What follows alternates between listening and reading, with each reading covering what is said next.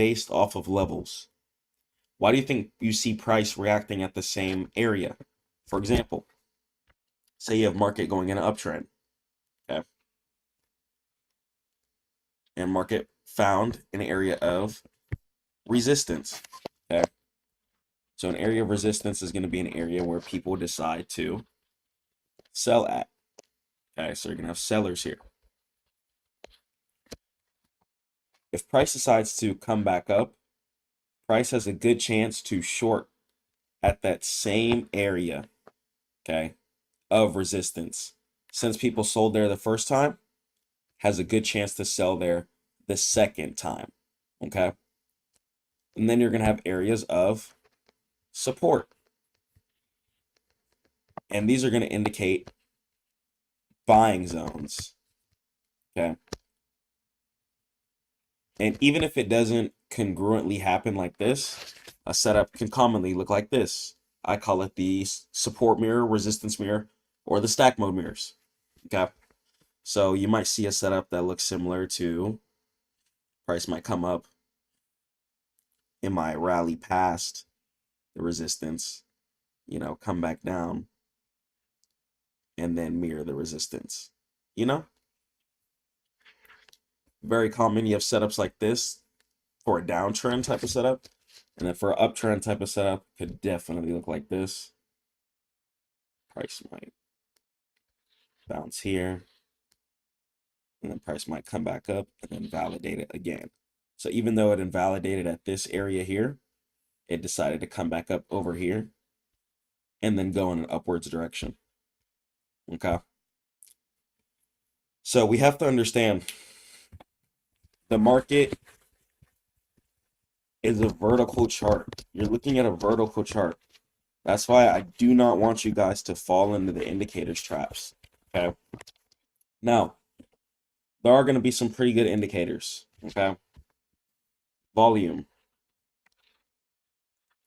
Okay. A lot of people don't even know what volume is. What is volume? Volume is going to be the amount of orders placed at a specific area or time. So volume is the amount of orders placed at a specific area or time. That's going to be volume. So that's the term you always hear. So you want to be buying at key areas of support, okay, because it's going to have most of the volume there. You want to be selling at key areas of resistance because most of the volume is going to be there. Now, let me go ahead and give you guys some secret sauce here. Way more powerful than indicators. Okay, understand that sometimes in the market, resistance can be broken and turned into support. Okay, resistance can be broken and turned into support, and then price can bounce in an upwards direction. Just the same way, support can be broken and turned into resistance. Okay, so resistance can be broken and turned into support, and support can be broken and turned into resistance. Even if it doesn't happen this cleanly, it can happen something like this.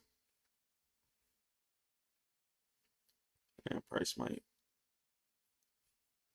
run through there, come back up, turn this resistance here into the support later on. Okay, with the support area, support, say price decides to run under here, come above it, and then come up again, boom. This area of support made this area of resistance created here. Okay, so I make it simple for you guys, man. I do not want you guys to be struggling. Okay, there's going to be times life is going to be hard. The charts are going to be hard. People are going to be doubting you. People are going to be hating you. And there's going to be times you might not even believe in yourself. And all that doubt has to be killed. Okay, and indicators equal doubt. If you have to rely on indicators to trade, then you can't be a profitable trader. Okay, if you can't just look at the chart and be like, okay, I see why price bounced here, here, here, and here, then you cannot be a profitable or successful trader. You will continue to struggle. You will continue to go through hard times. Okay, and it's going to be very, very hard for you to elevate. And the indicators are what's holding you back. So I want you guys to do this. Okay, for a year, no indicators. Okay, no indicators. Just read the candlestick chart clearly. Read it raw. Read it raw. Okay, that's what I need you guys to do. So for a year, no indicators. And I want you guys to just go hard, man. Go hard. Put in 16, 20-hour study sessions. Live on these charts. Understand every single micro reaction.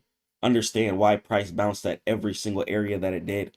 Understand why price sold off at every area that it did. We have to get the full congruent picture. We want to get to the next level, and we're pushing harder than ever. We're not stopping for nothing. Okay, this is real therapy for me, guys. Just sitting here teaching you guys these charts. I'm so passionate about this. You know, I live for God, and I live to just get people out of financial poverty. I don't want to see anyone struggling.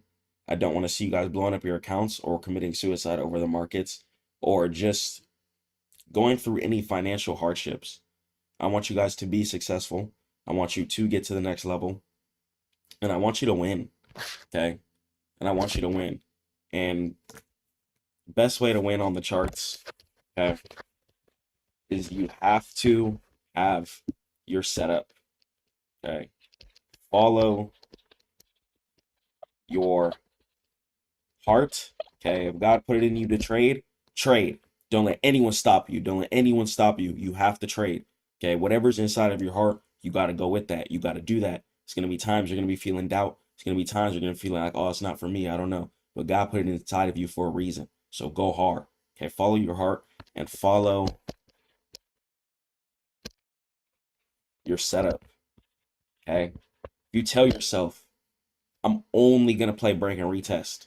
Okay? If you're a break and retest trader, why are you trading anything else other than break and retest? Why? If you're a mirror trader, okay, someone who trades resistance or support mirrors, okay, why are you playing anything else other than mirrors? You need to, if you're a trend line trader, okay,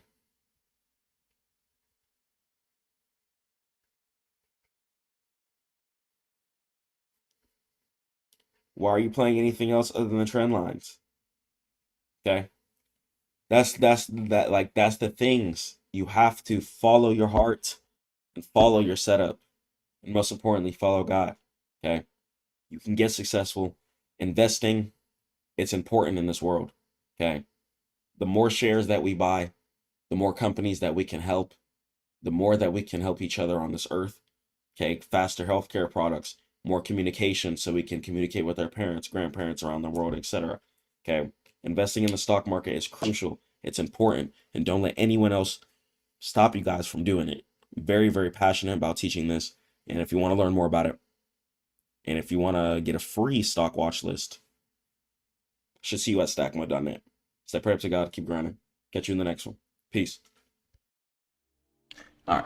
Discipline in trading is the ability to stick to a well-defined plan, manage your emotions, and follow your risk, even under pressure. So even if you're performing extremely well, you're in your bag, you're making bread, it's really important to always stay humble, okay?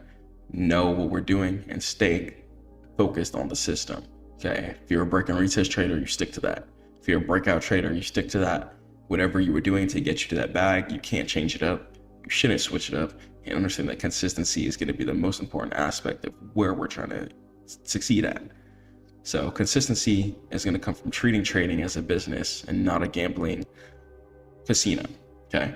So when we're treated as a business, we're understanding that the goal of a business is trying to use our money to make some more money, okay?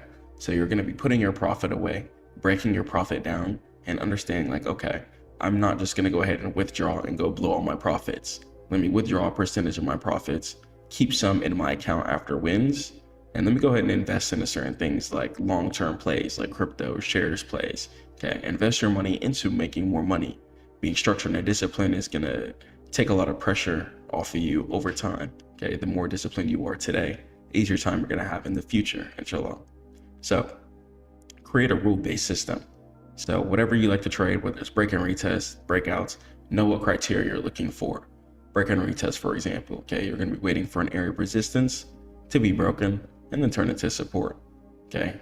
Or if you're gonna be waiting for support to be broken and turn it to resistance. Or if you're a breakout trader, make sure you stick to your 4-hour close rule, okay? Depending on what type of trader you are, follow your system. And your emotional control is also gonna be a big factor in real life and the charts too. Avoid impulsive decisions driven by fear or greed or just any type of idiocy. Okay, we're all humans. Sometimes we all make mistakes. There's plenty of times I would make impulsive trades, okay, causing myself to just lose. But then I realized, I'm like, you know what, this isn't going to benefit my future. This isn't going to feed my family. This isn't growing my account. I can't be making mistakes like this, okay? And over the years, things got a lot cleaner and was able to just finish off the years profitable. Alhamdulillah. So risk management, okay? Stick between 1 to 10% of your account per trade. This way you're not going to be able to blow up your account in just a couple of trades, which can be detrimental. Okay, there's times I put in a whole check and destroyed it in one trading session, okay? And I don't want you to go through that. And this is why you need to have your trading plan in place, because no one can stop you from clicking buy and sell, okay? You're in full control of absolutely everything when you sign up to be a trader, okay? So it's a great thing, but it can also be a bad thing too if you lose yourself. So stay focused, okay? This is why God is really going to be important too, okay? Keeps us humble, keeps us disciplined, keeps us focused. Okay, so if a disciplined trader runs up a bag and they stop hitting certain trades that they want, okay, they might get emotional. They might be like, what? I was just winning for a whole month. I was just hitting every single trade. How am I losing? Okay, taking multiple trades a day, oversizing, trying to make some money back. We can't do this. We can't lose ourselves due to ego, due to any type of emotions that we're feeling. Okay, we got real people to protect and provide for. Okay, we can't fail. Okay, and failure is just not going to be an option, especially when we're going to hop in on the charts trying to succeed. So let's be structured, let's keep ourselves together, and let's keep ourselves composed. So why discipline is going to be your shield? Without discipline, traders risk wiping out their accounts, and discipline protects you by enforcing structure and rationality. Okay, when you know what you're trading, okay, you know, okay, I know why I'm trading this. Okay, this is going to be a good investment because of X, Y, and Z, fundamentally and technically. When you know where you're going to trade, okay, when you know where your entry is, when you know why you're going to enter the trade, it's going to be an important piece of succeeding, okay? Making sure you're not doing absolutely anything on the block is going to be a big part in whether or not you succeed in trading or not. Why am I closing at this place? Why am I entering at this place? What are my parameters, okay? And keep yourself on a strict, structured plan depending on whatever you play. If you're a crypto trader, okay, focus on how you want to trade crypto. If you're a Forex trader, focus on how you want to do that. For stock traders, etc. Okay, be the best at whatever sector that you trade in. Play whatever strategy you like to play, okay, and become the master of it and stick to it. Find your consistency, okay, whether through paper trading or on your actual account. Once you find that edge that you like personally, whether it be a break and retest, breakouts, whatever, stick to it. Journal each of your trades and stick to it. Stick to it. Over 90% of normal traders, retail traders, non-hedge funds, or large bodies of money pulled together, included just individuals, lose money due to a lack of discipline.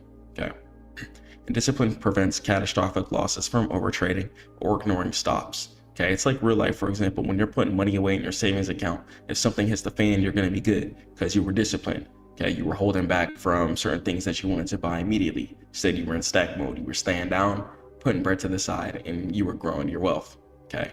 And you were able to handle situations if something were to happen. And emotional stability, it keeps fear and greed in check, reduces panic selling or FOMO buying, okay? Panic selling can sometimes happen. Let's say you're up in a position. If you don't know where your stop loss is, which is an area where you should exit your trade, then that can be a problem. Okay, if you don't know where you want to close your trade, which is an area where you want to take your money, your take profit, that can also be a problem. Because if you're getting reversed on at a place where you should have already closed, then you might just close at a loss, and then price might break it out, and then you might be emotional, like, oh man, price stayed up in the same place. This is why it's important to have a strategic plan. When you have a strategic plan, you know where you want to buy, you know where you want to exit, etc. That type of stuff just does not happen. And disciplined traders with stop losses exited early, while others held losing positions, losing 50+% of their account in a single trade because got emotional. Okay. So if price hits your stop loss, you gotta close.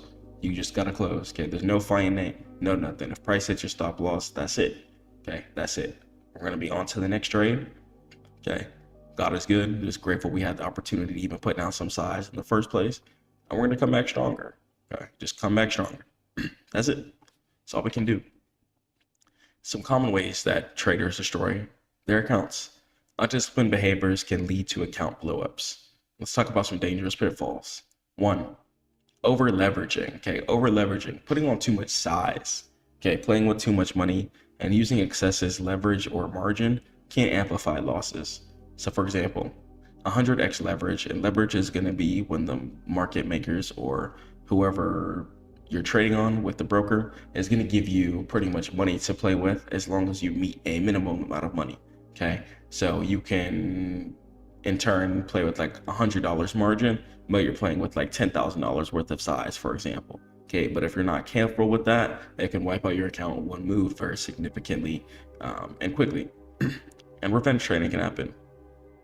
So that can double down after losses to recover after a decision like that. Sometimes traders can double down, okay, putting on more size than usual. Be like, you know what, I'm trying to make this back and be in the profits. Let me put on the size. Okay, then it just leads to gambling and a downward spiral, all because you got into an emotional situation, you lost your discipline, and you lost your footing. And holding losing trades, hoping for a rebound.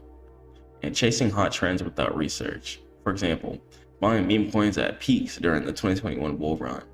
And excessive trades increase feeds and emotional fatigue. Discipline counters these by enforcing rules and limits, keeping yourself structured, and making sure you don't lose yourselves. And building a disciplined mindset.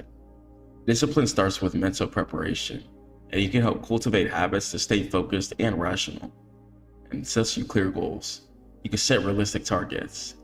For example, 1% monthly returns with like a 5% drawdown. Okay, so don't just have straight profit goals though. I recommend just trading. Okay, it's really just going to help you just grow your structure over time. And routines. You can begin each day with market analysis and trading checklists. And for example, you can review the news and technicals for 30 minutes, see what's going on within the markets, be hip, get updated, and do your thing. And continuously learn.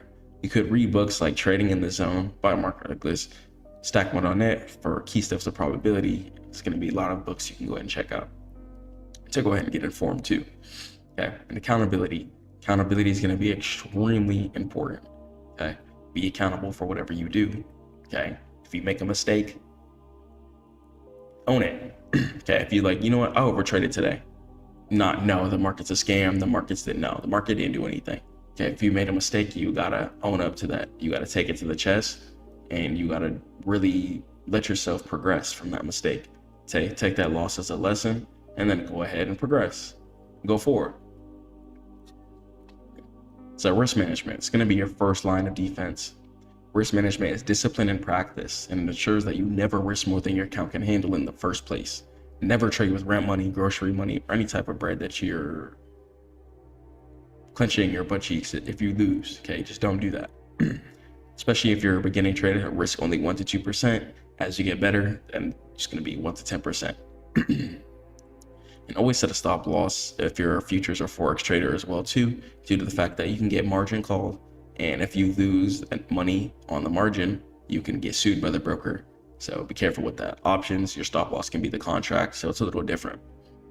So diversification. Good spread risk across different assets to avoid single point failures as well too. And a risk to reward ratio. You can aim for 1 to 2 or better.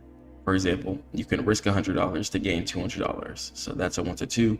1 to 4 is you risking $100 to gain $400. Okay, so things like that. So you can also backtest strategies in the worst case scenarios too, like certain crashes, and see how the market developed during there too. See how people bought the dips and see how the market trended afterward. Risk management prevents a single bad trade from wiping your account, even if a crash and stuff like that happens, or bad news and stuff. Okay, so choose what you want to do. and crafting a bulletproof trading plan. Trading plan is going to be a roadmap to disciplined trading. Okay, you can write it down and follow it strictly. Okay, make sure you have your entry and exit rules once again. Okay, define your clear signals. No, you know what? If I'm a retest trader, I'm going to wait till resistance gets broken and turn it to support. And then trading hours. Okay, you can limit trading to high focus periods to avoid fatigue. Okay, or set your alerts. Okay, set your alerts on your phone at your levels that you want to play, and then you can go ahead and get in your trades just like that. And track your performance too. That's going to be important and imperative to succeeding. Track your performance on Discord or journal or whatever. And don't deviate from your trading plan. If you hop into a trade, don't go try to hop in something else immediately. Okay, take your time. Okay, be structured, be disciplined. If you tell yourself, you know what, I'm going to take these type of trades, then take those type of trades. Okay, don't deviate outside of the plan. And there can be some updates in your trading plan too. If you notice you're just losing consistency, okay, be like, you know what am I doing wrong? Okay, but once you catch your edge, once you catch your consistency period, okay, you're good. Stick to that. Do that over and over again until you never trade again. Okay. So if you feel like you're about to crash out, if you feel upset, that can really derail how you feel. Okay, your discipline, and that can definitely derail your P&L. Okay, hop off the charts. Okay, you can go pray, be grateful that you can just make money by clicking buttons and looking at a screen in the first place. Okay, you're good, you're blessed. Okay, you're blessed. Understand that you're even blessed to even have internet and have an opportunity to just make money virtually. Okay, people back in the day used to have to slave, move rocks, all types of stuff.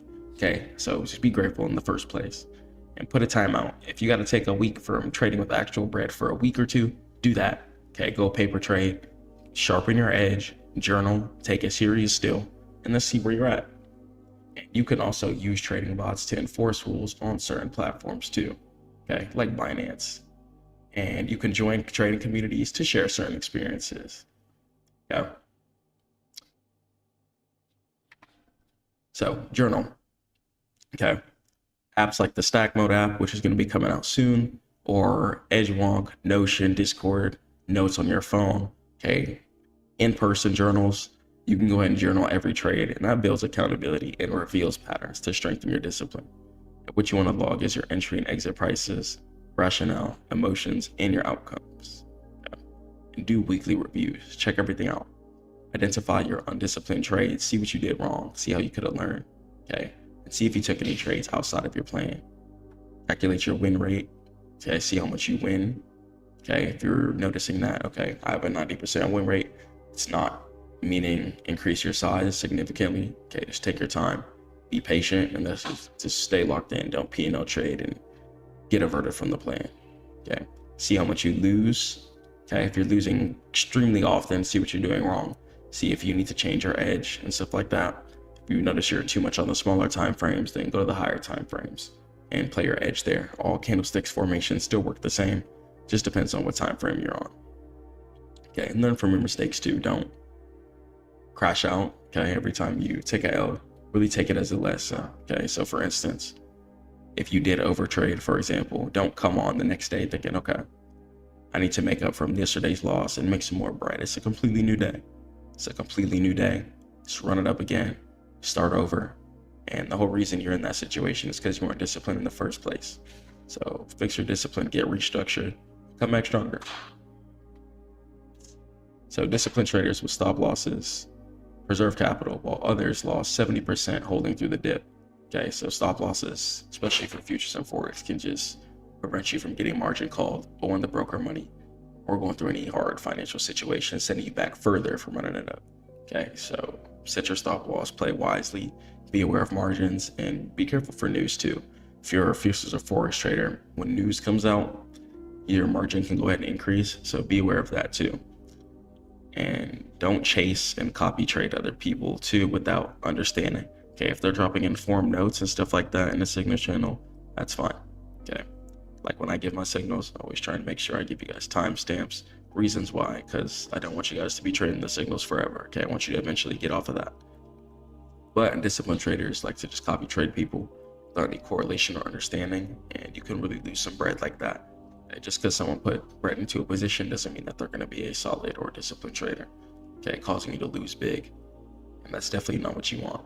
So discipline prevents emotional decisions that destroy your account quicker than it definitely needs to be. So instead of you growing money positively, having a positive APY, annual percentage yields per year, you're destroying your account, destroying your future. Okay, and it's not worth it. It's not worth it at all. Okay, don't put yourself in debt. Don't set yourself back. Don't destroy the bread that you're working hard for due to emotional decisions. It's not worth it. So when market is stressful too, you have the ability to also not play. Okay, you don't have to trade every single day, especially my day traders. Some of you guys think that you have to trade every single day. Not true. Don't have to do that. Okay. If market's too much, if it's not setting up how you want it to, you can hop off. Take a break. Set your alerts at levels that you think are confident in. See if there's closes at those levels and go ahead and play them. Okay. Volatile markets really test your discipline the most. Okay. Stick to your plan. If it's not how you want, you don't have to trade just because there's volatility and price action going on. If it's not the setup that you want, you don't have to play it. Okay. Reduce your risk too. Okay. If you feel like market's too volatile, it's too much going on, you don't trust it, play with less size than you normally would have. Okay. This way you're not going to be shaking in your boots whenever size is down. And monitor the news.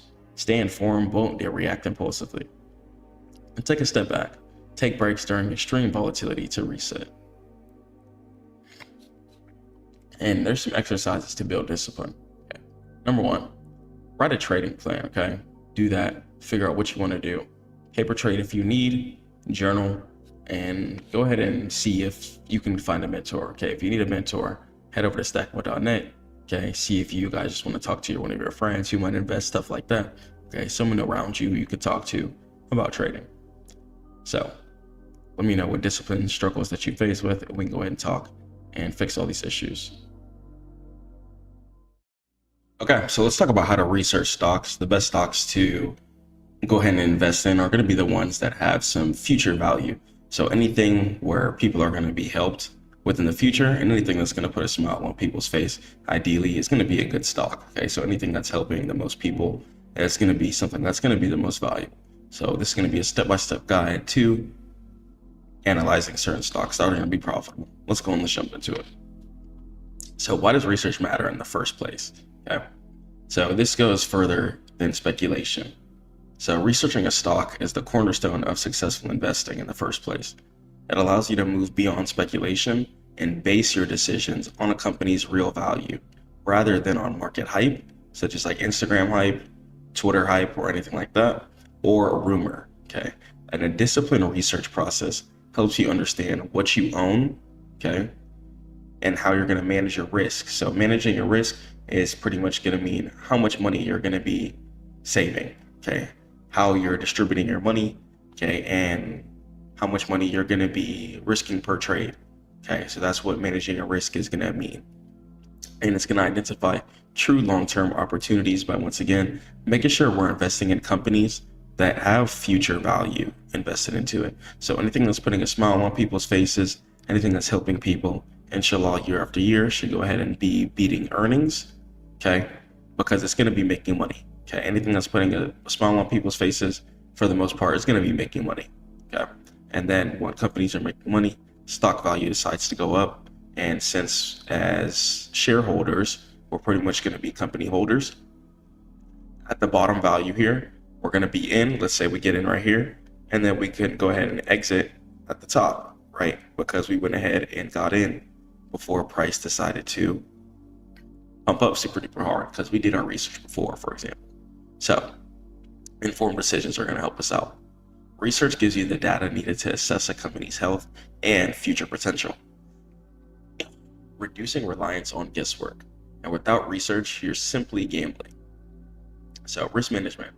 By understanding a company's fundamentals, you can identify potential red flags and avoid overvalue or unstable investments.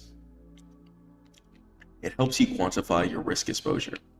And proper analysis helps you find stocks that are undervalued by the market, providing the opportunity for long-term growth and capital appreciation. So depending on whatever time period you're in, okay, let's say as of 2025, AI is super duper popular. Okay, so a lot of companies dealing with AI when it comes to chips, like NVIDIA, for example, are going to go ahead and be extremely popular. Okay, so whatever time you're watching this in, okay, relate it to the current sector. Okay, whatever is popular within your current sector, see what companies are advancing the future forward, and go ahead and invest into that. Make sure you're doing your TA, your technical analysis, and read the charts. Okay, try and buy certain areas that are going to involve dips, and make sure there's some resistance above current price, so you know price is something to hunt for. And keep your risk management in place. By understanding a company's fundamentals in the first place, you can identify potential red flags and avoid overvalued or unstable investments. Even if a chart is looking pretty good, if a company's fundamentals aren't good, then the company just won't work out, or a lot of the times the trades won't work out how you want them to. And it's going to help you quantify your risk exposure. So, identifying the value. Proper analysis is going to help you find stocks that are undervalued. Once again, okay, so finding undervalued stocks is going to mean that, okay, I'm going to be able to catch this low, and I'm going to be able to catch the whole sweep up into the highs before it starts getting popular, okay? But be careful when you're doing this. Don't invest into things that don't have any value, okay? And don't invest in any meme coins or any meme stocks, okay? A lot of the times things like that are not undervalued. They're valued low for a reason, and they only burst a couple times a season due to just certain events that most likely won't happen again. So, a guiding compass. So in volatile market conditions, your research is going to serve as a compass, and it allows you to stay the course and avoid making emotional, fear-driven decisions within the market that could plummet your account entirely. Okay, so make sure you do your research and understand why you're getting into the trade. Make sure the technicals and the fundamentals behind the trade make sense.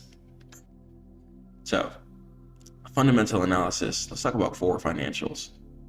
So fundamental analysis is the process of measuring a company's intrinsic value by examining its financials. Okay, so you're going to see if the company is making money or if it's losing money. Okay, and you can also determine if it's profitable regarding its economic factors. So if a company is like, you know what, we're banned in all countries besides this country, that's an economic factor that could potentially drive the price in a downwards direction due to the fact that that's less sales being available, since that's less volume available to clients, since countries are being banned, okay? And it's going to help you determine if a stock is a good long-term investment by looking at a company's financial health and not just its current price. And key financial metrics. So let's take a look at the PE ratio, a common valuation metric that compares a company's share price to its earnings per share. A high PE, and that means price to earnings, okay? Price to earnings, PE. Price to earnings ratio can indicate a stock whether or not it's overvalued or has a high growth expectation, while a low price to earnings value may suggest that it's undervalued. Okay. And EPS. EPS stands for earnings per share, and it's a company's profit allocated to each outstanding share. And rising EPS is a sign it's profitable and a growing business. It's a key indicator of a company's profitability. And revenue growth.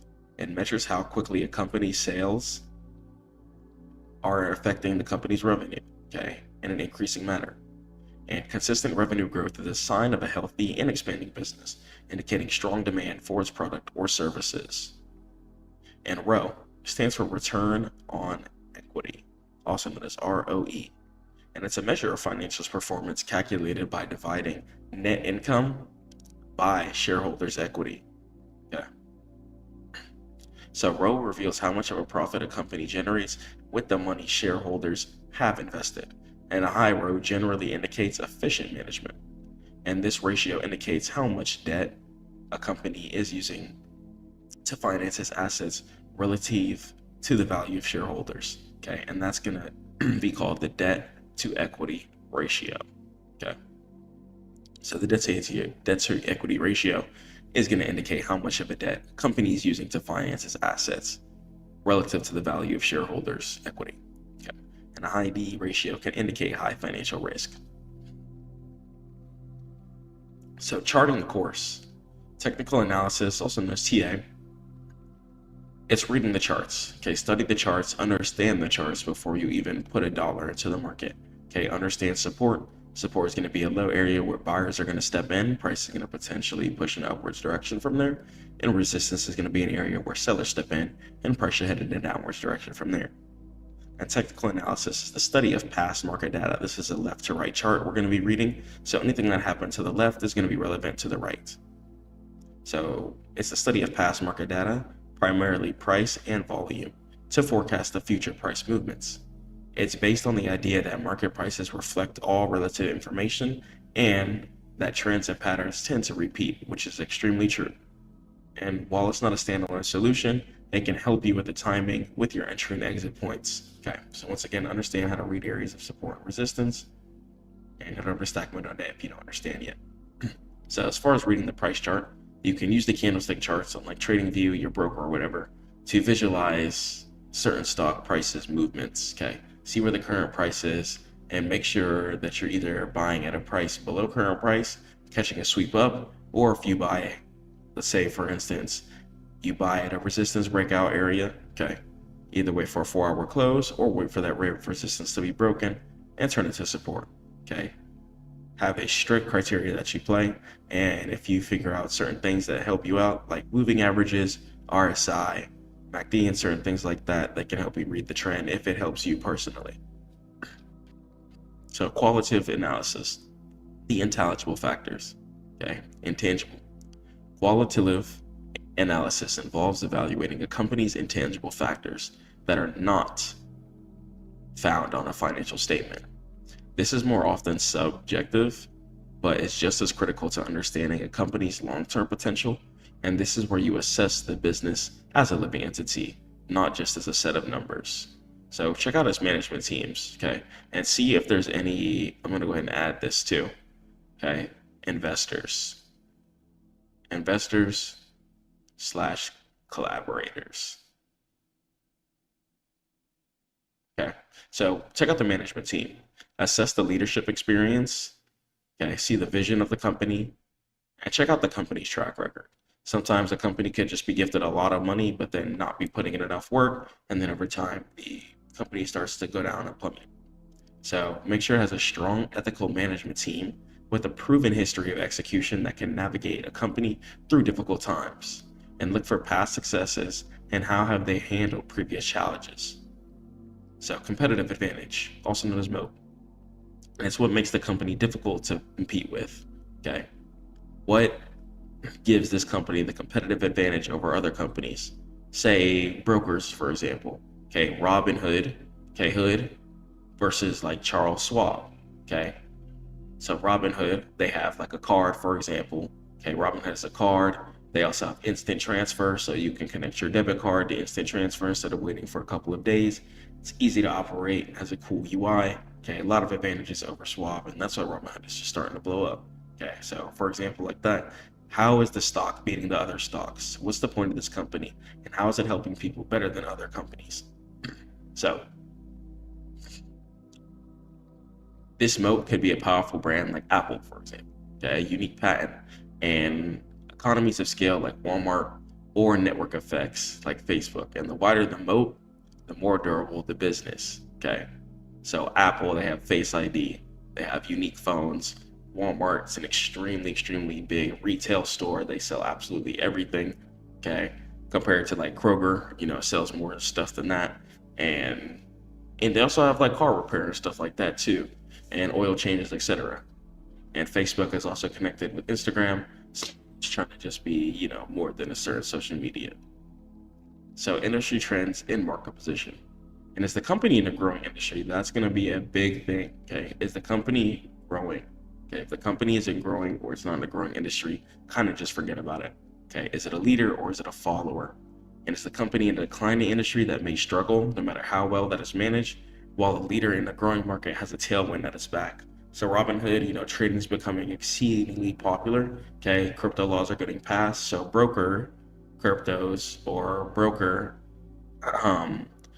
that host cryptocurrency are starting to go up on the stock market as of like 2025, for example, due to the fact that it's in a growing industry. Okay, same thing with AI stocks, for example, past couple of years as of 2025. Okay, so whatever time frame or year that you're in, play and do your analysis based off of that. So reading financial statements, we'll restart. So So financial statements here. So they're the ultimate source of truth about a company's performance. And you must know how to read and interpret the three main statements to truly understand a business's health. So income statement. So the income statement, it shows a company's revenues, expenses, and net profit over a period. Okay. So it's going to show you pretty much the time over a quarter or year. And the balance sheet, it provides a snapshot of a company's financial position at a single point in time. And it lists its assets, liabilities, and shareholder equity. And it tells you what the company owns and owes. And a healthy balance sheet shows more assets than liabilities. And cash flow statements.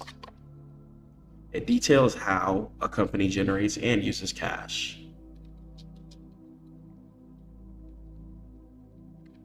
And it's often considered the most important statement, as cash is the lifeblood of a business, and it can reveal if a company's profiles or profits are real or just accounting entries. And pay attention to cash from operations, which should ideally be positive and growing over time. So, valuation methods and what's it worth in the first place. So once you've done your research, you got to determine if the stock's current price is fair, undervalued, or overvalued. And this is where you use valuation methods to track everything. So check out the price to earnings ratio, and as discussed, it's a simple comparison tool to value a company against its peers or its own historical average. Okay, so you can normally check at the bottom of your broker, trading view, and stuff like that. You can go ahead and see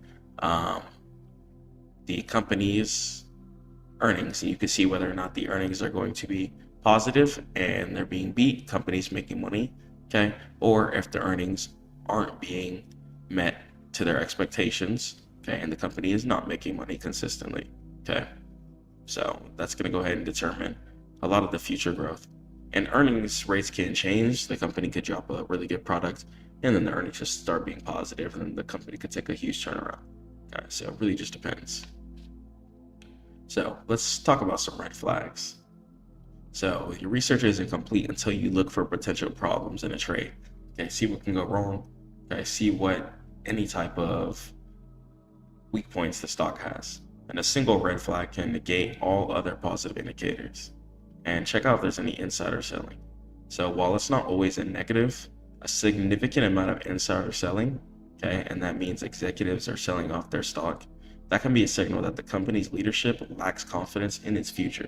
So if you start seeing that shareholders, okay, people who own the company, okay, and stuff like that start selling their shares within large flows, okay, which means like all together and stuff like that, that could indicate that they might mean that the future, or at least briefly, the future may not be too strong, okay, but not every time. They could also be taking profits, okay, and high debt.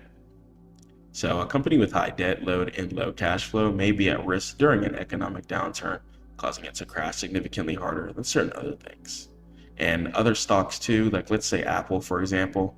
Apple goes through a lot of stuff with their iPhones, okay, causing their stock to crash and go down sometimes, okay, and that's because of legal and regulatory issues. Same thing with like Tesla, for example, okay, sometimes Tesla's going through legal stuff and regulatory issues, and that can make price decide to go down. So check for any ongoing or past lawsuits.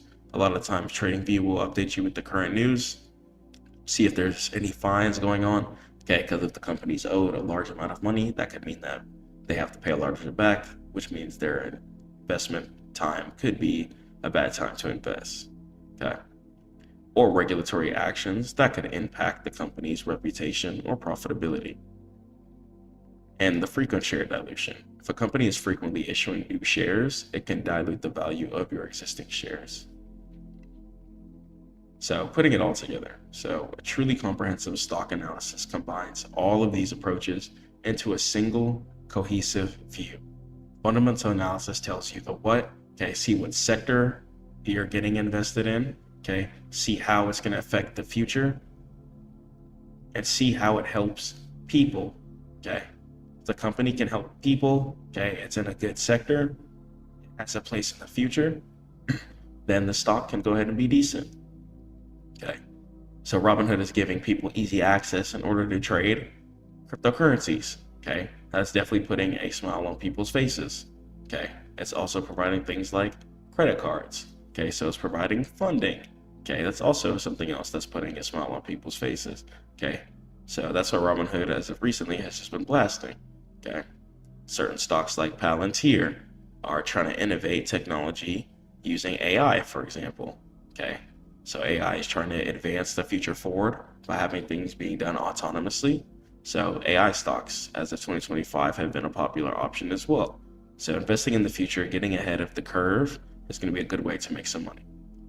So qualitative analysis, it explains the why and the competitive advantages and management that will drive the future of the company and drive the future performance. A technical analysis tells you the when and the best time to enter or exit a trade based on market momentum. And by using this holistic approach, you can make confident, data-driven decisions that will serve you well over the long term. And remember, the goal is to not predict the future, but to understand the present and make informed decisions based on facts, not on speculation. Okay, so do some strong research, make sure you're buying at clean, crispy levels, and then go ahead and take your trade based off of certain things that you believe in.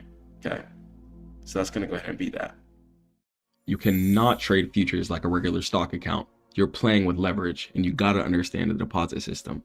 So think of the initial margin as the VIP cover charge. It's the specific amount of cash you need to get past and open the trade. But once you're inside, the rules change completely, and that's where maintenance margin kicks in. And this is your lifeline, and it's your health bar. The second your account equity dips below this specific number, the broker doesn't ask nicely or care. They're going to forcibly close your position to stop them from losing money, and then you're going to be left with nothing. Or sometimes your account could go past your stop loss or liquidation amount, and your account could go into the negatives, making you owe money to the broker. So I'm going to show you how to calculate what margin is and understand. Let's head over to it, inshallah. All right, let's go and let's talk about futures trading margin. Okay, the deposit system of trading. So what is margin? So margin is not a fee. It's pretty much a good faith deposit. So say for instance, when you're signing up for a credit card, okay, sometimes the credit card company might ask for an initial deposit of like $100, but then the credit card would give you $500 worth of credit to spend. Futures works very similarly. So here's an analogy. So, or you could say you wanted to rent a super expensive console.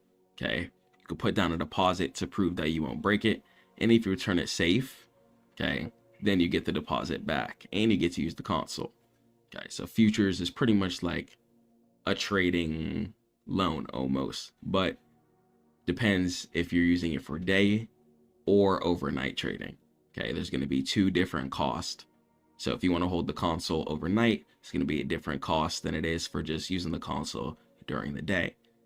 And futures contracts are huge. Okay, you don't need the full amount to use it during the day, but you're going to have to cough up more money if you want to use the console overnight.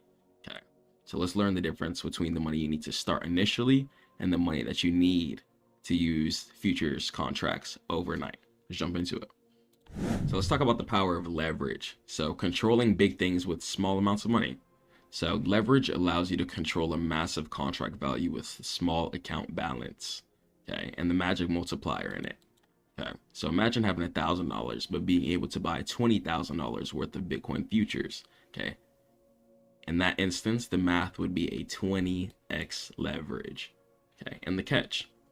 So it makes wins bigger, but it also makes losses happen quicker. So it's like driving a race car that goes super duper fast, okay? But if you crash, then it'll hurt way more than crashing like a bicycle, for example, okay? Because a bicycle, you're on it, you're going pretty slow, okay? But if you're driving super duper fast in like a SRT and you crash, then that could put your life at risk, okay? Just because the amount of speed and power that you're controlling, okay? So futures, yes, you can turn up an account, turn $50 and $10,000 to $10,000 or etc. Okay, whether you're trading crypto futures, normal futures, or whatever. Okay, but you can also quickly lose that $10,000 by making the wrong decisions.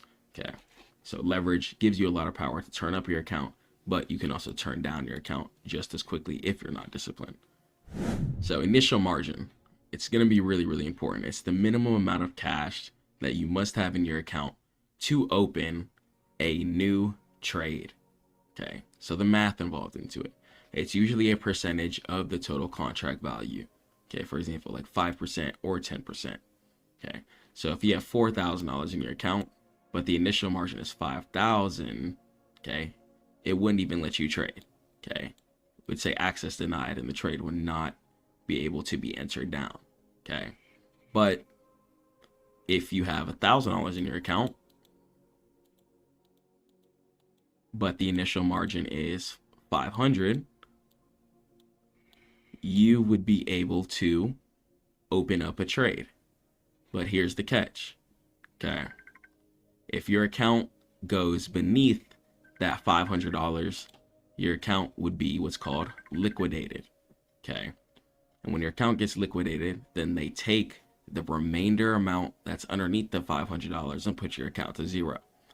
And the dangerous part about it is that if price decides to clip past your stop loss or clip past underneath your initial margin value, okay, if you go underneath the initial margin value, your account could potentially go into negatives.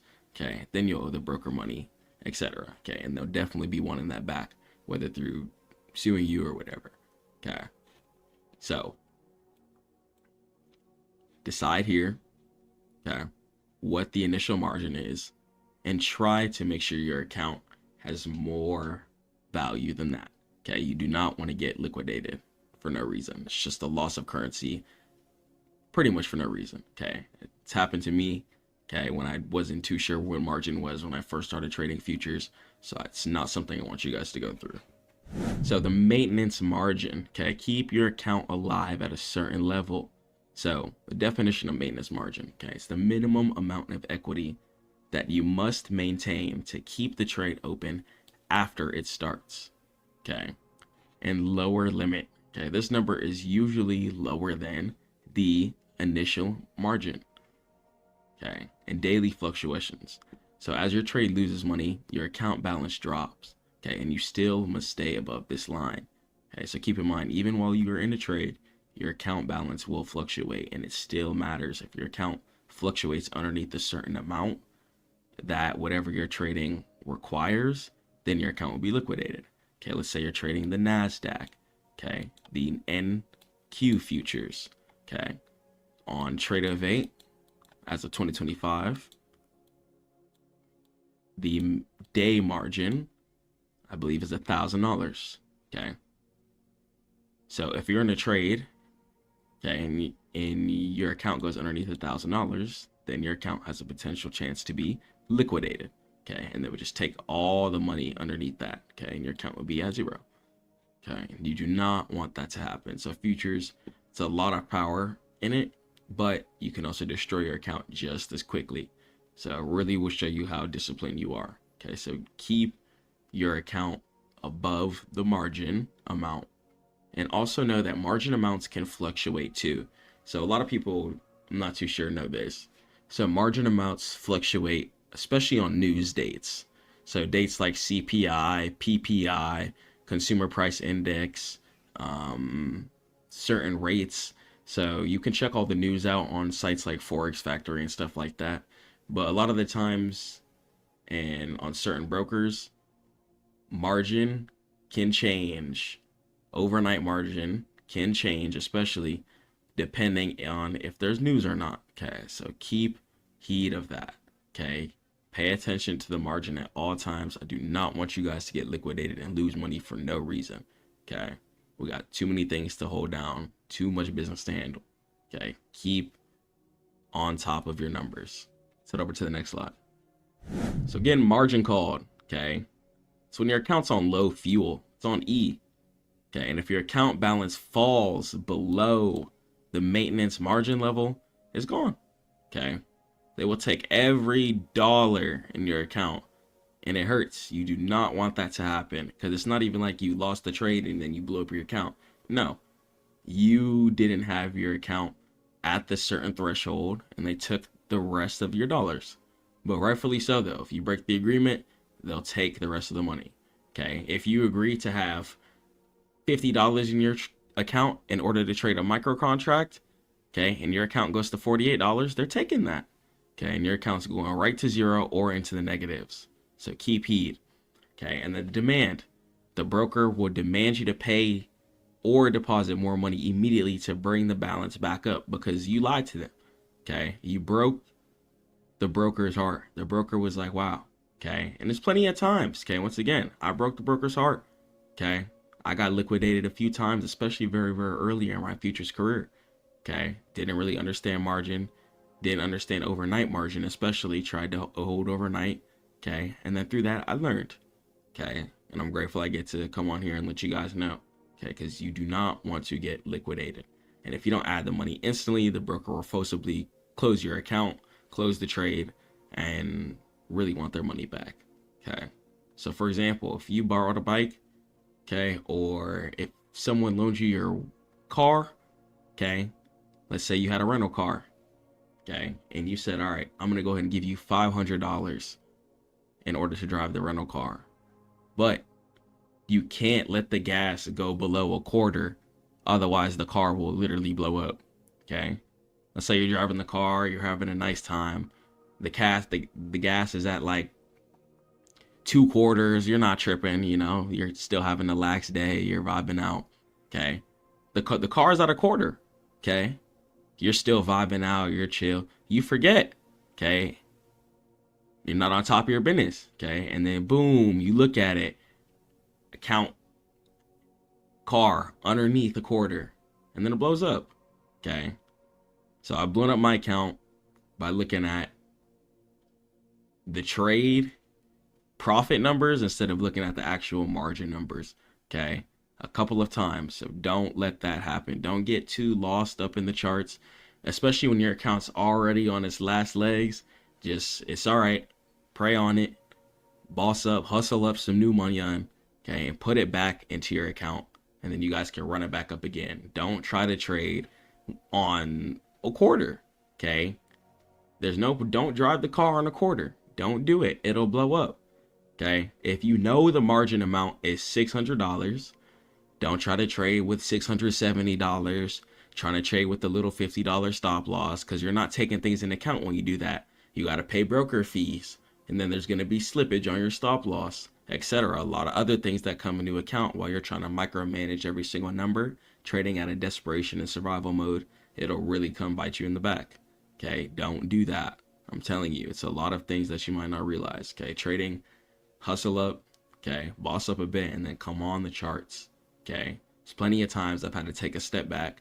Okay, get right with God, get right with myself. Okay, have a new perspective on the charts, and came back way stronger. Okay, whether if I didn't like my results, or plenty of times where I was really, really happy with the money I was making in the market, and I had to just control myself. Okay, because I know what I did in the past. Okay, I would make a bunch of money from the market and then just blow it all up. Okay, so plenty of times in the market where I've had to make some good money from the market and pause, especially trading futures. Okay, I would hit like some really nasty trades and just pause.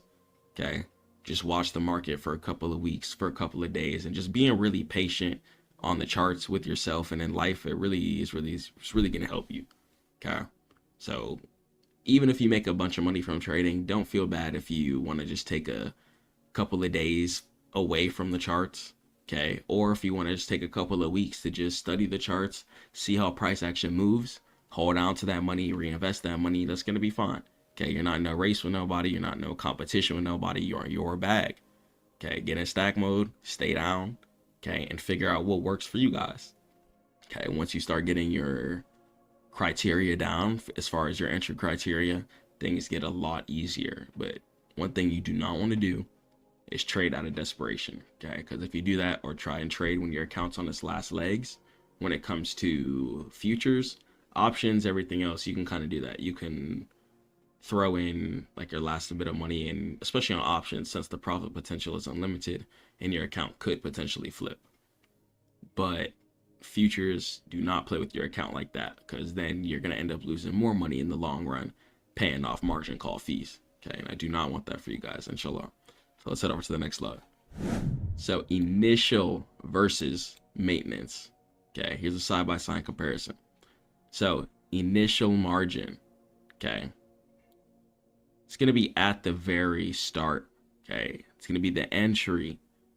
Okay, and it's pretty much just going to be telling the broker, like, yeah, you know what, I have the money in order to be in this trade right now. Okay, so always keep extra money in your account. Never trade right at the limit. Okay, or a small win will blow your house down. Just please do not do that. Okay, don't do that. And then maintenance margin is going to be during the trade. Okay, so that's going to go ahead and be it. So some key takeaways. Okay, leverage. Okay, it's going to be really powerful, but can also be dangerous if you are not disciplined. Okay, do not lead with your flesh. Okay, pray to God for discipline and stay focused. Even when you start touching that good money, stay focused. Okay, and the initial margin is going to be your entry ticket. Okay, and the maintenance margin is your survival line. Okay, and liquidation, it happens when you run out of money. Okay, and you don't meet the maintenance margin. Okay, if they tell you, yo, we need $500 in order for you to have this trade open, and they don't care if you're in a trade, if your account goes underneath that $500, goodbye. Okay, you're not allowed to trade with this right now, and you owe us some money. Okay, so it's like that. Futures is very ruthless, very hardcore. The most hardcore instrument. Futures is the discipline instrument in itself. Okay, shares, you can get rich by not looking at the charts. Plenty of millionaires created by people who just hold stocks. Plenty of millionaires by people who just hold cryptocurrency. But I don't believe there's any futures millionaires by anyone who doesn't look at the charts. Okay, it's not something you could just throw a bunch of money into and try and just make a bag. No, futures is very, very different. You have to know rules, have to play very intricately, and you have to just really just change yourself completely as a person. Okay, so stay safe, trade smart, and head over to Stackmode.net for all trading education. Stay prayerful to God and keep grinding. Peace.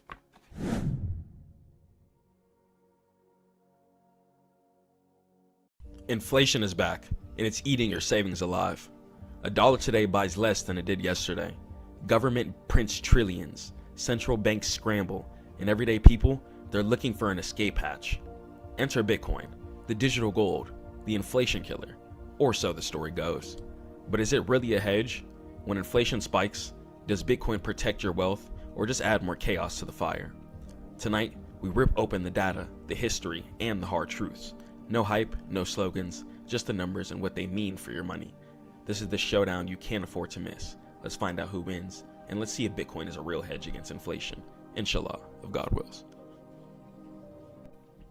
Okay, so let's go and let's talk about inflation versus crypto. And let's answer the question, is Bitcoin a real hedge against inflation? And this is going to be an online, in-depth analysis. Let's get into it. So what is inflation in the first place? Inflation is going to be the sustained increase in the general price level of goods and services in an economy over a period of time. And the key effect, okay, it erodes purchasing power. Simply put, your money buys you less than it did before, meaning that it's going to cost you more money for certain things than it did within the past. That's because sometimes the dollar loses value. Okay, so this is why people invest in things such as diamond, gold, and now we have things like Bitcoin, which is going to be a representative of kind of like a online version of gold. Okay, we don't completely know how much gold is available. We don't know how many diamonds are available either, but we do know how much Bitcoin is going to be available. And Bitcoin has a cap of around 21 million of it. Okay, so you know how much of it is going to be left available to buy, and the scarcity is already going to be implemented and set in stone, unlike certain other things like gold or diamonds. So, for example, let's talk about some inflation, right? The power of your money. So in 1990, right, a cup of coffee cost $1. So that means a $20 bill will buy you 20 coffees, okay? And in 2024, the same coffee will cost you $3.50, meaning that a $20 bill would now only buy you 5 coffees. Significant difference, okay? It might seem like a slight increase, going from $1 to $1.50, but it's actually a big increase over time, especially when it comes to real estate, apartments, houses, etc. You know, rent, mortgage, and stuff. Back in the day, houses were a lot cheaper. Now things are a lot more expensive, a lot more lucrative, and just changing in certain ways. So the main causes of inflation, right? So inflation comes from multiple factors. One, it comes from the fiat currency, and the fiat currency is going to be whatever government that you're involved with. Say you live in Thailand, then you're going to be working with the baht. Okay. If you're in China, then you're working with China's currency. If you're in the US, you're going to be working with the US dollar, etc. That's what fiat currency is, your country's currency. So inflation comes from demand pull inflation. So too much money chasing too few goods. This happens when strong consumer demand outpaces the economy's ability to produce goods and services. Okay. And cost push inflation. Production costs rise. This occurs when the cost of raw materials, oil, or wages increase, forcing companies to raise their prices to protect margins. And built-in monetary. Okay, expectations and money supply. So workers expect higher prices and demand higher wages. It also includes rapid expansion of the money supply by central banks. Okay, so we're keeping certain things in context. Okay, we know things can get expensive. We know things progress over time, but we have to understand why and how we can protect ourselves from this. Okay, investing is going to be a strong way. When you're investing within the future, your dollar is going to be a lot more worth your while. Money is a tool to generate more income. Whether you're investing in ads, buying stocks, crypto, etc. It's a tool to generate more income, and use it as such, not just to consume. So the problem, why we need a hedge, okay? It erodes savings. Okay, the value of cash saved in a bank decreases in real terms. A $10,000 savings account loses purchasing power every single year that inflation is high. Once again, this is why investing is going to be your good bread and butter in order to counter this stuff. Okay, and discourages investment. High uncertainty over future inflation can make businesses and individuals hesitant to commit to long-term projects and investments. Okay, because they're going to be worried about, well, are things going to just get more expensive? Are things just going to keep increasing over time in a way that I'm not going to be able to handle? Okay, so that's when inflation throws in the mix in. So it's really a question of, okay, what can we do to counter this? And once again, it's going to be invest, inshallah. So redistributes wealth. It disproportionately hurts those on fixed incomes, like retirees, for example. Okay, say someone's living off dividend income, okay, like an ETF, crypto ETF, or even just profits, right? As things get more expensive, your dollar is worth less, okay? That big giant trade that you hit, or your dividend income that's coming every month, is then going to be just worth less since the economy is just going in a different direction, okay? So we have to come up with ways of how we can keep our income afloat and what we can invest in to keep the money cycle always flowing, okay? So it creates uncertainty, makes long-term financial planning extremely difficult for families trying to save for college or retirement, buy houses, and for corporations planning new factories, for example, as well too. A lot of factors that go into this, okay? So what is an inflation hedge? Okay, so let's talk about the definition, right? So an inflation hedge is an investment asset that is intended to protect against the decreased purchasing power of a currency that results from inflation. And how it works. So its value should in theory increase or at least remain stable during periods of high inflation, preserving one's real wealth. Okay, and some traditional examples, right? Gold. Okay, it's a physical asset with a long history of a store value where you can create jewelry with it. Okay, create companies with it. Okay, whether it's going to be a gold lending thing for something like that. Okay, whatever you want to do. Okay, horseshoes, whatever. Real estate. Okay, it's physical property, and the rents it generates tend to rise with inflation. That's why you're going to see your rent get higher and higher and higher sometimes in certain cases. Okay, and tips. Okay, Treasury inflation protected securities are bonds specifically designed to offset inflation in a lot of cases and scenarios. So let's talk about the argument for Bitcoin as a hedge, right? The digital gold thesis. So it's a finite supply amount of Bitcoin. Keep that in mind. So mathematical scarcity is going to be implemented. The Bitcoin protocol strictly limits the total supply to 21 million coins. Unlike fiat currency, which can be unlimited, central banks cannot simply print more Bitcoin to fund spending. As we know, Bitcoin is created by power, POWs. So it requires a very extensive and powerful computer with a good graphics card in order to mine the Bitcoin, which uses a lot of power, okay? And decentralization is going to be into place. No central control. And it operates on a global distributed network outside the control of any single government or financial institution. making it resistant to national monetary policy failures. Okay. And global accessibility. It's a borderless asset, so it can be traded anywhere through all countries at any time instantly. Very, very useful. And it can be accessed and transferred 24/7 across borders, acting as a potential escape from a rapidly devaluing national currency. And the argument against Bitcoin as a hedge, right? The risky asset thesis. Extreme volatility. A hedge is supposed to provide stability, and Bitcoin's price regularly fluctuates by 10% or more in a single day. This is the behavior of a speculative asset, not a stable store of value. And high correlation with stocks too. If you check out the Bitcoin chart, you look at the stock chart, very, very similar in a lot of ways. Okay. In recent years, Bitcoin has often behaved like a high-risk tech stock, a risk-on asset. When inflation fears spooked markets, Bitcoin often fell with the stock market. Okay, failing its one job as a hedge. So sometimes it can mirror the stock market or the S&P 500 or NASDAQ a lot of times too. So, then the lack of long-term data. So Bitcoin is only about 15 years old, and gold has been a store of value for millennia, and there's no data on how Bitcoin behaves during a prolonged inflationary period. Okay, and we've seen certain times like COVID in the past where it took significant dumps, but what changes a lot of things is the government getting involved.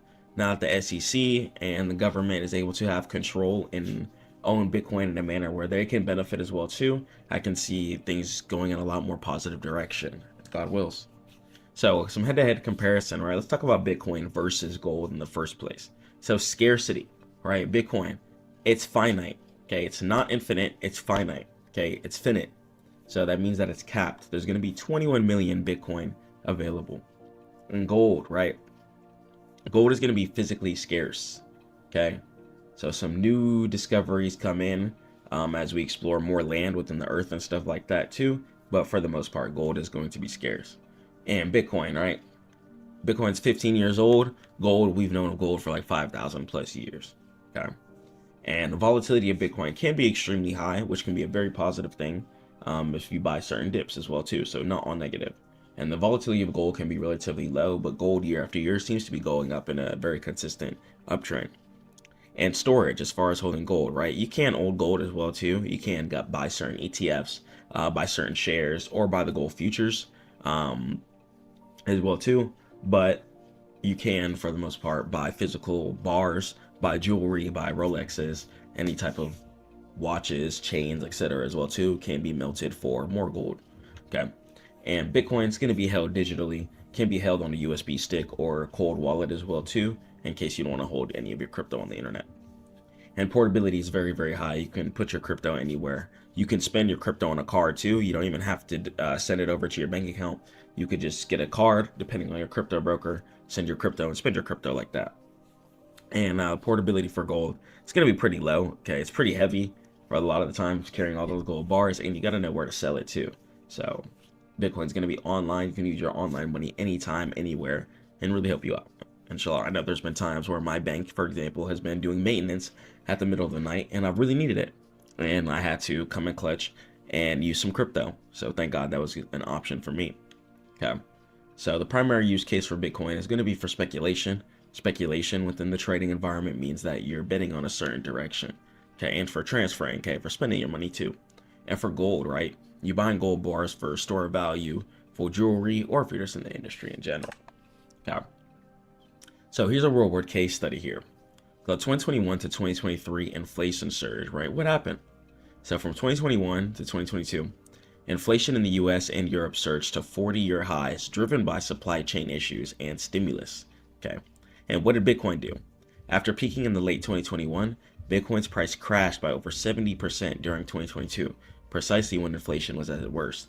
Now, granted, it's not the best example to look at this due to the fact that at this time, there was a lot of laws and regulations and stuff that hasn't been completely passed yet. So we got to keep that into manner in case too. Okay, so not everything was as proper as it should have been right at the time of all of this stuff was occurring. Okay, so keep that in mind. Okay, don't forget about that. So now the government has a lot more control over things. So things have changed. Okay, so conclusion. What is Bitcoin, right? A nuanced view of it. So it's not a reliable short-term hedge from example right now. So the data clearly shows that it's too volatile and too correlated with risk assets like tech stocks, for example, and mirrors the NASDAQ to reliably protect purchasing power month to month. So it can't really fight against the stock market, but it is going to be a good source of value to have due to the fact that it's a finite resource. Stocks, for the most part, are going to be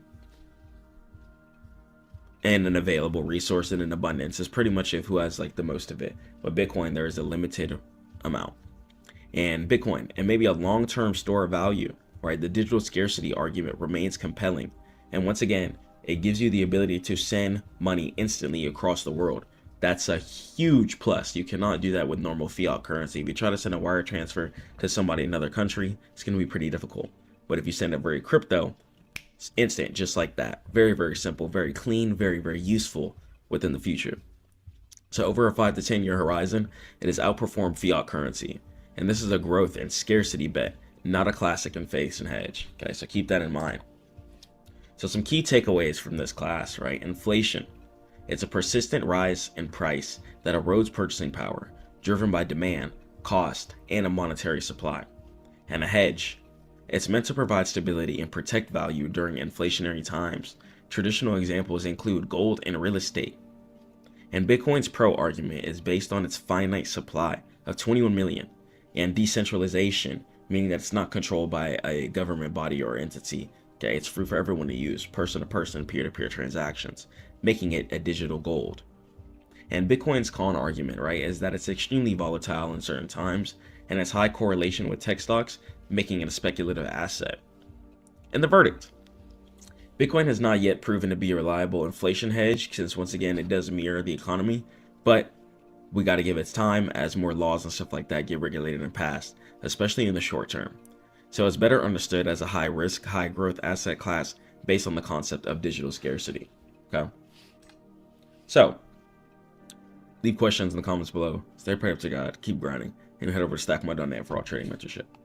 Peace. To survive volatile markets, discipline is essential, more so than strategy or indicators. Volatility punishes bad habits, not just bad trades. When a trade moves against you, or price runs, an undisciplined trader panics or chases entries, making them unpredictable, not the market. Discipline distinguishes consistent traders from the gamblers. It means that you stick to your plan, you manage your risk, and you wait for confirmations and wait for the right entries, even when your emotions urge you to break the rules. Long-term success requires self-control, as the most dangerous factor in a volatile market is an undisciplined person trading. And it doesn't matter how much you've made either. A season of having low self-control can wipe out months of progress. Let's talk about how we can train our mind to make the right and righteous decisions in the market, inshallah, if God wills. Welcome. This session will not focus on charts or indicators, but on the single greatest detriment of long-term trading success and success in general, whether it be in business, on the charts, wherever. Discipline is the separation factor, which is going to separate from who's successful and who's not. Who's going to be sticking to their stop loss, who's going to be adhering to their risk management, and who's going to be able to take the setups that they said that they're going to stick to. Self-mastery and emotional control, whether in the business world, on the charts, is going to be the separating factor between who's successful and who's not, and who's going to be winning within this world. Let's go and let's jump into the presentation. So the volatility trap, right, where most traders fail and fall in a downwards direction. Volatile markets, like cryptocurrency, amplify human emotional biases. Same thing with futures, leading to impulsive and destructive decision making that quickly can drain capital. But it doesn't have to be that way, I really promise you. When the market is volatile, it's extremely bearish, which means markets falling in a downwards direction quickly. Or if market's extremely bullish, which means markets going in an upwards direction quickly, you need to be prepared for either sides. Okay, if you're telling yourself you want to invest into some spot cryptocurrency, right, which is where you're going to be making money when price goes in an upwards direction. So if market is volatile and it's making a certain low, you need to think of that as a positive. If market's dumping down really fast, you shouldn't think, oh my gosh, I'm losing all my money. No, that's going to be an opportunity for market to collect more ammunition and sweep back up further. You have to understand that no matter how low the market's dipping, when you're trading a good asset that puts a smile on people's faces and helps the future, within a couple of weeks, months, or years, inshallah, a lot of the times, and you could check out some old price action to see if I'm lying, you'll see price recover way past where it fell below. okay, and previous all-time highs as well. In order for price to keep breaking into new all-time highs, market has to fall in a downwards direction. Market has to come down in order to go back up. It has to collect ammo and collect liquidity.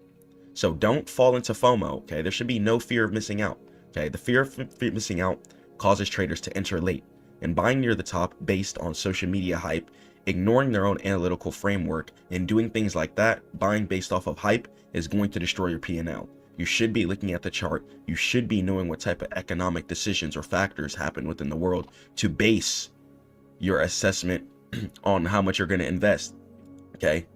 Once the SEC laws started getting passed and Bitcoin started becoming a more government-friendly asset, it started going up to new all-time highs. We started seeing 100K plus get passed. So analyze what's happening within the world and on the charts before just making a certain decision, before you just sell everything or buy quickly. And fear, uncertainty, and doubt, FUD. This can lead to panic selling at the bottom during a market correction, okay? Make sure you guys are trusting God. You guys don't need to be panic selling. You don't need to be making yourself lose money quicker than you need to. Sit on your trade and wait for the trade to cook. Wait for take profit to get hit. And locking in losses just before a rebound hits is what keeps people unprofitable. Wait for market to hit your take profit before you close your trades. The majority of you are losing money within the market because you're selling too quickly. You think you're going to hit your take profit overnight, the next day. No, sometimes trades are going to take days, weeks, months. That's why I tell you guys to do everything on your higher time frames, okay, to remove that cognitive bias from you from the smaller time frame. You need to have your higher time frame bias and understand that the market is going to take months, weeks, years, and days in order to get to where it needs to be. So don't sell off of a quick couple of days worth of price action. Stay on your trade. And two key psychological phenomena drive irrational exits and entries, okay? Trying to avoid loss. The pain of a loss is psychologically twice as powerful as the pleasure of an equivalent gain, okay? So humans prioritize survival mode, but don't just think losses as survival mode. When you're down in your P&L, don't think that you lost. You only lose your money when you decide to close your trade, okay? When you exit the trade, then you are going to be out of your money, okay? Until then, market can continue to do whatever it wants. Hey, not saying to sit there and hold trades forever, but a lot of you are losing because your stop loss is way too small. So if you're on options, I recommend your stop loss be the contract itself. Try and buy 1 to 2 years out, okay? Buy a leap contract, and this way you can sit on your contract for some time. Same thing for your shares. Try and hold your shares for some years. There's also going to be some long-term tax benefits for crypto and shares when you're holding your trade for over a year, meaning that they want you to hold for a long time. Same thing with futures too. Don't get destroyed by the prop firm cycle. Boot up your own live account, have enough margin, and hold your trades overnight. This way you can play the real structure and you're not going to be taking any trade on the block, destroying your account much quicker than you would trying to conform to somebody else's rules, or even worse, trying to make some quick profit. That's never how we want to think on the market. Never think quick in the market. Okay, and confirmation bias. Seeking out only the news and opinions that support a trade that you already entered, ignoring clear signs that the market trend has reversed. Okay, not everyone knows everything. Okay, read the chart and do your own economic decision making when it comes to getting in and out of trades. Okay, and you gotta have a plan. Lay out your blueprint. Okay, if you're a break and retest trader, wait for resistance to get broken and turn it to support. Okay, if you're a reversal trader, wait for support to get formed and catch the right side of the V into an area of resistance or support above current price. Okay, have a blueprint. Know what you're buying. Okay, if you tell yourself you want to buy $500 or $1,000 worth of Bitcoin every single month, you got to do that regardless of where the price is, because you're trying to DCA, and DCA means dollar cost average. Okay, stick to your plan. I don't care what you're trading, futures, crypto, options, it doesn't matter. Having your blueprint and developing an ironclad plan that you pretty much never break is going to set you apart from every other trader. Discipline begins before you place a single trade, and an ironclad trading plan removes emotions by codifying exactly when you enter, when you exit, and how much risk you're going to manage. Okay, if you have $1,000 account, for example, right? If you have $1,000 account, you should not be trading with more than 10% of your account at a time, ever. Which means that no single one of your trades should ever be more than $100 if you're trading on a $1,000 account.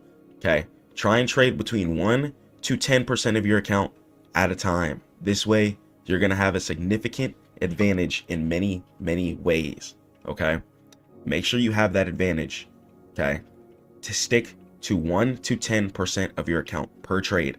Do not break this rule. I don't care how much your account is up or down, try not to ever break this rule. And define entry and exit criteria. Your plan must specify clear, objective, technical, or fundamental conditions for both entry and exit, and never enter a trade based on gut feeling or instincts. Make sure you guys have definitive, structured layouts and boxes checked. Be like, okay, market did this, okay, market did this, okay, cool, I think I'm ready to get in. And have a rule-based entry. Okay, here's an example. I will only buy asset X if the daily RSI is below 30, for example, or I will only buy asset B if the V formation is starting to form and curl in an upwards direction on my daily or 4-hour, or I'm only going to buy asset C if market hits this certain price and I'm going to buy the dip. Okay, see how you want to structure your plan and stick to it, and stick to your time horizon and review your schedule. Define whether you're a scalper, day trader, swing trader, or an investor. Okay, do you like to trade for ownership? Then maybe you need to look towards crypto and shares. Do you like to trade based off of speculation? Then maybe futures and options are going to be based for you. Or you could take that futures income and put it into crypto and shares. That way you guys are going to be able to get that speculative money based off of your skill quickly, and you're going to be able to take that and put that into ownership. This way you're going to be able to leave some crypto for your family if you ever pass, God forbid. Okay, or you'll be able to leave some things down for the future. Okay, so your future you is really going to be happy that you sat on your investments. So make your future self happy and plant your seed. Okay, think of it like a big tree. You got to plant it. Okay, water, sun, water, sun, water, sun. Okay, that's how you have to grow your account. Make sure you guys are getting the proper water and sun every single day. Okay, rather in real life too, you got to keep your emotions based. Okay, make sure you guys ground, try and get some outside time if you can. It's not good to live like a rat, especially in today's generation with all this technology and stuff everywhere. If you can, especially before the market, if you're a day trader or something, have some outside time, get some oxygen, touch some grass, touch some plants, take a walk, and really work on your mental health. Getting closer to God is going to be one of the easiest ways to get better mentally. Okay, it's going to give you the full layout on how to be a good person here on this earth. Okay, and keep yourself from being mentally sick. Keep yourself from hurting yourself. So when you lose a trade, you're gonna be like, oh, I'm broke, I don't this and that. No, you got to relax. Okay, you got to chill. Even when you lose a trade, understand that sometimes you're going to lose. It's how you handle that loss, and it's how you prepare for the loss too. And you must stick to your chosen timeline and resist checking shorter time frames if you're a long-term trader. Okay, don't be caught up on the 15-minute bias if you're on the weekly and daily time frame. Okay, your take profits aren't going to hit as quick as you think all the time. Give it time, let your trades cook, and take your time. Protect that capital of yours. Okay, what are you trading for? Some of you open up your broker account and just start losing all of your money. Okay, you're not on the market to lose money, and the main reason you guys are losing money is because, one, you're closing your trades too early, especially my futures and options traders. Okay, you're just going to literally delete capital like that. Okay, my crypto and shares traders, you guys are a little more stable. Okay, due to the fact that you understand ownership. Ownership a lot of the times is going to make you profitable, especially when you're owning something that puts a smile on people's faces and helps the future in many ways. And the prime directive, right? Capital protection. Okay, the most important rule in trading is not how much you can make. It almost kind of doesn't matter, but it's how little you can lose and how healthy you can keep you alive year after year after year, month after month after month. Risk management is the mathematical enforcement of discipline. Extremely important to make sure you guys are trading within your 1 to 10% of your account rule. Okay, as you get better, you can increase from 1%, but I recommend you guys even start off with 1% when you're first starting trading. Okay, this is really going to help you guys just get down to the motions of, okay, you know what, take profit gets hit, boom, let me go ahead and do this, let me go ahead and do this. Okay, but as you get better, you can increase it to like 5% and then even 10% at the max. 10% is going to give you 10 trades before you blow your account. Okay, 5 trades, 5% is going to give you 25 trades of your account before you blow it up. Okay, and then 1%, you're going to have 100 trades. So depending on your percent, it's going to determine how quickly you're going to be gaining profit, but also how quickly you'll be losing profit too. So think about that. If you have a higher win rate, extremely high win rate, feel free to go up in your percentages within the 1 to 10% range. And a non-negotiable stop loss, right? Extremely important. If you say you're going to close your trade here, okay, I don't care if it's a stop loss or a take profit. If you say you're going to close your trade at a certain area, close the trade. Some of you guys are literally extremely undisciplined and you're wondering why you're not making money from the markets. Take profit literally gets hit. You got to close at that certain area before you get reversed on. Okay, it's not like you're just, oh, I'm going to close here. I'm going to close at this area of resistance because I want to. Oh, I'm going to put my stop loss here underneath this area of support because I want to. No, if price were to click past underneath that area of support, price might fall down dramatically. And if you're a long, that's not what you want. Okay, same thing if you're in a long. If you win, you hit take profit, close at an area of resistance or support above current price. Okay, make sure you guys catch your gap fills. Get your money. Some of you guys are just losing your trades since you want to hold way too long. You gotta know where you're exiting at. You gotta know where market wants to temporarily reverse in order for it to continue its flow. Understand the staircase method and head over to Stackmode.net. I have a free course for you guys so you guys can understand the charts and market a little bit more, and tons of free videos too. A stop loss order that's pre-planned, right, is really going to help you out. You're going to know, okay, if market goes here, market will instantly close out my trade, or I'm going to close out my trade here. Okay, and it's where you admit the trade idea is going to be wrong at. And in volatile markets, a stop loss must be placed the moment the trade is entered. Okay, because market can make an extremely fast move, and you might not be ready for that emotionally. You might have a $500 stop loss. Okay, but if you didn't set your stop loss, say you were like, oh, you know, I'm going to close manually, and market decides to go down and turn that $500 loss turns into $1,300 loss because the candle was so fast, you might freeze, you might pause, you might panic. And that's not what I want for you guys. Okay, so set your stop loss with a order if you can. This way, when market hits that order, it'll automatically close your trade the best that you can. And it's going to prevent catastrophic loss and help you protect against unexpected flash crashes or major news events, which definitely happens. Especially if you're on futures or Forex, you don't want to be getting what's called margin called. Okay, this is going to be something where you might be owing the broker money if you go below their requirements. So keep that in mind. Okay, and never risk more than a small fixed percentage of your total trading capital. Once again, stick to 1 to 10% of your account per trade. If you have $10,000, your maximum loss on any one trade should be capped at $100 to $1,000.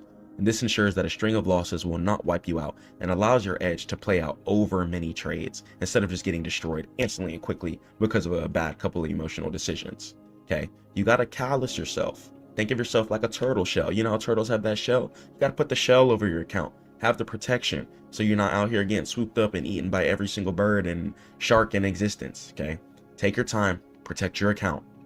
Emotional detachment, right? The zen of trading. This is why it's really important. Wake up. I pray to God instantly. Okay, I read Quran and I just am in a way better mindset. I'm in a calm mindset. I'm in an entranced mindset, and I'm ready to succeed for the day. And once a trade is entered according to your plan and stop loss is set, your primary job is to watch the market execute the strategy without interference. Place down your trade, hold. Okay, you're either gonna hit stop loss or you're gonna hit take profit. Okay, you're gonna hold until either one of these. And it's really cringe too. Don't close your trade before stop loss or take profit gets hit, because what you're doing is destroying all of the math. You're destroying the risk to reward ratio. Okay, let's say you're taking a trade, right, and you win a 1 to 4. Okay, let's say you risked $100. Okay, if you risked $100 and you hit a 1 to 4, that means you would have made $400. Okay, so that's $300 in profit. Okay, so hitting your risk to reward ratio is going to be important for growing your account within a mathematically correct way. This is literally how the math of the market works. If you're making more than you risk, you will become profitable. Okay, you will become profitable, inshallah, if God wills. You have to make more than your risk. If you're risking $200, okay, then you should be at least trying to make $400 at the minimum. Okay, and that's going to be a 1 to 2. Okay, since you're going to be doubling your money within an asset.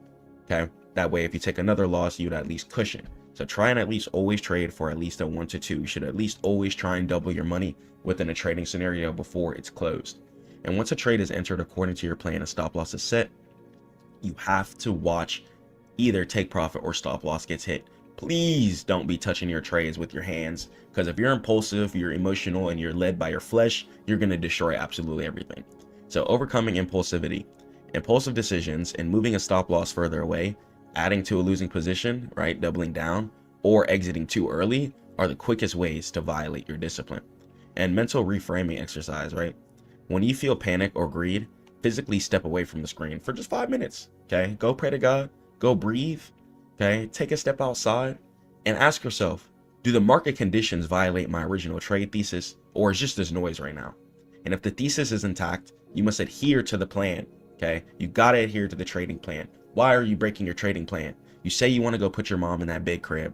Okay, you say you want to take care of your wife and your kids, or you want to take care of your kids or whatever. You want to take care of yourself. You want to go get the lamb, yet you hop onto the market, breaking your discipline, breaking your trading plan, not taking the setups that you said you were going to take. We don't have time for this. We got to go harder. Okay, we got to go harder. When you feel panic, when you feel greed, you have to understand that that is the enemy. That is the devil. And we have to pray these emotions away. Okay, A'udhu minash-shaytanir rajeem. Okay, it's very important for us to pray this away. This is just the devil trying to attack you guys, so you guys get pulled back away from the goals and dreams that you want to attack, that you want to feel and be attached to. Okay, the devil does not want you to be happy. Okay, but understand that God loves us. God wants us to be happy, and this is why God even talks about in Quran about spending moderately. Okay, you have to know how much you're risking, and you have to stick to your plan. And the art of taking profit is extremely important. Greed causes traders to hold winning trades past their logical target. And this is something that's happened to me. Okay, I'm trading straight P&L at one point in time. Okay, looking at the money. Okay, I remember I hit this one really good trade on C3AI, and I've started seeing the bands go up. Okay, start seeing the money go up. I've hit plenty of trades like this. And the next thing you know, instead of me trading based off of the chart, I start trading based off of P&L. And guess what? Since I'm greedy, and since I was trading with my eyeballs focused on the money instead of on the chart and focusing on my discipline, everything was taken away, or my win was not nearly as big as it should have been, due to the fact that I didn't stick to my logical targets. And I don't want you guys to go through that either. Your plan must include defined profit targets. For example, target 1 at 2R or target 2 at 3R. Okay, where you sell a portion of your position to secure gains, ensuring that you never let a winning trade turn into a loss. And make sure you guys also set your stop loss to above break even or certain levels too, to even keep the trade going and flowing. And only God's perfect. So if you make a mistake and overtrade a certain day, at least care about what you did. Journal down how you felt. Journal down the emotions you were feeling when the trade was in your face. Were you close to take profit, but did you close your trade too early, ruining your risk reward, leading you to take another trade and then crashed out your account? Or what type of scenario led to you losing that trade or overtrading in certain scenarios? When you really write it down, you're able to visualize and see your mistakes. It's a lot harder to repeat them over and over again. Discipline is really a muscle that has to be trained, and the trading journal is the feedback mechanism that allows you to objectify your performance and eliminate certain weaknesses, especially when you have your numbers jotted down. If you see certain things that you're doing is leading you to lead certain results that's not making you happy, then you need to change some certain things up. And your journal needs to capture certain things. Make sure you have your pre-trade analysis, how you're feeling before the trade, why you entered, and make sure your criteria is met before you press buy or sell. And talk to yourself.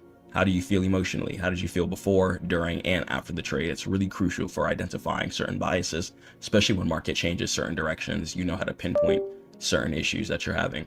And violations. Did you adhere to your stop loss and your take profit rules? And ask yourself why. And talk about the market context too. Did you take a long? Did you take a short? And note the macro environment. And do your weekly and monthly review. Treat this review like a performance audit. When you're trading, you're your own business. So identify your most frequent violation and need to cut certain things out. If you're constantly moving your stop loss, your issues and strategy, you got to stop being led by your flesh. You got to be way more disciplined than that. If you want to touch that big bag, even when you touch that big bag, it doesn't really matter. It's about keeping it. You're not going to be able to keep it if you keep moving off impulse. Okay, your loss aversion and lack of conviction in your plan can really lead you to certain areas that you don't want to be led to, such as overtrading. When you overtrade, one tiny loss can lead into a whole destruction series of your account, and it's a lot harder to bounce back from that just from one tiny loss, especially on things like prop firm where you're chasing certain parameters. So detach from the money, focus on the charts, and be more disciplined. And trading small is really going to help you in certain areas too. If you notice you're feeling a high amount of pressure, like I have to win this trade, you probably shouldn't be in it. Okay, if you lose the trade, you should be completely comfortable. And just like the previous slides we talked about, staying within that 1 to 10% risk management parameter percentage field is really going to help you out. Okay, it's going to be a lot harder to blow your account when you're not going over 10% of your account per trade. Okay, you could do 5%, have 25 trades, and that's a lot of trades before you blow your account. You shouldn't be that inconsistent, truthfully. You gotta wake up, pray to God, and be consistent with every dollar that you generate. You also gotta be a little more loose within the markets too. You gotta stop being so restrictive. Having super tight stop losses and trying to micromanage every piece and point of price action is a good way to lose all your money and be frustrated. Okay, play with much bigger stop losses and give your trades some time. Sit on it for some days, some weeks, some years, and really let your money sit. Okay, if you're going to invest, you can't be desperate for income. One thing I recommend you guys do is hide your balances. On all your brokers, you should have the ability to either hold down your number, and this way, even if you're down, you're not going to be tripping. Okay, you could be down 50%. You're not going to be in anxiety. You're not going to be in survival mode, because I can assure you, within a couple of days, weeks, or months, price will reverse and go way past wherever your original take profit was. Okay, market has to go down in order to come up, so you can't have certain emotions, especially in volatile markets. If market's moving super quick, you can't feel like you have to close your trade instantly, because you're not going to be able to see the bigger picture. Being on the higher time frames, your monthly, your weekly, and your daily is really, really important. Because if you're too zoomed in on your smaller time frames, that fast price action is going to look like the scariest thing of all time, especially when it comes to futures, forex, and things with margin like that. But it's really not that bad. So I really recommend you guys stay on your 4 hour plus, turn on your extended trading hours, of course, but try and stay on your 1 hour on like the lowest time frames a lot of the time. Because when you're on your super small time frames, price action, especially during volatile days, news days, etc., it's going to look a lot quicker than it needs to be. And on the 4 hour, it's going to look like a normal trade or going in a completely different direction than you might think. On the 5 minute, you might be looking at a bearish scenario. And then on the 4 hour, market's going in an uptrend. Okay. So you can't go off of your lower time frame bias. I truthfully believe it's there just to get your emotions riled up, especially when it comes to future scalpers and things like that. You have to know your higher time frame bias and don't get tricked about that. Okay. There's plenty of people who are successful within the market who just buy and hold, who never even taken a look at the charts. Okay. So before you tackle volatility, you have to build the discipline to execute your plan. And you have to get those psychological parameters down. It's really, really, really psychological, the charts.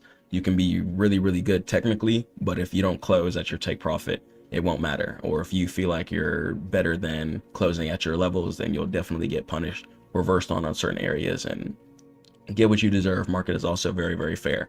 So if you're disciplined, you wake up, pray to God, you close at your levels, I can assure you 99% chance, just like my students, you'll see a very, very, very successful upwards equity curve in your account. But if you're undisciplined, getting greedy, even when you've hit your take profit, trying to trade past that, it's not about the money. Okay. If you break your cycle, break your consistency, and start averting from your plan, it's going to build into you. And then that's going to build into bad habits. That's going to lead to you being overconfident in certain scenarios. That's not logical, leading you to overtrade. And when you crash out your account, you might be frustrated on the market, but you should just be frustrated at yourself. Okay, I don't want you guys to go through that cycle. That cycle can be really, really hurtful, especially when you've been grinding your business, grinding at work, and putting that money into the market, expecting to make some money, and then you lose everything. Okay, I don't want you guys to be going into debt, going through frustration, losing your account. So please just wake up, pray to God, and plan your trades. Okay, promise me, if you guys watch this video, plan your trades before you put a single dollar into whatever. I don't care if it's Bitcoin, options, Forex, futures. Promise me you'll plan your trade. Okay, don't ever just trade thinking that, you know what, I'm going to get in this making some money. No, have a technical plan. Know when you'd exit, know how much you're going to invest, know how you're going to close your trades as far as take profit and stop loss wise, and have this process repeated, especially once you find your positive flow. Once you find your flow, I don't care if you're taking break and retest. If you're a breakout trader, I'm not going to tell you guys to trade one way, because different things work for everybody on the planet.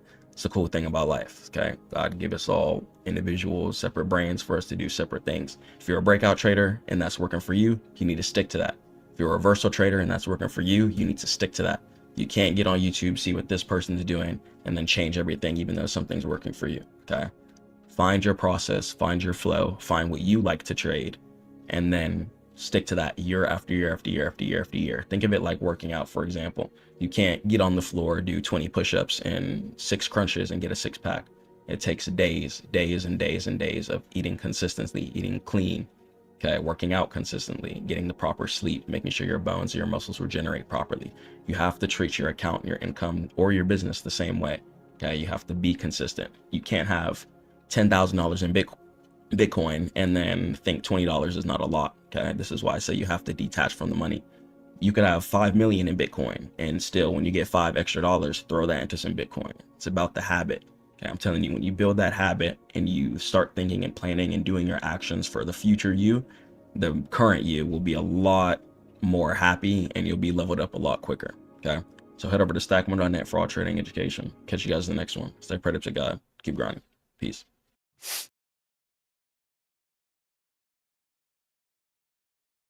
Whoa! Another episode of Coop Talk. It's cold like Minnesota outside. May God bless y'all. I pray y'all are doing straight. Want to talk to y'all about a very sensitive topic. What are you trading for? Are you trading for family? Are you trading to just ball? Are you trading to clear your debt? Because there's different styles of trading and investing for everything. But at the end of the day, you're looking for income, I assume. Okay? We're all in the markets trying to make some income. But the income is not going to be the end all be all. You don't just get the income and ball out and that's life. You know, yes, balling out is amazing. But don't lose your family values. Don't lose yourself as a person.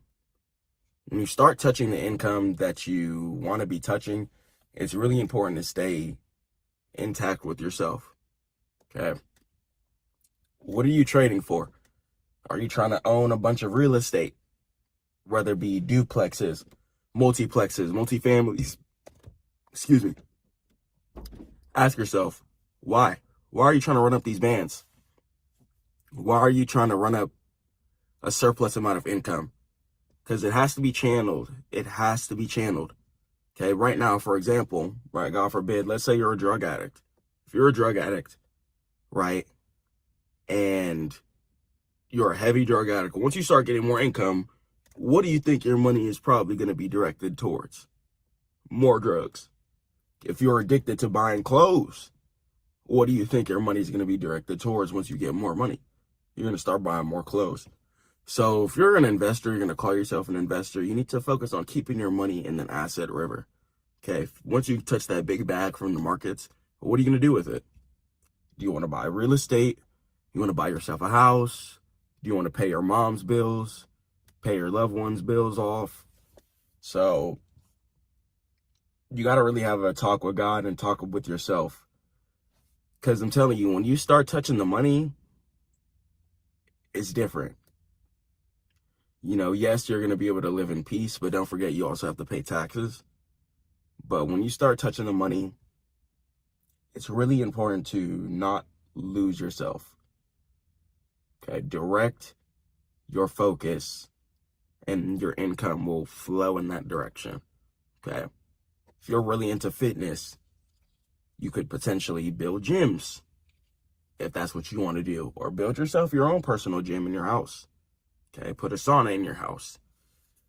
Don't indulge in sin when you start touching the money. I especially am talking to my younger crowd for sure. I've done it, you know, living the high-rise lifestyle.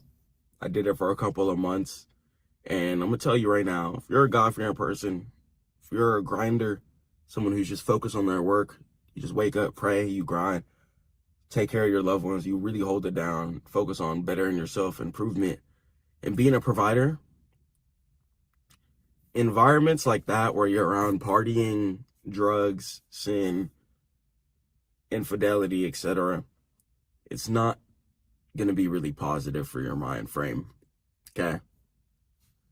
So if you touch the big bag, even if, let's say if you're in your hood right now, right? Even if you're in the hood, right, and you're looking on YouTube, you're seeing people in Miami, you're seeing people on the boats do this, whoop-de-whoop. You know, take a vacation, experience it first. But don't overly glorify that lifestyle. You know, take a Lamborghini, for example, seeing the guy with the lamb. You don't see underlying issues. There's tons of stress I go through outside of finances, okay? So you don't see underlying issues when it comes to social media and certain things like that. So when you touch the big bag that you want to touch, when you start making the income that you want to make, it's really important to, one, stay focused on God. I'm not just talking about God for no reason. It's because, one, I've made mistakes in the past, right? And I pray God can forgive me. And I don't want you guys to go through those same mistakes. And I don't want you guys to go through mental spirals of, whoa, this isn't really what I thought it was. You know, you might want to go towards maybe some farm life. Just a calmer, more decent life. You can still go nice car, get you a Porsche, you know, just something chill. But you don't gotta have 10 cars. You don't gotta have 5 Ferraris, 3 SRTs, 2 Bentleys, and the Lamb. Like, you don't have to have that. You know what I'm saying? And then a Benz, and then 5 Maybachs. That's not what you want in your life, ideally, stress-wise. It may look good, but who really cares what people think? You got to stop caring what people think, too. When you touch that big bag, please do not do things to pop it, to flex, because of people. I don't care if it's old people in the past, old friends, whatever. Oh, I'm going to go ahead and run up this money and pop it on them. I did it when I was 18. Okay. I went through it. My first car was an Audi. It was an Audi A4. 2014, something like that. 13 maybe. And someone crashed into it while it was parked. Thank God, that taught me a lesson. But during that time, it made me very arrogant, and I repented to God. But, you know, just after all the years of getting bullied and stuff like that, finally be able to have something and people look towards, you know, me for some type of motivation. But I realized it's not about the materialism. You know, even if you do pop up nice car, try and give some game. You know, try and give some game so they can get one too. Don't put yourself over people because you have more materialistic items. This is a fleeting world, and we'll all be judged as human beings by God. Okay? So just because you cop the Lamb, don't start popping it on people that you used to know. Don't start poo-pooing on people. Don't start treating people bad. Don't start putting yourself in a negative mind frame too. Like, oh, this Lamb isn't good enough. I've gone through that. You know, even with the coupe I'm in right now, I'm in the Mustang coupe. You know, it's cool. It's cool. It's stay down. After the Audi, I decided, you know what? I'm going to go ahead and downgrade a little bit, pay a little bit less insurance, and not really care what people think. And the kids still smile when they see this car. I think it's pretty cool. My wife thinks it's cool. My family thinks it's cool. So I'm not tripping. But I'm not over here posting every little thing, posting my car all the time. You know, even inshallah, if God wills, if I do cop a better car, like a Benz or a Maybach or something like that, the whole channel is not about to be back about the Maybach. I'm not about to make my whole life about the materialistic item that someone could crash into and it could be gone in 2 seconds. Okay. Is it nice to have? Is it a blessing? Absolutely. All credit to God. Thank God we have the wisdom and the strength to be able to enjoy this world. Okay. Especially as we grind, get more resources, work harder, hit more trades, stack up more income, and invest. We'll be able to do more. Okay. But don't lose yourself when you touch that big bag. Please. Please. Please. It's really important. Keep God first. Okay. Even when you start touching 5 figures a month, 6 figures a month, don't forget about taxes too. But keep yourself mentally focused. Do not lose yourself in sin. Do not start living in a super unrighteous lifestyle. For example, you know, I'm not better than anybody, but I don't drink alcohol, for example. Okay. And just being around people who constantly drink alcohol, it's not for me. It's not for me. And if you're someone who likes to be focused, if you're thinking about moving to a high-rise city type of life, and right now you're maybe in like the suburbs or more of a rural-ish area, what you have is a blessing. Please understand that. I just moved to Las Vegas, and I tried out the city of Atlanta.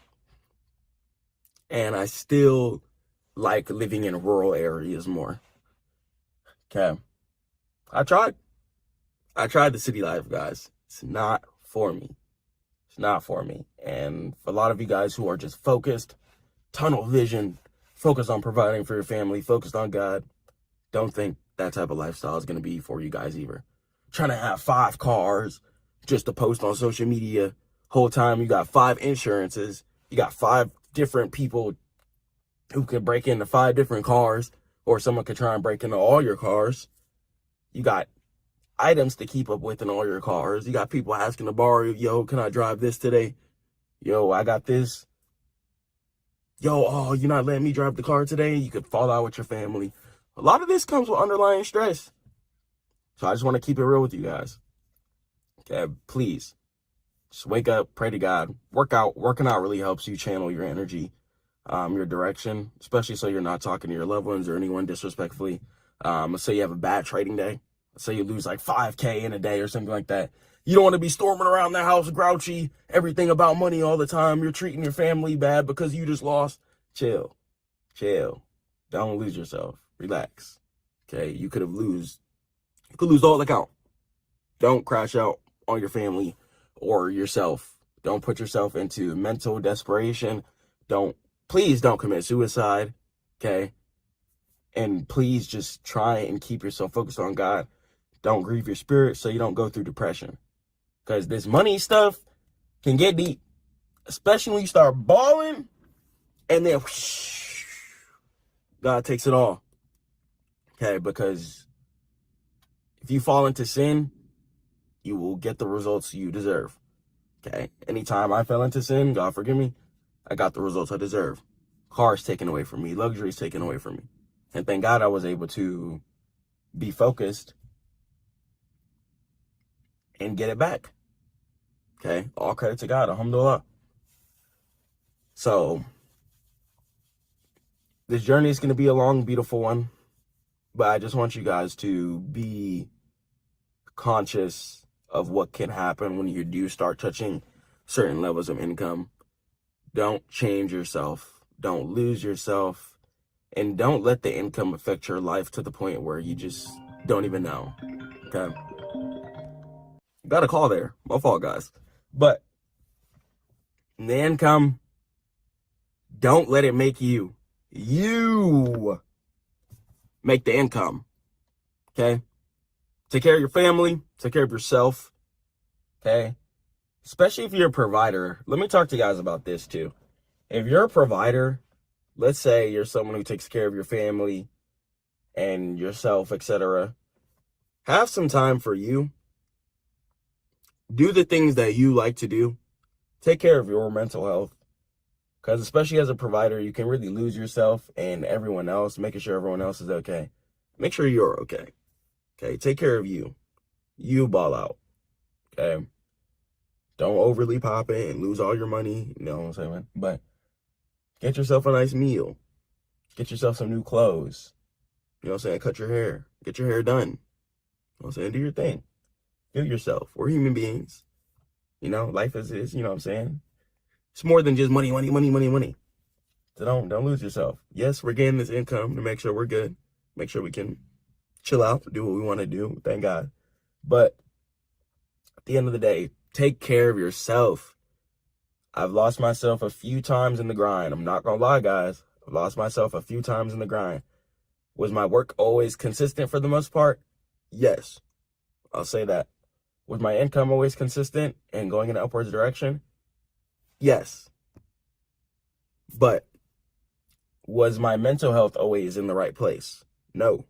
Was my physical health, you know, I was in shape weight-wise, but as far as my other external factors or internal factors, like my kidneys and stuff like that, not drinking enough water, I had to quit soda, a lot of certain things, you know. So just maturing and growing up is really just teaching me a lot of lessons, and I just want to come on here and just give you guys some just warnings and just let you know what I've gone through, just so you guys don't go through any hardships and any hard times. Just stay focused on your family, your loved ones, and most definitely God. And I promise you'll probably have a good life.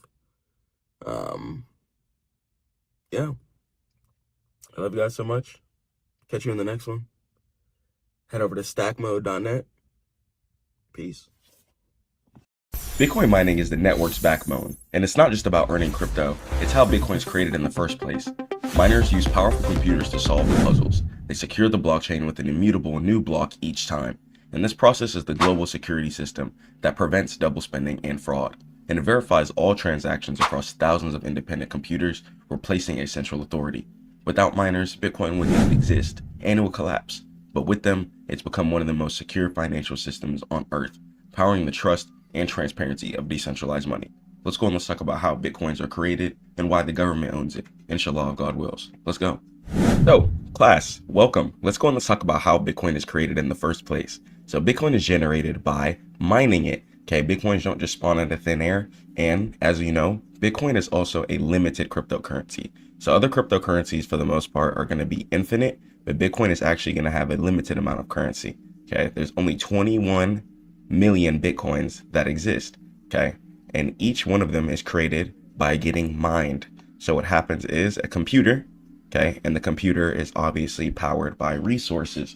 Okay, so certain countries take more power than others to create certain Bitcoins. Okay, so if you're in a country that charges a lot for power, then you'd be paying more on your electricity bill in order to mine the cryptocurrency. Okay, and what you would need is a super powerful computer with a graphics card that can handle the Bitcoin mining. Okay, so what a graphics card is, it's a piece of the computer that's external. Not all computers have external graphics cards. Some have inbuilt graphics cards, which is why they're slower than others. But what you need is a really powerful computer, and then from there you'll be able to load up the Bitcoin mining software, and it can go ahead and get created. We're going to talk into the technicals, exactly how everything works. Bitcoin mining is super duper cool. You might even want to do it and see if this is a good way that you guys might want to generate some income, depending on what country you're in as well too. You'll be able to save a lot of money on power, and you could potentially mine yourself or create yourself a Bitcoin for way less than buying it. So let's jump into it, class. So what is mining even in the first place?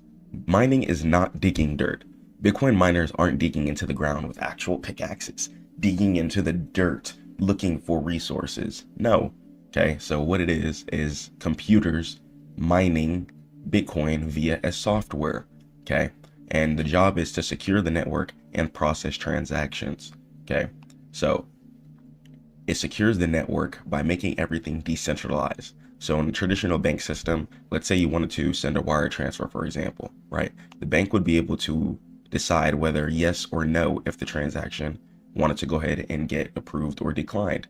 Within a decentralized network, such as sending Bitcoin, things like that don't occur. Since everything is done by smart contracts, okay, everything is autonomous and automatic, done by computers, okay? And that's where Bitcoin mining comes into place too. Even creating Bitcoin, instead of just clicking print on the dollar like they do with fiat currency, Bitcoin actually has to go through a whole process in order for a Satoshi to be created in the first place. Okay, so Bitcoin mining helps keep Bitcoin decentralized. The reason why the US dollar fails is because they just go up to the printer and click print. Okay, there's no real strategical process that goes from start to finish for the most part that keeps its base value cooked in. Yes, you can just print more dollars, but that would inflate the other ones. Since there's a finite amount of cryptocurrency, there has to be a secure process in place in order for it to be created, for it to be fair for everybody. And mining is the way it's done. Let's keep going. So think of the blockchain network as a public notebook. So you might have heard of what the blockchain network is. So the blockchain network is pretty much a public copy of everything that's been done. Every transaction that's been created, every Bitcoin that's been mined, and every transaction that's happened. Okay, so the blockchain is pretty much going to be a verifiable place to where you can see if your transactions were even completed as well. Okay, so within the blockchain, you'll be able to put in your, let's say, address. Let's say you did a transaction. You could copy that transaction address, put it onto the blockchain or some type of blockchain checker, and you could see if there were any confirmations. Okay, confirmations are pretty much going to go ahead and let you know when your transaction is ready to be completed. Okay, either the money has been sent over and it's about to hit somebody's wallet, okay, or it's on the way to hit your wallet, okay, depending on the situation. So the blockchain is a public notebook that everyone has a copy of, and mining is the process of adding a new page, okay, which is a new block to this notebook. So page 1, right? Let's say Alice sent some money to Bob. Okay, let's say they sent 5 Bitcoin. You're going to be able to see that. Okay, you'll be able to see the Bitcoin addresses, etc. And you'll be able to see when the transaction was sent, how much Bitcoin or how much cryptocurrency was sent, and you'll be able to see the miners working on certain things as well too. Okay, you'll be able to see when Bitcoin transactions have been implemented and grounded into the blockchain. Whether a big whale is buying or selling, the blockchain shows us everything. Okay, keeping cryptocurrency really, really safe. So proof of work. So once again, Bitcoin, it's not created like the dollar. You don't just go up to the printer and click on print over and over and over again. It's created by POWs, also known as proof of work. So to add a page to the notebook, computers must solve a super hard math puzzle that requires a pretty powerful computer as well too. So make sure you guys have a good graphics card inside of your computer before you think of doing anything like that. Okay, so to add a page to the notebook, you got to have a super powerful computer, and then the computer has to do calculations and try to guess the number. Okay, so imagine guessing a number between 1 and 1 trillion. Okay, you have to guess randomly. So computers then make trillions of guesses per second to find the random number, okay, which is going to be the hash. Okay, so that's how the proof of work works, and that's pretty much all the work that the computer is doing. The computer is constantly running calculations, trying to find and guess the correct numbers in order to generate a Bitcoin. Okay, and that takes a lot of power, a lot of resources. So make sure you guys are watching your energy bill before you think about getting into this. So this is exactly what I mean. You need a powerful computer. Okay, your computer has to be good. It can't be a weak computer. Okay, so understand that you cannot mine Bitcoin from your laptop. Okay, you cannot mine Bitcoin on a laptop anymore. Okay, so these with, with the screen, a little keyboard, not cutting it if you want to mine Bitcoin. Okay, get yourself a real strong desktop with a real graphics card before mining Bitcoin even crosses into your brain. Okay, so you need specialized machines called ASICs. An ASIC stands for an application specific integrated circuit, and they do one thing: guess numbers for Bitcoin. Okay, they're loud, hot, and they use a lot of electricity. Okay, so before you guys think about just putting it into your room, keep all of this into play. Okay, keep all of this into play. Same for Airbnb owners as well too. If you guys have Airbnbs, what people are doing is signing up for Airbnbs and mining Bitcoin at Airbnbs in order to save money on power bills and stuff like that. Or people are also even moving to other countries in order to save on power bills too, so they can mine Bitcoin for a lot cheaper.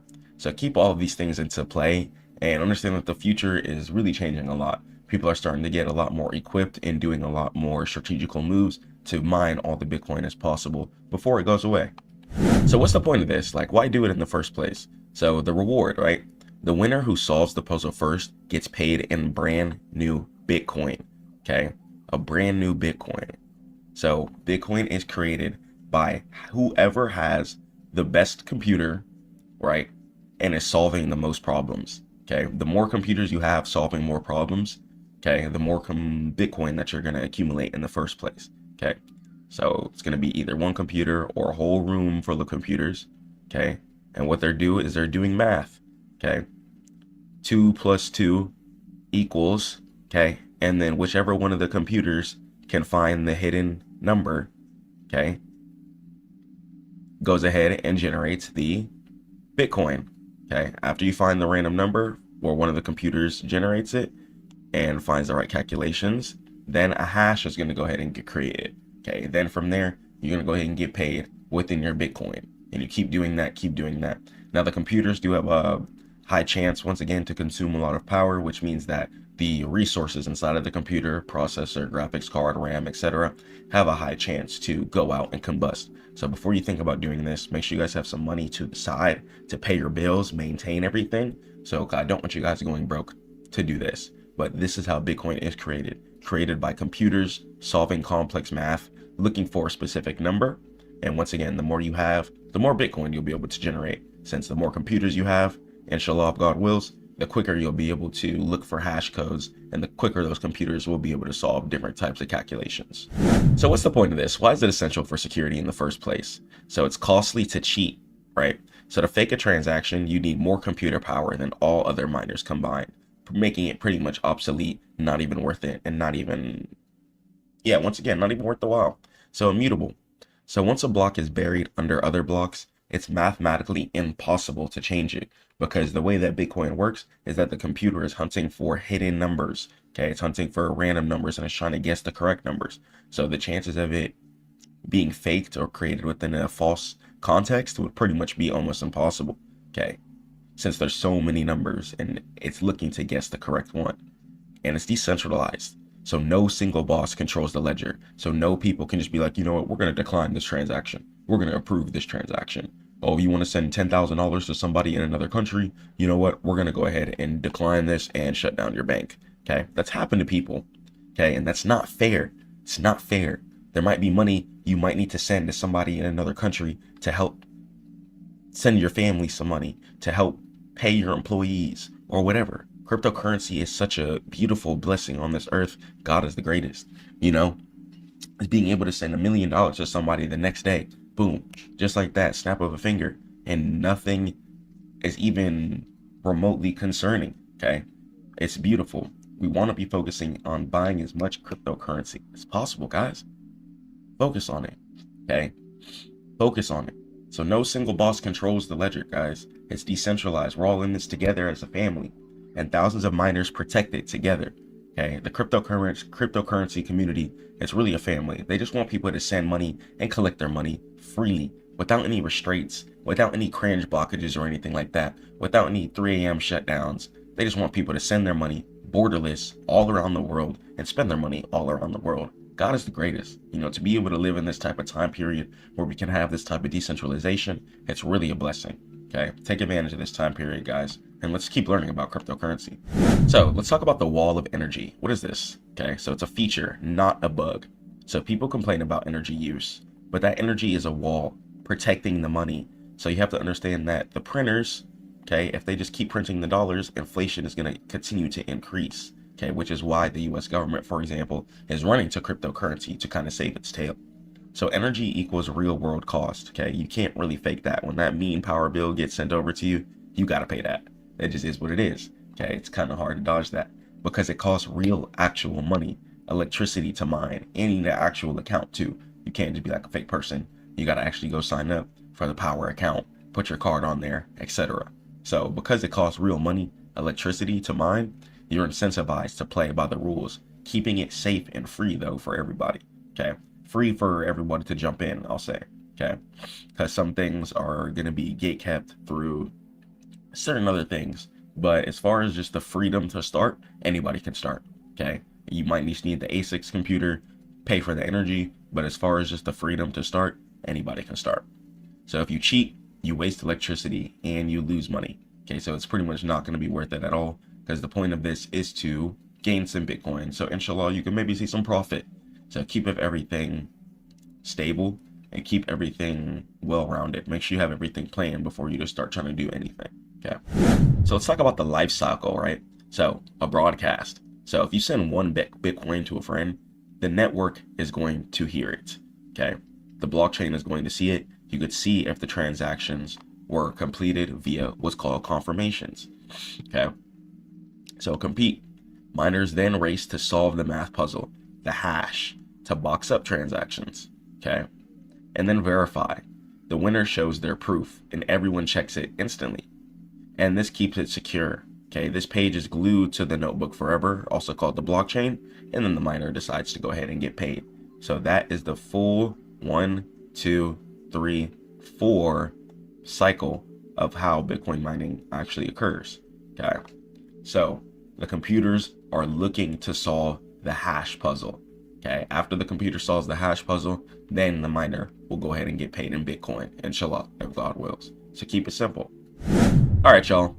Happy Bitcoin mining. I pray you guys do well. If you want to go set up a rig or set up your own basement, do it. Okay, be ready to pay that electricity bill, but I believe in you guys. If you're interested in Bitcoin mining, head over to stackmode.net for all trading education, and I'll teach you guys and we can talk about absolutely whatever. Stay prayed up to God, keep grinding, and I'll catch you in the next one. Peace.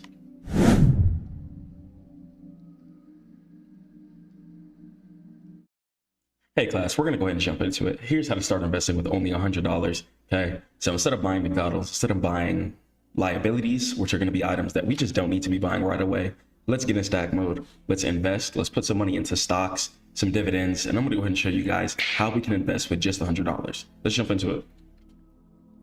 So the power is starting small, and the biggest obstacle isn't the amount of money, it's the delay. So start today, okay? Start today. I don't care if you guys have $50 even, okay? Just start today, okay? Start today. Start doing multiple things to increase your income so then you guys can go ahead and invest more over time, okay? But instead of just having your money being lended out by the banks, and while the banks invest with your money that's sitting in the bank account, you should be investing yourself, okay? So you can invest in things like stocks.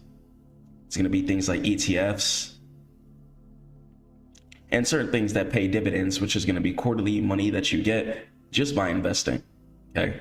So find certain plays, do your research on certain stocks that you like, do your research on certain ETFs that pay out certain dividends and that move in a positive direction, okay? And understand that the biggest obstacle isn't the money. Okay, the real reason people don't make money within the market, even if you have $1 million in your account, some people it's still not in there profitable. That's because they struggle with discipline. They don't know how to find the right plays. So make sure you guys do your research first, and then you're going to be able to understand that, okay, the amount of money I have isn't really that subjective. It's really about the trades that I'm making. Am I making confident trades? Am I making informed trades? Am I making sure that my take profit is relative to wherever my entry is? Okay, do I know where I'm going to exit? Do I know where my stop loss is? Okay, once you start understanding all those things, you'll understand that discipline within the market actually equals the profits. Okay, so even though you're talking about $100 or starting small, forget about the money. Okay, I'm gonna go ahead and just give you guys the full truth. The real reason people don't succeed in trading is because they're trying to get rich too quickly. Okay, it's about discipline, grinding day after day, and growing and compounding your account by being disciplined. Okay, waking up, praying to God, okay, studying each setup and taking it trade by trade. Don't try to rush anything, and stop thinking or stop trying to get rich overnight. Okay, it's gonna take building, grinding, and you should be able to fall in love with the process. That's how you'll really get to where you want to achieve, inshallah. So the time matters, not the amount. The most powerful variable in compounding is time. Starting with $100 now beats starting with $1,000 next year. Do the magic of interest compounding on itself.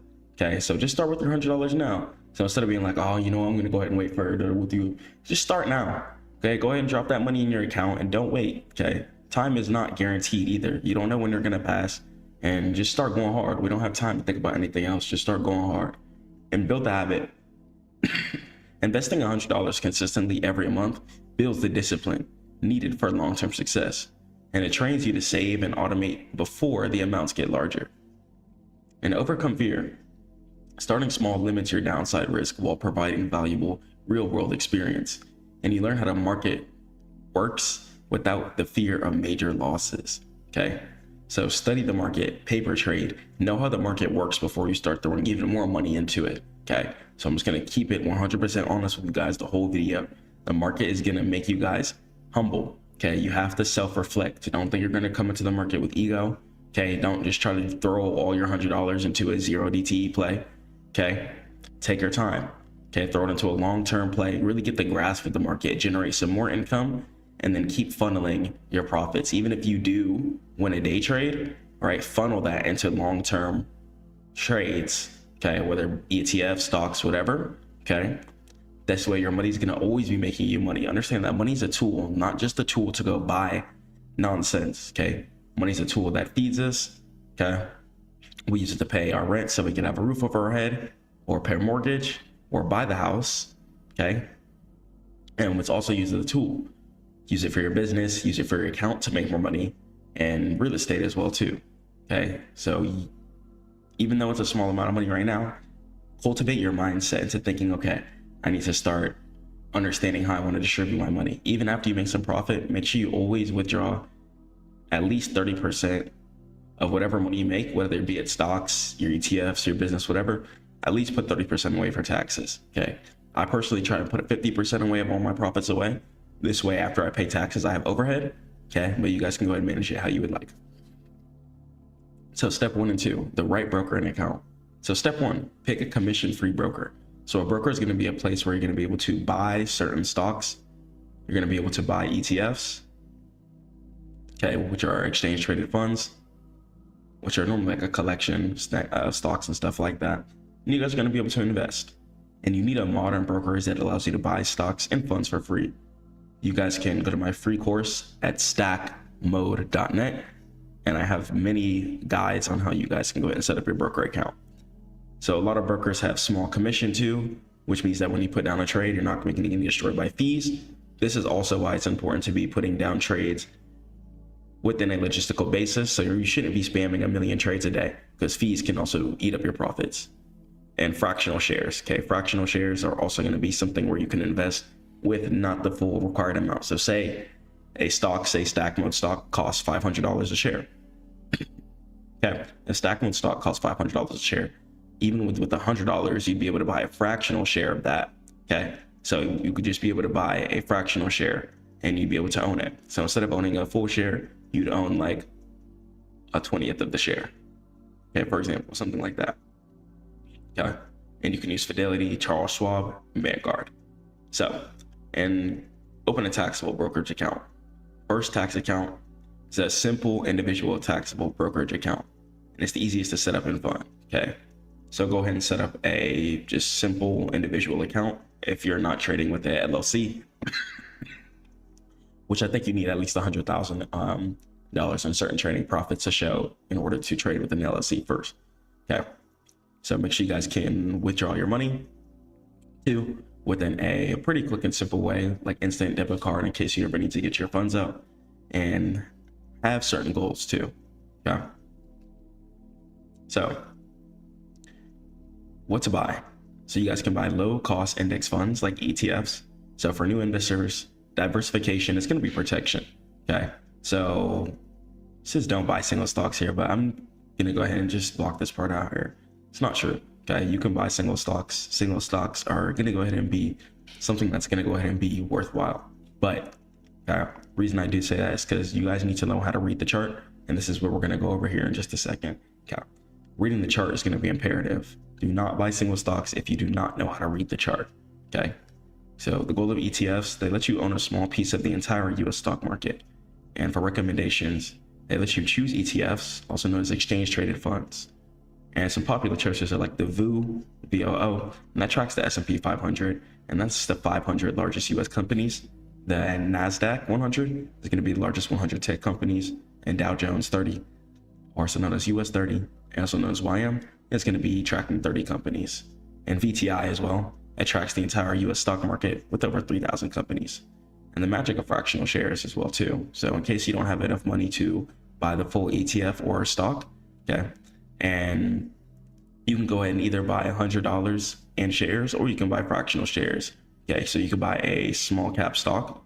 When a VOO costs $400 per share, then you wouldn't be able to buy a whole share because you only have $100. So fractional shares let you buy $100 worth of VOO, giving you 0.25 shares. And $100 divided by $400 equals 0.25. Okay. And all growth and dividends apply to that fraction, immediately diversifying your first investment. Now, I need you guys to just make sure that you're knowing how to read the chart before you invest into just normal stocks, because what you might do is just buy all-time highs and then get pulled back on, or you might not see profit for a long time. Okay, so in just a moment, once again, we're going to go over how to just read the chart quickly. So your simple investment action plan. So 1, fund consistently. So commit to transferring money automatically. If $100 is too much, do $50. And consistency is more important than the initial amount. Consistently put money in your account, consistently stay down, live way below your means, and just keep investing, letting your money make more money. Ignore what everyone else says. Don't listen to what certain people say, okay? It doesn't even matter, okay? Just live your life. You know what you're doing. You know what you have in the stash. And you're in stack mode right now. You can't let anyone tell you anything, okay? Only God can judge you you're good, okay? And automate the buy. Use your broker's auto invest feature to buy your chosen ETF, okay? Also for like VTI, for example, immediately after your deposit hits. And this is called dollar cost averaging. So you can go ahead and do auto investing if you want to.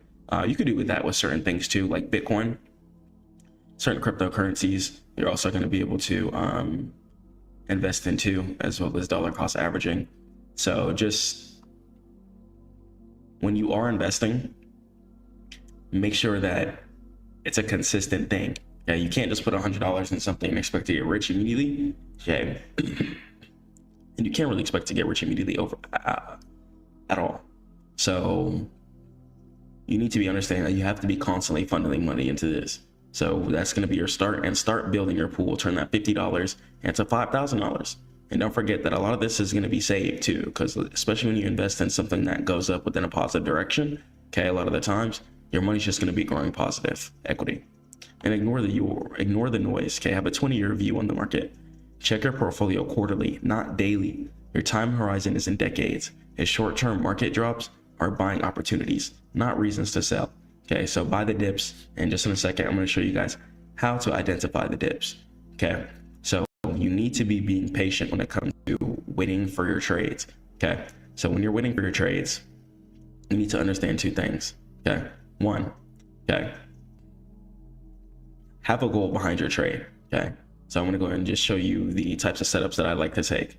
Okay, so one, we're going to go ahead and talk about how if market, especially if I'm investing in something I'm expecting to go in an upwards direction, and that's the whole goal of investing. You're trying to make money by buying and holding, okay, getting percentage equity curves and positive gains on your original dollar. Okay, so there's going to be two things that you need to know whenever investing. One, okay, when it comes to the stock market, cryptocurrency market, ETFs, whatever, understand that the goal of them is to go within an upwards direction. There's people behind these stocks, people behind these cryptocurrency tokens, coding, putting in tons of effort, investing into it behind the scenes, putting in a lot of grind and effort in order to grow the company or cryptocurrency token. Okay, so they're definitely trying to get their piece of the pie and have their token go up or have their stock go up.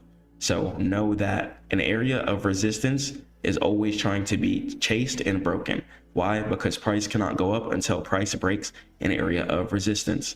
And what areas of resistances are going to be areas above current price. And you can download things like TradingView to read the charts. And you can see areas above current price where you see price decided to make a dramatic downfall. So we're going to have an area of resistance here and an area of resistance here. Once price decides to pass these areas, price wants to try and progress to the next area. Now, understand that price can also reverse areas of resistances, and also know that price can break past areas of resistances and turn it into support. That's going to be one of the safest things you guys can look for when it comes to buying at the right time.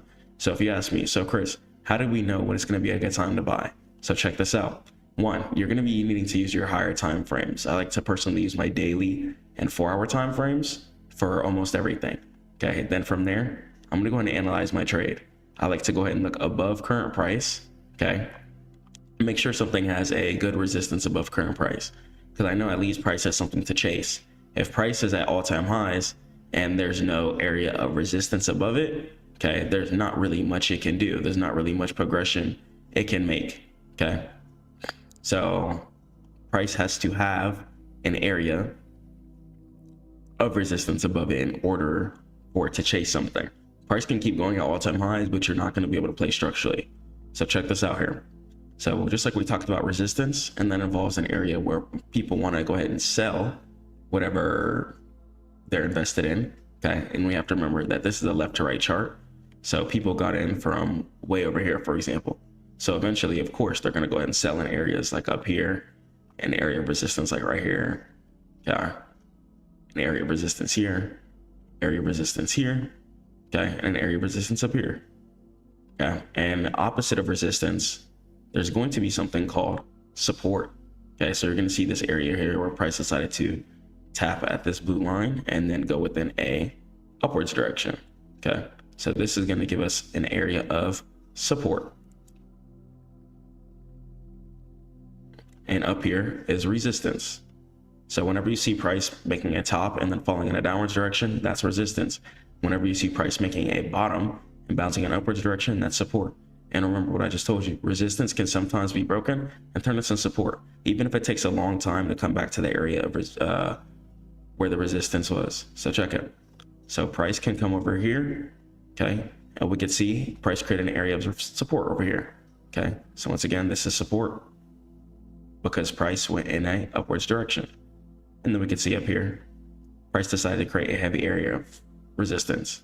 And we're using our higher time frames because it gives us an ability to see absolutely everything. Resistance. Okay. So that's going to go and be that. So we can go ahead and see over here or something. Okay, check this out.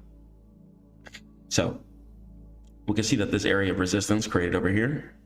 Okay, we can see resistance got created, a price fell in a downwards direction and then bounced up. Okay, as we can see, price decided to also create retest here. So price broke the resistance, turn it into support. I like to call the first tap of what I call break and retest. Okay, where price breaks resistance, turns it into support, or price breaks support and turns it into resistance. That's the recommended model I recommend you guys play at any times. Okay, so when this happens, then you can go ahead and wait for resistance that was broken to be pulled back to. And if support gets held, then I recommend you guys go ahead and invest. Okay, you guys can go ahead and invest and try and take the sweep all the way back up to the upside. Okay, and catch your sweep like that. So investing is really going to take patience. If you are struggling to learn how to read the chart, I give you guys a free mentorship call at stackmode.net as well. So start now. Now that you know how to read the chart, no excuses. Go ahead and jump in and make sure that you guys have a broker installed. You can use Webull, Robinhood, any broker that just works for you. Okay. And you could buy ETFs, you could buy stocks, okay, you could buy penny stocks, okay, just buy something that you've done intense research with, and you can go out and get investing like that. Okay, step right up to God, keep grinding. And once again, if you guys need investing help, head over to stackmode.net. Catch you in the next one. Peace. When a company drops its earnings reports, it's like opening the result envelope on award night.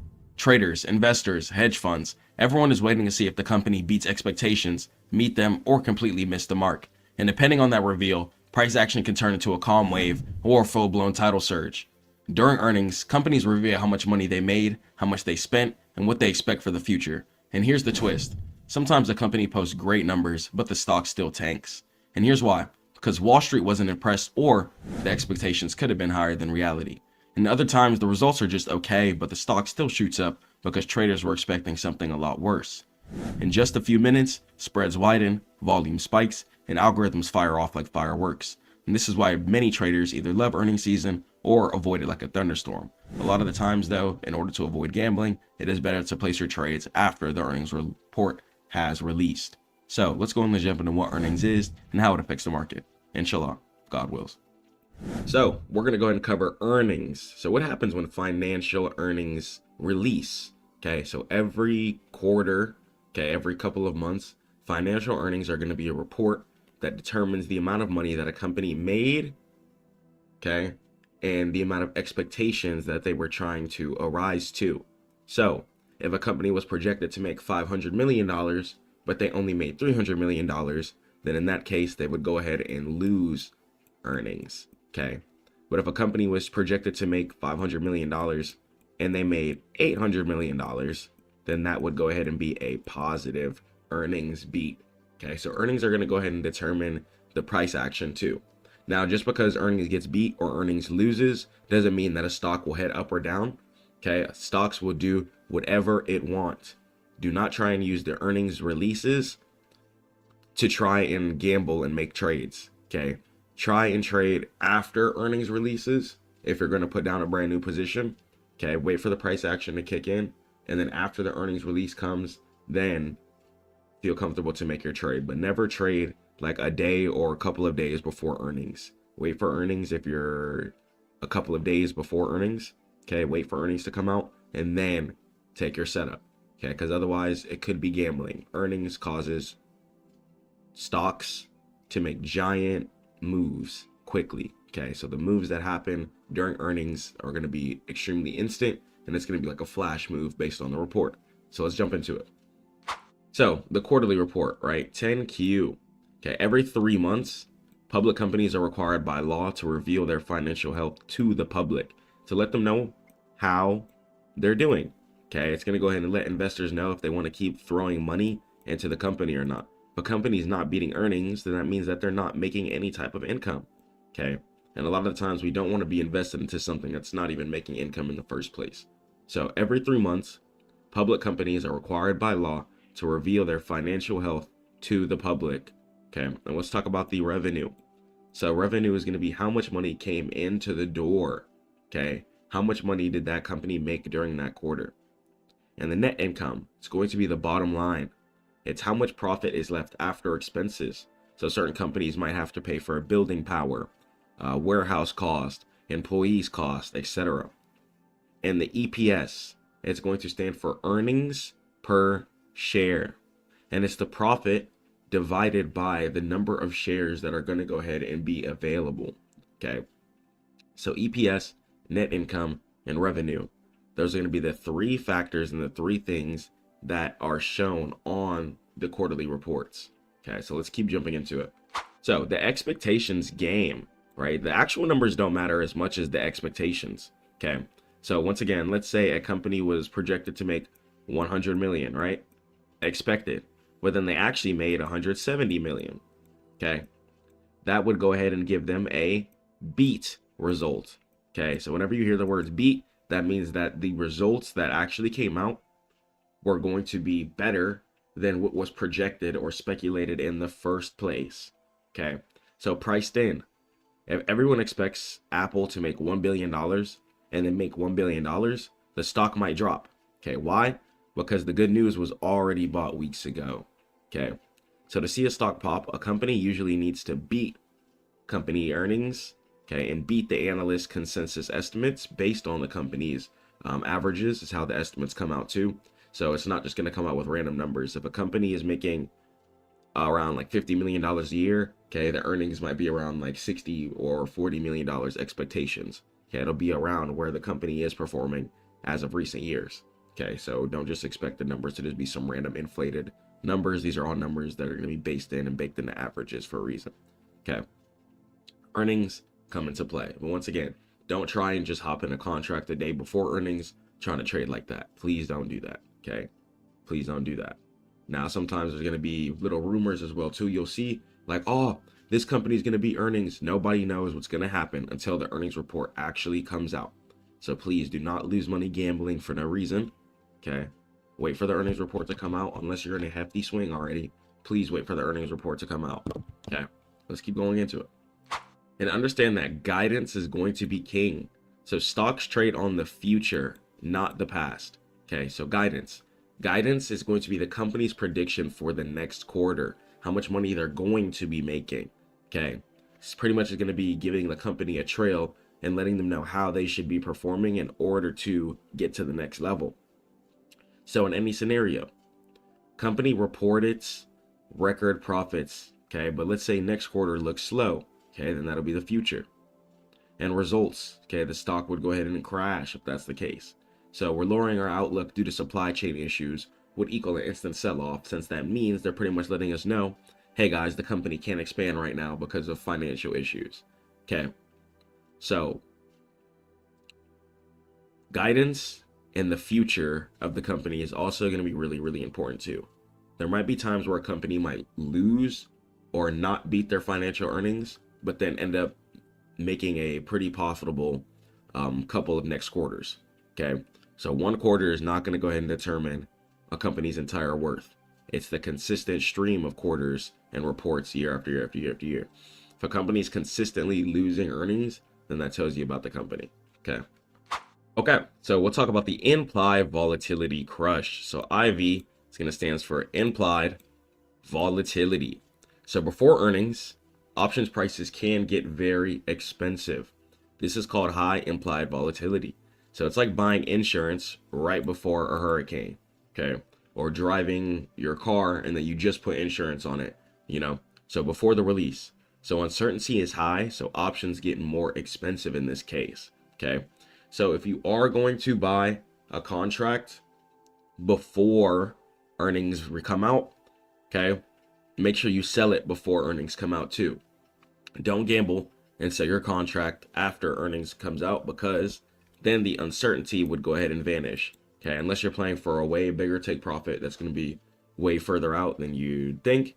Okay, then try and sell your contract before the earnings comes out, because it's going to be worth the most expensive then. Okay, so buying options right before earnings often loses money, even if you guess the direction right. So if you buy a calls contract and the company beats earnings, and even if price goes in an upwards direction, okay, you might notice that your contract didn't even make you that much money. Okay, that's because price has to get rebaked into what it actually is supposed to be. So do not buy earnings before expecting you to catch the right direction. Okay, because even if you do catch the right direction, you're probably not going to make as much money as you would think. Okay, especially depending on the contract that you buy.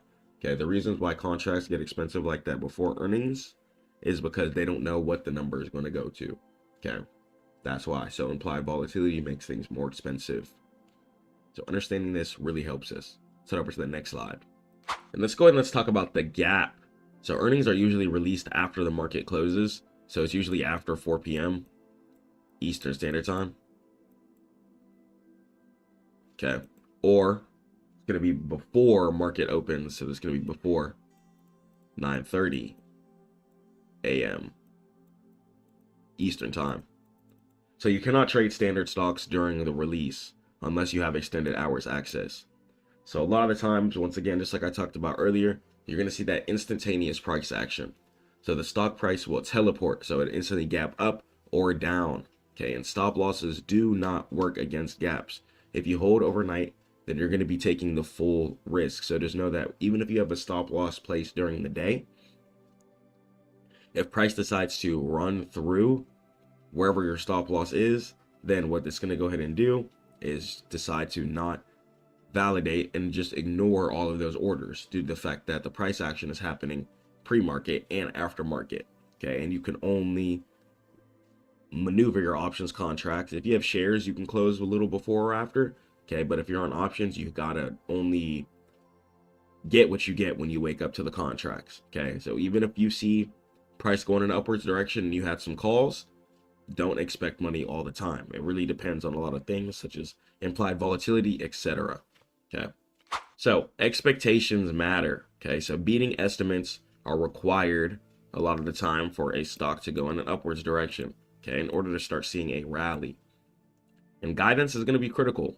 So the future outlook is a lot of times going to go ahead and overshadow the past results. And volatility crush. Options lose value instantly after the news. Okay, so you might notice a contract might be $500 before the news. Okay, and then after the news, it might go down to $200, even if the number were to go ahead and hit. Okay, so options lose value instantly after the news, and the gamble between everything. So holding through earnings has a high risk. Okay, just a high risk factor. I'm not even going to say high reward. Okay, because the reward that you were to get is not even worth it, and you wouldn't even get it as properly as you would. Now, if you're holding a super swing, okay, you're trying to hold a trade for months, weeks, some years, etc. Okay, then I do understand. Okay, do your thing and hold your trade as you need. But a lot of the times, make sure you're closing your trades before earnings come out. Okay, unless you know exactly what type of swing that you're holding. Okay, head over to Stackmode.net to learn more about anything stock related, investing related, or trading related. I'll catch you guys in the next one. Peace.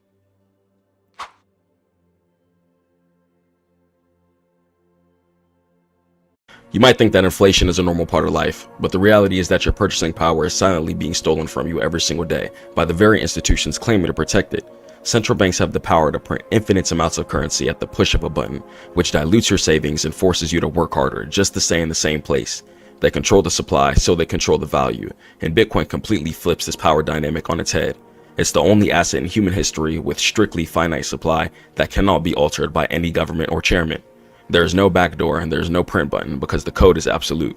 And while fiat currency relies on trust in politicians, Bitcoin relies on mathematical verification, and it's created by actual power and resources.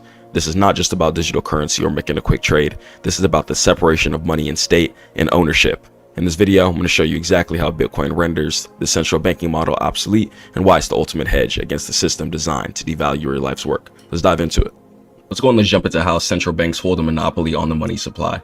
So as you know, things have to be systematically processed when it comes to central banks' systematic formations, such as wire transfers or direct deposit, for instance. Certain things have to hit on certain days and certain time frames due to the fact that approvals have to be made by the centralized banks. Now, when we're trading cryptocurrency, you're working in the decentralized world. Everything is way different. Okay, everything is based off the peer-to-peer transaction system. Everything works off of smart, autonomous contracts. So whenever transactions are sent over, pretty much computers do all the processing. When you send a wire transfer over to somebody or even to yourself to another bank, the bank has the ability to approve or decline that.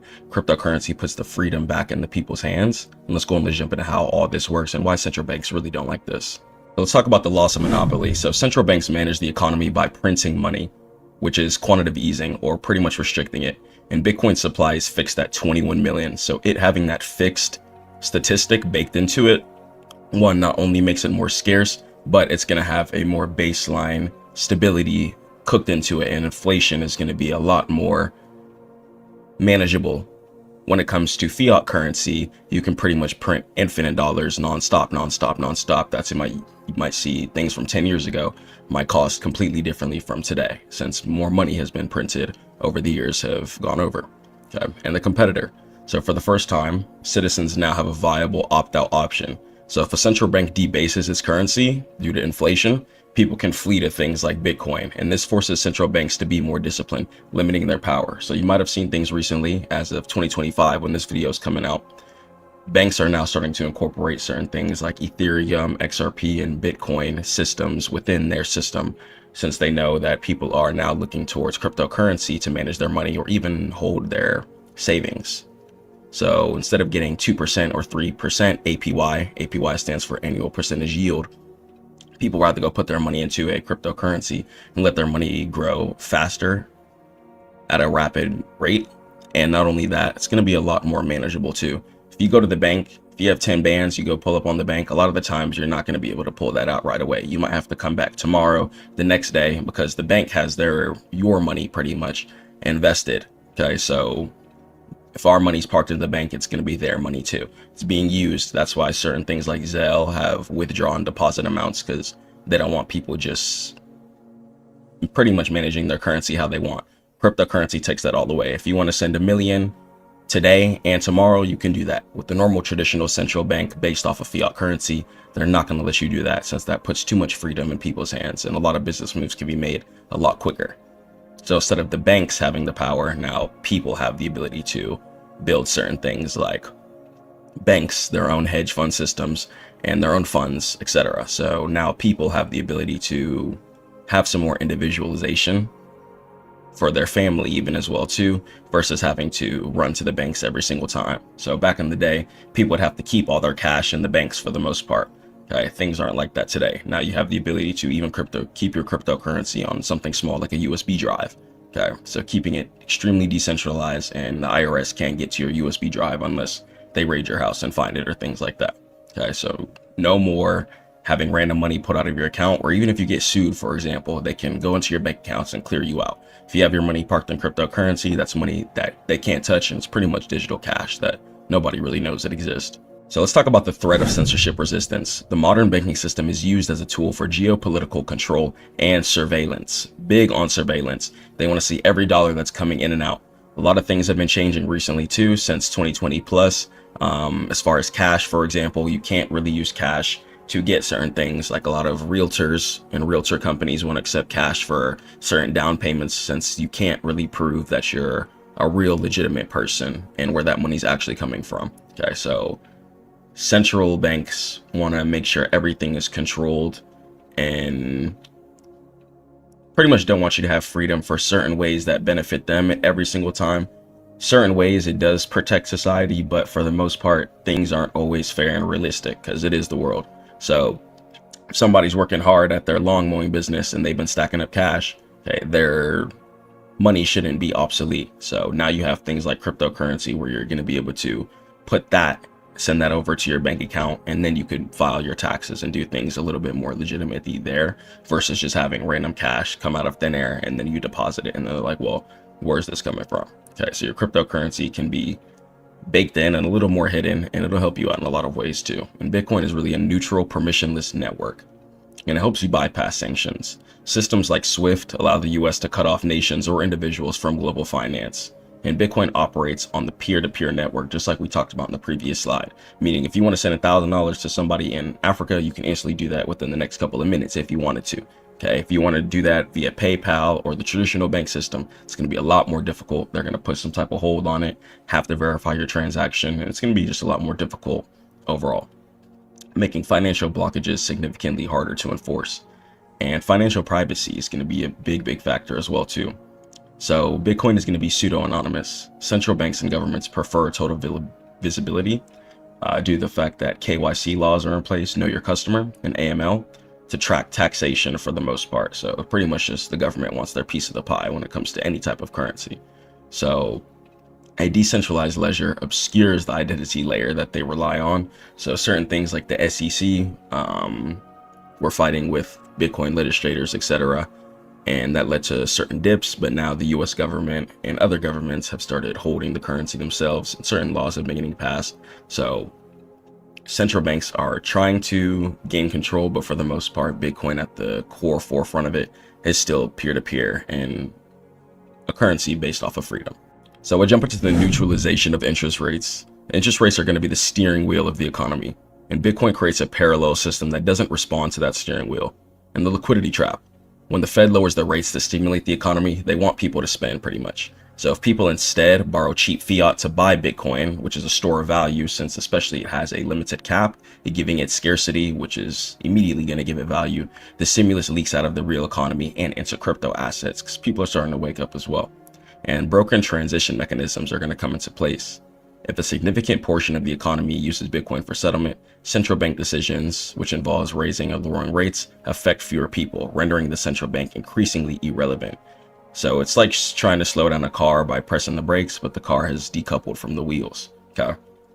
So Bitcoin's coming in to solve a lot of problems, especially now since people are starting to be more open to international travel too, and living in certain other countries, especially US citizens. And you're gonna, instead of have to go through certain transfers for your US currency, you can easily just keep everything in cryptocurrency and spend that all over the world simply, instead of having to go through that headache of a transfer system. And let's talk about CBDCs, the counter move, and what are they doing about it? So they're copying tech, but keeping the control, and enter the central bank digital currencies, and it's programmable money. So unlike Bitcoin, CBDCs are centralized, and governments could theoretically program money to expire, which forces spending, and restrict what you can buy with carbon limits or freeze accounts instantly. And definitely total surveillance is going to come into place too. So a CBDC ledger would give the state a real-time view of every single transaction in the economy, eliminating the concept of cash-like privacy entirely. And they market CBDCs as safe, convenient Bitcoin, but the reality is that it's the exact opposite of Bitcoin ethos of decentralization. So keeping the freedom in the people's hands is really the main point of crypto. Yes, there's money involved, but honestly, you can make way better profit doing other things, such as like trading futures, for example. Even if you trade crypto futures, that's gonna be way more profitable than holding and keeping spot. But as far as you holding your Bitcoin, your cryptocurrency, you're really doing it for your ownership and your assets. Okay, having ownership, especially in something that helps the future, is what's going to help you prepare your forward and keep your money in that constant cycle. So instead of you being on the hamster wheel, put your money on the hamster wheel. Have everything flow. Okay, so after you get that big bag from futures, let's say for example, you know to go ahead and throw it into Bitcoin, which consistently makes profit year after year after year after year. So instead of you having to hustle and bustle forever, you could maybe sit down and chill because you have enough money from hustling, bustling, stacked in your investments, and then your wheel will be spinning forever. Okay. So if you decide to use your fiat currency and throw it into something that's going to help your money flow into the hamster wheel, inshallah, you'll have a lot easier time. So they try and stop everything, just like they try and stop certain herbs as well too. They can't stop the Bitcoin network itself since it's distributed globally, and they target the entry and exit points and targeting on ramps. So regulators pressure banks to not do business with crypto exchanges, even though they're starting to do it anyways, because they know people have to sign up for their banks, otherwise they're going to crumble. So if you can't transfer fiat to an exchange, it becomes very difficult to buy Bitcoin. And let's talk about some regulation by enforcement. So instead of creating clear laws, agencies like the SEC sue crypto projects to drain their resources and create uncertainty, driving innovation offshore. But thank God, it's been a lot of righteousness going on. Certain people have been getting freed from jail, such as like the Binance creator and Bybit and stuff like that has been starting to get back on the United States soil. So a couple of years ago, around 2022, 2021, they started locking people up for enforcing certain cryptos or creating certain crypto brokers such as Binance and stuff like that. Thank God certain people have been freed, and just really things have been changing, and the crypto future is starting to look bright, especially since the US government now owns hundreds of millions of dollars worth it. That's really a solid and good factor, letting us know that, okay, the US doesn't want to fall behind since other countries also own hundreds of millions of dollars worth it too. Okay, so instead of being stubborn, the US is now actually turning on their brain, and that's leading crypto to future all-time highs, since the US dollar is the global currency of the world. But we never know, within a couple of decades, could be Bitcoin. So a lot of things are changing, exciting time in the world, and central banks are pretty much on a game theory bide.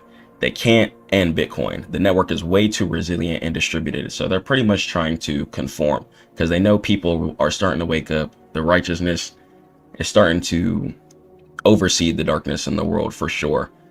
People are starting to care about their health, want freedom for their money, and people might have family in other countries too. And you can easily help out your family in other countries with cryptocurrency. Once again, not as easy to do that if you're sending straight fiat in any country you're in. And they can't ignore it. Okay, it's sucking liquidity out of the fiat system. People are no longer keeping their money stacked inside of savings accounts, getting that 2%, 3% APY that most banks take advantage of in order to make profit. People are now just taking that money and putting it right into cryptocurrency. Even the same thing with credit too. A lot of people are starting to wake up when it comes to credit. Instead of balling out, just buying things, people are now taking that, either they're investing in all of it into some kind of business and buying cryptocurrency, buying any type of shares that they can too with the cash that you can extract from the credit card if you can't extract the whole thing. So the likely outcome of everything, integration, and that's been slowly happening. A lot of banks are starting to finally realize, and as we start seeing more younger people get into CEO level positions, I can see things change as well too, inshallah, especially as Trump come into office. The crypto support has definitely been in significant rise. So banks will eventually have to custody Bitcoin and treat it as a reserve asset, just like gold, because they know people aren't going to be going for anything else. Okay, people are now more open to leaving the US more than ever. So now the US is very desperate to make the right decisions to keep people here and keep America going forward. So this fundamentally changes how the global monetary system operates in the long run. And a really small percentage of the world only owns Bitcoin. So don't think that you're too late. You're really early, and there's a limited amount. Okay, you don't want Bitcoin to be mined up and be like, oh man, I wish I bought Bitcoin in 2025. You don't want to be doing that. Okay, I don't care if you got $5 in your account right now. You don't need to be buying nothing. Go buy some Bitcoin. Okay, live off the credit card, spend all your cash on assets, and watch how your life change. Wake up, pray to God, take care of your family, stay down, and get in stack mode. I'm gonna catch you on the next one.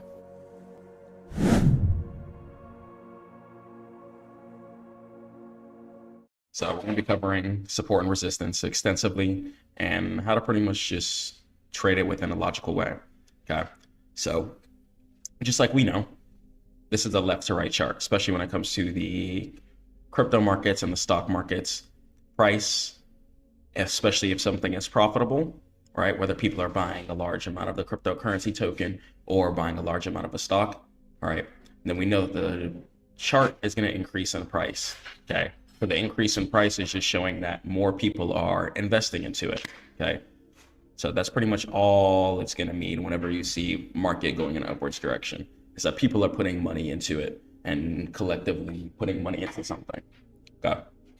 So let's talk about support and resistance. So now that we know that everything comes from buying and selling, we can understand support and resistance easily. Okay. So first, we'll start off with resistance. Okay. So resistance is going to be an area where price decides to top out and fall in a downwards direction. So once again, resistance is an area where price tops out and falls in a downwards direction. Why does it do that? So just like we covered, it's a left to right chart. So I can see that the price action from way left over here is lower than this area of resistance up here. Okay, and that's due to the fact that price went in an upwards direction. Okay, so price is not just going to go up forever in a straight line. Occasionally it's going to have to come down in order to make some higher highs. Okay, so when price decides to make corrections and fall in a downwards direction, that's called resistance. And resistance is created from people selling. That's all it is. So it's people selling. Okay, So whenever you see market going in a downwards direction, that's going to indicate that people are selling in a wave, right? So it's a bunch of people selling at once, okay? So that's resistance. So whenever you see resistance, think of selling. Now let's talk about the opposite of resistance, buying. So if you ever see market decide to make a particular low after falling from an area of resistance, so let's say we have this area of resistance up here, where we can see price decided to top out and fall in a downwards direction, okay? So price made this top, staircase downward, okay? That's gonna let me know that this is an area of resistance, okay? And whenever I see market bouncing from a bottom or a low, I'm gonna see market pushing in an upwards direction. And that's happening because people are buying. And whenever people are buying in an area, that's gonna indicate an area of support, okay? So whenever you see buying happening and price going in an upwards direction, that's going to indicate an area of support, okay? So support indicates buying and resistance indicates selling. Nice. So that's the logical reason between these two. Now, let's talk about time frames. So what a time frame is, each one of these candlesticks are going to represent a specific time period, depending on the time frame that you're on. So on TradingView in the top left here, I'm going to be able to select what time frame I want to look at. The best time frames that you want to be using are going to be your higher time frames, okay, the HTs. So your higher time frames are going to consist of your weekly. Your weekly time frame is going to be a good time frame to just go on, give you a broad overview of the market, okay? Because there's going to be a couple of rules to things that we don't trade, okay? We don't really want to trade when price is at all-time highs. And we're going to get on our weekly to quickly see if something at all-time highs, or if it has resistance or support above it, which means price has something to aim towards, okay? So we're going to keep jumping into that. So after the weekly, you want to go to your daily time frame. This is going to be your really important time frame, just to eyeball things a little closer, okay? And it's really going to be important for like your take profits and just looking at entry levels. Then after your weekly and daily, you can go to your 4 hour, okay? You don't really want to go lower than your 4 hour time frame when it comes to taking, especially swing trades that you're going to be holding for days, weeks, and months. Because the smaller time frames could tell you a completely different story. That's not true. That's the institutions, hedge funds, and banks aren't playing, which we want to be playing with them. Okay, so unlike business where you want to be a unique person, trading is the complete opposite. You want to be a sheep in trading. Okay, you want to do what everyone else is doing. So if everyone else is buying, you don't want to be the only one selling. If everyone else is selling, you don't want to be the only one buying, okay? Unless you're buying at a specific area that's a dip, okay? But in hindsight, if you see market knifing hard, you don't want to be the person trying to click buy, okay? Because you might just be catching a falling knife. So we're going to be focusing on our weekly time frame, our daily time frame, in the 4 hour time frame. The higher time frames are going to be our bread and butter. They're going to let us know, okay, this is the true price action. This is the true direction where price wants to move. This is the true story, okay? Because market's a big story. It just goes up and down, repeating levels and doing its thing over and over again. Okay, market is a story. Keep that in mind, please. So let's talk about some more logical things, okay? Before we jump into the market, okay, let's understand something. Market always wants to try and break all-time highs. So what is all-time highs? So all-time highs is the highest price available, okay? So if I get on my weekly time frame here, let's say I'm on Bank of America and I zoom all the way out, I can see that this area up here is the highest point of the area of resistance. The highest area of resistance is going to indicate all-time highs. Okay. So once again, the highest area of resistance is going to indicate all-time highs.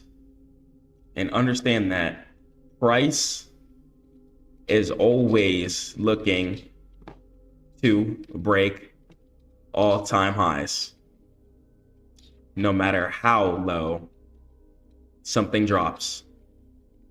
Okay, if it's dropping, that just means it's not valuable. But I'm telling you, if they can make a play, have a bunch of customers come in and revive their company and make it go to all-time highs, they would do that. Okay? So price, no matter what, it's always looking to break all-time highs, no matter how low something drops. Okay. So especially when it comes to the crypto and stock markets. Crypto and stock markets. Okay. Nice typing. So especially the crypto and stock markets, they're always looking to break all-time highs. Always. Okay. There's people behind these companies employ people, and these tokens are coded by people who are trying hard. Okay. To help the economy have a systematic, decentralized currency exchange, so we can send however much we want to anybody, to anyone in the world via cryptocurrency. Okay, so there's real people behind these things and real reasons why we want them to go up in value. Okay, it's not just, oh, it's gonna go up, it's gonna go up. There's real legitimate reasons why these things are going up. Okay, these are economy driving things. Okay, so let's talk about it. So price, no matter what, it's always looking to break all-time highs, no matter how low something drops, especially crypto and stock markets. So that means that price is always looking to, so no matter how low something drops, price will always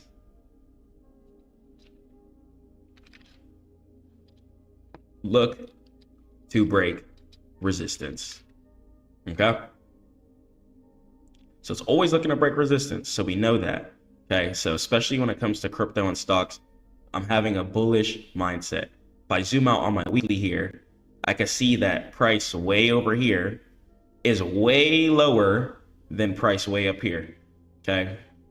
If I go to any other half decent stock and I click on it, okay, it'll be the same exact thing. Okay. Cisco, for example, a good network company. Okay. Really, really good tech stock. Same thing. If I zoom out on my weekly, I can see that price way over here is way lower than price way up here. Okay, so people just made infinite money by just buying and holding. That's the goal of the stock market, crypto market. People just want to make money by buying and holding something that has value. So, especially when it comes to crypto and stock market, when I'm playing support and resistance, okay, and I'm looking at levels, I want to think of it as a staircase. Okay, I want to think of it as a staircase. So let's talk about the models we're going to be able to play, and then let's find the models on the chart. So, model number one. Okay. This is going to be the best model that you could play, in my opinion, when it comes to trading in the market. There's going to be a couple things that you could do too, but this is going to be a dip catching model. So after market dumps down, you can buy certain dips, okay, by using this strategy. So once resistance is broken, if you see price come back down to it, so this is going to be resistance right here. So resistance, because we could see price fell down. And then you know what? Let me say price did this. Okay. Let's say price made a resistance there twice, right? So twice, two areas of resistance here. Okay. Then price decided to break out of the area of resistance. Whenever you see price break past an area of resistance or support, that's going to be called a breakout. Okay. And then let me say there was an area of resistance up here. Okay. And remember, I told you price always wants to chase an area of resistance. Okay. So let's say there's some more resistance up here. So price fell down. Okay. It created some support. Okay. Price came down, found some support. Decided to bounce, say about 3 times in the same area. Once, twice, 3 times. Okay. So we have this little range right here where you see price creating support and resistance in each other. Okay. Bouncing over and over. 1, up, down, up, down, up. And then instead of it coming down, it broke out. Okay. And what price is going to try and do after a breakout is it wants to hunt the next area of resistance. So let's say price did this. Okay. And then let's say price came all the way down, right? And let's say it came all the way down to this same area of the resistance originally broke out from. After it went up a little bit, so people who trade the breakout are like, oh man, I thought I was going to go straight to the resistance. But at the original area of resistance, okay, let's say it turned into support. And that price started closing, boom, boom, boom, boom, boom. Okay. So you see price turn support at an area of old resistance that was broken out from. That's going to be a really, really, really surefire entry. Okay. And the reason why this entry is going to be really, really good too is because there's going to be a lot of volume, a lot of buying pressure. A lot of people are looking for this type of setup, and it's going to fit the staircase methodology. Okay. So once you see resistance get broken, turn into support, you can take an uptrend trade. Okay. And same thing for other markets as well too. Okay. If you, let's say you take a short, for example, which I would do on like Forex, okay, because the market is way more sideways. So if I wanted to take a short, I would wait for an area of support to be broken. Okay, the opposite of it, of the long one. I would wait for support to be broken and wait for price to turn it into resistance, and then take a downside trade. And if you're shorting, a lot of the time, price might want to meet with an area of, once again, resistance below current price or support below current price. Okay. So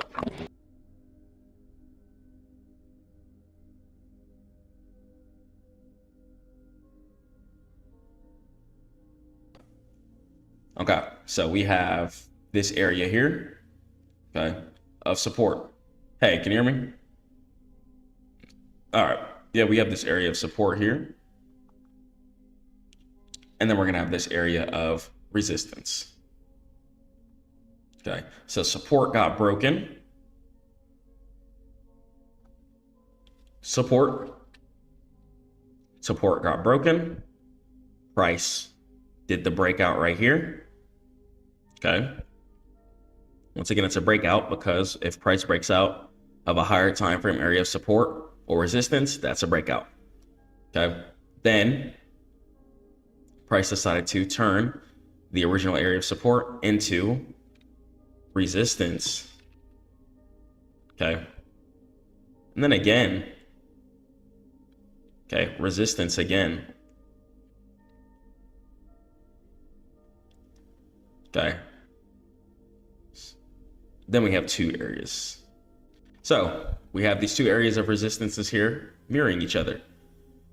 And due to the fact that this area of resistance got created off of this support here. Okay, so it all works in a big sequence. So we're gonna have the original break and retest, and then we have support turning into resistance for the downside.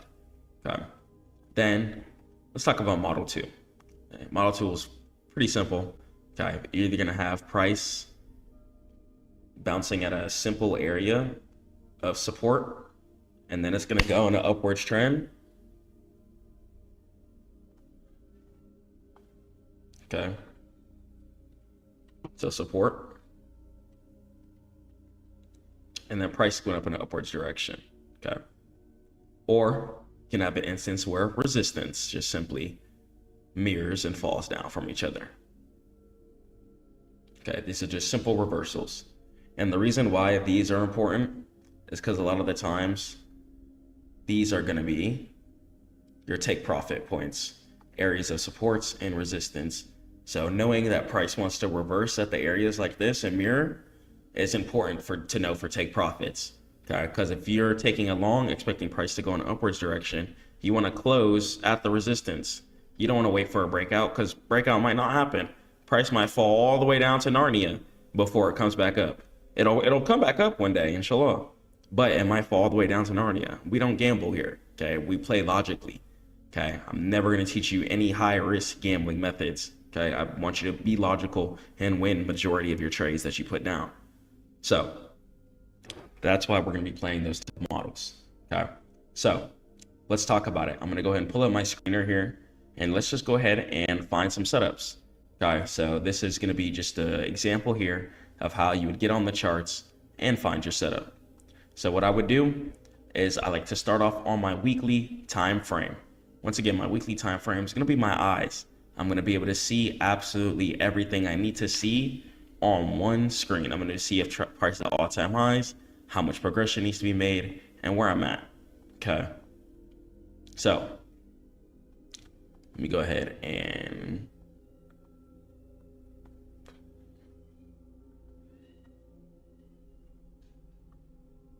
no, so I just use the weekly, daily, and the 4 hour. So yeah, weekly, daily, and 4 hour, and then I just see everything. Yeah, since to the beginning of time. Yeah. So yeah, ideally I'll look at that. Yeah, so I'll always look to see. So this is why it's important, actually, because you can have instances like this. Okay, so if I'm tunnel visioned over here, right, it'll look like Citigroup is the best stock of all time. If I zoom out, I can see that price has highs way up here.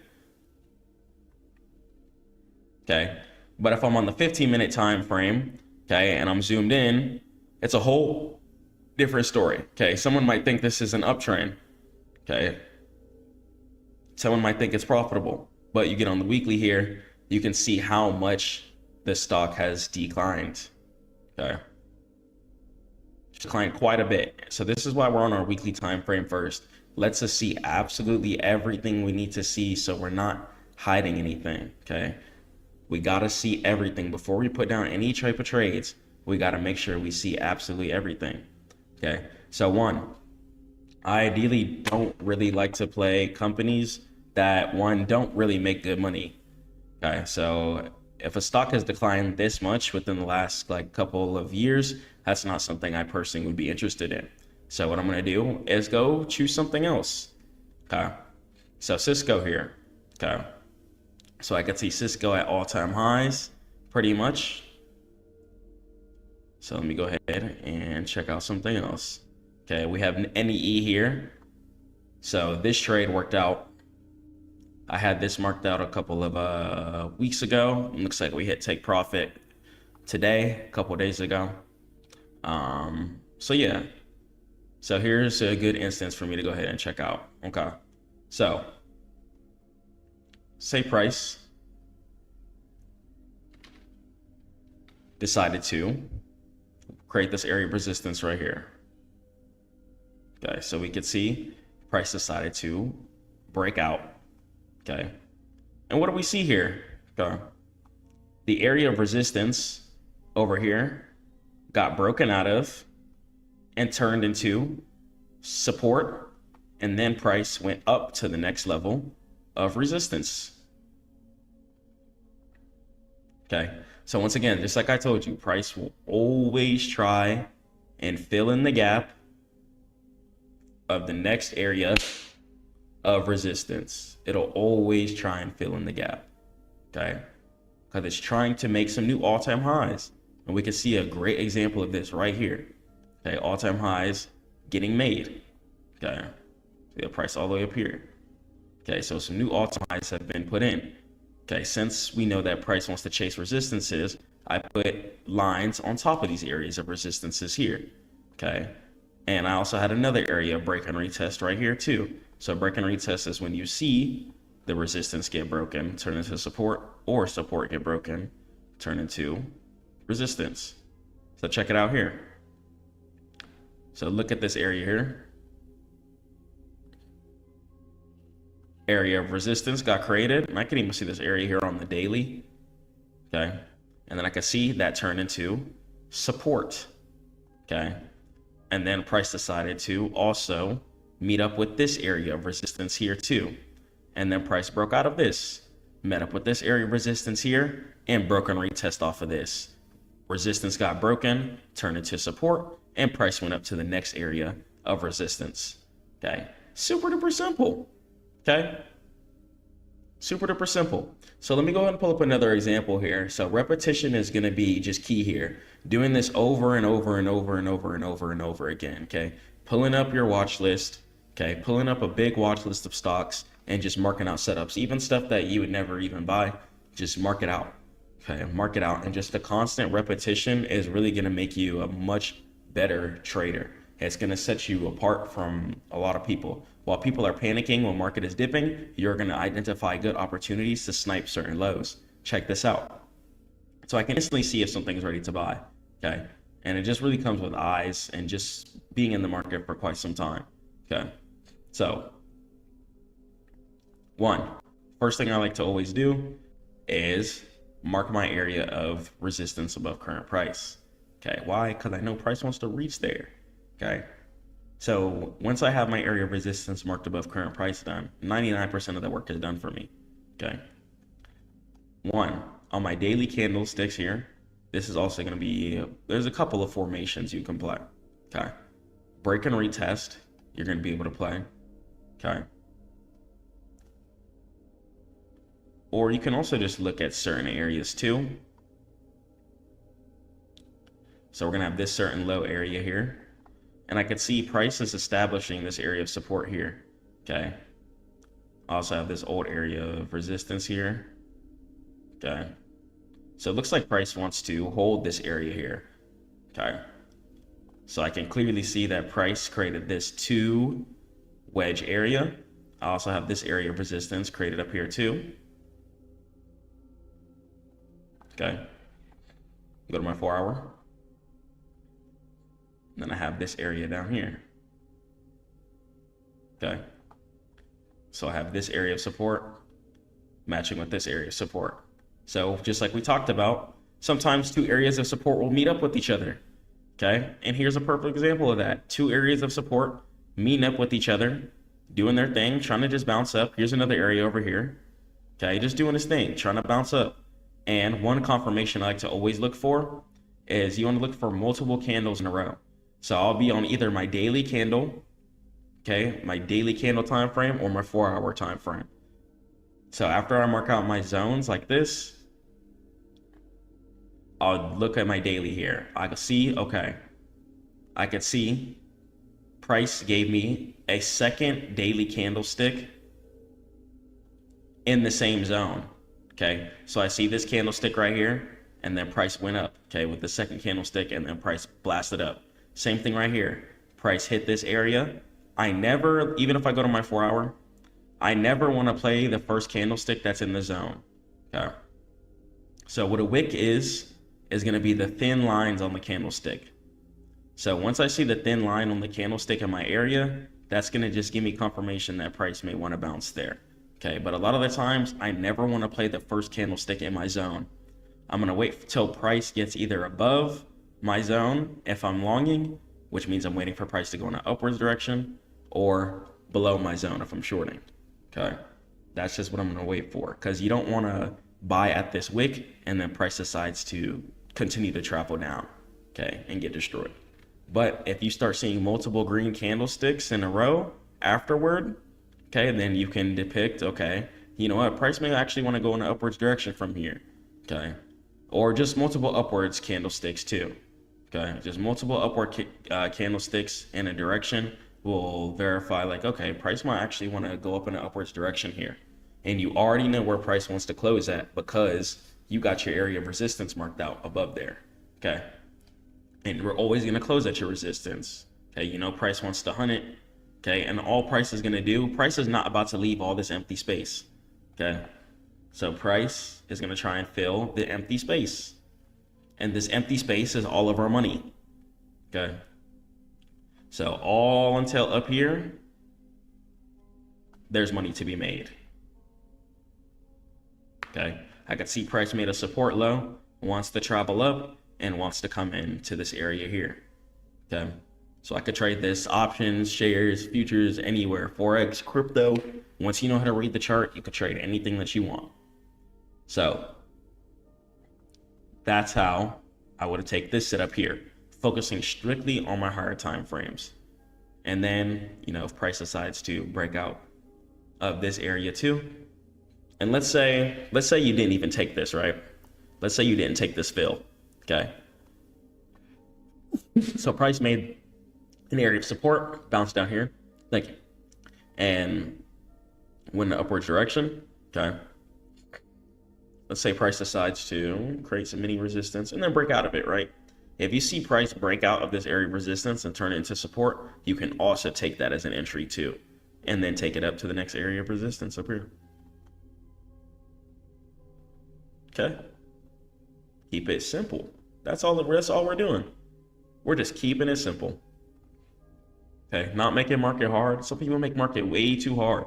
And all you gotta do is sit on these plays, swing trade them, go grind business, go grind work, okay, and let our money just make money. And we just chill just by having the analytical ability to analyze some good trades. Let's analyze another good trade. Inshallah, let's jump into it. So I'm not gonna tunnel vision on my 4-hour. Okay, I'm gonna make sure once I go to a new stock, a new token, a new pair, I don't care what I'm looking at, I'm always gonna make sure I'm starting my weekly time frame. Okay, I gotta see everything. I gotta see absolutely everything. If I'm not seeing everything, then I'm gonna be lost in the sauce. Okay, I'm gonna be all the way lost in the sauce. So I can see here, price is at all-time highs. If I zoom all the way out, there's not much resistance above current price. Okay, so personally, I'm not interested in this. I like to catch big sweeps and gap fills. Okay, big sweeps is what I'm looking to play. Now, if I wanted to short this, for example, right? Let's say I wanted to short this. Personally, go to my weekly time frame. Okay, I can see this area of support here already. Okay, I could kind of see the break and retest happening here. So cool, we have this area of support being reacted off of pretty much 3 times. Okay, so we got one, and let me go ahead and do this over here. So we got the resistance over here, turning into support, into support, into support. Okay, so if I see price come down and turn this support into resistance, then I know I'll be able to take this down. Okay, then I will go to my 4-hour time frame and I take profit. I would look for the downside. Okay, I know price wants to either, if I'm shorting, I know price wants to either look for an area of resistance below current price to bounce at, or an area of support below current price to bounce at. That's why shorting can be tricky, especially on the crypto and stock market though. Forex is a little more surefire, but crypto and stock market, it's going to be a little more tricky due to the fact that people are going to be fiending to buy every single dip that happens. So as soon as the dip happens, it's going to be getting bought right up. So shorting, you're going to have to close your trades faster. Okay. So yeah, that's just what shorting would be. So shorting though, if I were to take it down, I'd be able to take it down to like this area of support, maybe right here. Okay, because price would want to try this area again potentially, and then potentially see if it wants to bounce. So if I were to look for a short, we'll wait for price to break underneath this area of support, break, turn it into resistance, and then take it down to the next area of support. And then I'd maybe buy some calls again if the area of support starts hitting hard. Okay, but that's a lot of trading. You could also just wait for the pullback and just do that and take your one trade and keep your capital preserved. And just focusing on one setup that you're waiting for is really going to help keep your psychology in place. Mark out your one big play at a time. Okay, mark out your big play, trade, and wait for that to happen. Wait for take profit to get hit. Next big play, next big play, next big play. Okay, and just take your time like that. Let your account grow steadily. Okay, take it win by win, and really earn your position size too. Okay, so that's why it's going to be important to take it win by win. So this is why we just don't deposit, all the money we have. Let's take it win by win. We got to earn our position size. Okay. So let's go ahead in here. So I'm going to go to my weekly time frame. Start off here. Okay, I can see this area of resistance all the way up here. Okay, I can see that the stock makes money, goes up in a straightward line. Okay, year after year after year, upward staircase. Nice, good stock, which means people are going to be cool to buy the dips. I'm going to go ahead and put an area at the area of resistance above current price. Why? Because I know price is going to try and make some new all-time highs. That's just how the market works. Okay, if Bitcoin breaks 100K, people want to see it at 1 million. If it breaks 1 million, people want to see it at 10. That's just how human beings are. We want to see bigger and more. Okay, God even tells us that sometimes our eyes are just never satisfied with certain things. Okay, so boom, check it out here. Okay, kind of same area. It's just extremely simple, and it's just about taking the risk. So here, I can see again, I have this strong area here of support. One area of support mixed with another strong area of support over here. Okay, and kind of another one over here too. Okay, we got 3 strong areas of support here. And guess what? Price looking to head upwards. Okay, so price bounced from the area, and now we're getting green candlesticks in an upwards direction. Okay, and we're above the zone. Okay, green candlesticks, and we're above the zone. Let me go ahead and get the ruler out, stretch it all the way up here, and we're going to take profit at this area of resistance up here. Okay, and you could take a profit at this area of resistance here too. Okay, so you could take it at this one, close here, say you have 9 contracts, close 9 of them here, and then close the last one up here if you wanted to. Okay, taking it up to the areas of resistances. It's showing me that the support is verified. Okay, so what people have wrong psychologically is they get poopy pants like, oh man, I didn't get in all the way down here. You don't know if price wants to bounce down there.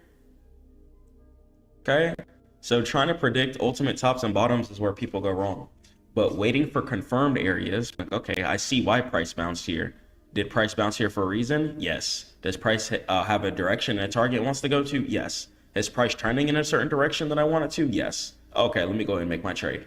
And if people stop thinking so much, they'll make a lot more money. Okay, once again, like I say all the time, there are millionaires off the markets who've never even looked at the charts, or who barely look at it, or who don't even know what support and resistance is.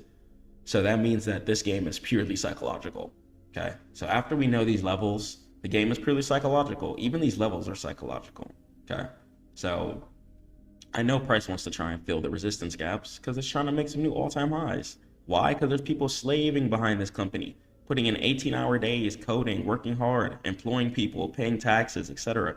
Of course, they want their company to go up in value so they can put more money too. Also, there's also incentive too for the stock market and etc. for stuff to go up. Okay, even Forex currency pairs. Okay, the country wants to seem like they have the most valuable currency. Okay, so that too. And stocks, they want to go up because one, the companies get paid more. Okay, the more the share value is worth, the more the CEO is going to be worth. So when we hear the term billionaire and stuff like that, a lot of the times it's not billionaire and just straight cash sitting in the bank account. Most bank accounts can't even hold that. It's billionaire status based off of the amount the share value is worth because the company is so profitable. So stocks control everything, even a lot of the big net worth statuses that we think. Okay, so just the market is extremely important in general. Crypto, Forex, futures, all of it. It's important. So there's incentives for this stuff to go in certain directions. So once again, we can see price looking to fill this area here of resistance, and we're just going to go ahead and try and just get ahead here. Okay? So let me pull up another example. And that's all I'm doing is just looking for gap fills and verifying if price bounced at a certain decent area. So let me take Nike, for example, right?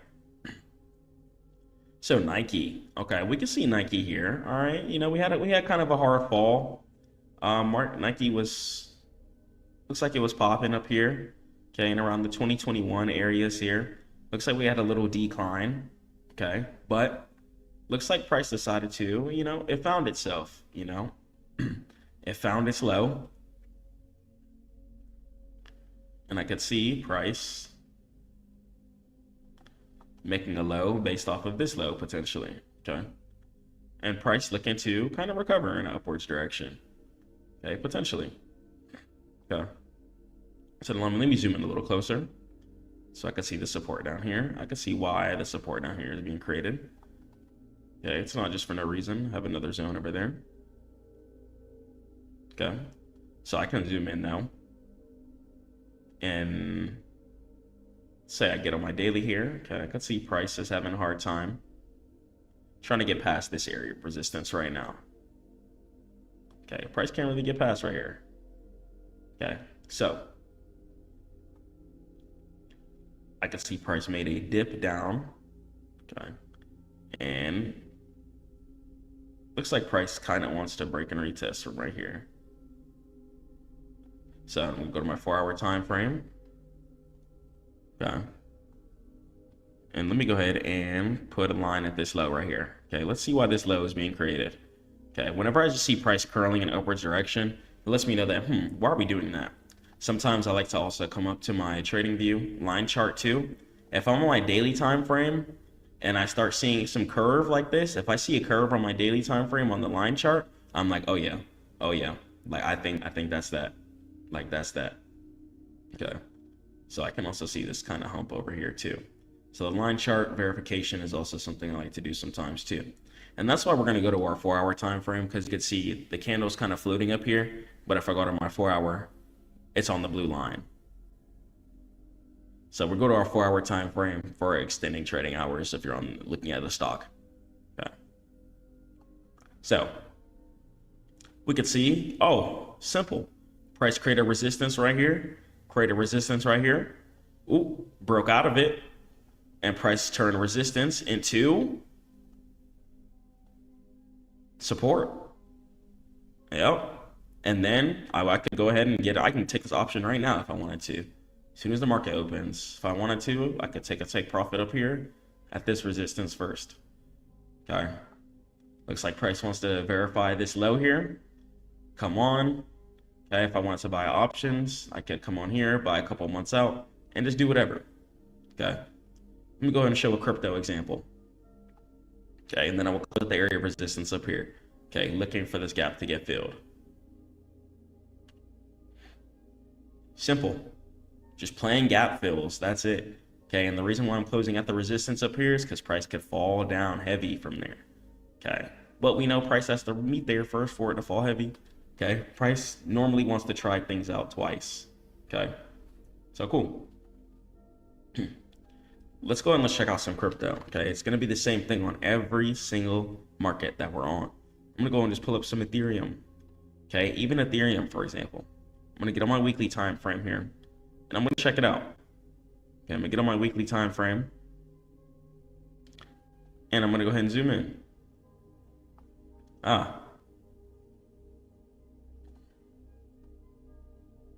Okay, zoom out. You can see price isn't quite at all-time highs, but I could see price made a little low. Let's see why. Okay, we know price wants to try and reach back up to these all-time highs up there. Okay, but I could see price just made a major dramatic sweep right here. Okay, let's see why price made this low right here. Ooh, I think I see it. Okay, ooh, I definitely think I see it. Okay, so check it. Let me go ahead and stretch this out a little bit. Okay, move this over here. And then I'm gonna stretch this out over here. Okay, so guess what? I can go ahead and see, ooh, even more price action over here. Oh yeah, loving this area. So let's check out it. Okay, so once you see price mirroring itself, that's how you really know. Okay, price is creating support on these areas here. Okay, I got some resistance a little right here too. And then I also see some support being created right here again.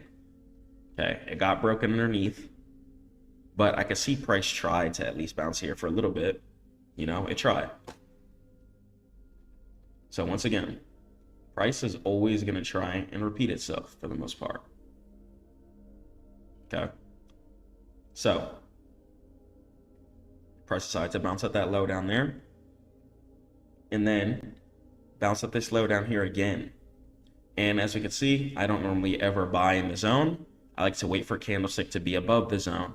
I have above the zone and I have green candlesticks in a row. Oh yeah, if I wanted to, Yep. I have some green candlesticks in a row, and just even if the colors don't matter too much, if I just see a candlestick above my zone and then more candlesticks above the zone trending in the direction that I need to, oh yeah, because it bounced from here and I see it trending in upward direction, creating multiple candles going up, then yeah, then I can see, okay, this is the rest of the gap I'd be able to catch for the Ethereum. Okay, catching the rest of the gap. Why? Because I know price is trying to meet up with this resistance here. It already created this low. And the earlier entry is really just, I wouldn't say earlier entry is really just how much profit you're going to get. But sometimes a later entry is safer and more probable. Okay, so they're both going to have pros and cons to both. Okay, if you get a later entry, you'll make less, but you know you'll probably win most likely 99% of the time. If you get an early entry, little lower win rate, but if you play it right, like you wait for a candlestick above or below your zone, then you'll know like, okay, price could potentially do what it needs to do here. Oh, check it out here. So let's talk about a short example here too, okay? So check it. So we have this area of resistance over here, right? So we got this area of resistance being created. We could see price decided to fall in a downwards direction from here. Okay, fell completely down. Okay, and then price decided to, you know, create this little low. Okay, it created this little low down here. So with this low right here, price decided to bounce in an upwards direction. Okay, we went all the way up here to this area of resistance. Okay, so this resistance here, price decided to break above it. Then price came down, turned resistance into support. Price tried to bounce, broke below it. Okay, didn't quite hold, but it did turn resistance to support. Okay. Then, after the support was created off the resistance, we could see support turned into resistance again. Okay. Support turned into resistance again. So support got broken out. Then price came up with this candle, wicked down. Okay, and then we have another candlestick underneath the zone, letting me know that price definitely wants to travel down. Okay, and then we have price traveling in a downwards direction here. Okay, looking to meet up with this area of support down here potentially. Okay, a good area of take profit would have been this area of resistance here too, or even this area of support down here with these. Okay, where we could see price tried to bounce here. Okay, so we could see price tried to meet up with this area of support right here. Tried to bounce, didn't quite last, and decided to keep trickling down. Okay, it tried to bounce a little bit at this area of resistance. Okay, broke down. Okay, so now we might try and go down to this area of support down here. Okay, so that's how shorting works too. Okay, shorting once again is going to be when you're taking a trade within the downwards direction. Okay, so cool. So that's going to be support and resistance, and that's going to be the class. When a company drops its earnings reports, it's like opening the result envelope on award night. Traders, investors, hedge funds, everyone is waiting to see if the company beats expectations, meet them, or completely miss them.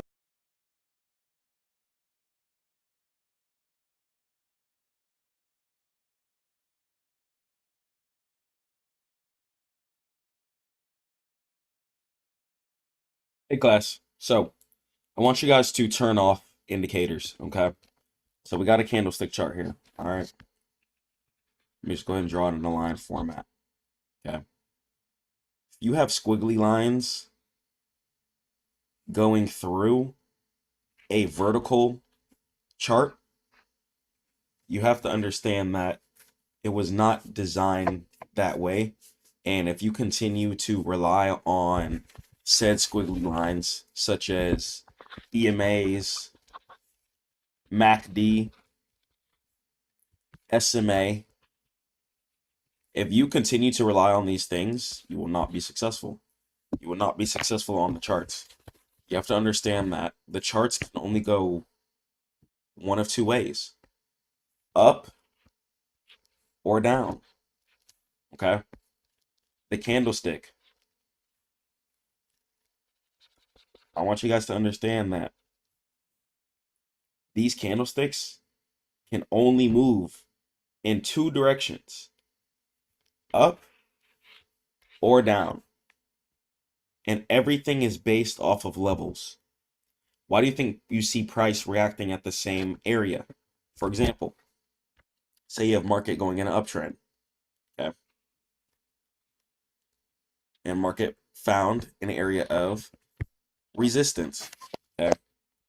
So an area of resistance is going to be an area where people decide to sell at, okay? So you're going to have sellers here. If price decides to come back up, price has a good chance to short at that same area, okay, of resistance.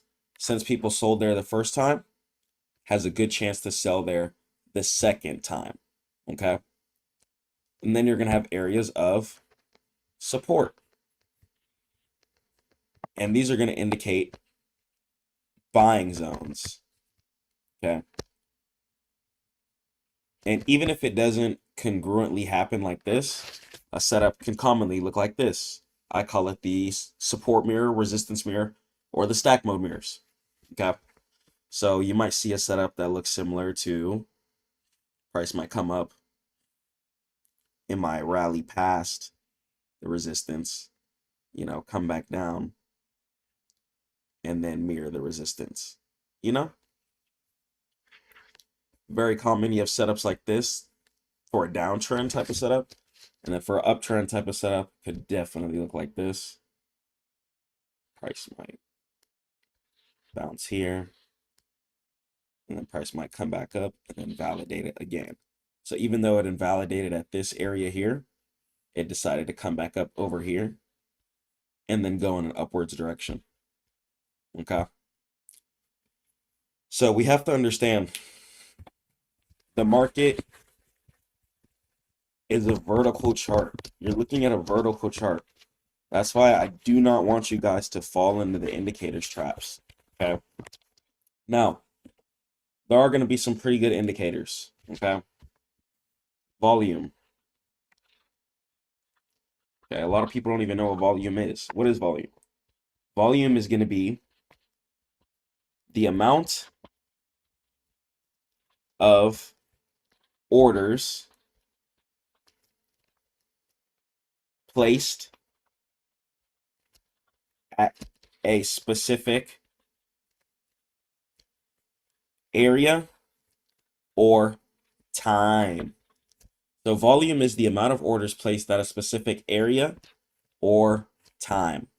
That's going to be volume. So that's the term you always hear.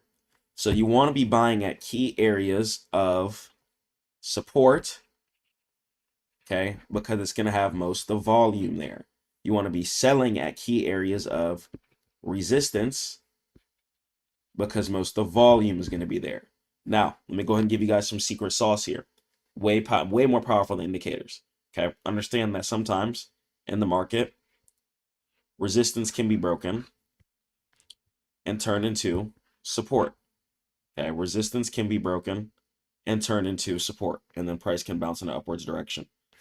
Just the same way, support can be broken and turned into resistance. Okay, so resistance can be broken and turned into support, and support can be broken and turned into resistance. Even if it doesn't happen this cleanly, it can happen something like this. And price might run through there, come back up, turn this resistance here into the support later on. Okay, go to the support area, support. Say price decides to run under here, come above it, and then come up again. Boom. This area of support made this area of resistance created here. Okay, so I make it simple for you guys, man. I do not want you guys to be struggling. Okay, there's going to be times life is going to be hard. The charts are going to be hard.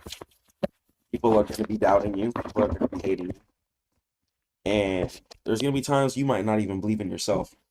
And all that doubt has to be killed. Okay, and indicators equal doubt. If you have to rely on indicators to trade, then you can't be a profitable trader.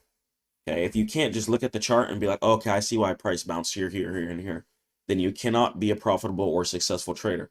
You will continue to struggle. You will continue to go through hard times. Okay, and it's going to be very, very hard for you to elevate. And the indicators are what's holding you back. So I want you guys to do this. Okay, for a year, no indicators. Okay, no indicators. Just read the candlestick chart clearly. Read it raw. Read it raw. Okay, that's what I need you guys to do. So for a year, no indicators. And I want you guys to just go hard, man. Go hard. Put in 16, 20-hour study sessions. Live on these charts. Understand every single micro reaction. Understand why price bounced at every single area that it did. Understand why price sold off at every area that it did. We have to get the full congruent picture. We want to get to the next level, and we're pushing harder than ever. We're not stopping for nothing. Okay, this is real therapy for me, guys. Just sitting here teaching you guys these charts. I'm so passionate about this. You know, I live for God, and I live to just get people out of financial poverty. I don't want to see anyone struggling. I don't want to see you guys blowing up your accounts or committing suicide over the markets or just going through any financial hardships. I want you guys to be successful. I want you to get to the next level. And I want you to win. Okay? And I want you to win. And best way to win on the charts, okay, is you have to have your setup. Okay? Follow your heart. Okay? If God put it in you to trade, trade. Don't let anyone stop you. Don't let anyone stop you. You have to trade.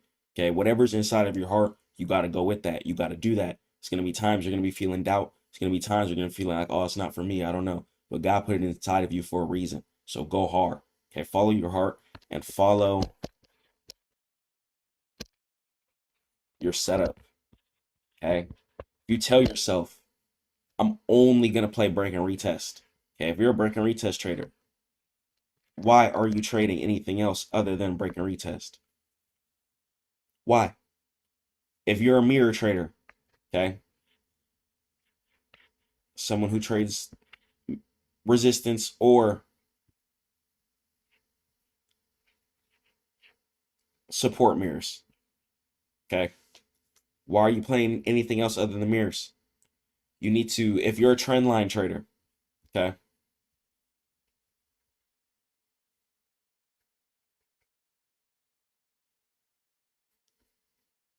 why are you playing anything else other than the trend lines? Okay, that's the things. You have to follow your heart and follow your setup, and most importantly, follow God. Okay, you can get successful. Investing, it's important in this world. Okay, the more shares that we buy, the more companies that we can help, the more that we can help each other on this earth.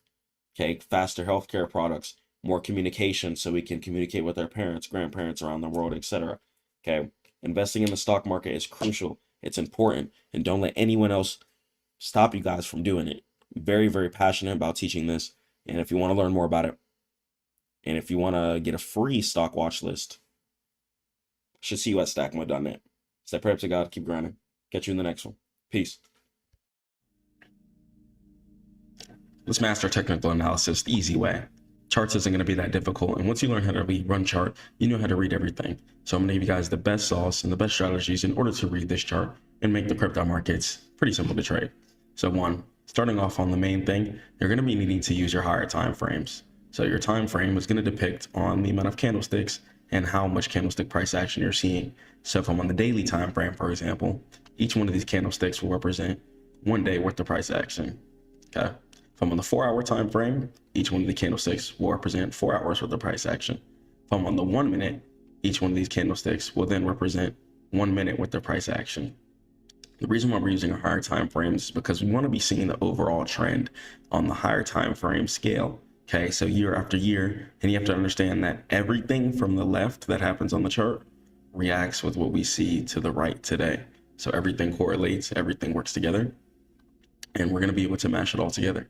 Okay, so now that we know that information, if we use our daily levels, okay, and we put the levels from the left to the right, we can go ahead and put out some trades. Okay, so let's talk to you about some different models, some different stuff I'm going to talk about, and how we're going to be able to introduce them into making profitable trades on the chart. So areas of resistance. Okay, so when you see me mark areas of resistance, it's going to be an area where sellers are going to come in from. Okay, understand that the chart is a left to right chart. Okay, so price action, let's say price action started all the way over here. People are going to take profit eventually. People are going to want to make their money. They're going to want to sell. Okay, so whenever you see price have periods where price dips down after making a high, that's going to be called an area of resistance. Okay, so resistance is going to be an important key factor to knowing where, okay, this is where sellers came in. Okay, so opposite of resistance, there's going to be support. Support is going to be an area where price decides to bounce in an upwards direction from. Okay, so this is going to indicate an area where buyers step in. Okay, so buyers are going to be trying to buy here, so then price can go up in an upwards direction from here. Okay, buying is stepping in since price is going in an upwards direction. Okay, and then when you see price making sharp downturns, that's going to go ahead and signal an area of resistance. Okay, so both of these things are going to be extremely important to go ahead and keep note of. Okay, so resistance has to be broken in order for price to progress in an upwards direction.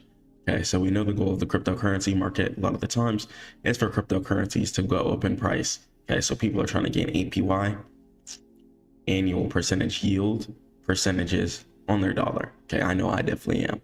Okay, by buying and holding and investing in something with value. Okay, so when you do that, you're going to be able to progress a lot faster, inshallah.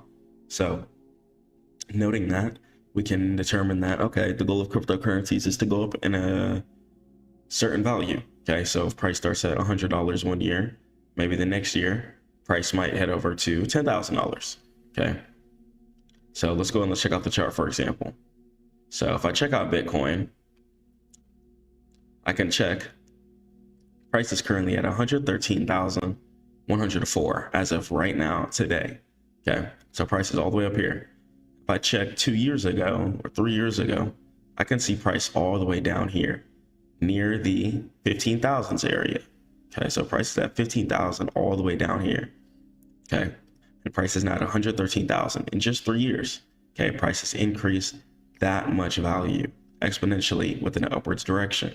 Okay, so now that we know that, okay, the goal of the tokens and cryptocurrencies are to go up over time, we can go ahead and put that and plot out some really solid, good trades. Okay, so let's go and let's check it out. So back to the drawings here before we jump into the chart. Areas of resistance, once again, have to be passed in order for price to progress with an upwards direction. So resistances have to be broken and turn into support. And then price can go ahead and blast up in an upwards direction. Okay, so once again, resistance can be broken and turn into support. It's not going to happen every time, but when it does happen, that's going to be a really good solid way in order to play a pullback. So let's say price is currently above and it goes back down to an area of resistance, it can turn it into support. Okay, so then price can go ahead and sweep up and you're going to be able to buy a low at the right time. Okay, or you're going to see price decide to bounce at an area of support twice. Okay, so if price decides to hold an area of support twice, then that's also going to be a valid way in order to determine, okay, you know what, price wants to head up in an upwards direction. Okay, so it really just determines on what you're looking at, okay, and the certain type of trades. Okay, so even if price is still going up here, price makes an area of resistance right here. If it comes down, turns resistance into support, I'll go ahead and swoop up and show up. Let me show you an example of this on Bitcoin. So I'm on the daily time frame here. I'm gonna go ahead and zoom in so I can see price decides to create an area of resistance here. Okay, the major area of resistance that there's always going to be is all-time highs. Okay, so all-time highs, also known as ATH, it's going to be when price is at the highest. Okay, it can't go any further. Okay, and this is the furthest price that it's at. Okay, so it's when the highest area of resistance is created. Okay, and price is trying to break it in order to continue further. Okay, so check this area out here. So check out this area of resistance here.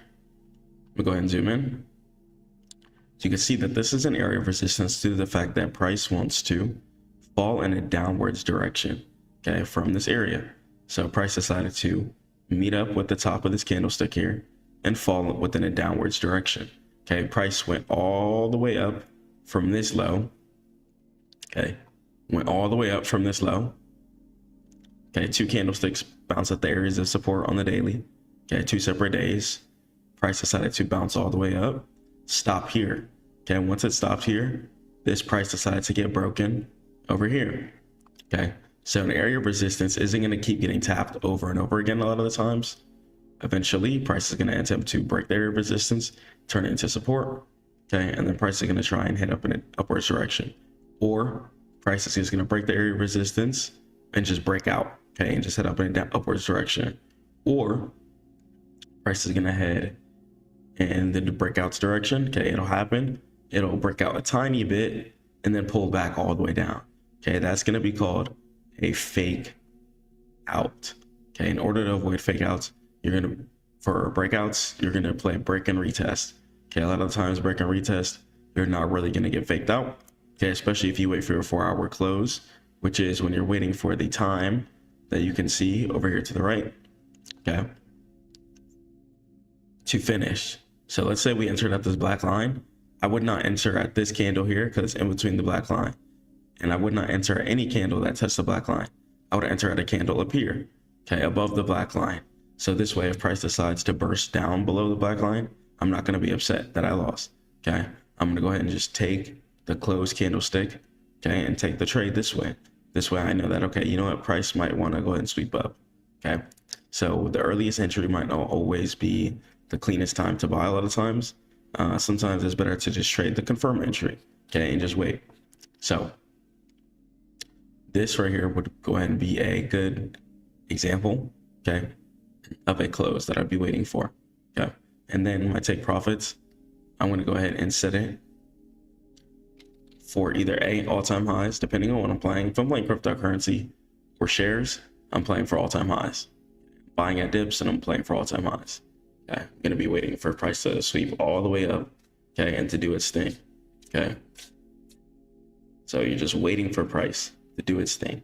Okay, and once again, areas of resistance like these up here, okay, are going to be your take profits. If you're playing along and you're waiting for price to go up, okay, your areas of resistance are going to be your take profit. So up here is an area of resistance. Okay, up here is an area of resistance. Okay, and both of these areas of resistance are going to go ahead and be able to be played.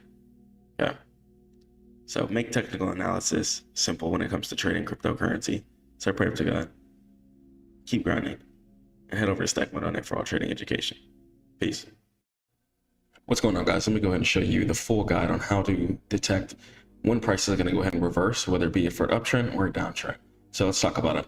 So first, price is going to reverse when it meets at its congruent areas or opposite areas. So what does that even mean? So if price, for instance, is trying to find an area of resistance, price has a chance to reverse at an area of resistance again.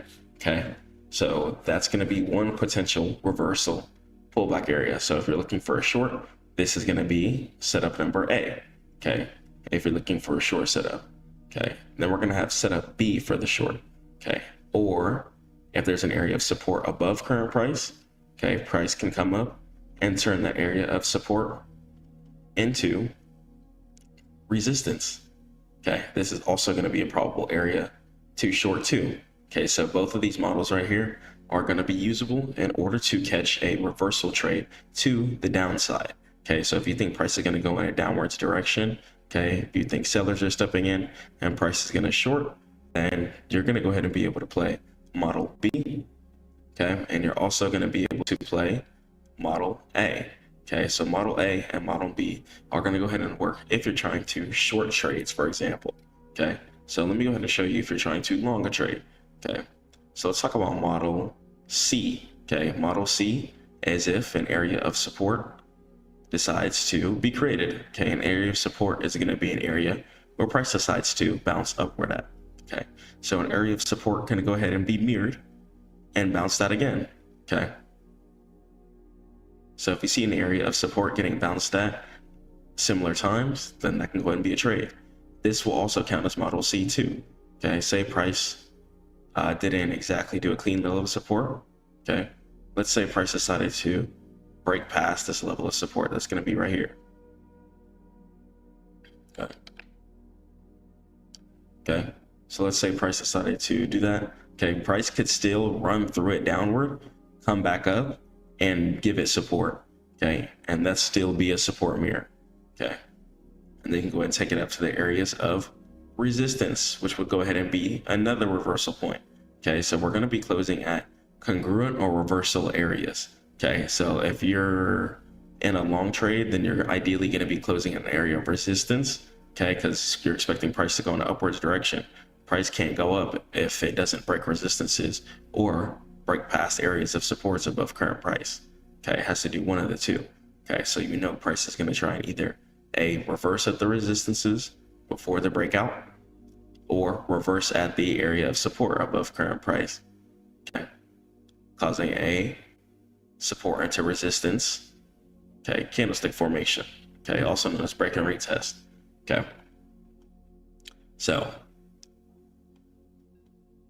as far as a long example 2, okay, example D, price can also break an area of resistance, turn it into support.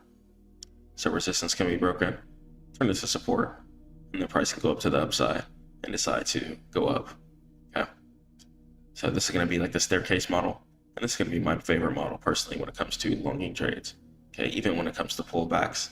Okay, so even prices or areas of resistances below current price, price can still hunt back down to it eventually, turn it into support, and then you can catch an even bigger sweep up. Okay, so let's go and let's talk about on the chart how we can identify certain pullback levels. Let's make it easy. So if I'm on the stock market and cryptocurrency market, I like to always start off on my daily time frame. Daily time frame is going to give me my bird's eye view, and I'm going to be able to see absolutely everything. I can see 5 years worth of price action on one chart, for example. Okay, so I can also use my 4-hour time frame too. 4 hours are going to be amazing, and it's also going to be my bread and butter time frame too. So if I'm on the daily time frame here, I know that price is always going to be trying to chase new areas of resistances or supports above current price. Okay, why? Because if I'm on the stock market, I know that people are working hard within the company, generating revenue, generating items, okay, and giving those items to the public, okay, in order for people to buy, which will generate more revenue, okay. And when the company generates more revenue, earnings reports beats, you're going to see these financials down here where you can see surprise, estimated. So it'll be a report that estimates how much money a company will make. And if they beat it, then that means that they beat their earnings. That means that they beat the reports that they thought were going to happen, the estimates. Okay. If they beat the estimates, a lot of the times price can move in either a positive or negative direction sometimes too. But once a company has shown that it's profitable, especially when it's paying out dividends, which is something to where the more shares that you have, the more money that you get paid out in dividends, then it's going to go ahead and show you that, okay, this company is potentially profitable. And as you can see here on the daily time frame, from just 5 years ago, price was at pretty much $2 a share. Okay, $10 a share. Price is now at $178 a share. Okay, if you know the old NVIDIA prices, then if you know, you know. But NVIDIA had a squish, so the numbers got smaller. It used to be a lot bigger than this. But yeah, so you always know that price is trying to hunt an area of resistance above current price. Okay, always know that. So price is trying to hunt areas of resistances above current price, especially all-time highs. Okay, all-time highs is definitely a level that's trying to get hit and destroyed, so then price can continue upward. Okay, and then price can continue trying to make some more money. Okay, or the company can make some more money due to the fact that their share value is going to be increased. Okay, So instead of a certain person being a billionaire, they could be a trillionaire depending on the stock value. So that's why I want it to go up. So here's how you know price is going to reverse. Okay, one, it's like we talked about with Model A. When price decides to come across areas of resistances, even if it's way in the past, you're going to see here on this blue line, price reversed at this area one time here. Okay, once. Okay, twice, 3 times, 4 times. Okay, 4 times. 1, 2, 3, 4. 4 times price decided to short at this blue line area here. Okay. And if I'm going to trade a breakout, this is why I don't trade the first candlestick personally. I like to wait for a 4-hour candlestick. So I'm going to wait for a whole new 4-hour candlestick to be above the zone for me to trade that personally. Or I would wait for break and retest. I would just wait for the resistance to be broken completely. And if it turns to support, then I'll take it up. Okay. That's also how you trade break and retest too. Okay. So, price is going to be trying to break this area that one day. So even if price is below current price, I can see that, okay, price has this area of support created right here. Areas of support are going to be important because it's going to show you where price pretty much already wants to retest and bounce from. So areas of support below current price are going to be really important. But so are areas of resistances. Okay, heavy areas of resistances can also show you, especially with support, can show you and be like, okay, this price area can go ahead and be a decent area to buy. Okay, so check out this area right here. Okay, so if I put this area of resistance here underneath the circle, I could check that this area of resistance decided to get broken here. Okay, price got broken here. But once I got up, price decided to turn this area of resistance here, got broken, and turn into support here. Okay. So resistance broken, turned into support. Tried to hold it here once, got broken down, and then came up and did it again. And then price decided to bounce up. Okay. So you could wait for price to either come down to areas of support like here and see if price wants to bounce up. Okay. So either that, or you're going to wait for price to come in contact to an area of resistance. So price can either bounce down there. Okay. Or price can go ahead and bounce on the candles on top of it. Okay, maybe at these areas of resistances here. Okay, and just wait for price to go ahead and react because we know that resistance can be broken, turn into support. Okay, or price can go ahead and bounce at an area of support that was already there. Okay, so you can use that in order to make trades. Okay, make it extremely simple. Don't make it too hard whenever you're catching your reversals and your sweeps. All right. So either play a support mirror, resistance mirror, however you want to trade. That's all the formations of reversals. Stay prayed to God. Keep grinding. I'm going to catch you in the next one. Peace. Class, are you guys investing? Or are you guys gambling like a casino? Let's go and let's talk about the difference between disciplined trader versus the gambler. Each scenario is going to go ahead and represent the scenario that we should be doing, which is A, being disciplined, being humble, not having ego, making sure we're being persistent and consistent within our investment methods. Or a gambler, someone who doesn't play within their risk parameters, does anything, overtrades, is emotional. And let's talk about the difference between the two. And which one are you? So the gambler's mindset. Focus on instant gratification, which is going to destroy you. Anything that comes super quick could definitely be lost extremely quick. Things take time to build, have to be planted like a seed. Okay. And the gambler's mindset, trader and investor, is going to seek quick, massive returns. And they view the market as a zero-sum game of luck, often driven by the excitement of large immediate payouts, instead of thinking of consistently trading the market year after year after year, generating income so they could stop trading effort and exertion for income. Instead, they could make their money, make the money. Instead of having that mindset, they're thinking, okay, let me just make this quick play real quick and try to pull out $10,000 from this trade instantly without any experience or anything like that. And the gambler's mindset trader is going to have irrational hope. They believe they can predict short-term price movements through gut feeling, hype, or just any type of randomness to the trade, ignoring historical data, quantitative metrics, or technical analysis, just buying things based off of the fact that, I think it's going to go up. I think it's going to go up. Okay. And without any true fundamental analysis behind it, make sure you have data behind why you want to get in, whether it be a technical data on the charts or fundamental data. Be like, you know what, this company's doing well. They just put an earnings report out of X, Y, and Z. I think the company's profitable. You know what, I think this dividends PE ratio is going to be worthwhile getting into due to the fact that it's pretty good, okay, compared to other dividends. Okay, so just examples here, but you can go ahead and use logical formations before you just enter in any trade. But the gambler is just going to be entering anything, and you don't want to be doing that. Plot your trades logically and take your time. And they treat capital as lottery tickets, and each investment is seen as an all or nothing bet. Never take your whole check, never take all of your business income and invest it into one play. Don't do that. Okay, take your time, diversify, have risk into it. And that means that they often risk an unmanageable percentage of their total capital on a single position. Okay, so don't do that. Make sure you guys are controlling where your income is, spread it out, have it in different investments, and keep stacking cash. Okay, and the disciplined trader mindset, focus on statistical edge. Okay, and they view the market as a long series of probabilistic outcomes, expecting not to win every single trade, but definitely expecting that, you know what, I can only lose the trade when I close too. So having that mindset is really going to keep you in the game. If you're here to trade year after year after year, stocks, cryptocurrencies, etc., go up year after year after year. So the goal is not to win every trade, but to execute a positive expectancy model of over 100 plus trades over the course of a couple of years, gaining data, and then having an edge.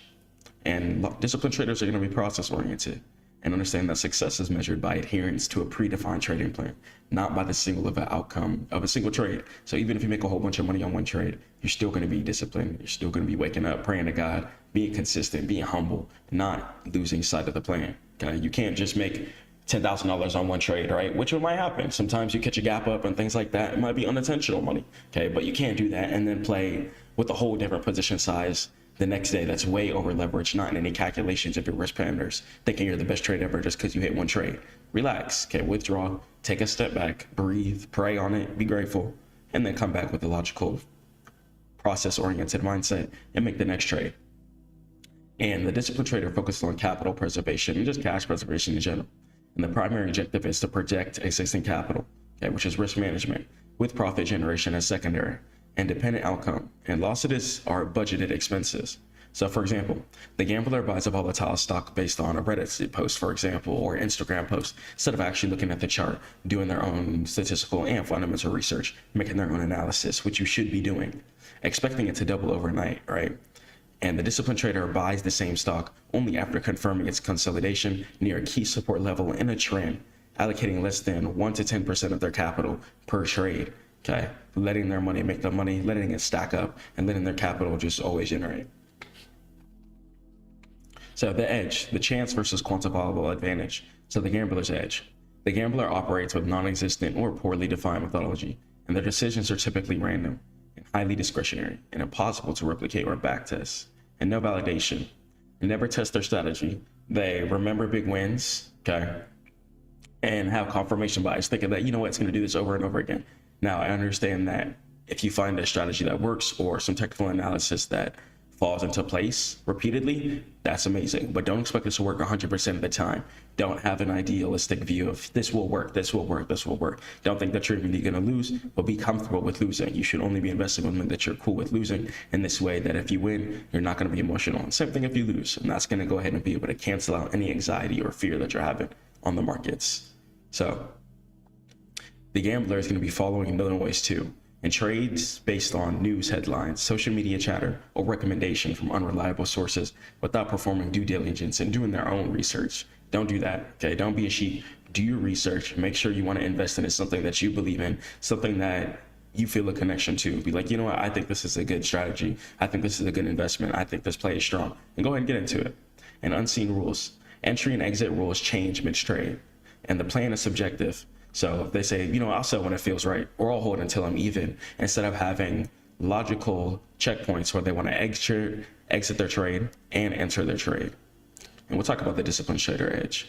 The disciplined trader must have a statistically verifiable edge and a set of rules that over time yields a positive expensive T. Okay. So their win rate is high. Okay. And their average win percentage is high. Okay.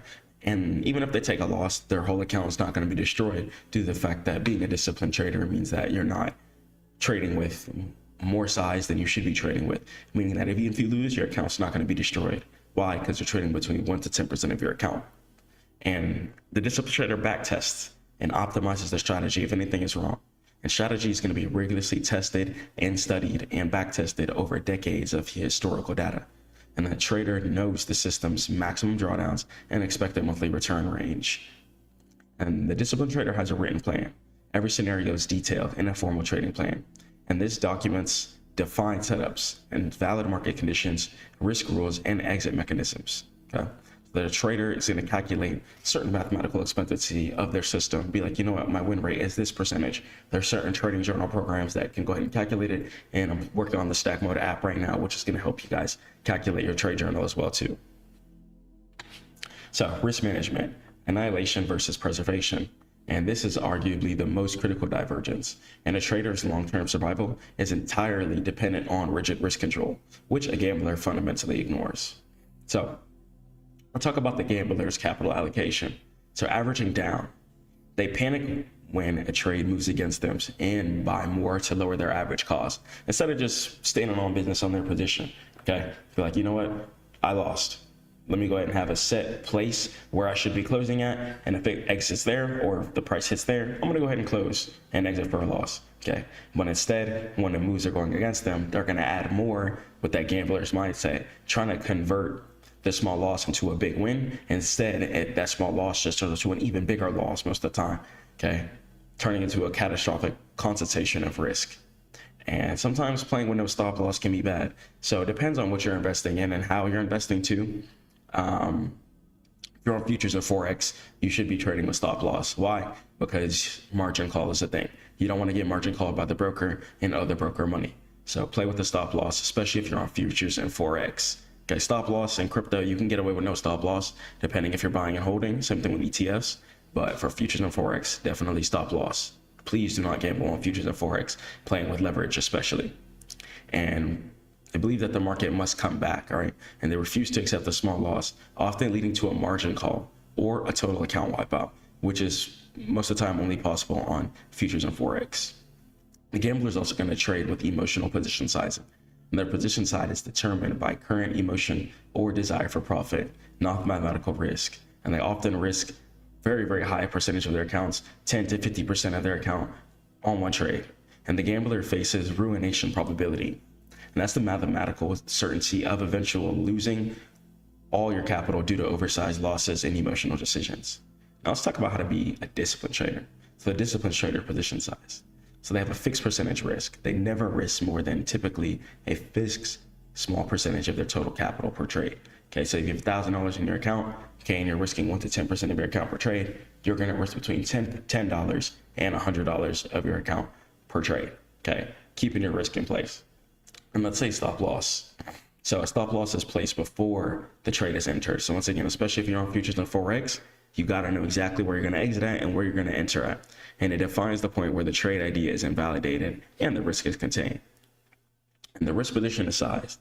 So the position size is calculated based on the distance between the entry price and the stop loss, ensuring the monetary risk does not exceed the 1 to 10% rule.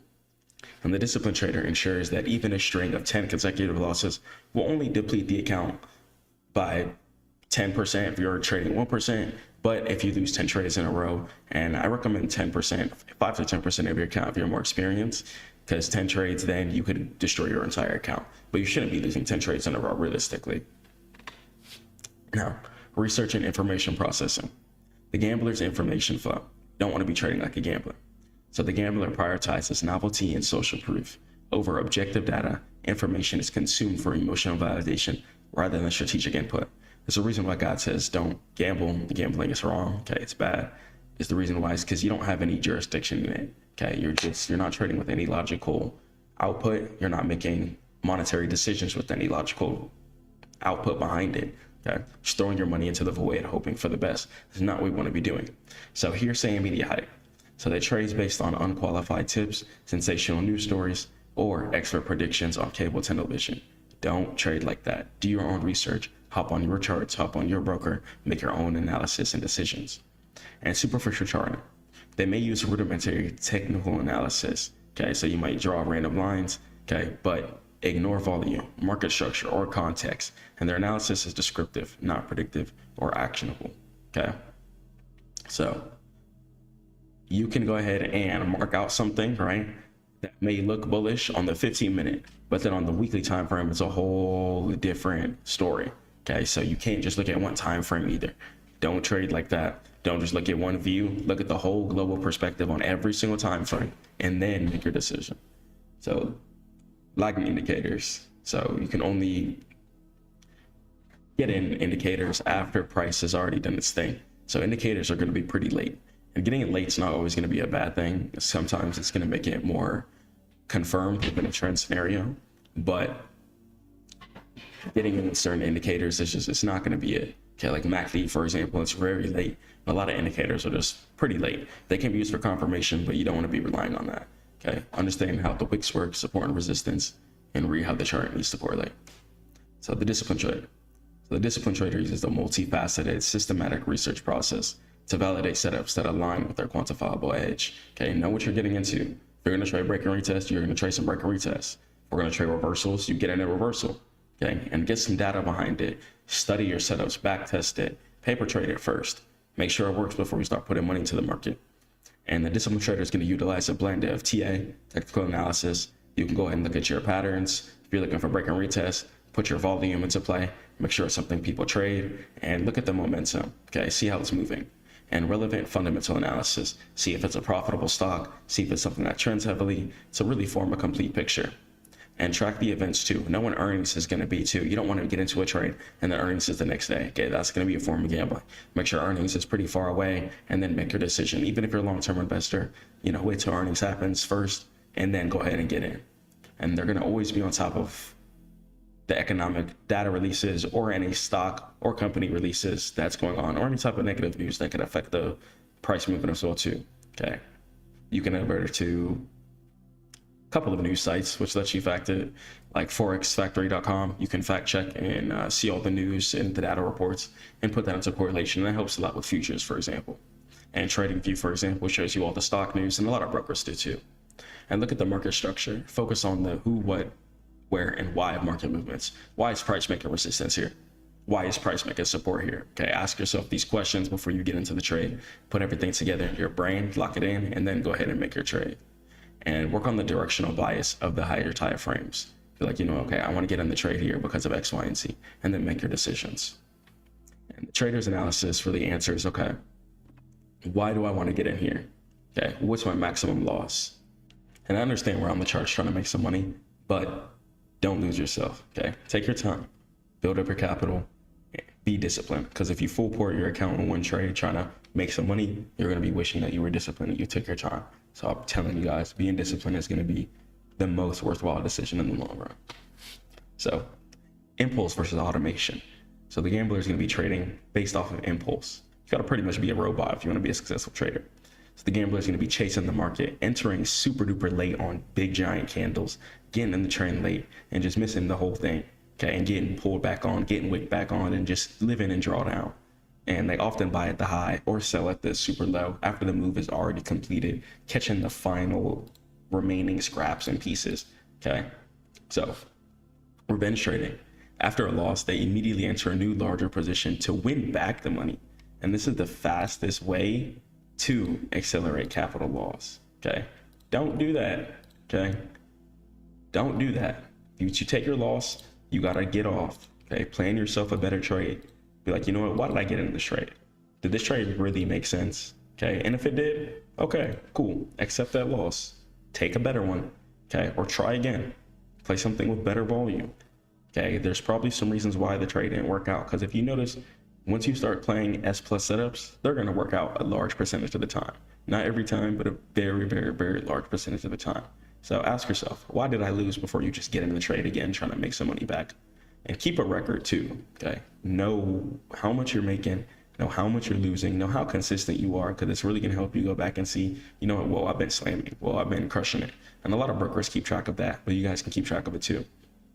So the discipline trader, you gotta be like a robot in the game. You gotta get up, be a robot, okay, grind. And the most disciplined person, the most robotic person when it comes to keeping their emotions stable is gonna win, okay? You can't be letting fatigue, emotions, anger, fear, anxiety, and none of that get to you. Okay, you got to be a boss, stand on business, and get to it. And execution is for a disciplined trader, and it's robotic and unemotional. And the moment the trade is entered, all necessary parameters, the stop loss and the target, are set. And strict adherence. Traders are only taken when the market offers a setup that perfectly matches the criteria in the written plan. Okay, the edge. And let's talk about the trade journal. Every single trade is logged with the entry, exit, reasoning, psychological state, and a chart screenshot. And this data is used to iteratively improve the edge over time. Okay, you can go back, be like, whoa, okay, I was crushing it here. Let me stick to this. Why am I changing it up? Let me invest into this. Okay, this led me to positive equity curve at the end of the year. Okay, let me stick to this. Okay, it's gonna help you guys keep your data. And you're gonna have a positive expectancy focus, wanting to crush your goals and be a better you and just be better every single day. And you'll understand that the goal is not $10,000 profit today, but the statistical certainty that $10,000 will be achieved by repeating the process over a period of growing your seed, stacking wins, stack mode. Okay, take your time. Okay, it's not a race, it's a marathon.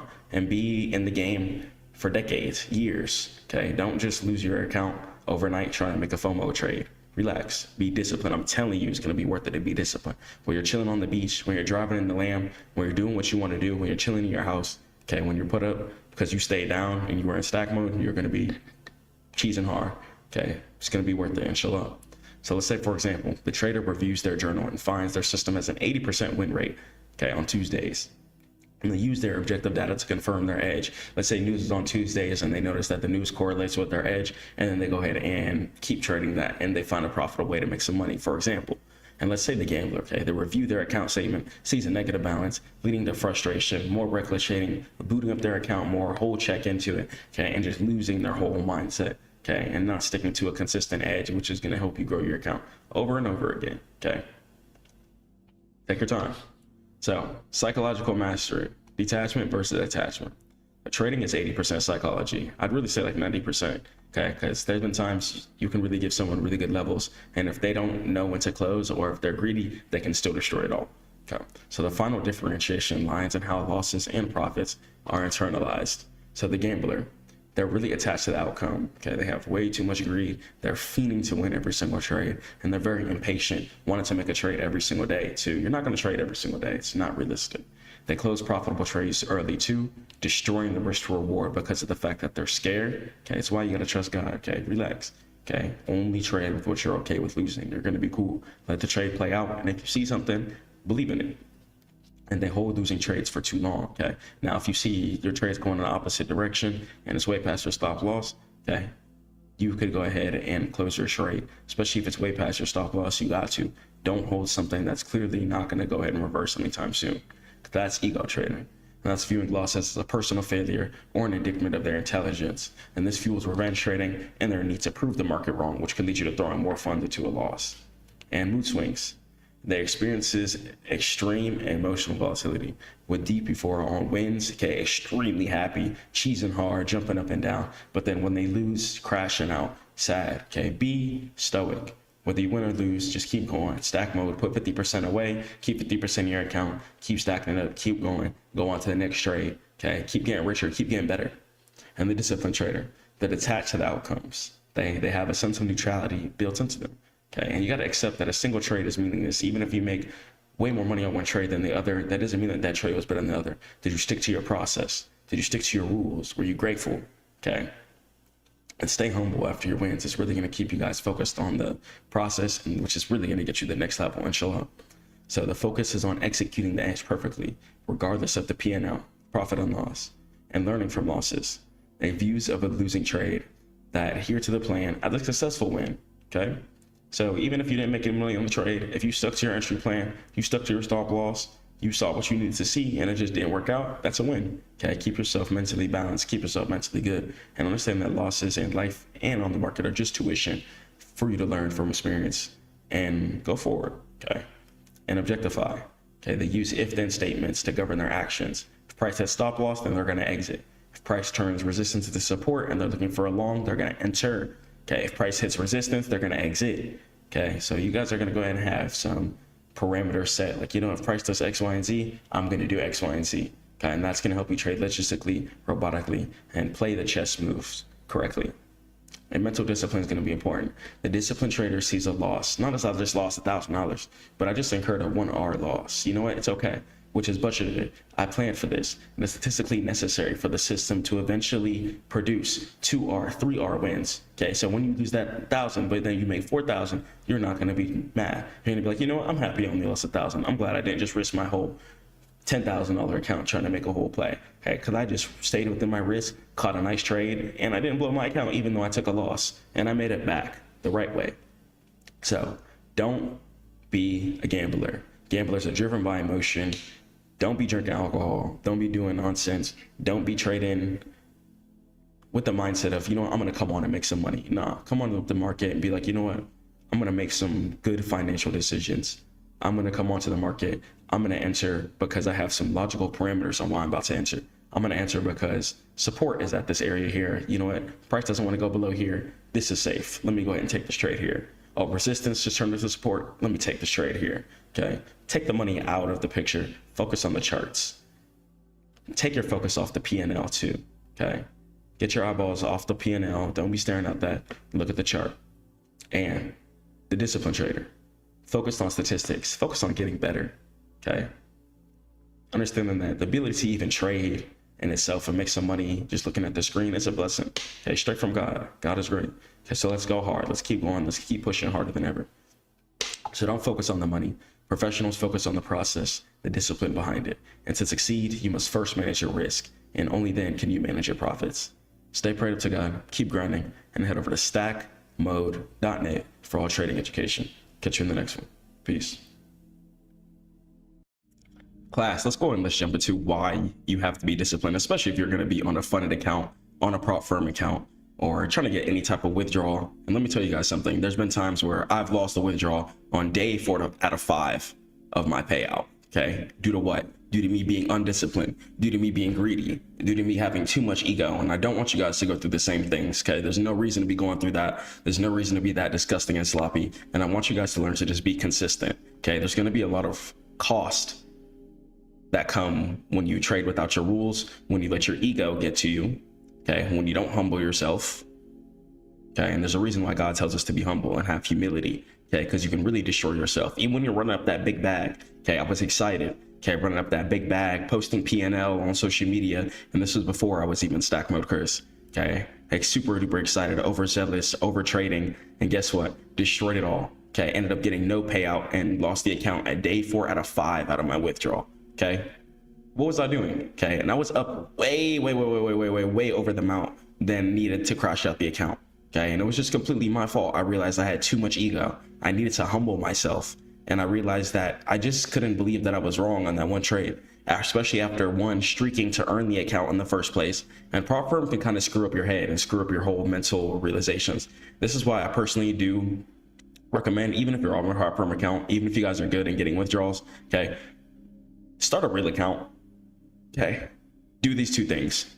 Take the prop firm profit, okay, and reinvest it into account A. This is gonna be your long account, okay? Your long accounts are either gonna include your cryptocurrencies, your stocks, okay? Make sure you guys are trying to buy shares. So this way, you guys' money is always gonna be making you money, okay? Because don't forget, prop firms can shut down. Certain things like that are possible, okay? So just make sure you guys are taking your time, putting everything into perspective, and really just reading through the lines of absolutely everything. Okay.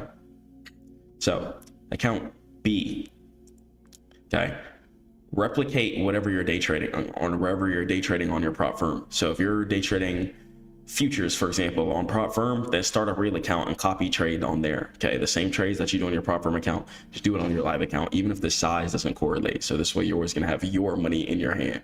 So even if the prop firm shuts down, whatever happens, whatever correlation decides to go within a downward spiral, okay, you're always going to have your income there on the side. So you got account A, always making you money. Your money's always making you money, okay, instead of indulging in consumerism, okay. A lot of reason why people can't pay their rent and stuff like that is because, one, they're not stacking up. And you can't only stack up. You got to make sure your money is being used as a tool. It's being utilized, okay? Then rent's not going to be nothing. Bills aren't going to be nothing. But you got to sacrifice. If you don't sacrifice, you won't get wealthy. Okay, and once again, getting wealthy is not for everybody, and that's okay. Okay, but if you're a person who wants to get wealthy you have to learn how to sacrifice. If you don't do that, you'll never get to where you want to be. Okay. So when you have account B, make sure that you're keeping your profits in there. Okay. Use your prop firm account as your income engine. Keep your profits in account A and B and keep stocking it up. Keep stocking it up. If you get to the point where you do find consistency on the prop firm, okay, you do have discipline and you found yourself a consistent edge to where you can constantly withdraw, that's amazing. Okay, alhamdulillah.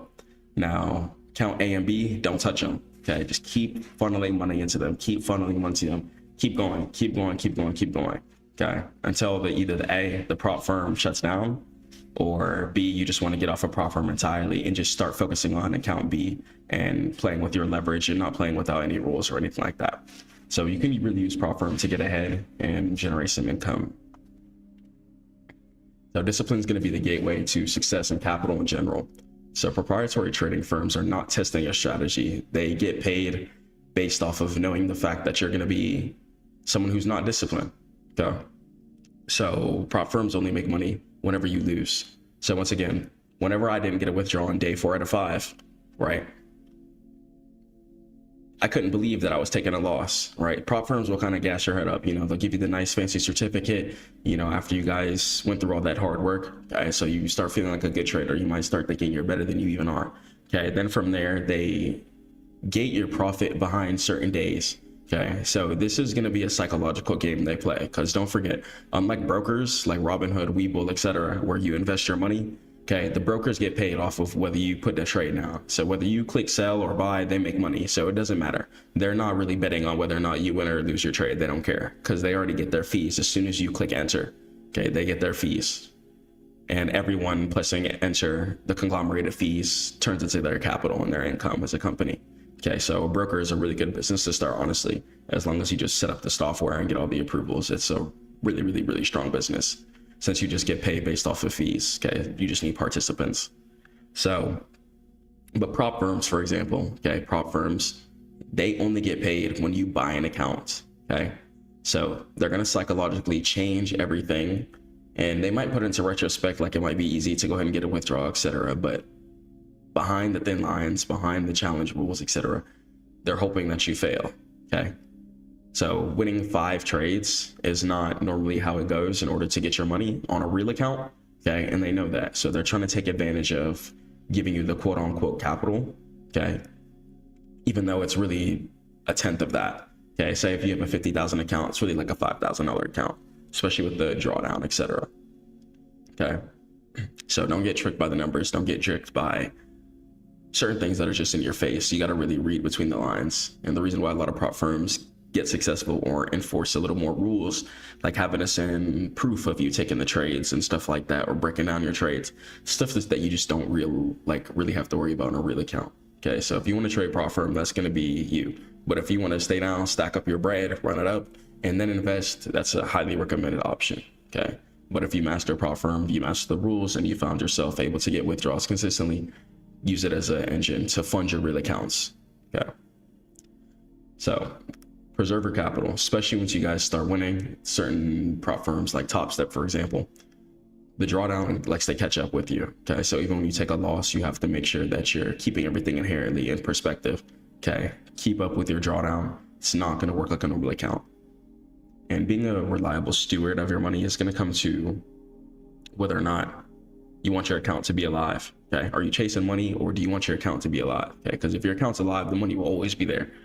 Okay, I just checked my Webull portfolio today. You know, thank God, up a really nice percentage. Okay, entered and just been stacking up, not looking at it, investing over and over and over and over again.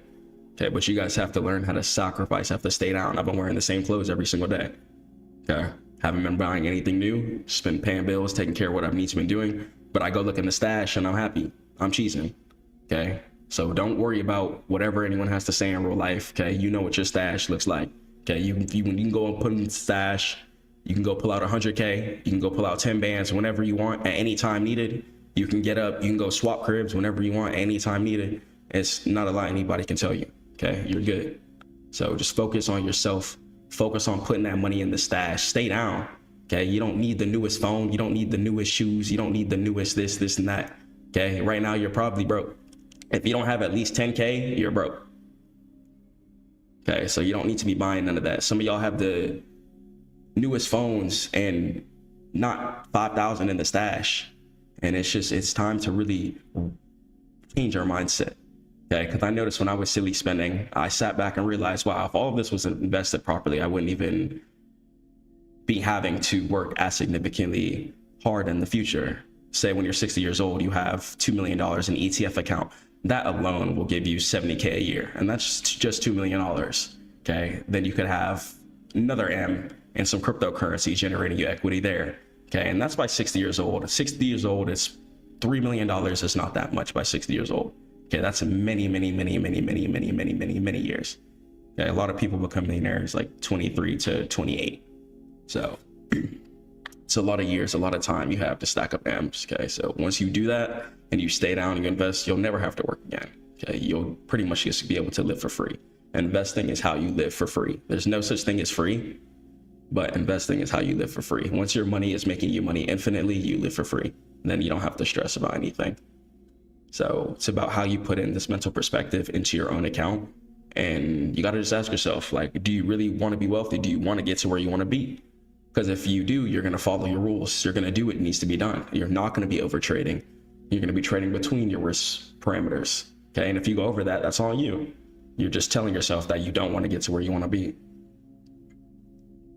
So the discipline is really going to ensure that you stop yourself from destroying your account and just stop trading before you just hit the drawdown limit and you destroy your account without even realizing it, or you just blow a profit that you've been working really hard and consistently to grind. Okay, just because you have one bad day, that doesn't mean just crash out the whole account.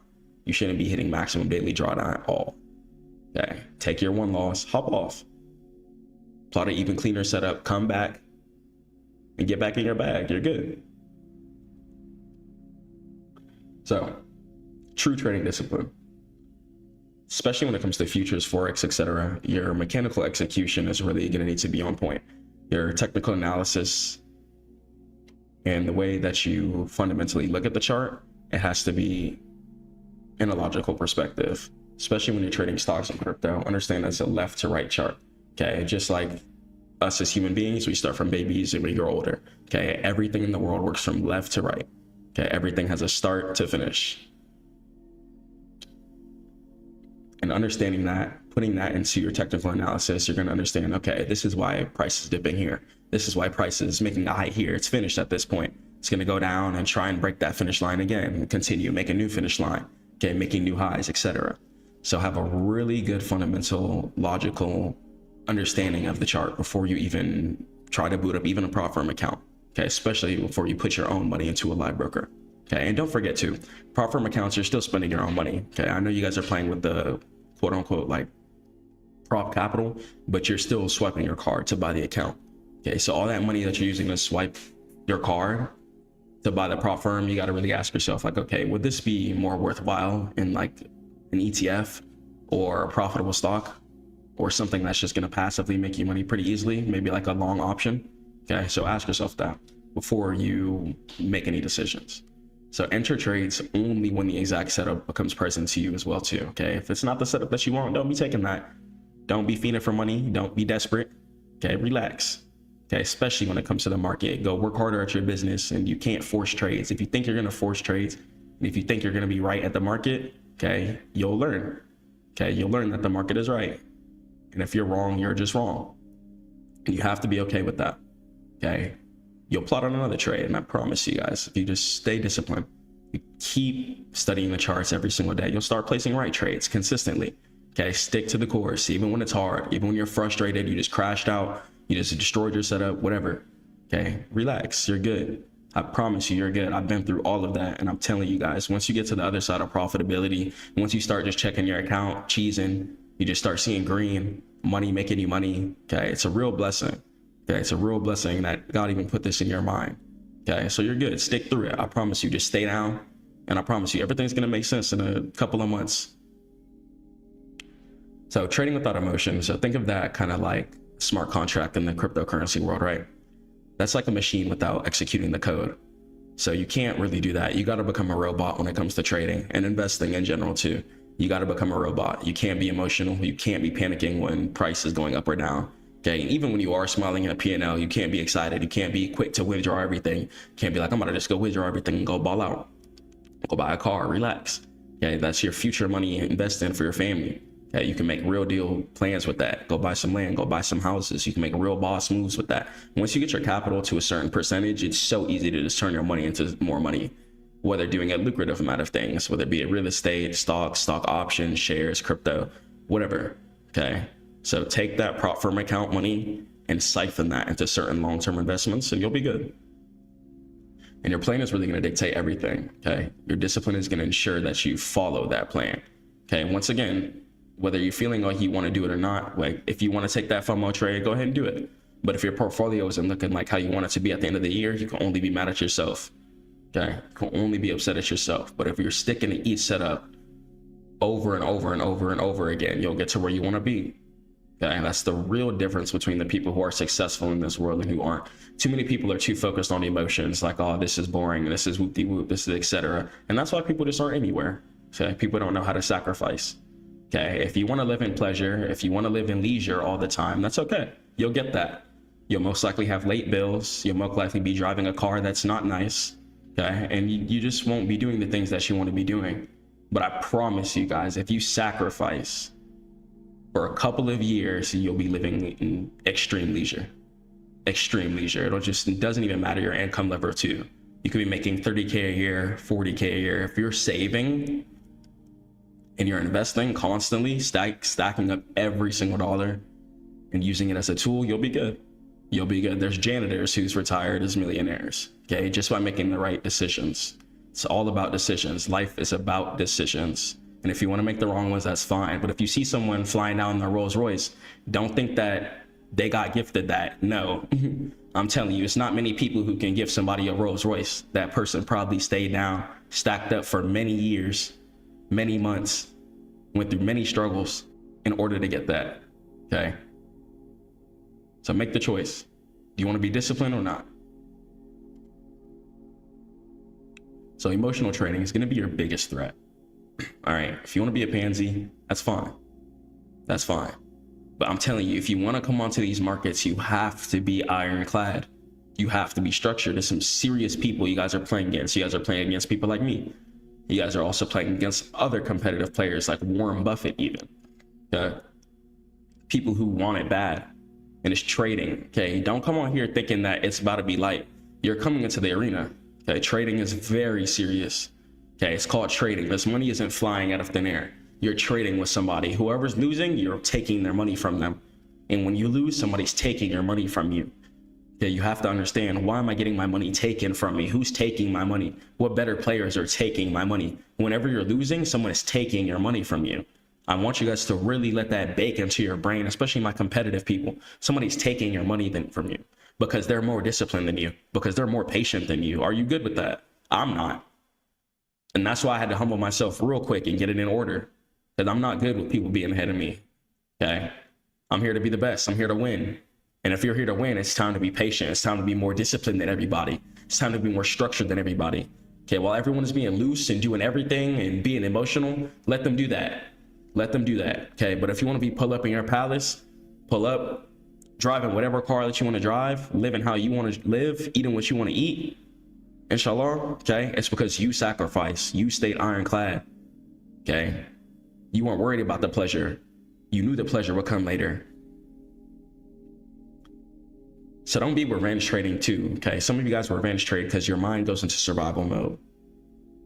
Survival mode happens when you think you're about to just not eat, not have a roof over your head, etc. One, if you go into survival mode after you lost a trade, you're probably trading in a mode of desperation. Is this prop firm account like something that you're betting on? Okay, right? Because you should be fine without, whether or not trading works, okay, you should try to have income generated so that you could be fine until it gets to a point where trading can completely over dominate everything and by just your passive investments, okay, like ETFs, for example, okay, then that's fine. But until then, okay, you should be fine. Okay, whether or not your trades work out, you should be fine. And if not, you're investing too much. You're investing way too much. And you're probably over leveraging as well too. So don't increase your position side after a loss too. Don't lose $500 on your account, right? And then put on $1,000 worth of size, trying to make that up, trying to make that loss back up, and then profit after that. Just stop. Okay, come back to a completely fresh trade, completely new day, and start over again. And don't move your stop loss. Okay, the automatic order that closes out your trade for a reason, don't move that. Keep that there, and don't exit prematurely. All right, God put this in your brain for a reason. Don't panic. Don't be closing that take profit too early. Okay, relax. Set your alerts and let take profit hit. If you close that take profit, if you close before take profit hits, okay, you're ruining your risk to reward. So if you're supposed to make $400 on that trade and then you only make $220, and then your next loss, you lose $310, okay, instead of you still having $90, right, instead you're just down. Okay, you're down to $310 minus $220. Instead, you're just down. Okay. So take your time. Okay, and don't micromanage a trade that's moving in your favor. Okay, set your alerts. Don't look at it. Get up. Go do something else. Go get some more money. So having a funded trader mindset, focus on the process, prioritizing executing the plan amazingly every single day.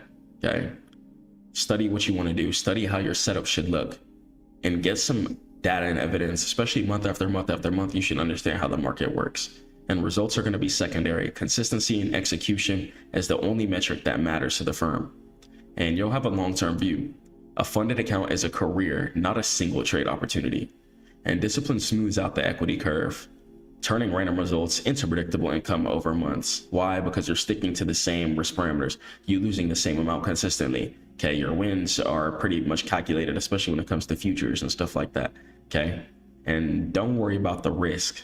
Okay, so don't worry about the risk. One, you have to know that not every trade that you're gonna win. Okay, so you can't just be thinking, what if I lose? What if I lose? What if I lose? Get that out of your head. Okay, but understand that you need to calculate your risk though. Okay, in order to get that feeling out of your head, you're probably too leveraged in. You probably have too much money in a trade. And calculate your risk though before calculating the potential profit. So instead of worrying about, oh, am I going to lose? Am I going to lose? Or worrying about how much I'm going to make, how much I'm going to make, just calculate. Okay, this is how much I'm going to lose. If I lose, I'm okay with this. So even if the trade works out or not, you guys are going to be okay. So discipline is your only true form of edge in risk management. All right. And discipline is really going to be the separator between passing your test. Okay, it's pretty simple to pass most of the prop firmer tests. Okay, you can go ahead and just gain some consistent rules, and a lot of times you'll get your account. Now, keeping the account, this is a completely different deviation. Keeping the account is a different ball game. It's about staying on this course of action year after year after year after year after year. Okay. Not a single ego-ridden day. Okay, mistakes just aren't going to be tolerated for. And if certain mistakes are made, your account will be punished. So if you want to keep the account, I really recommend you guys just pray to God. Okay, keep your ego in check. Stay humble. Even when you guys start withdrawing big amounts, stay humble. Stay humble. Stay humble. It's really going to help you guys just stay focused on the process. Okay, and don't look at your P&L too much. Don't be looking at your money too much. Just wake up every day and grind. Okay, don't look at your money too much. Wake up and grind. Just keep going. And funded traders understand that rules equals money. Inshallah. Okay, stay prayed up to God. Keep grinding. Head over to stackmode.net for all trading education. Peace. Class, we're going to be talking about value investing versus growth investing. We're investing for a reason. It's time to stop being broke. Being broke isn't cool. Late bills isn't cool. Debt isn't cool. And suffering isn't cool. If you want to start being broke, all right, start being lazy. Start not believing in your view. Start closing your trades early. Okay, start doing things like that if you want to stay broke. So let's talk about value investing versus growth investing and how we can actually have our money make some money. Let's jump into it. So an investment philosophy is a consistent overarching set of principles and beliefs that guide an investor's decision-making process. And it dictates what to buy, when and when to sell. Without a coherent philosophy, decisions become emotional and reactive. And the core tension in equity investing lies between intrinsic value, which is what a company is worth today, and future potential, which is what a company could be worth tomorrow.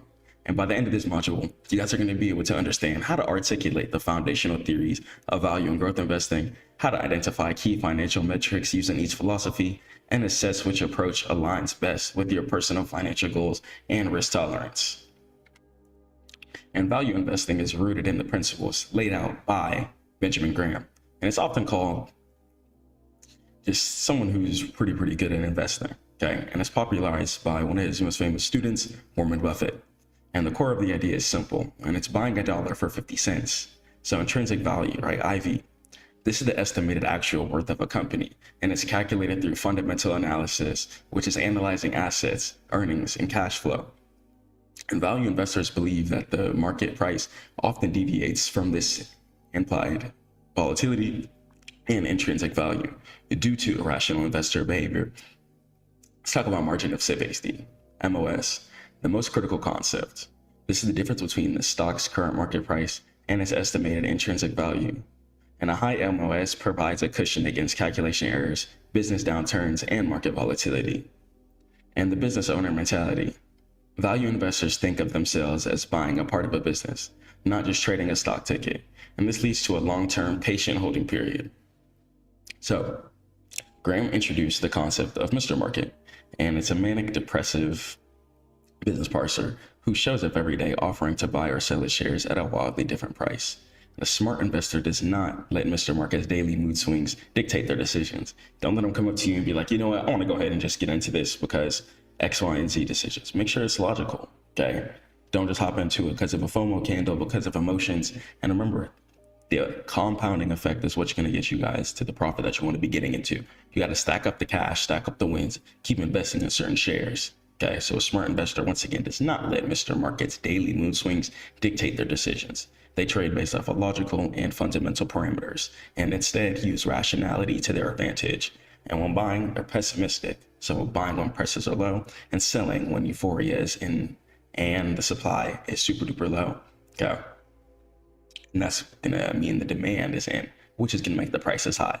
So buy low, sell high. And the value of a buy. If a company has an intrinsic value estimated at $100 per share, a value investor will only consider buying if the market price is $60 or less, creating a margin of safety of over 40%. And the investor must be confident in the IV calculation in general. So formula, market price divided by the earnings per share, EPS. So the PE shows how much an investor is willing to pay for every dollar of a company's earnings. And value investors generally see stocks with a low PE ratio compared to historical averages and industry peers or the S&P 500. And a low PE suggests that the stock is currently cheap relative to its profitability. So for example, a PE of 8 means that it's going to take 8 years for the company to earn back your initial investment, assuming constant earnings, meaning that it's constantly making profit. So the price to book ratio, the PB, and the formula is going to be the market price per share divided by the book value per share. And the book value, which represents the shareholder equity, it represents the theoretical value left over if the company sold all its assets and paid all its liabilities. And the PB ratio is less than 1.0, and it indicates that the stock is selling for less than the liquidation value of its net assets, which is considered a classic deep value signal. While less common today, it's essential for financial and industrial sectors. And D, debt to equity, measures a company's leverage, and value investors prefer a low DE ratio, as high debt is going to be a major source of risk and can erode the margin of safety. So free cash flow, right, FCF. Free cash flow is the cash that a company generates after accounting for cash outflows to support operations and maintain its capital assets. Strong, consistent, and FCF is vital as it fuels dividends, stock buybacks, debt repayment, and the things that ultimately justify intrinsic value and the things that are going to cause a stock to go in an upwards direction. So pay attention to all these things, okay? Look at the ratios, see what's going to be worth investing into, and scan each of the fundamentals and know each of them things mean before you invest, okay? You can see quality companies that are temporarily mispriced and not companies that are structurally flawed. Okay, because over time, that'll lead into a downward decline of money for the most part. Okay, they're not helping anybody. They're not putting any value into society. They're not making people smile. So it's not going to be a worthwhile company. It's not going to be something that is going to put some future value. Okay, so there's no point in investing to things like that. We're here to make some cash. We're here to stack some cash. We got people to take care of. houses to buy, land to get. Okay, we got to be stacking this cash and getting to it, inshallah. So there's some pros. There's the lower downside risk. The margin of safety acts as a buffer, and by buying below the intrinsic value, the potential for further significant losses is theoretically reduced.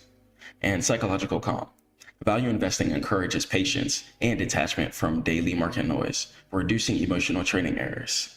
So, in dividend income, value stocks are often mature, and profitable companies return capital to shareholders via constant dividend payment. Why? Because the company's making so much money. They're going to be like, you know what? You guys can go ahead and have some money back. Here you go.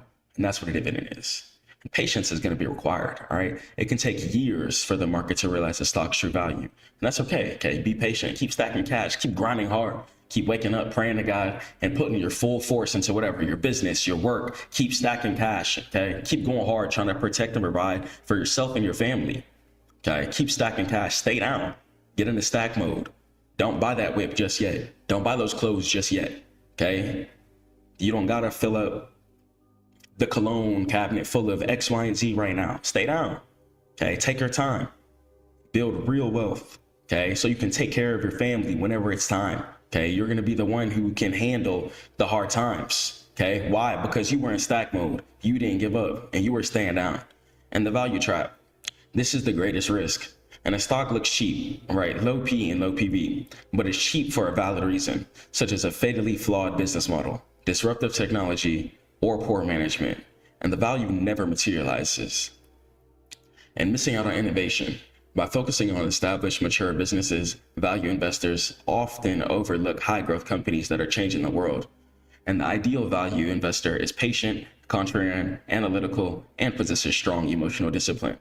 They thrive deep on research and are comfortable standing alone against popular market sentiments. So, foundation principles. Growth investing focuses on companies that exhibit above average rates of expansion in revenue and earnings, often driven by new technology, market expansion, or innovative business models.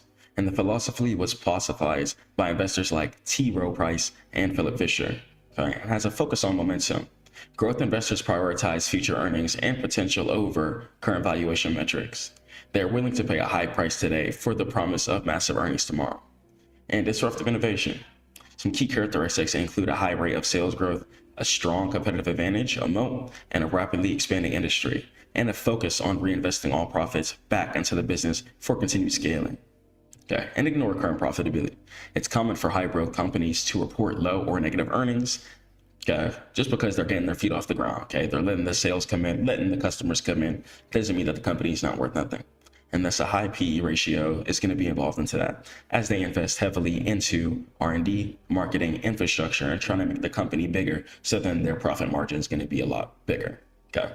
So then while a value investor seeks a stock trading at $60, that should be $100. A growth investor seeks a stock trading at $100 that they believe will be worth $500 in 5 years. Okay.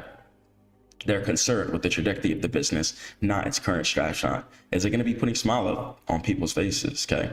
That's going to be the number one telltale sign to know if a business is going to be successful or not. How much is it affecting people's lives? Okay. And a growth buy, let's talk about it. So let's say a software company is losing money today, has a negative EPS, but its recurring revenue is growing by 50% annually. A growth investor buys based on the expectation that once the company achieves critical mass and stops aggressively spending, the profits will be enormous and the stock price will multiply several times over. So focus. Investors primarily look at year-over-year revenue, growth, and earnings per share, the EPS growth. And consistent growth above 15 to 20% is often the benchmark for a true growth stock. And quarterly acceleration in these metrics is a major bullish signal. So let's talk about the law of large numbers. Growth investors must always assess how long a company can sustain high growth rates, as it becomes exponential harder as the company scales. And that's the law of large numbers. And we'll talk about the PE ratio. Okay, divided by the annual EPS growth rate, that's a percentage. The PEG ratio attempts to harmonize PE and growth rate. And a PEG ratio of 1.0 or less is often considered a fair value for a growth stock. And it suggests that the price being paid is reasonable and relative to the expected growth. And if a stock has a PE of 30 and is growing earnings at 30%, then it has a PEG of 1.0. So high growth, recurring revenue. High growth software and subscription companies are highly valued for their predictable recurring revenue streams. Okay, for example, software as service or SaaS. And TAM. TAM is going to be the total potential size of the market and that the company is targeting. The bigger the TAM, the longer the company can maintain hypergrowth, and investors seek companies with small current market penetration but colossal TAM. Okay, and TAM stands for total addressable market. So principle.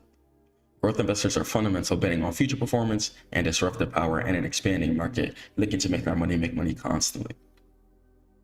So advantages, potential for explosive returns. The possibility of 5 or 10x returns in a shorter time frame is the primary draw, and compound growth is exponential. And exposure to innovation. Investors gain exposure to the companies driving technological change and societal evolution. And the simplicity of thesis. The core thesis is often easier to articulate, and this company is winning in a massive growing market. Okay. And the cons, extreme volatility.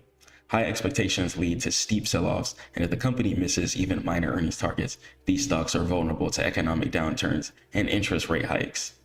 And valuation risk. Paying a premium for growth means the investor must be right about both the growth rate and the sustainability. If growth slows, the stock can fall dramatically. And the lack of dividends. Growth companies typically reinvest all the cash flow, meaning that the investor receives no current income at all. So the ideal growth investor is risk tolerant, technological savvy, forward-looking, and comfortable with volatility. They seek to capitalize on the long-term trends and accept the risk that many investments will fail, provided the successful ones generate outsized returns. So, bridging the gap, the GARP philosophy, famously employed by Peter Lynch, it seeks to combine the best aspects of both disciplines. And a GARP investor looks for companies that are exhibiting consistent above average growth, but are not trading at exorbitant, speculative valuations are going to be involved in them. And a GARP criteria, it's really the best of both worlds. Okay, GARP, it stands for growth at reasonable price. A growth at reasonable price stock often has a PE ratio that is only slightly higher than the overall market, but its EPS growth rate is slightly higher, and it blends the safety of a modest valuation with the upside of strong business expansion. And the PEG ratio is the primary tool used by GARP investors. And the GARP investor profile, right? Consistent growth. It seeks stable, sustainable growth. For example, 10 to 20% per year, rather than volatile exponential growth. And the focus on quality. It prefers companies with strong balance sheets, high returns on equity, right? And strong free cash flow. And it's hallmarks of a fundamentally sound business. And risk mitigation. Okay, you can see things like the PE and PEG metrics, which you can use to evaluate and to avoid grossly overpriced stocks, thereby mitigating the risk inherent in pure growth investing. So you don't be buying things at all-time highs, stuff like that too. So insight, GARP is perhaps the most practical strategy, once again, growth at reasonable price for the average long-term investor, providing a path to the market and beating returns without taking on undue speculative risk for no reason at all. So choosing the right approach is less about what's right and what's wrong, and what about aligns with your personal goals. Are you a family? Are you a guy with someone with kids? Okay. Are you a woman with someone with kids? Are you by yourself? Okay. You just have a partner. Can you go a little bit more heavy with your investments? Are you trying to play it safer with maybe dividends? Okay. So let me know what you guys are doing in the comments below. So your time horizon, right? It's going to be 10 years if you're value investing, but you prioritize capital preservation. Your risk tolerance is going to be low to moderate, and you dislike volatility. And your goal is going to be to generate current income via dividends and stable compounded returns, investing in things like SPY, QQQ, and things like that, slow movers that are very consistent. And you enjoy deep analytical research into financial statements to figure out the best ratios to see what's going to pay you guys the most out. And consider growth investing if your time horizon is long and you're seeking to maximize capital appreciation. And then maybe you might want to go ahead and invest into some value stuff, dividends, after you get some day trading, futures profit, swing trading profit, whatever. And your risk tolerance is going to be higher in this scenario. And if you're comfortable with significant drawdowns, and your goal is to capture exponential returns from market disrupting businesses, and you're technological informed and enjoy following market trends and innovation. So have a diversified portfolio, okay? I recommend you guys having a long-term portfolio and then you guys having a short-term portfolio, okay? Also, because the taxes are going to be different too. If you're holding a trade for over 1 year, taxes are going to be subject to some long-term tax benefits versus the short-term tax benefits if you sell before a year, okay? So decide what's best for you, okay? Invest in a smart way. keep this capital. We're building wealth for ourselves, our families, our loved ones, making sure everyone can be taken care of, making sure everyone can be protected and provided for, because we're being disciplined, because we're going hard, because we're pushing forward. All right. Don't be in your head. Don't let anything stop you guys. Stay prayed up to God. Keep grinding, and head over to Stackmode.net if you want to learn how to be disciplined and how to invest. Catch you in the next one. Welcome to the beginner-friendly guide to trading futures. I'm going to make it extremely simple for you guys. Futures might sound intimidating at first, but here's the truth. They're just contracts that let you trade the future price of things like oil, gold, and even like the S&P 500 or NASDAQ 100 without ever actually owning them physically. And the best part, you can start small, control big positions, and react fast to the market. And here's how it works. You pick an asset, whether an index, currency, or commodity, decide whether you think the price will rise or fall, and place your trade and let the market move. If you're right, you win, profit. And if you're wrong, then you lose, but only what you put at risk. And it's that simple. And when you understand the rules, it all comes together over time. But here's the real secret. New traders really fail because they treat futures like gambling.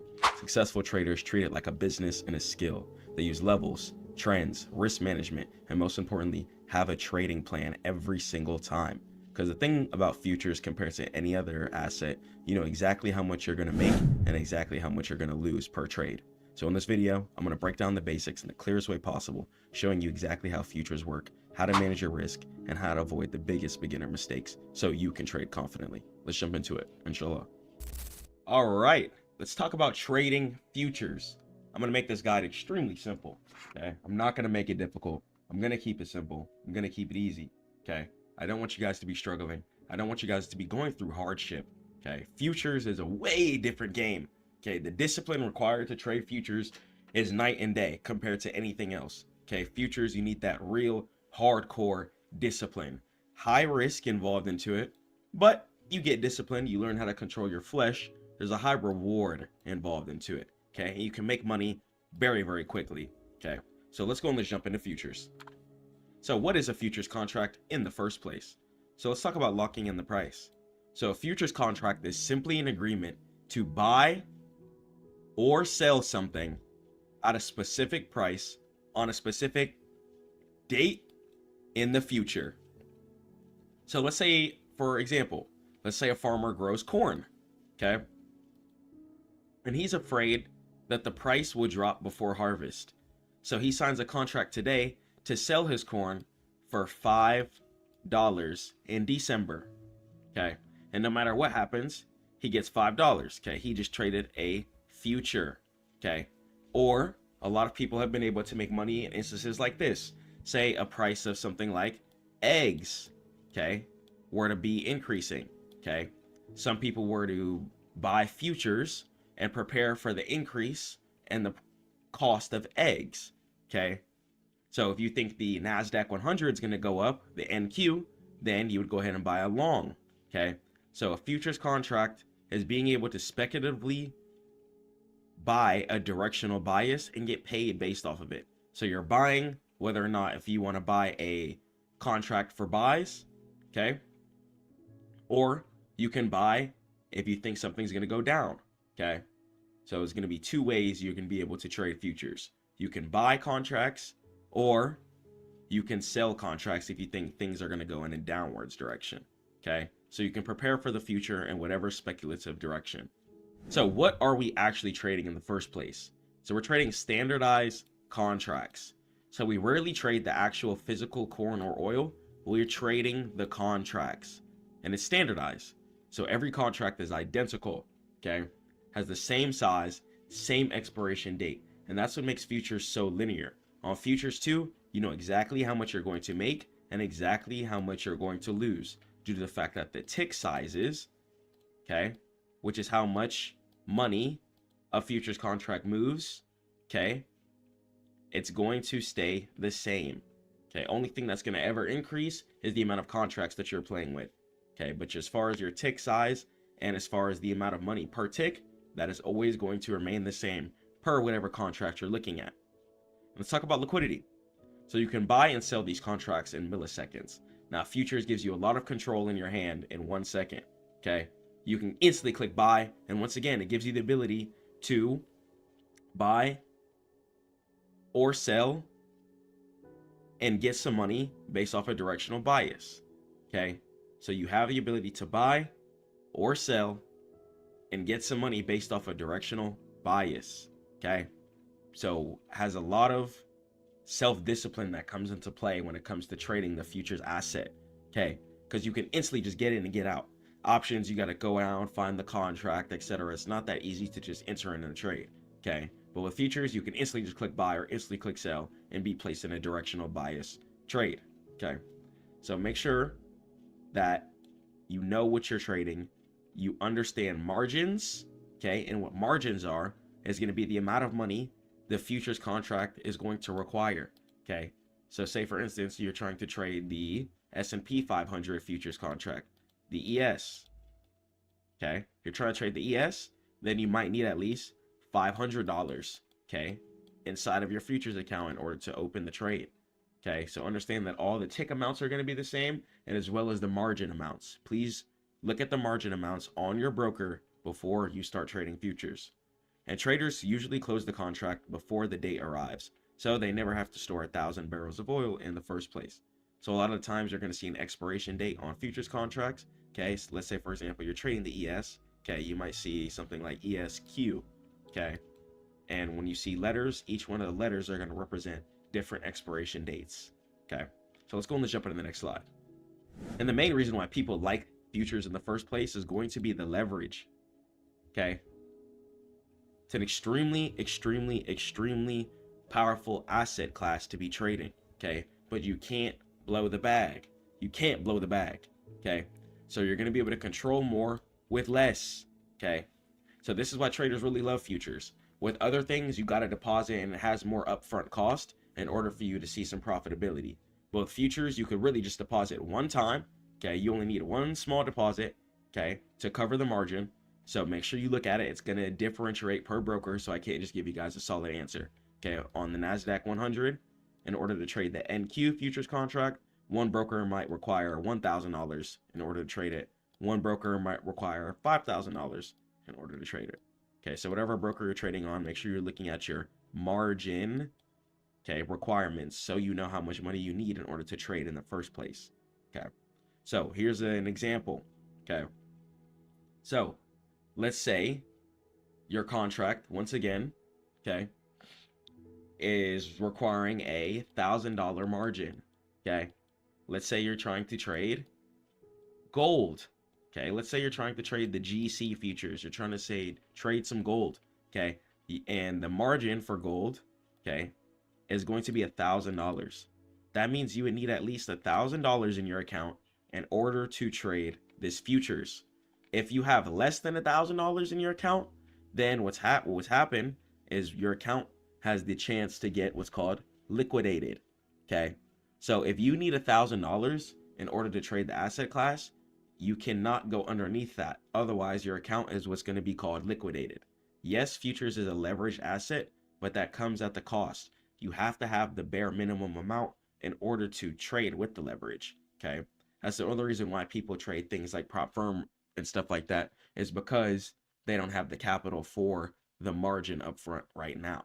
But be patient, stack up that capital, because trading on your own live account really does help. Makes things a lot easier, and you have full control over your funds, so you could feed yourself and your family however you want. You don't have time to be playing on other people's rules. When you want to withdraw your money after you win a trade, you should be able to withdraw your money. So I really recommend live account. Okay, get your life together, grind hard. Okay, work on your business, work on your job, level up, get some money together, and boot up a live account. Okay, I don't recommend you guys try and rush and go the prop firm route just to go ahead and avoid the margin. Okay, take your time, learn the skills.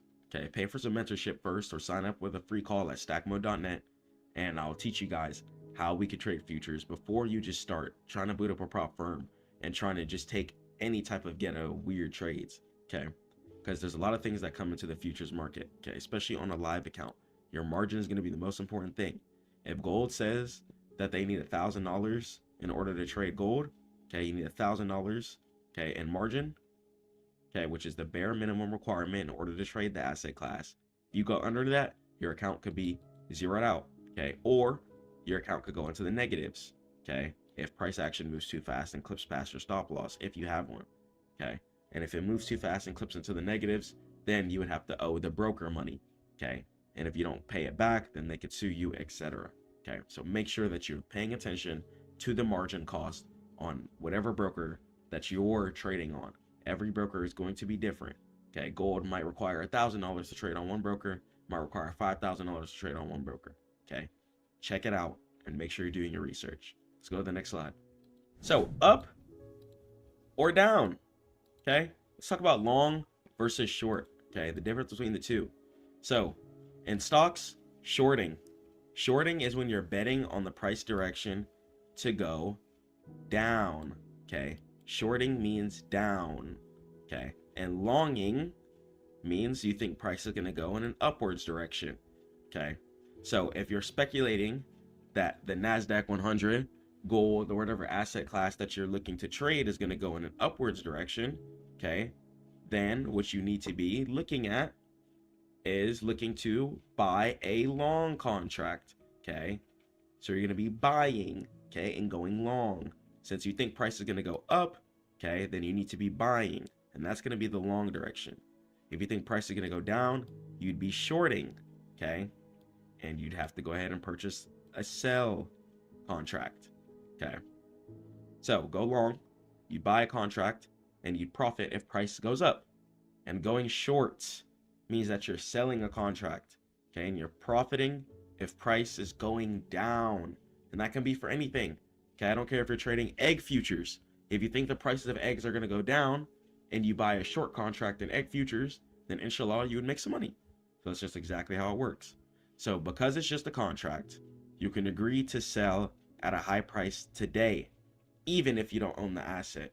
Okay, so do your research, and when you guys start putting the economy and your technical analysis information together, okay, because your economy information is absolutely futile to be looking at. You have to be looking at it. It's essential.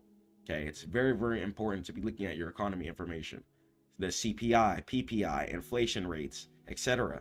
Okay, seeing what recent laws are getting passed.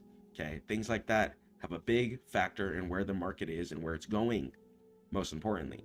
Okay, so put your economy factors and then get your technical side. Be like, you know what, are we at all-time highs right now? Okay, ask yourself some certain questions. Okay, am I ready to buy on this pullback? Okay, I'm going to wait market to go down, and then I'm going to buy back up again. Okay, take your time and strategically plot and plan your trade before you make any rash, wild decisions. Let's head over to the next slide, class. So the danger zone, margin. Okay, just like we talked about, margin can be dangerous. I don't want you guys getting sued. Okay, I don't want you guys getting served court papers or anything like that because you owe some money to the broker. Okay, and understand that sometimes your stop loss, okay, stop loss, that's what SL is, stop loss. Sometimes, okay, let's say you have your stop loss set at a certain price. Okay, if price decides to run past your stop loss too fast, you could end up losing more than you thought. Okay, so if you have your stop loss set for $300, okay, and price action moves fast way past your stop loss, okay, you could end up losing like $380. Okay, and if that goes underneath your margin requirement, also known as your maintenance margin, okay, which is the minimum amount required to even have the trade open.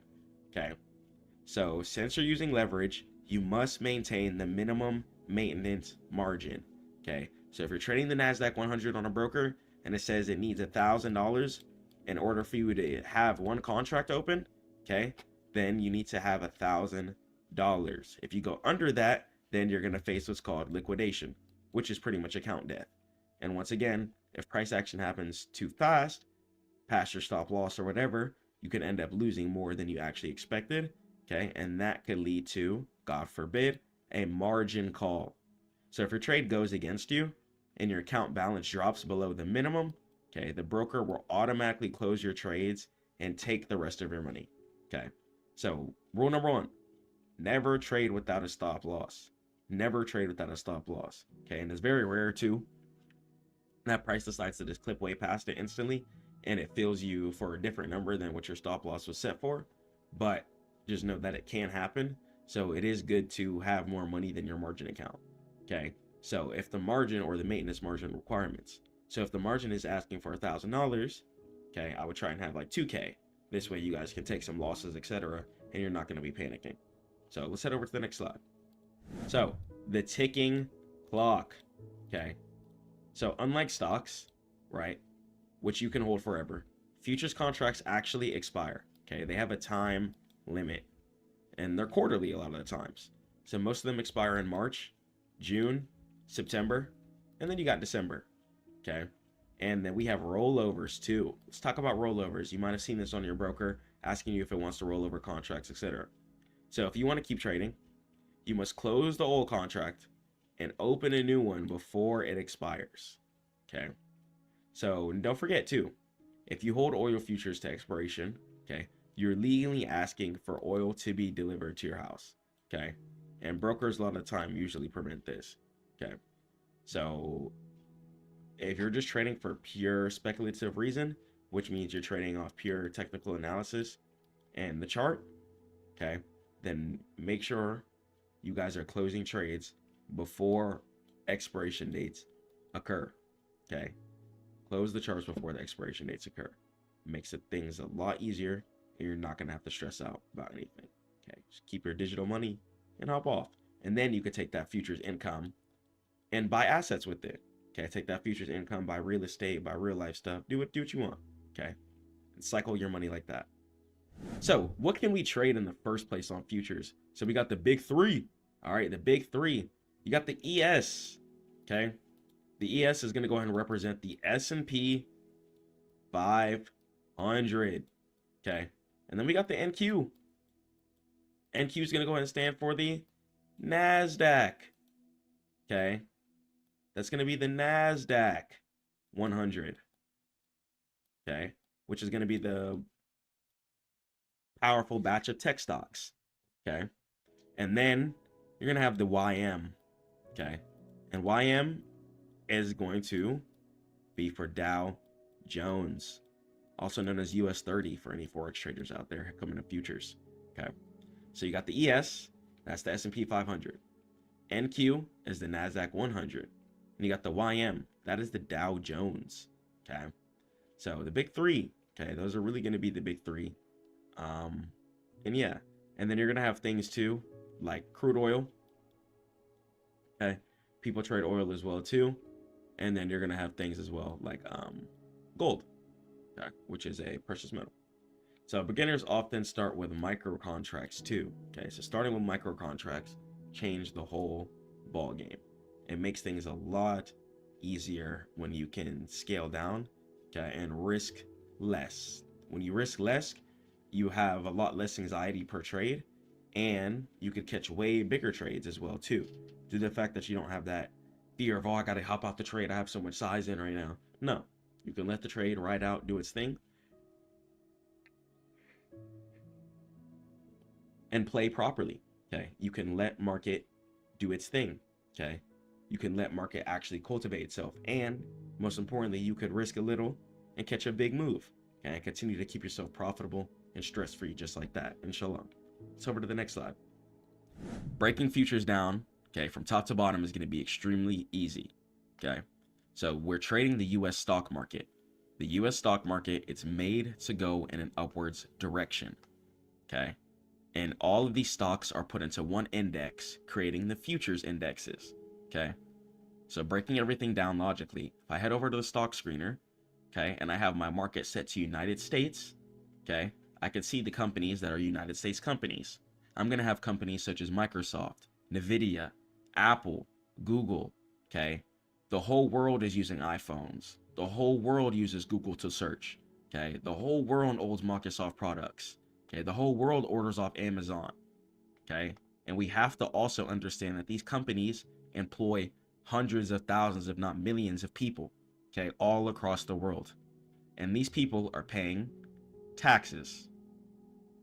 And the more taxes getting paid, the more beneficial it is for the United States government. So of course, the United States stock market would be made to go in an upwards direction. Okay.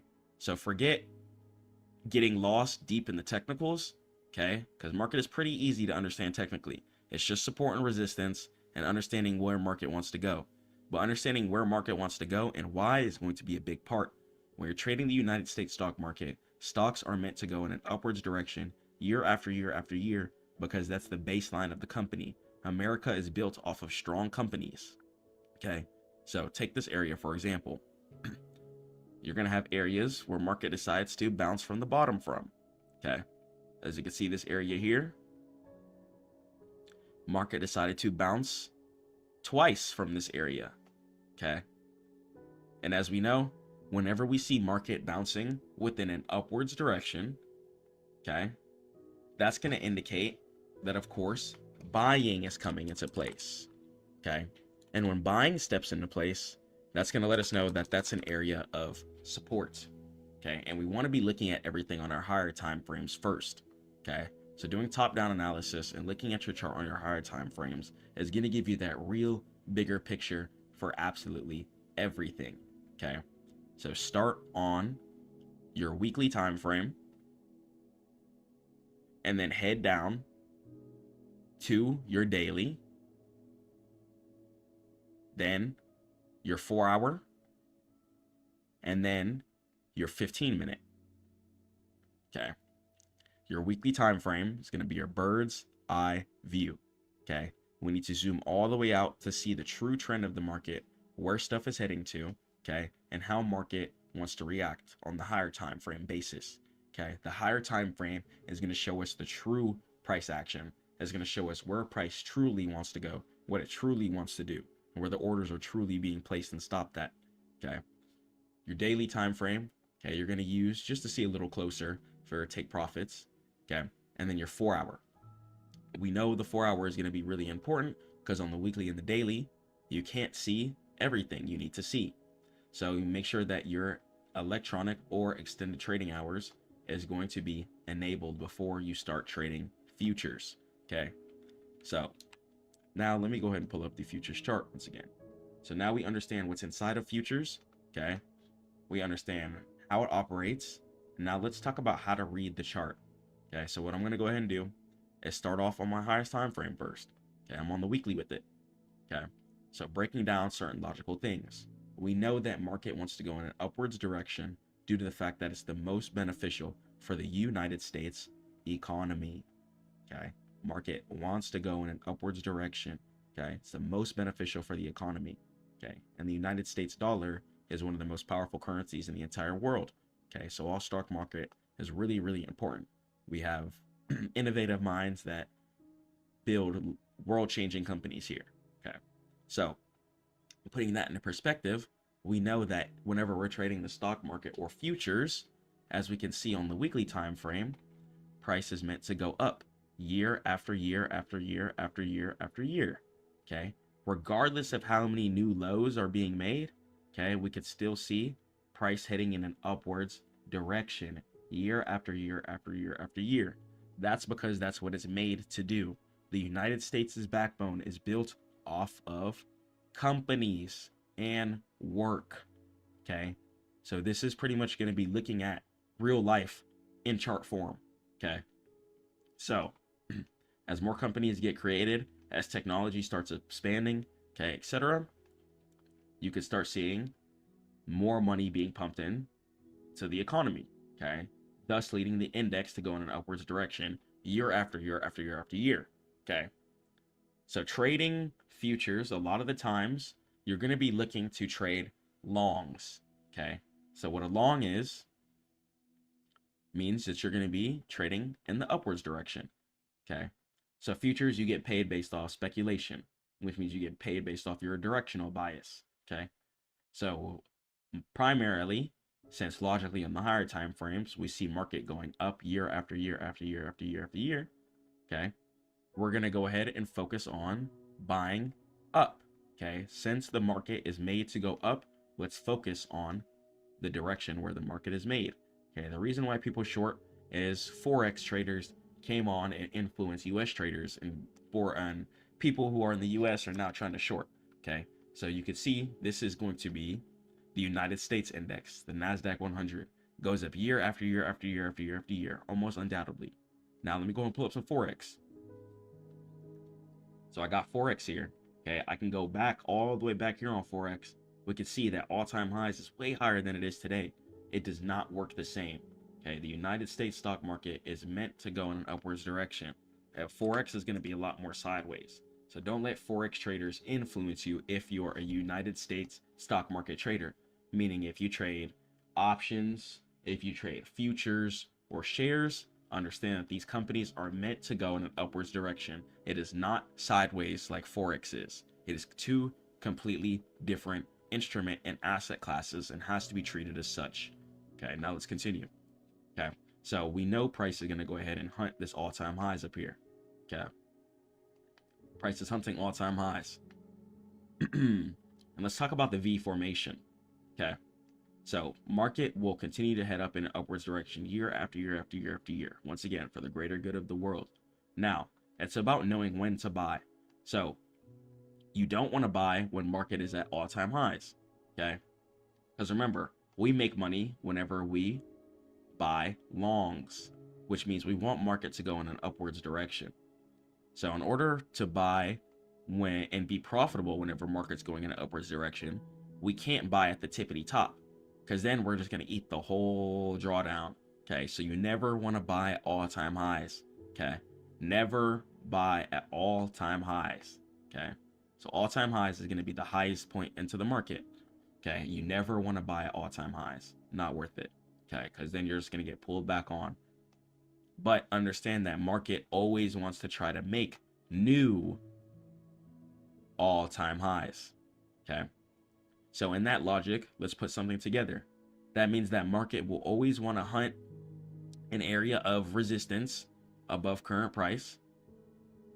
Okay, to try to meet it again and try to break it, or sometimes it might meet it again.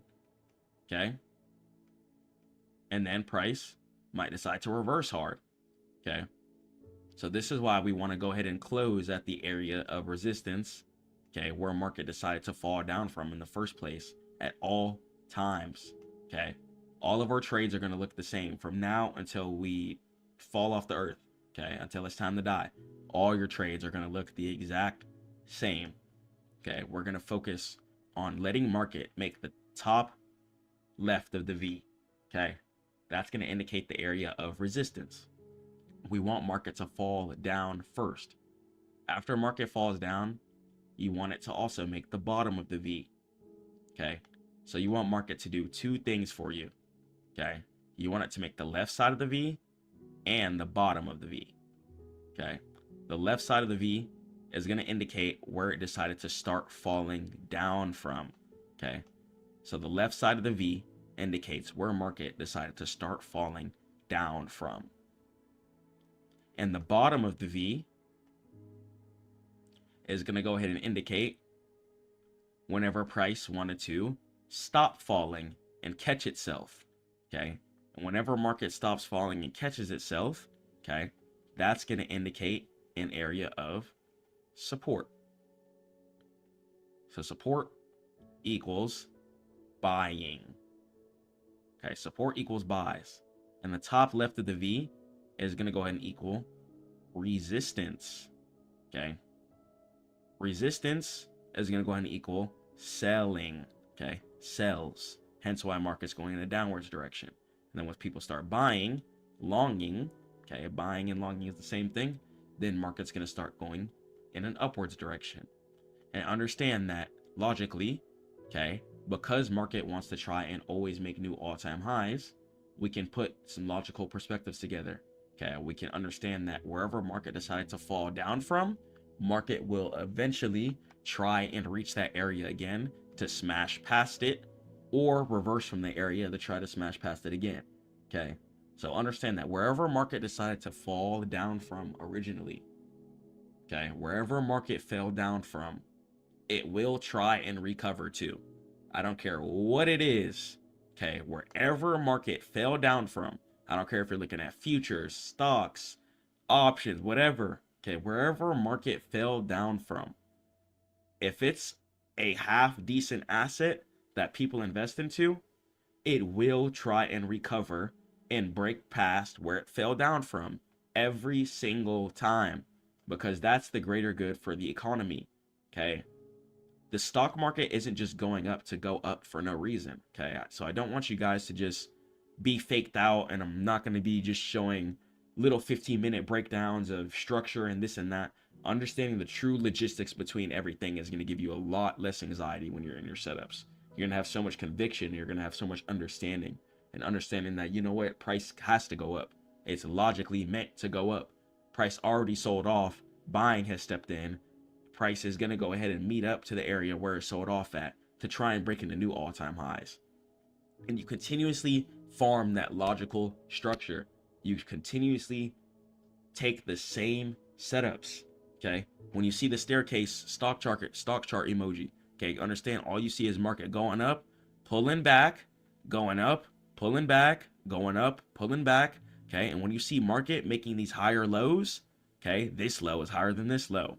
Okay, this low is higher than this low. Okay, we got this low is higher than this low.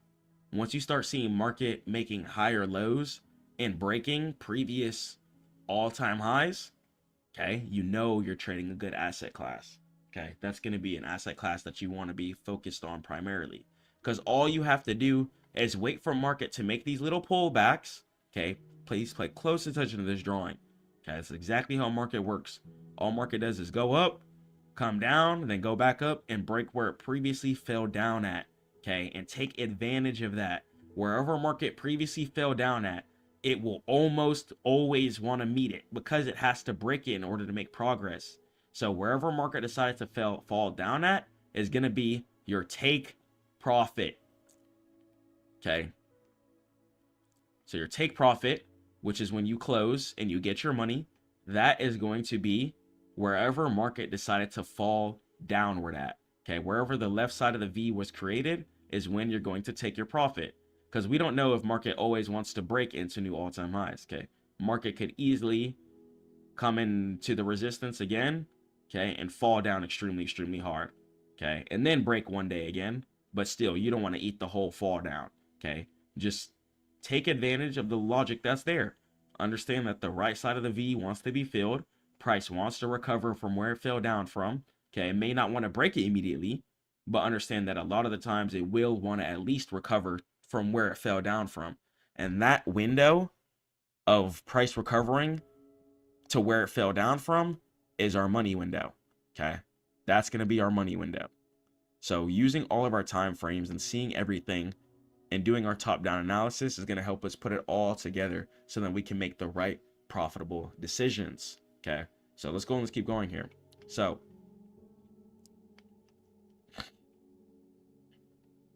take here. Okay, even if I'm on here, let's say I start on my weekly. Okay, I know price wants to come up to this all-time highs. Okay, we just went ahead and broke down all the reasons why. Okay, I can see we're not at all-time highs right now. If you're not at all-time highs, okay, there could be a chance to get a trade in. If you're not at all-time highs, there could be a chance to get a trade in. If you're at all-time highs, you do not trade.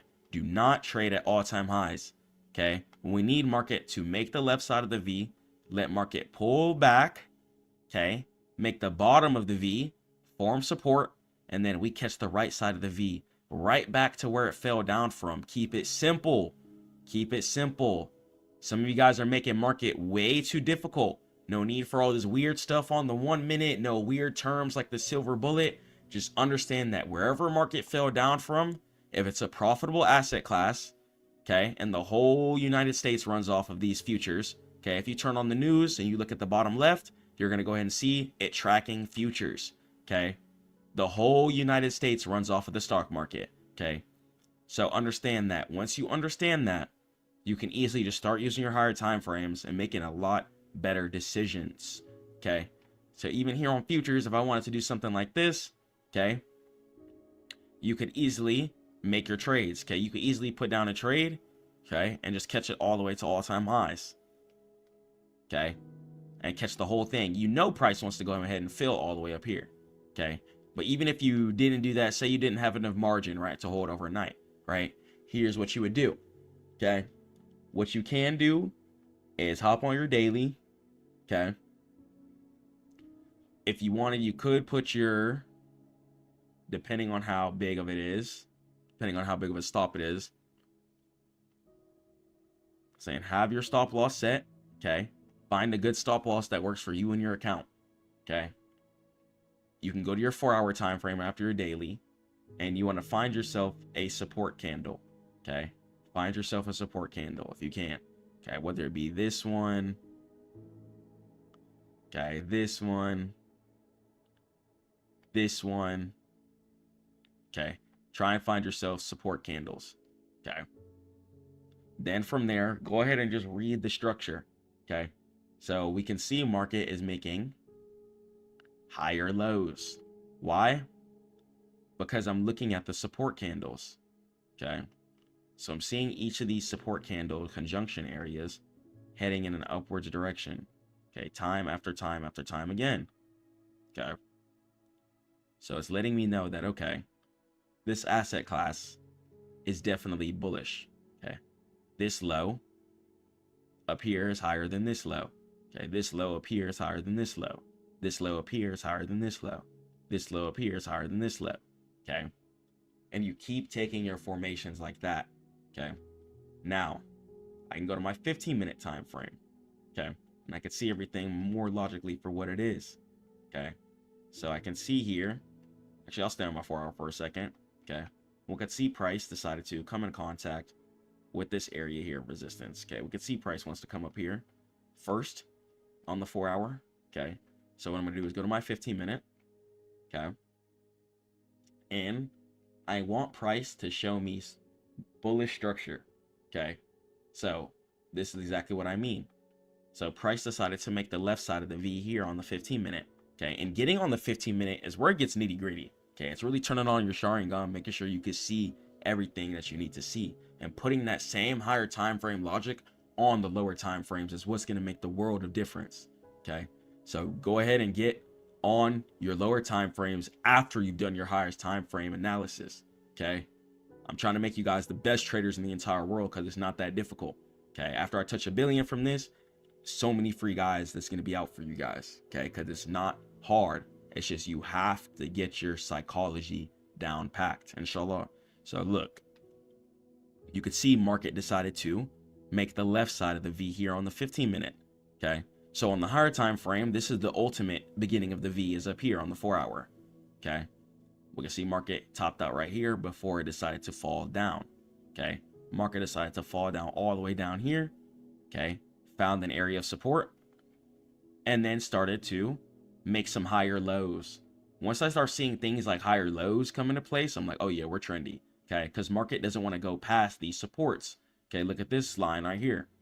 Okay. Let me go ahead and change the color of this. So if you look at the yellow line, you can see market has these 2 wicks that did not want to go beneath. Okay. Now we have this line up here. Did not want to go beneath. Okay. And then we have the support accumulation zone up here. Okay. And price looks like it wants to hold this area right here. Okay. Price looks like it wants to hold this area very, very confidently. Okay. Price looks like it found another area of support right here. Okay. So I can start seeing here, I have my 4-hour wick and I have a 4-hour close above the zone. Okay. So I like that. Okay. I have a 4-hour candlestick above the zone and I have a 15-minute candlestick above the zone. Okay. So I can see that market is trending. Okay. In an upwards direction. Market fell down and it looks like it's trying to make the V right here. So then it can go in an upwards direction from here. Okay. And at least hit this resistance. Okay. And this profit window is what we're going to use in order to make our trade. Okay. Then from there, you'd be able to pull out your risk to reward tool. Okay. This would be long position. Okay. You could put your stop loss below this area of support if you wanted, and then take profit would go ahead and be the area of resistance up here. And we play this for a 1 to 2 about. Okay. So you play this for about a 1 to 2, catch your trade and hop off. Okay. Or even if you wanted to play the take profit up here, you could play this one too. Or if you had multiple contracts, you could do it like that. Okay. But if you just wanted to play the first 15-minute V structure after the higher lows were created, then you could go ahead and get in just like that. Okay. So it's doing that top-down analysis, seeing everything. Okay. And then catching the V structure, even on the smaller time frames, breaking everything down and seeing it for exactly what it is. is really going to help you put things into logical perspective and help your trades over time. Okay, so we could see market decided to make the main V here.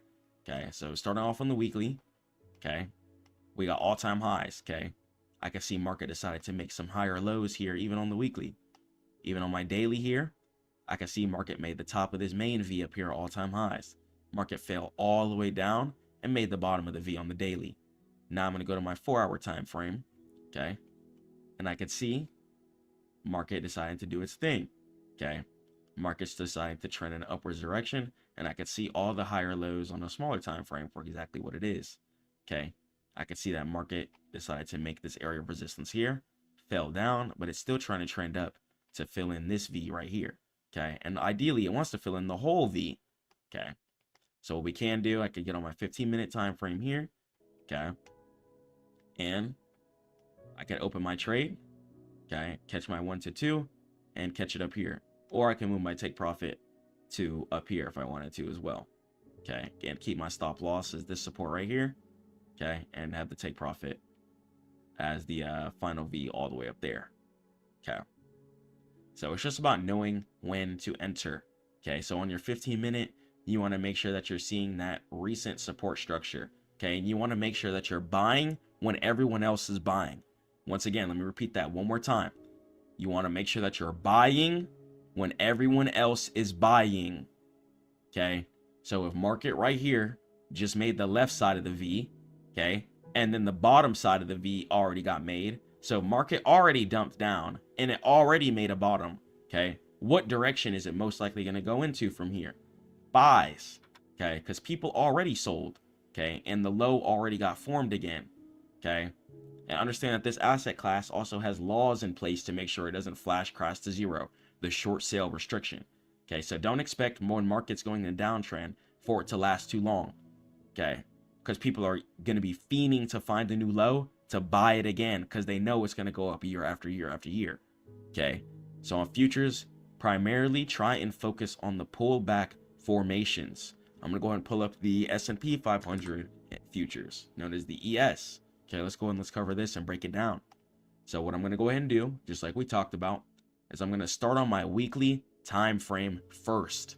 Okay, then I'm going to go to my daily, then to my 4-hour, and then to my 15-minute. Okay, then to your 15-minute finally. Okay, so what I like to go ahead and do is ask myself, are we at all-time highs? We cannot trade if we're at all-time highs. Okay, we just can't.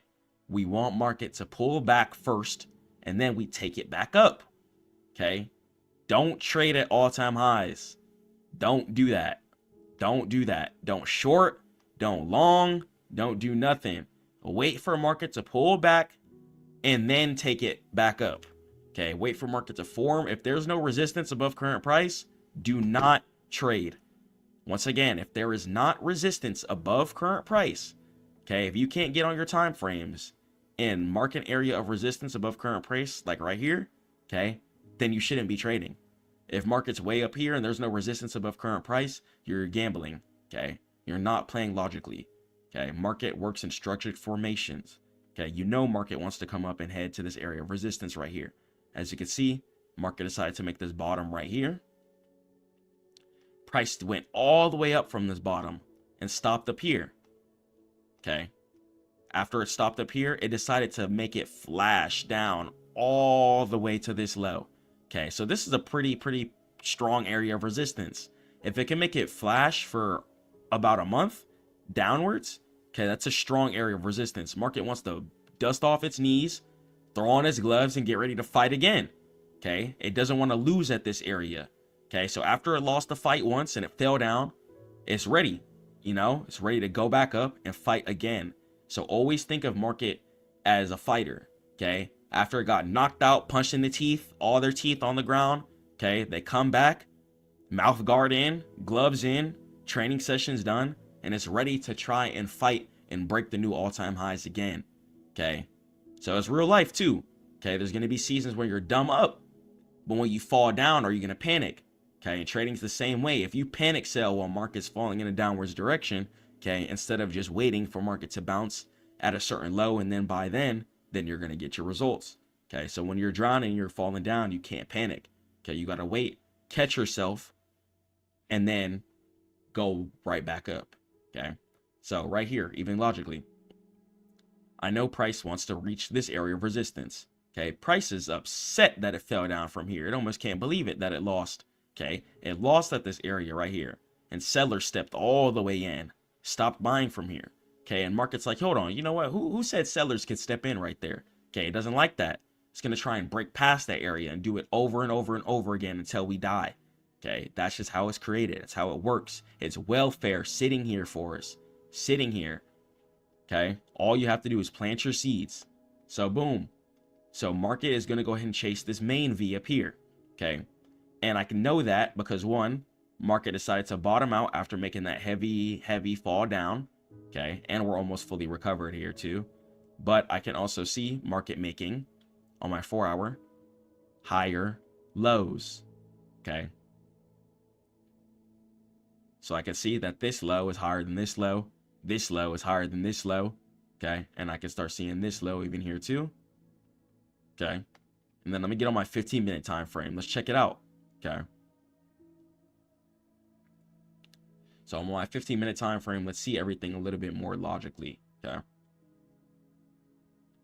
even right here, this is going to be an area of support here too. Okay, that's a very, very recent low. Okay, and we could see, okay, price decided to fall downwards recently. Okay, price recently fell down from this area of resistance here on the 15-minute. Okay, so what we need is to see market hold an area of support and see if it's really for true. Okay, so after market decided to fall down from this area right here, okay, it came down and it looks like it made this kind of candle right here of support. Okay, so after a heavy sell-off, you want to see, okay, did the market try and bounce from that at least? Okay, so we could see even right here for this top, okay, market decided to have a heavy sell-off, but it decided to find a low right here, correct? Okay, market decided to even come down and test it in the same area. Okay, so I want to see, okay, is this a higher low? Okay, this low right here. Okay, I want to see if this low is a higher low than this low for real. Okay, so what I want to be waiting for is I want more 15-minute candlesticks that are green filling in the right side. Okay, so I can see this low right here is real. Okay, you know this low is real because outside of the zone, okay, you start seeing green candlesticks heading up in an upwards direction, buying multiple green candlesticks in a row. Even down here with this low, okay, you know this low is real because you start seeing green candlesticks heading in an upwards direction, ready to fill in the resistance gap. Okay, but we could see here from this low, okay, it's just a wick. Okay, after this, it's red candlesticks, green, red, green, red, green, really choppy. Okay, really choppy. Hasn't started fully trending yet. Okay, has not started fully trending yet. Okay, after market found this low, green candle, green candle, green candle, green candle, you start seeing them rapidly success in a V direction. As you can see, it decided to kind of make this wick, but then a red candle, and then a green, but then red dojis, and then not really consistent. So I don't even know if this low is real. Okay, so I'm not going to take the trade here yet. Okay, I'm going to wait for more 15-minute candlesticks to keep heading in an upwards direction. Okay, I want to see price fully give me that V curl.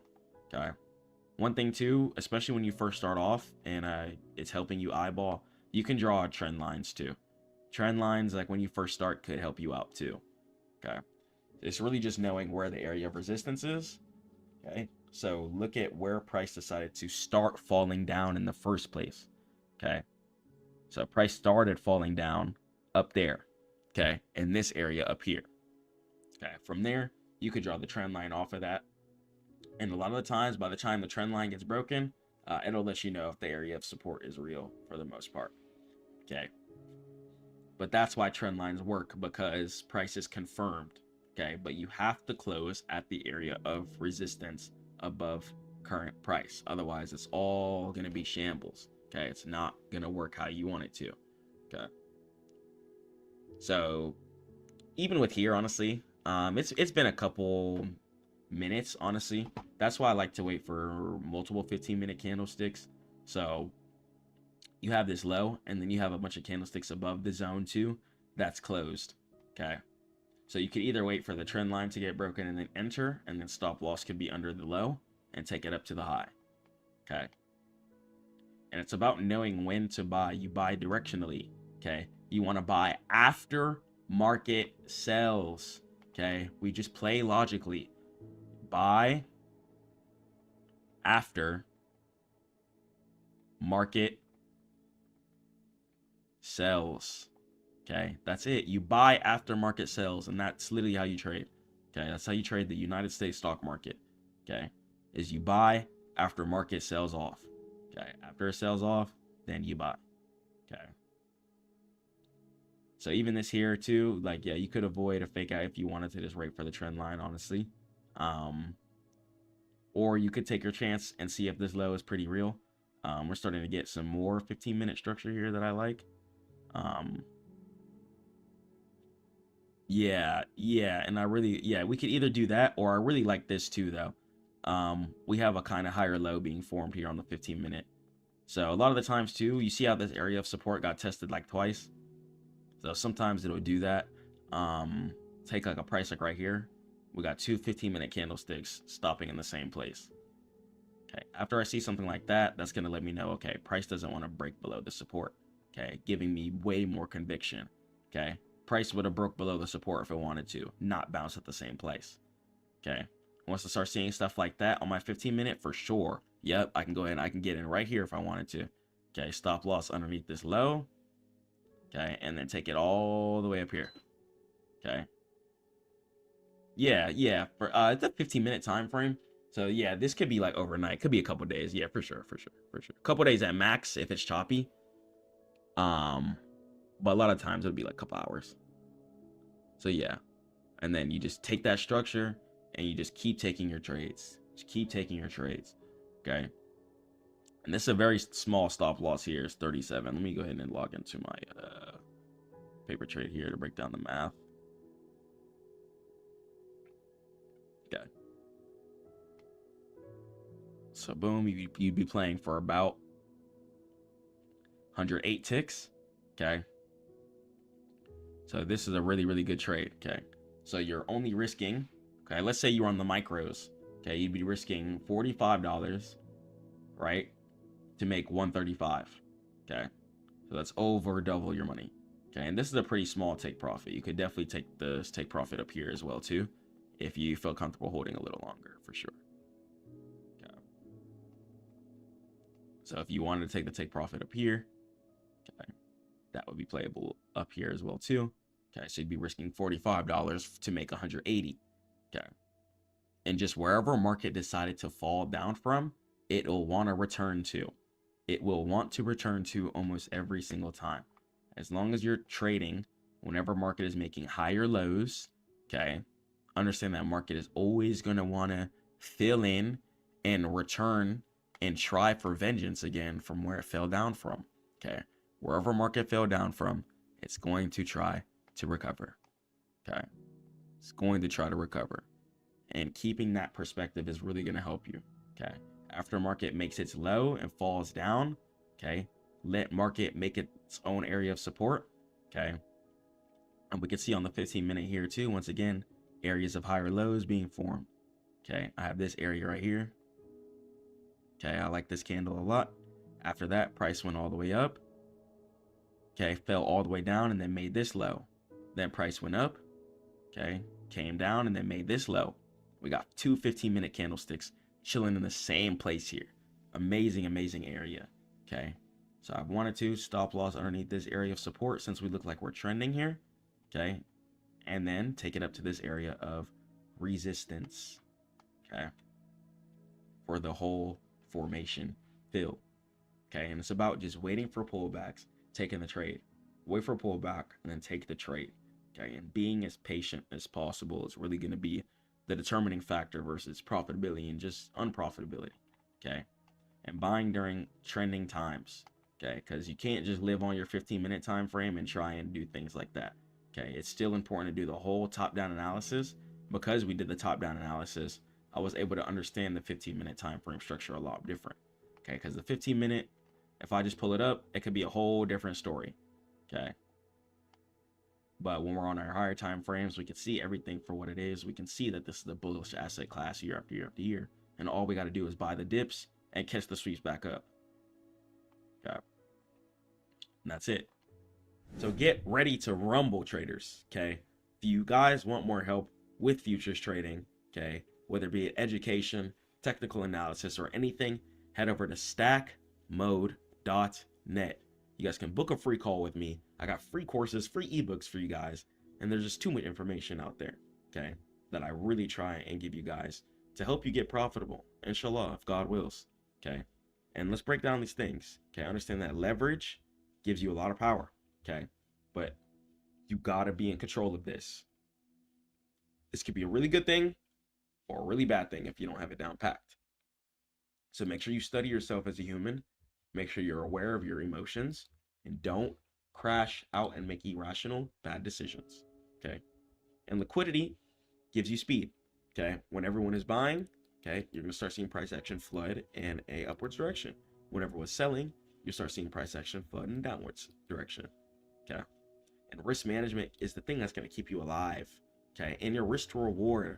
Okay, so if you're risking $50 a trade, you need to be at least trying to make 100 to 150. Okay, if you make 100, that would be a 1 to 2 risk to reward ratio. If you make 150, that would be a 1 to 3 risk to reward ratio. Okay, and focusing on your risk to reward ratios is how you're going to become profitable. It's all in the math. So if you're making more than you lose consistently, you will become profitable. Okay, and start with paper trading and start with mentorship first. Okay, so head over to stackmode.net. I love you guys so much. Keep grinding, stay prayed up to God, and I'll catch you in the next one. Peace.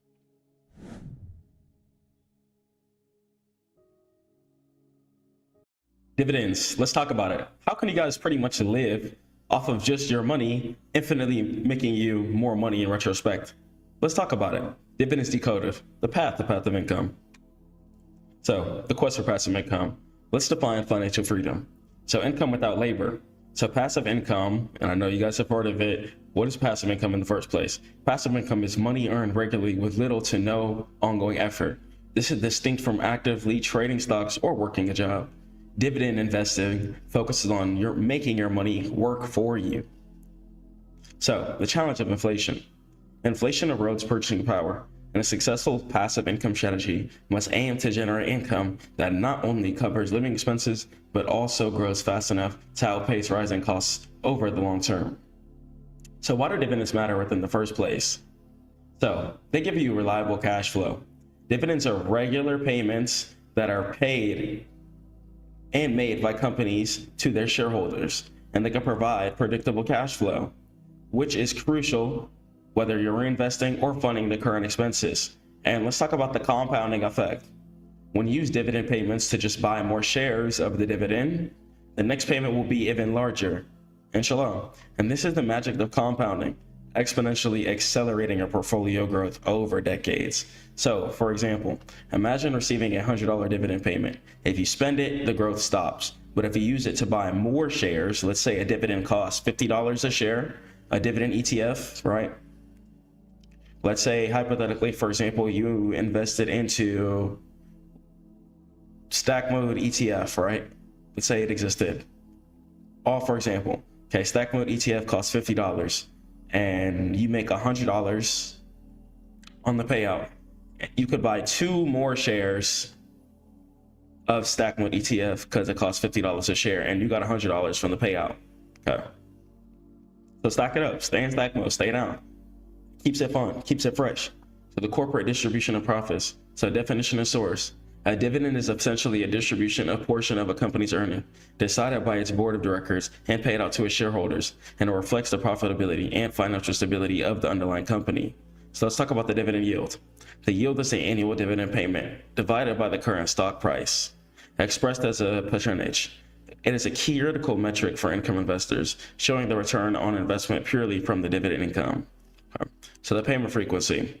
So in the US, most companies pay dividends quarterly, all right, let's say for 4 times a year. However, some firms pay monthly, which provides smoother income, and others pay annually, okay? So if you're getting paid monthly dividends, then you could budget out your bills, for example, based off that income. Some dividends only pay annually once a year, and some dividends pay quarterly, okay? So every couple months.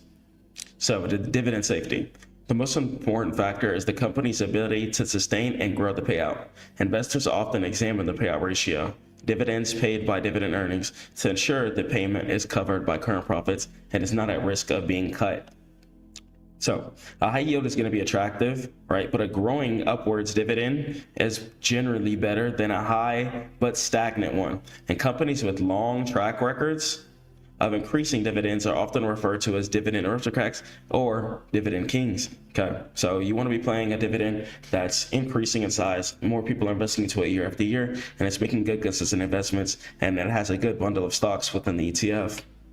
So key dates and dividend types, let's talk about them. So 4 crucial dates: the declaration date. So the day the company's board announces dividend payment, specifying the amount, record date, and the payment date. And we'll talk about the ex-dividend date. This is the most critical day. To receive the dividend, you must own the stock before the market opens on this date. And on this day, the stock typically drops by the amount of the dividend. And the record date. The company list of shareholders eligible to receive the dividend is finalized. And this is generally 2 business days after the ex-dividend date. And the payment date. It's the day the dividend is actually credited to your brokerage account, so you can actually go spend it, withdraw it, and put it in your bank account. And types of payouts. Cash dividends. The most common type. This is a direct cash payment deposited in your account, either in US dollars or the local currency. And stock dividends. The company pays shareholders in additional shares of stock rather than cash, and this increases the number of shares you own, but reduces the per share value. I want to talk about special dividends. So one-time non-recurring payment, usually much larger than a regular dividend, often resulting from a major cash windfall, a sad sale, or extraordinary profits. So for key distinction, the ex-dividend date is what truly matters for investors in the long run. If you buy on or after this date, you miss the current payment. If you sell on or after this date, you'll still receive the payment, for example. So let's deconstruct the exchange traded fund. Okay, once again, ETF stands for exchange traded fund. So class, it's an instant diversification tool. It pretty much gives you a basket of assets. So an ETF is a collection or a basket of dozens, hundreds, or even thousands of individual stocks, bonds, or other assets. When you buy one share of an ETF, you gain ownership in tiny pieces of all the underlying assets. And it trades just like a stock. So unlike traditional mutual funds, ETFs trade on stock exchanges throughout the day, just like an individual stock. This gives them greater liquidity and pricing transparency, and the low cost and transparent, and the expense ratio. So ETFs are generally low cost vehicles. The expense ratio is the annual fee charged by the fund, expressed as a percentage of your total investment.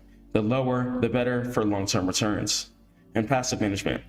Most ETFs are passively managed, meaning that they simply track an index, like the S&P 500, for example, or Bitcoin. Some ETFs track cryptocurrency as well too, and these keep management costs low comparatively to actively managed funds, which try to beat the market. So there's going to be crypto ETFs, tech ETFs, ETFs that focus on power companies, etc., and a focus on diversification.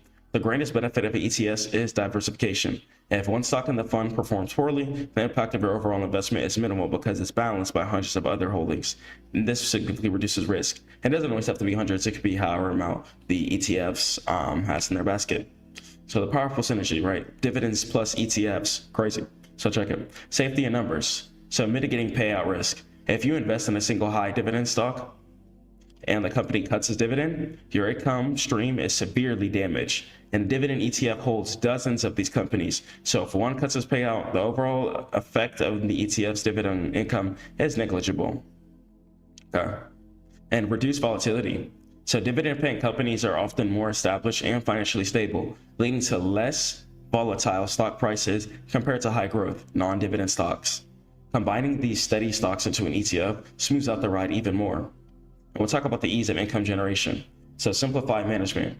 To create a diversified dividend portfolio manually, you would need to buy 50 to 100 individual stocks and manage all their dates and tax paperwork. Okay, so that's how you would have to do it normally. An ETF pretty much does it all for you, simplifying the investment process immensely. So it gives you a nice monthly income stream, especially once you have enough money invested into it. And each ETF pays out a different dividend amount. Do your research before you invest. So many dividend ETFs are structured to pay out monthly rather than quarterly, providing a more consistent and easier to budget income flow for those relying on the payments in order to live off the what's called passive income. But a lot of times you have to do something active to get the passive income. Okay, so it's like you get to retire by making the right decisions, inshallah, if God wills. So think of an ETF as a pre-made high quality soup. Instead of spending hours buying and preparing 50 different ingredients and hoping the recipe works, you buy the ready-made dividend soup with proven ingredients and a consistent flavor. Okay, so making it a lot simpler. So accelerating growth, dividend reinvestment plans. So automating the compound process. What is DRIP? Okay, a DRIP automatically takes the cash dividend you receive and uses it to purchase more shares or fractional shares of the same ETF. This happens automatically, removing the need for a manual intervention. So long-term wealth accumulation. Then reinvestment phase is critical during your accumulation years. And by automatically buying more shares, you are increasing your share count, which means the next dividend payment will be significantly larger than it would have been otherwise. And the power of fractional shares. Most brokerages allow ETFs to be bought in fractional shares through a DRIP, and this ensures that every penny of the dividend is put back to work immediately, maximizing compound from day one. So the transition to income. When you enter retirement and need the income, you simply turn the DRIP feature off, and the dividends will then be paid out to you as cash, providing a regular passive income stream. So here's a crucial tax note. All right. So even if you reinvest the dividend using a DRIP, the IRS considers that dividend income to be income that you receive. You must still pay taxes on it the year it was paid, unless the investment is held within a tax advantaged account, like a Roth IRA or 401k, which also have limited amounts that you can put into it per year. So keep that in mind. So dividend ETF categories, tools of the trade. So let's talk about dividend growth ETFs. So the focus of them. The companies with long history of increasing their dividends, and the goal of them is to increase their total return and have an inflation-proof thing that people can invest into safely. And the benefit of them, you sacrifice high current yield for faster dividend growth, protecting future purchasing power. For example, funds tracking companies that have raised dividends for 10 or more consecutive years. And high yield ETFs, they're stocks with the highest current dividend yield and the maximum immediate cash flow involved with them is going to be super duper heavy compared to the other ones. And they have a higher yield, which often means higher risk, and these companies may be in declining industries or struggling financially. And these funds are concentrated in real estate investment trusts or certain utility sectors. Now let's talk about the sector-specific ETFs. It's concentrated exposure to sectors known for high payouts, and it's targeted income and diversification within a specific sector. And it reduces broad diversification, yields higher returns, but has a higher risk specific to that entry. Okay, so if you're in a crypto ETF, for example, okay, and crypto's in a downtrend and a bear market, you would go ahead and fix that. Okay, but that's just how trading works in general. So for example, you're gonna have utility ETFs, consumer staples ETFs, financial sector ETFs, crypto ETFs, etc. So figure out what you want to invest in. So building your income portfolio, let's talk about it. So one, some step-by-step implementation. So identify your goal. What do you guys want to do? How much do you want to make? And what do you want to do in the first place? Okay, determine how much annual income you require for retirement. How much do you need to pay your bills? How much is your rent or mortgage, right? How much is your internet, your car, etc. Okay, and use the 4% rule or similar withdrawal strategy to estimate the portfolio size needed. So select the ETFs that collectively provide a realistic, sustainable dividend yield, typically between 2% and 5%, and avoid extreme yields unless you fully understand the underlying risk and what you're investing in. And automate contributions. Set up automatic monthly contributions from your bank account to your brokerage account. Okay, if you want to do automatic, or you guys can do manual, up to you. Just put yourself on a consistent schedule. Keep putting money away and get into stack mode. So consistency is the most important factor in long-term success. And activate the drip if you can. And ensures that all dividends are automatically reinvested to harness the power of compounding until the day you need to rely on the income. So portfolio example, right? Some hypothetical allocation. Okay. Let's say 50% core dividend ETFs. You could do 30% a high yield dividend ETF, and then 20% like a global real estate ETF or a crypto ETF. And that's just for example. Do your own research, but that's just how someone would break down the portfolio. So your job is only to contribute regularly, get into stack mode, wake up, pray to God, stay humble, put the money away, don't look at it, hide your balance even, okay? You can actually put your balance on all dots, hide your balance, just deposit, keep stacking, okay? Stay down and live off a minimal amount, okay? Make it fun, make it hard, make it challenging, okay? And periodically rebalance the portfolio to maintain your desired allocation. And the ETFs manage hundreds of underlying stocks for you, or depending how many the ETF holds. And some tax implications, right? Let's talk about where to hold your assets. Taxable accounts, right? Brokerage accounts. So qualified dividends. These are taxed at a preferential long-term capital gains rate, which is 0%, 50%, or 20%, which are typically lower than ordinary tax income rates. And non-qualified dividends. These are taxed as ordinary income at your current marginal tax rate. This includes most dividends from real estate investment trusts, REITs, and foreign companies. So we'll talk about some tax advantage accounts though. Roth and 401ks, okay? They can be ideal for dividends, but keep in mind that Roth and 401ks are gonna be limited. So Roth IRAs, as of when this video is gonna be recorded, is gonna have around a 7K limit per year that you can invest in, okay? And then when you're 50 years old, plus, then you could do 8K a year, okay? And then you're gonna have the 401k. And 401k, you're going to be able to invest, I think it's around like 23,500 if I'm not mistaken, and then it increases to like 31,000 once you're 50. Let me know in the comments below, but pretty sure that's it if I'm not mistaken. But some traditional accounts, tax deferred. So dividends grow, right? Tax deferred. It's where you pay no tax on them until you withdraw the funds in retirement, at which the entire withdrawal is taxed as earned income. Keep in mind, these numbers could change, and this is just as of 2025 when this video is being recorded. So strategic placement. It's highly recommended to hold your highest yielding non-qualified dividend ETFs like REITs funds inside your Roth accounts to shield the highly taxed income from the IRS forever. So conclusion, the dividend blueprint, right? So the combination of dividend income and exchange traded funds creates a powerful, simplified, and resilient passive income engine. So you can diversify. Use dividend ETFs to gain exposure to hundreds of dividend paying companies instantly, mitigating the risk of a single company cutting its payout. And reinvest, right? Harness compounding by activating dividend reinvestment plans, also known as DRIPs. Okay, not talking about clothes.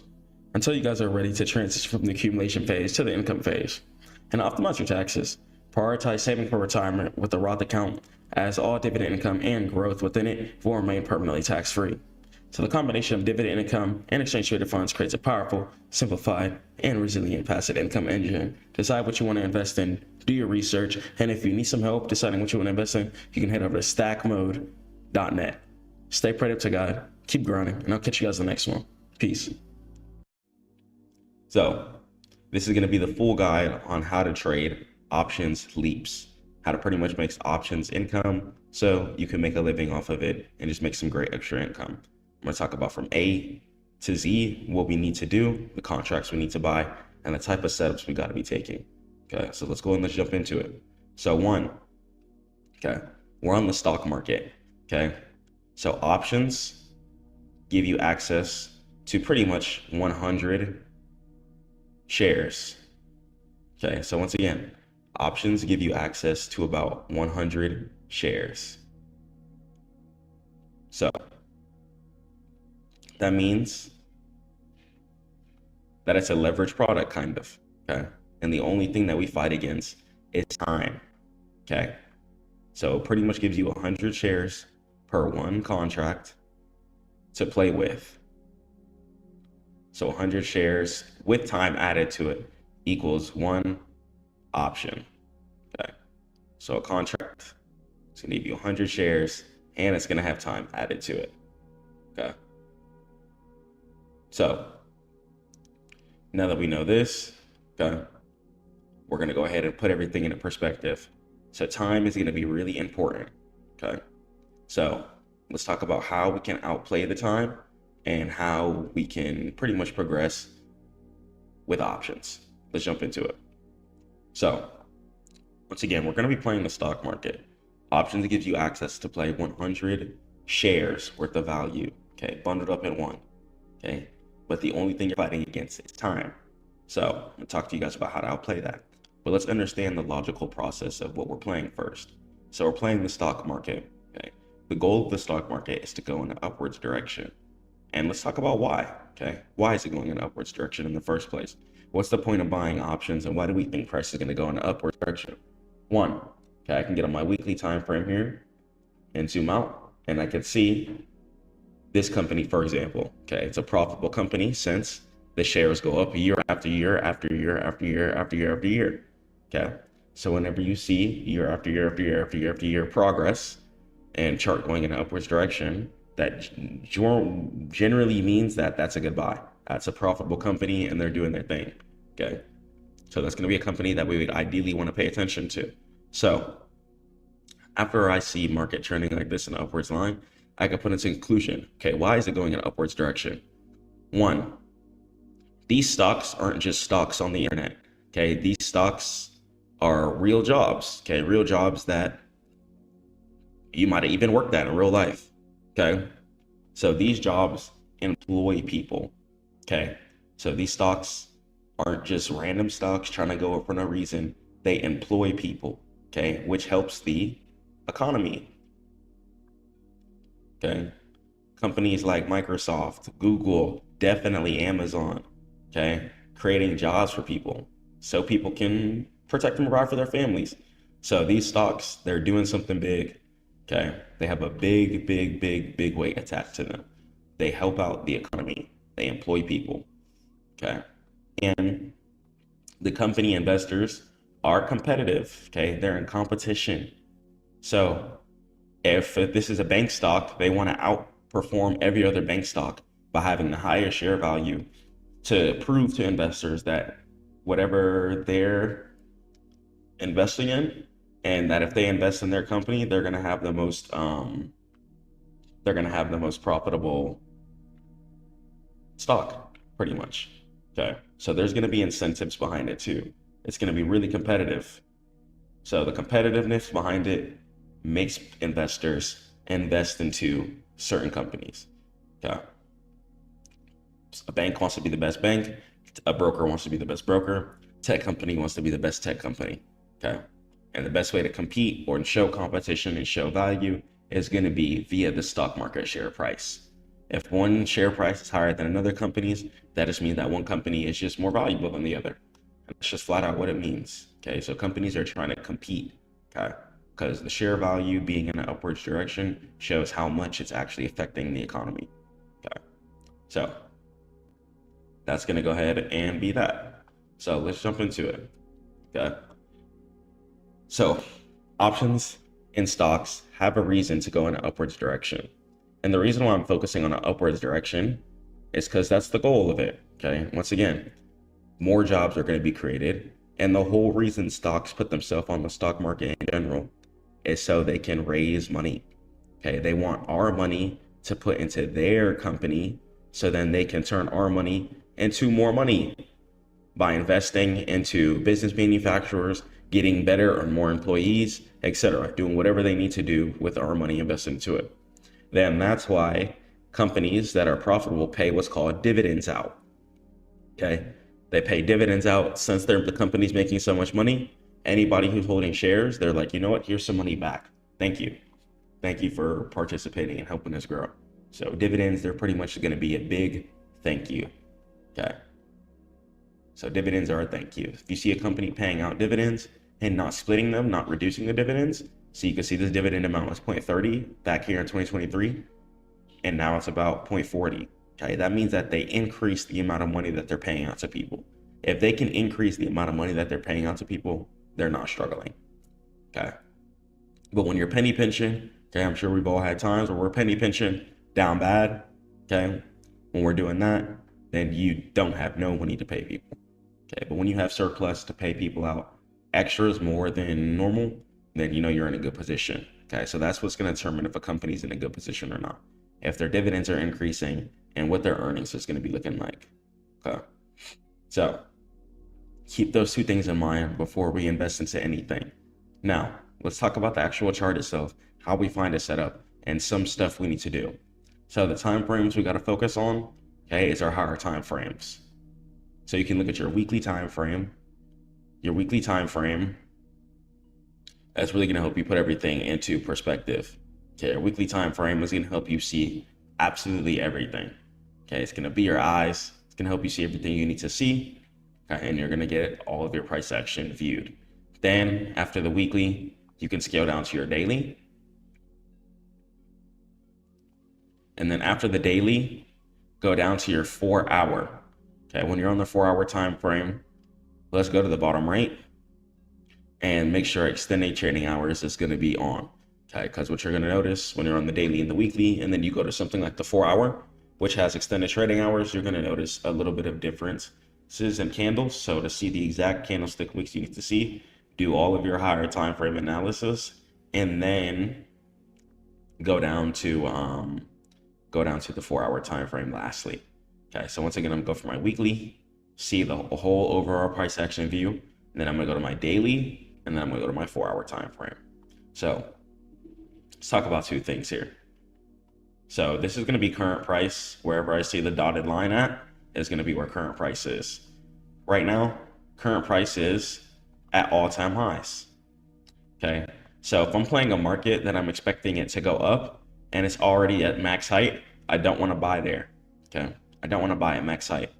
Okay, I can't go any higher than that. Okay, I don't know how high price wants to go up. I want to take a trade where I have resistance above current price, so price has something to travel to, or support needs to be above current price, so price has something to travel to.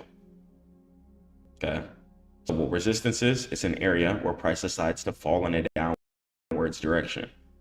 And this is a left to right chart. Okay, so resistance happens because if people bought way down here, of course they have to sell. So whenever and people way back here, so of course we're going to have sharp areas of correction. Okay, whenever we see market big sharp points and then falling in a downwards direction, that's going to signify an area of resistance. Okay, even right here, we're going to see price decide to create this top, and then it fell in a downwards direction. Okay, downwards direction. Same thing up here. Price creating resistance here, and then price fell in a downwards direction. Okay, very simple.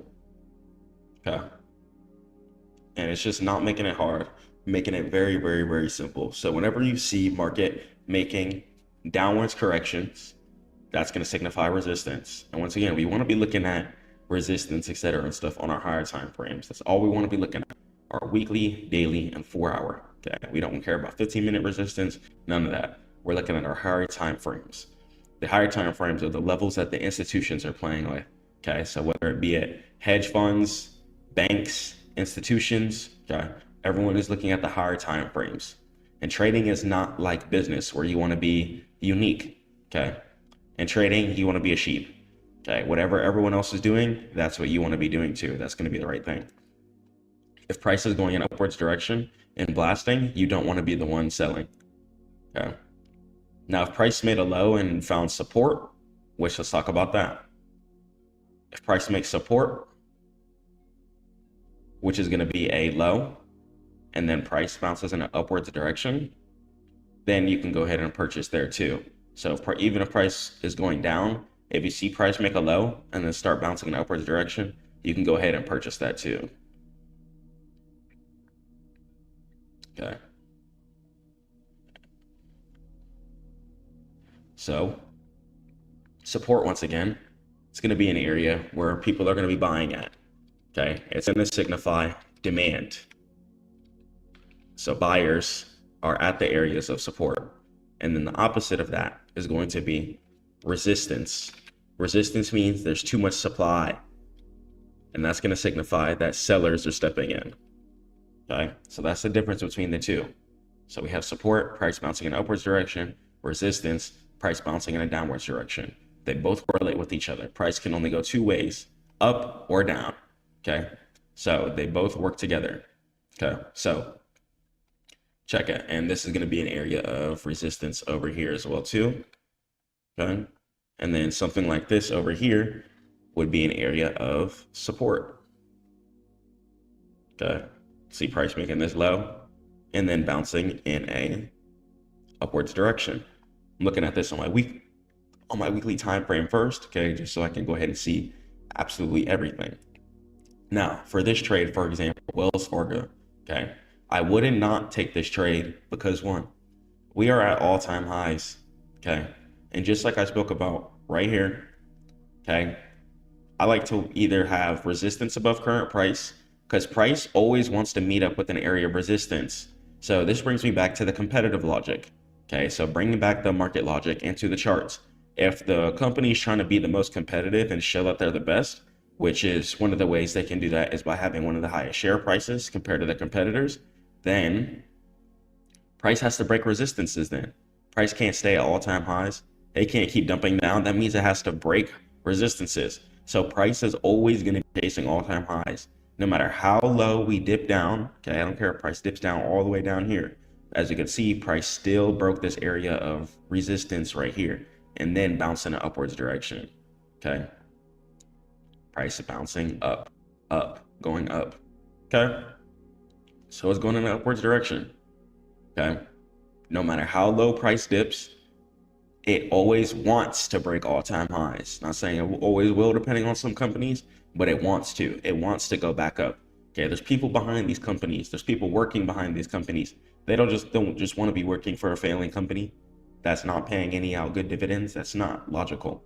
Okay, so that's why I'm going to personally ignore things at all-time highs, because if something's at all-time highs, yes, it could burst a little bit higher up, but for the most part, all it can do is fall down. Okay, so what I like to do is wait for good opportunities. So take this Amazon opportunity here, for example. All right, let's say Amazon wants to actually bounce up this area here, right? Okay. So we have this area here on Amazon, okay? So I have this area of support being reacted off of. We got one candle, two candles here, and then I have one candle here. Okay, let me go to my daily time frame here. Okay, I got a double bottom here at this blue line.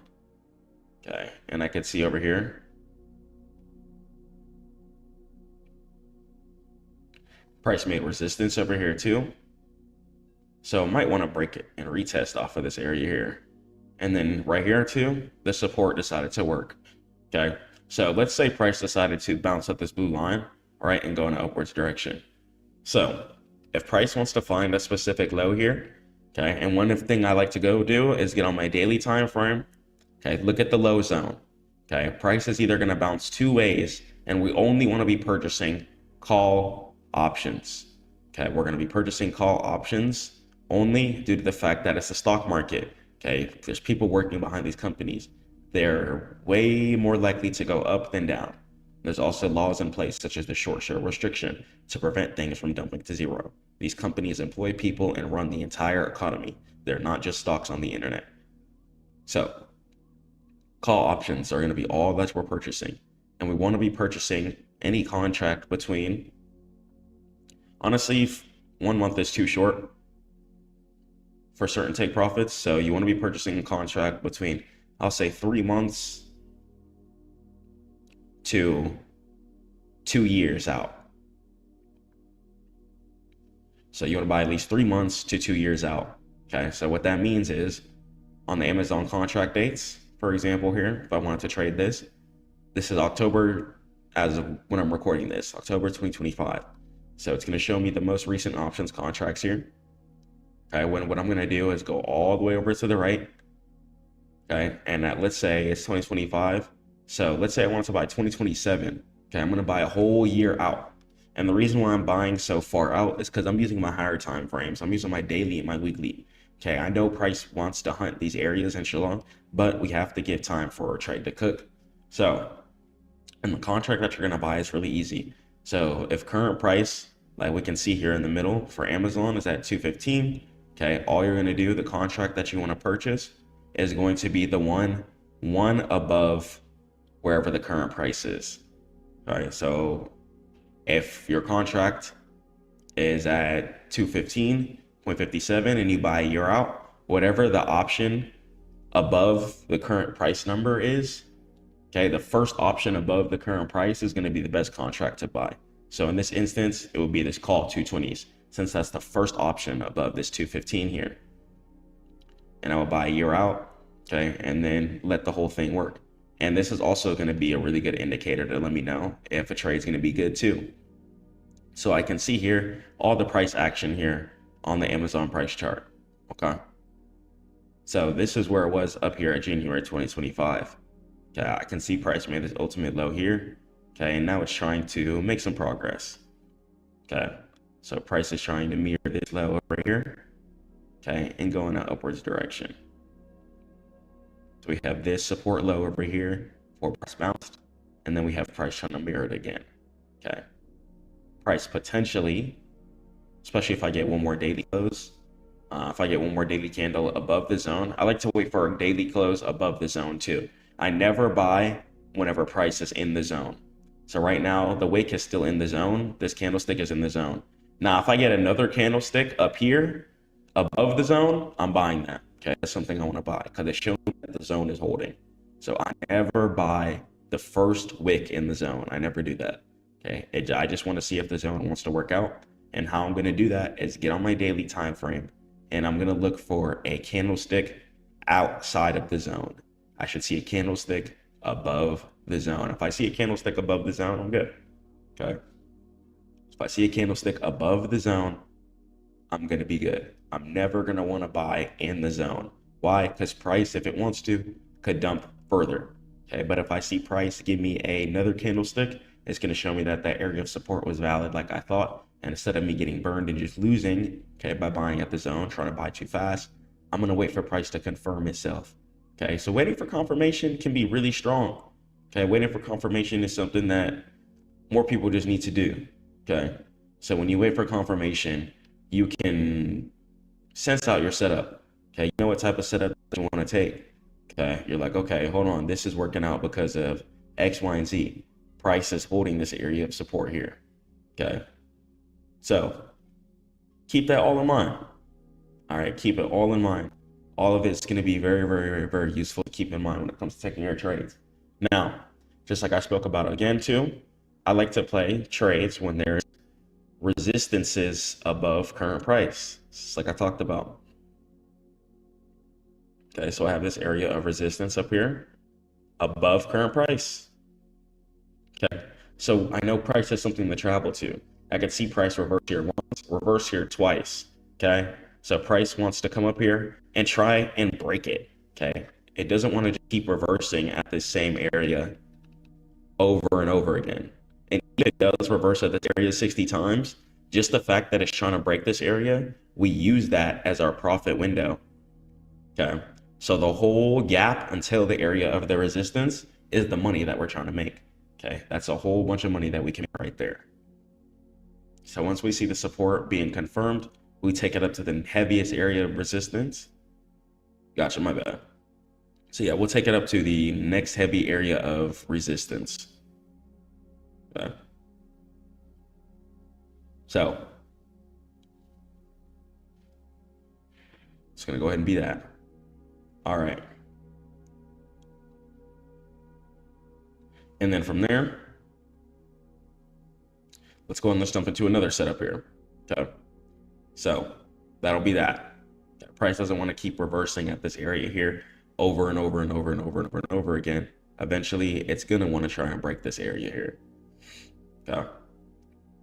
So keeping that in mind at all times, it's going to be really, really, really important and imperative. Okay. So if I go ahead and I pull up another stock, for example, okay, let's say Apple. Okay. Actually, yeah, you know what, let's say Apple. Okay. even Apple right here, okay? I can see Apple created this area of support down here.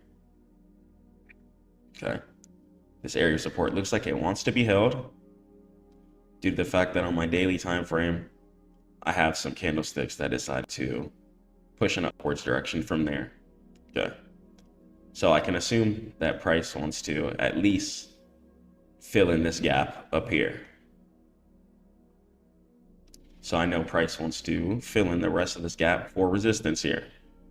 Okay, since we're going upwards direction, it's not going up for no reason. It wants to go to a certain place. Up. Okay, so we have about 10 points left and it's heading to the resistance.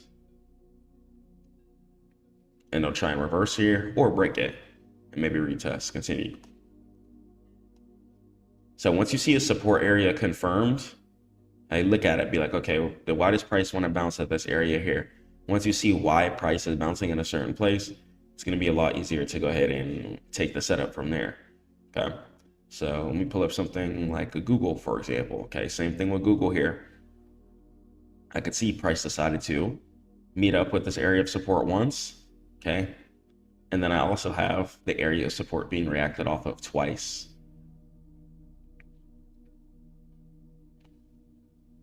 So I got two areas of support here being reacted off of. And I can see here, day after day after day after day, price is filling in this gap here to the area of resistance up here. Okay, price is trying to fill up the area of resistance up here. So even if I wanted to get in right here, I'd still have about 5 points of price action left until I hit the resistance. Okay, so even if price were to whiplash all the way down, okay, up here still might take profit. Okay, so this is why on options too, our contract is going to be our stop loss. So if the contract costs $200, we're okay with losing $200. Okay, so your options is your contract that you purchase is going to be your stop loss. So you can start off by playing cheaper stocks too if your portfolio isn't just booted up enough to play certain contracts that are just too short. Okay, so even on a cheaper stock like this, right, I can see price making this ultimate low on this base down here, right? So you have this heavy area of support down here. Price decided to make this area of support start going in an upwards direction. Okay, we can clearly see price curling up. Okay, and I know we're curling up to a certain place. We're not just curling up for no reason. We're trying to break these areas of resistance. It's resistance for a reason, okay, because price is trying to break the last point of fill out.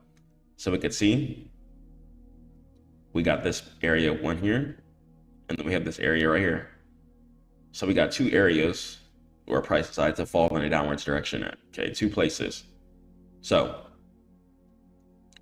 we know price wants to at least try and touch this area of resistance.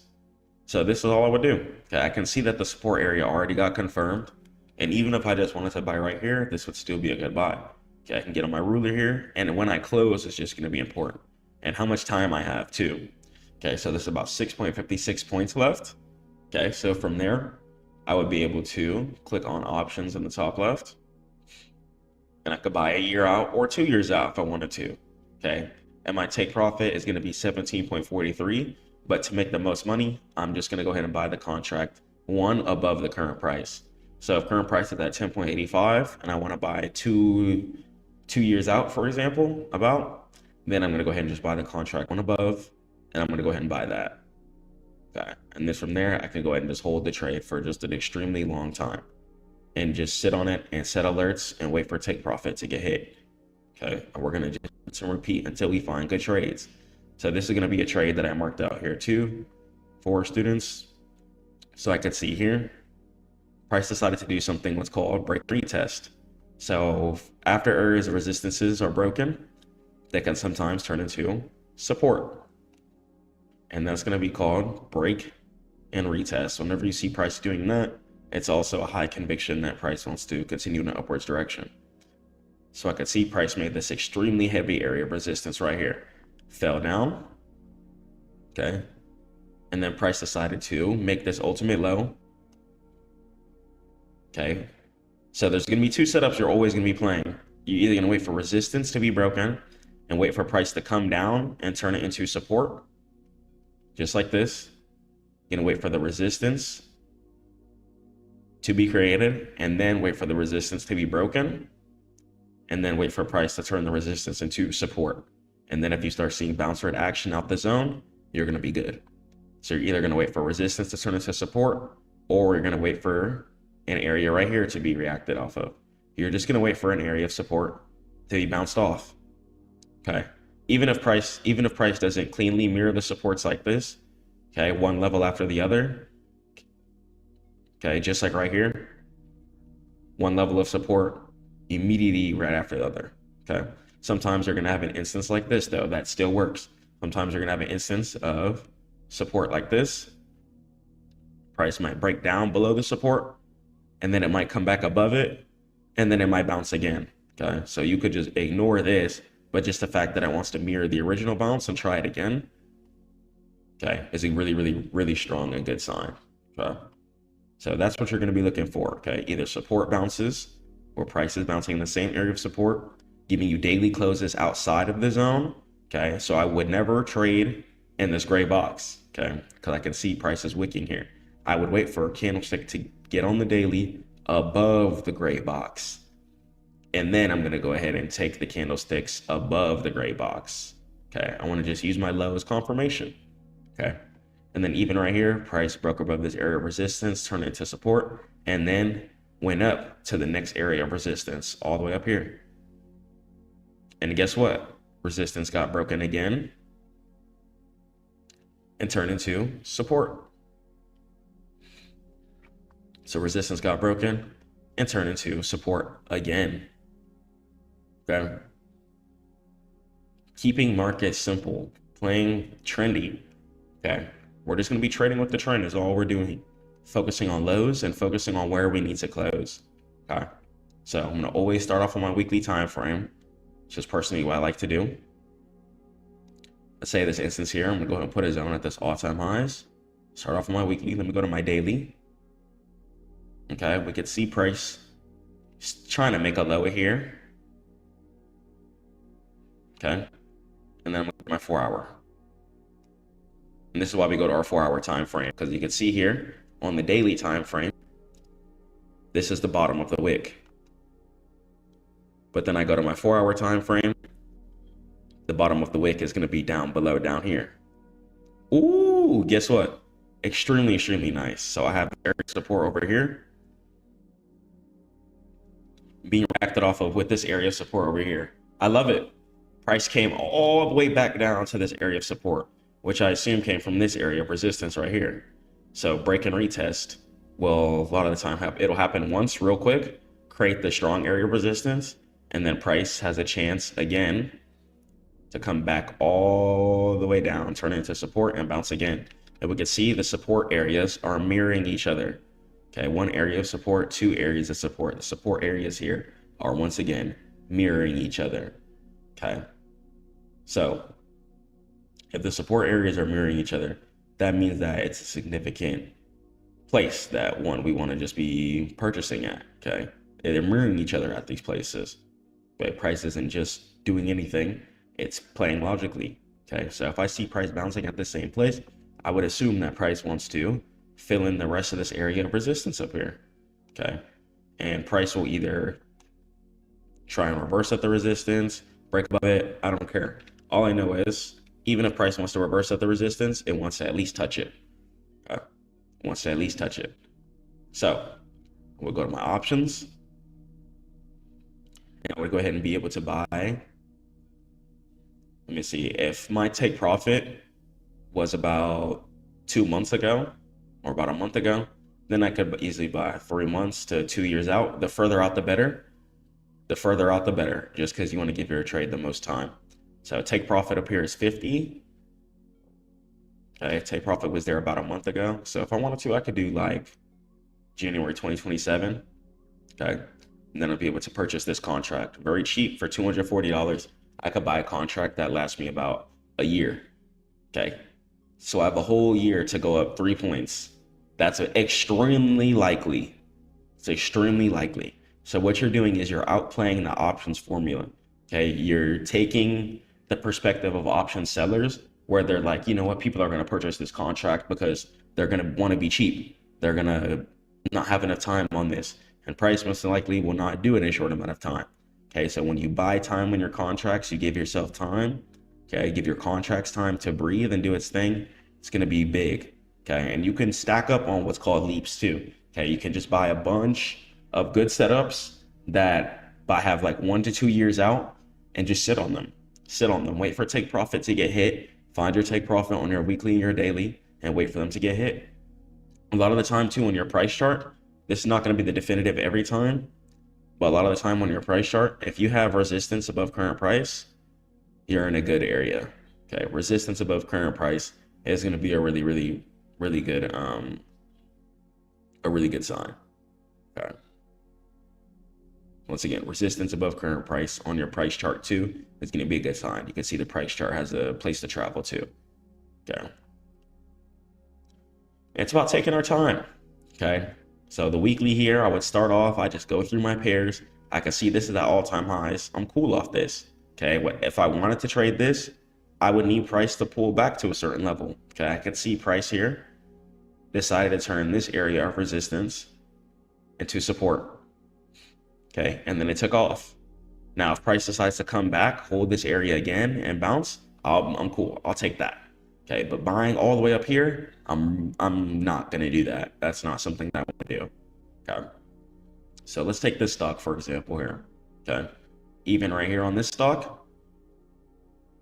Okay, I could see price trying to make a certain low here. Okay, I always just pay attention. Is price bouncing in an area?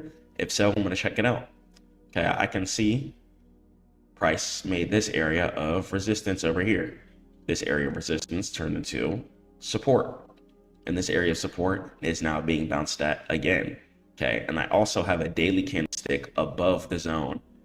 All parameters I like personally. Okay, price bouncing in the same zone. I see some break and retest over there. So if I wanted to, I could easily take my take profit to the area of resistance up here and then all the way up here. And then you're gonna wait for price to fill in the gap. It might fall down here and then come up, maybe retest, and then back up through here. Okay, so I can see the support here being confirmed. Okay, price really likes the support here. So I'm gonna take my chances here, and you can see the rest of the bars is about 20 points worth of price action. Okay, take profit was hit about a couple months ago.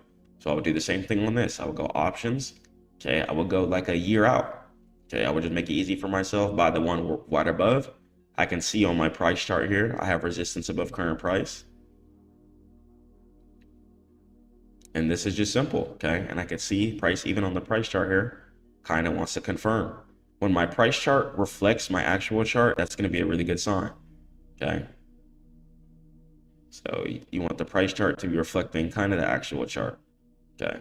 So I can see price bouncing in that same low here, and it looks like it wants to trickle up and fill the rest of this area up here. Okay, so we have about $1,900 worth of profit up here to be made in between here. Okay.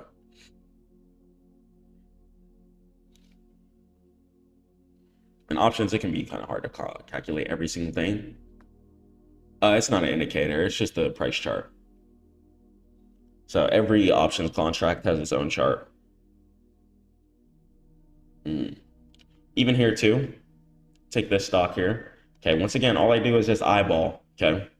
I just eyeball. I can see price made a low, and I see a green candle after price dumped, I see green candles looking like it wants to trickle up, okay?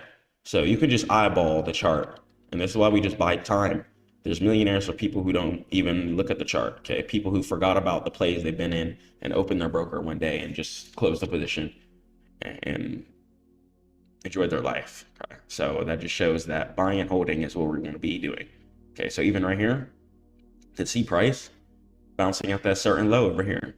Okay, price decided to make this low right here based off of the resistance right here.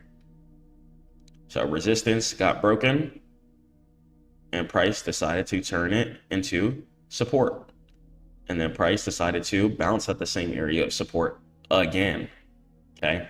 And once again, I have a daily candlestick outside of the zone. I have a daily candlestick way above the zone. So I'm good. I'm never going to buy a candlestick in the zone I like to see if my zone is created though. Okay, then from there, I can go ahead and see price wants to try and meet up with this area of resistance. Okay, it'll try and either reverse up this area or break above it, or both. Okay, so we'll go ahead and go to options, go a year out, buy the one right above, and guess what? Price chart has resistance above current price. So when your price chart looks like your setup, that's a really good sign. Okay, this is going to be some secret sauce right here.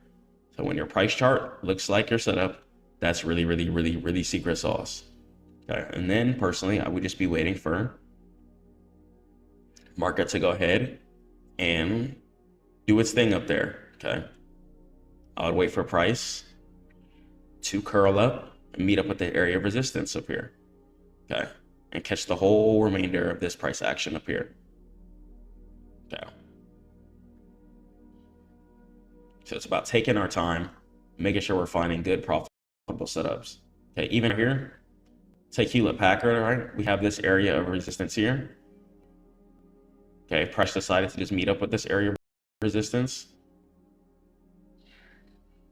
Okay. And price decided to make a low. Okay, made a low off of this support right here and decided to bounce in upwards direction. Now price is meeting up with this area of resistance, and we're going to try and break this area of resistance. Now, if this area of resistance gets broken out of, then I know we want to at least try and meet up with this area of resistance up here. Okay, go to my daily time frame. Okay, I could see this area of resistance created up here. So if price decides to run past this area of resistance, maybe turn into support, I know we want to go ahead and try and trickle up here. Okay. Or even if I just deleted everything, marked off this area of resistance up here. Okay, I could see price hit this area of resistance this year. Could see price decide to make this recent low. Okay, and I could just wait for price to fill in this gap up here.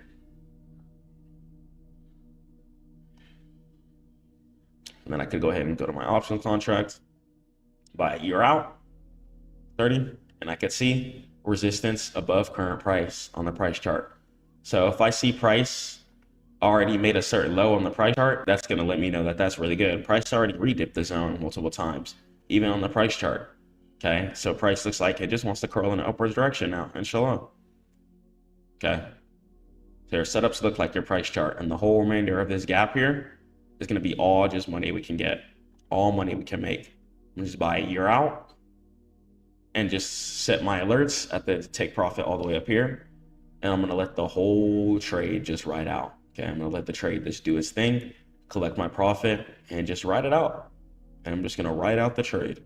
Okay, and just make it as easy as possible for us. Okay, same thing with Kroger here. Okay, I can see price confirm this low down here already. Okay, I can see price confirm the low down here. Okay, it likes this area. Now I can see price wants to potentially try and meet up with this area up here. Let me go to my daily. Okay, and I can see this whole area of resistance clearly wants to be filled. Okay, filling this whole gap of the area here. Okay, even if I got on my 4 hour here, even if I closed up here. Okay, Kroger, boom. Could go a year out, go one above, and as I can see, resistance above current price on the price chart. Price decided to make a low already on the price chart, and price looks like it wants to fill in the gap to the area of resistance and curl within a upwards manner. Okay, so that's going to be how to trade leaps, how to make income from options, and how to trade. To survive volatile markets, discipline is essential, more so than strategy or indicators. Volatility punishes bad habits, not just bad trades. When a trade moves against you, or price runs, an undisciplined trader panics or chases entries, making them unpredictable, not the market. Discipline distinguishes consistent traders from the gamblers. It means that you stick to your plan, you manage your risk, and you wait for confirmations and wait for the right entries, even when your emotions urge you to break the rules. Long-term success requires self-control, as the most dangerous factor in a volatile market is an undisciplined person trading. And it doesn't matter how much you've made either. A season of having low self-control can wipe out months of progress. Let's talk about how we can train our mind to make the right and righteous decisions in the market, inshallah, if God wills. Welcome. This session will not focus on charts or indicators, but on the single greatest detriment of long-term trading success and success in general, whether it be in business, on the charts, wherever.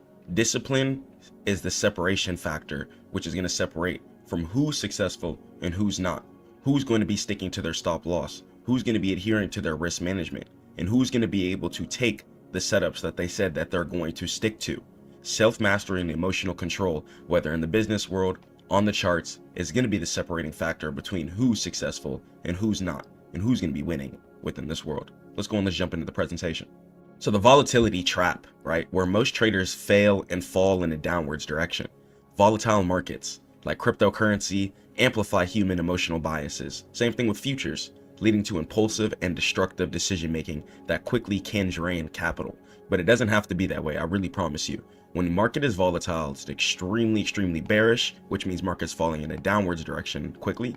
Or if market's extremely bullish, which means markets going in an upwards direction quickly, you need to be prepared for either sides. Okay, if you're telling yourself you want to invest into some spot cryptocurrency, right, which is where you're going to be making money when price goes in an upwards direction. So if market is volatile and it's making a certain low, you need to think of that as a positive. If market's dumping down really fast, you shouldn't think, oh my gosh, I'm losing all my money. No, that's going to be an opportunity for market to collect more ammunition and sweep back up further. You have to understand that no matter how low the market's dipping, when you're trading a good asset that puts a smile on people's faces and helps the future, within a couple of weeks, months, or years, inshallah, a lot of the times, and you could check out some old price action to see if I'm lying, you'll see price recover way past where it fell below, okay, and previous all-time highs as well. In order for price to keep breaking into new all-time highs, market has to fall in a downwards direction. Market has to come down in order to go back up. It has to collect ammo and collect liquidity. So don't fall into FOMO, okay? There should be no fear of missing out, okay? The fear of missing out causes traders to enter late and buying near the top based on social media hype, ignoring their own analytical framework, and doing things like that, buying based off of hype, is going to destroy your P&L. You should be looking at the chart. You should be knowing what type of economic decisions or factors happen within the world to base your assessment on how much you're going to invest. Okay, once the SEC laws started getting passed and Bitcoin started becoming a more government-friendly asset, it started going up to new all-time highs. We started seeing 100K plus get passed. So analyze what's happening within the world and on the charts before just making a certain decision, before you just sell everything or buy quickly. And fear, uncertainty, and doubt, FUD. This can lead to panic selling at the bottom during a market correction. Okay, make sure you guys are trusting God. You guys don't need to be panic selling. You don't need to be making yourself lose money quicker than you need to. Sit on your trade and wait for the trade to cook. Wait for take profit to get hit. And locking in losses just before a rebound hits is what keeps people unprofitable. Wait for market to hit your take profit before you close your trades. The majority of you are losing money within the market because you're selling too quickly. You think you're going to hit your take profit overnight, the next day. No, sometimes trades are going to take days, weeks, months. That's why I tell you guys to do everything on your higher time frames, okay, to remove that cognitive bias from you from the smaller time frame. You need to have your higher time frame bias and understand that the market is going to take months, weeks, years, and days in order to get to where it needs to be. So don't sell off of a quick couple of days worth of price action. Stay on your trade. And two key psychological phenomena drive irrational exits and entries, okay, trying to avoid loss. The pain of a loss is psychologically twice as powerful as the pleasure of an equivalent gain. Okay, so humans prioritize survival mode, but don't just think losses as survival mode. When you're down in your P&L, don't think that you lost. You only lose your money when you decide to close your trade. Okay, when you exit the trade, then you are going to be out of your money. Okay, until then, market can continue to do whatever it wants. Hey, not saying to sit there and hold trades forever, but a lot of you are losing because your stop loss is way too small. So if you're on options, I recommend your stop loss be the contract itself. Try and buy 1 to 2 years out, okay? Buy a leap contract, and this way you can sit on your contract for some time. Same thing for your shares. Try and hold your shares for some years. There's also going to be some long-term tax benefits for crypto and shares when you're holding your trade for over a year, meaning that they want you to hold for a long time. Same thing with futures too. Don't get destroyed by the prop firm cycle. Boot up your own live account, have enough margin, and hold your trades overnight. This way you can play the real structure, and you're not going to be taking any trade on the block, destroying your account much quicker than you would trying to conform to somebody else's rules, or even worse, trying to make some quick profit. That's never how we want to think on the market. Never think quick in the market. Okay, and confirmation bias. Seeking out only the news and opinions that support a trade that you already entered, ignoring clear signs that the market trend has reversed. Okay, not everyone knows everything. Okay, read the chart and do your own economic decision making when it comes to getting in and out of trades. Okay, and you gotta have a plan. Lay out your blueprint. Okay, if you're a break and retest trader, wait for resistance to get broken and turn into support. Okay, if you're a reversal trader, wait for support to get formed and catch the right side of the V into an area of resistance or support above current price. Okay, have a blueprint. Know what you're buying. Okay, if you tell yourself you want to buy $500 or $1,000 worth of Bitcoin every single month, you got to do that regardless of where the price is, because you're trying to DCA, and DCA means dollar cost average. Okay, stick to your plan. I don't care what you're trading, futures, crypto, options, it doesn't matter. Having your blueprint and developing an ironclad plan that you pretty much never break is going to set you apart from every other trader. Discipline begins before you place a single trade, and an ironclad trading plan removes emotions by codifying exactly when you enter, when you exit, and how much risk you're going to manage. Okay, if you have $1,000 account, for example, right? If you have $1,000 account, you should not be trading with more than 10% of your account at a time, ever. Which means that no single one of your trades should ever be more than $100 if you're trading on $1,000 account. Okay, try and trade between 1 to 10% of your account at a time. This way, you're going to have a significant advantage in many ways. Okay, make sure you have that advantage. Okay, to stick to 1 to 10% of your account per trade. Do not break this rule. I don't care how much your account is up or down, try not to ever break this rule. And define entry and exit criteria. Your plan must specify clear, objective, technical, or fundamental conditions for both entry and exit. And never enter a trade based on gut feeling or instincts. Make sure you guys have definitive, structured layouts and boxes checked. Be like, okay, market did this. Okay, market did this. Okay, cool. I think I'm ready to get in. And have a rule-based entry. Okay, here's an example. I will only buy asset X if the daily RSI is below 30, for example. Or I will only buy asset B if the V formation is starting to form and curl in an upwards direction on my daily or 4 hour. Or I'm only going to buy asset C if market hits this certain price and I'm going to buy the dip. Okay, see how you want to structure your plan and stick to it. And stick to your time horizon and review your schedule. Define whether you're a scalper, day trader, swing trader, or an investor. Okay, do you like to trade for ownership? Then maybe you need to look towards crypto and shares. Do you like to trade based off of speculation? Then maybe futures and options are going to be based for you. Or you could take that futures income and put it into crypto and shares. That way you guys are going to be able to get that speculative money based off of your skill quickly, and you're going to be able to take that and put that into ownership. This way you're going to be able to leave some crypto for your family if you ever pass, God forbid. Okay, or you'll be able to leave some things down for the future. Okay, so your future you is really going to be happy that you sat on your investments. So make your future self happy and plant your seed. Okay, think of it like a big tree. You got to plant it. Okay, water, sun, water, sun, water, sun. Okay, that's how you have to grow your account. Make sure you guys are getting the proper water and sun every single day. Okay, rather in real life too, you got to keep your emotions based. Okay, make sure you guys ground, try and get some outside time if you can. It's not good to live like a rat, especially in today's generation with all this technology and stuff everywhere. If you can, especially before the market, if you're a day trader or something, have some outside time, get some oxygen, touch some grass, touch some plants, take a walk, and really work on your mental health. Getting closer to God is going to be one of the easiest ways to get better mentally. Okay, it's going to give you the full layout on how to be a good person here on this earth. Okay, and keep yourself from being mentally sick. Keep yourself from hurting yourself. So when you lose a trade, you're gonna be like, oh, I'm broke, I don't this and that. No, you gotta relax. Okay, you gotta chill. Even when you lose a trade, understand that sometimes you're gonna lose. It's how you handle that loss, and it's how you prepare for the loss too. And you must stick to your chosen timeline and resist checking shorter time frames if you're a long-term trader. Okay, Don't be caught up on the 15-minute bias if you're on the weekly and daily time frame. Okay, your take profits aren't going to hit as quick as you think all the time. Give it time, let your trades cook, and take your time. Protect that capital of yours. Okay, what are you trading for? Some of you open up your broker account and just start losing all of your money. Okay, you're not on the market to lose money. And the main reason you guys are losing money is because, one, you're closing your trades too early, especially my futures and options traders. Okay, you're just going to literally delete capital like that. Okay, my crypto and shares traders, you guys are a little more stable. Okay, due to the fact that you understand ownership. Ownership a lot of the times is going to make you profitable, especially when you're owning something that puts a smile on people's faces and helps the future in many, many, many ways. And the prime directive, right? Capital protection. Okay. The most important rule in trading is not how much you can make. It almost kind of doesn't matter, but it's how little you can lose and how healthy you can keep you alive year after year after year, month after month after month. Risk management is the mathematical enforcement of discipline. Extremely important to make sure you guys are trading within your 1 to 10% of your account rule.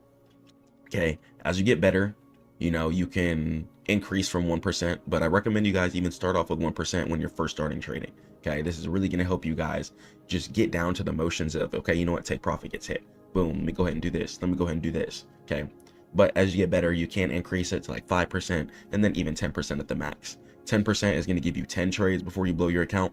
Okay, 5 trades, 5% is going to give you 25 trades of your account before you blow it up. Okay, and then 1%, you know, you're going to have 100 trades. So depending on your percent, it's going to determine how quickly you're going to be gaining profit, but also how quickly you'll be losing profit too. So think about that. If you have a higher win rate, extremely high win rate, feel free to go up in your percentages within the 1 to 10% range. And a non-negotiable stop loss, right? Extremely important. If you say you're going to close your trade here, okay, I don't care if it's a stop loss or a take profit. If you say you're going to close your trade at a certain area, close the trade. Some of you guys are literally extremely undisciplined and you're wondering why you're not making money from the markets. Take profit literally gets hit. You got to close at that certain area before you get reversed on. Okay, it's not like you're just, oh, I'm going to close here. I'm going to close at this area of resistance because I want to. Oh, I'm going to put my stop loss here underneath this area of support because I want to. No, if price were to clip past underneath that area of support, price might fall down dramatically. And if you're a long, that's not what you want. Okay, same thing if you're in a long. If you win, you hit take profit, close at an area of resistance or support above current price. Okay, make sure you guys catch your gap fills, get your money. Some of you guys are just losing your trades since you want to hold way too long. You gotta know where you're exiting at. You gotta know where market wants to temporarily reverse in order for it to continue its flow. Understand the staircase method and head over to Stackmode.net. I have a free course for you guys so you guys can understand the charts and market a little bit more, and tons of free videos too.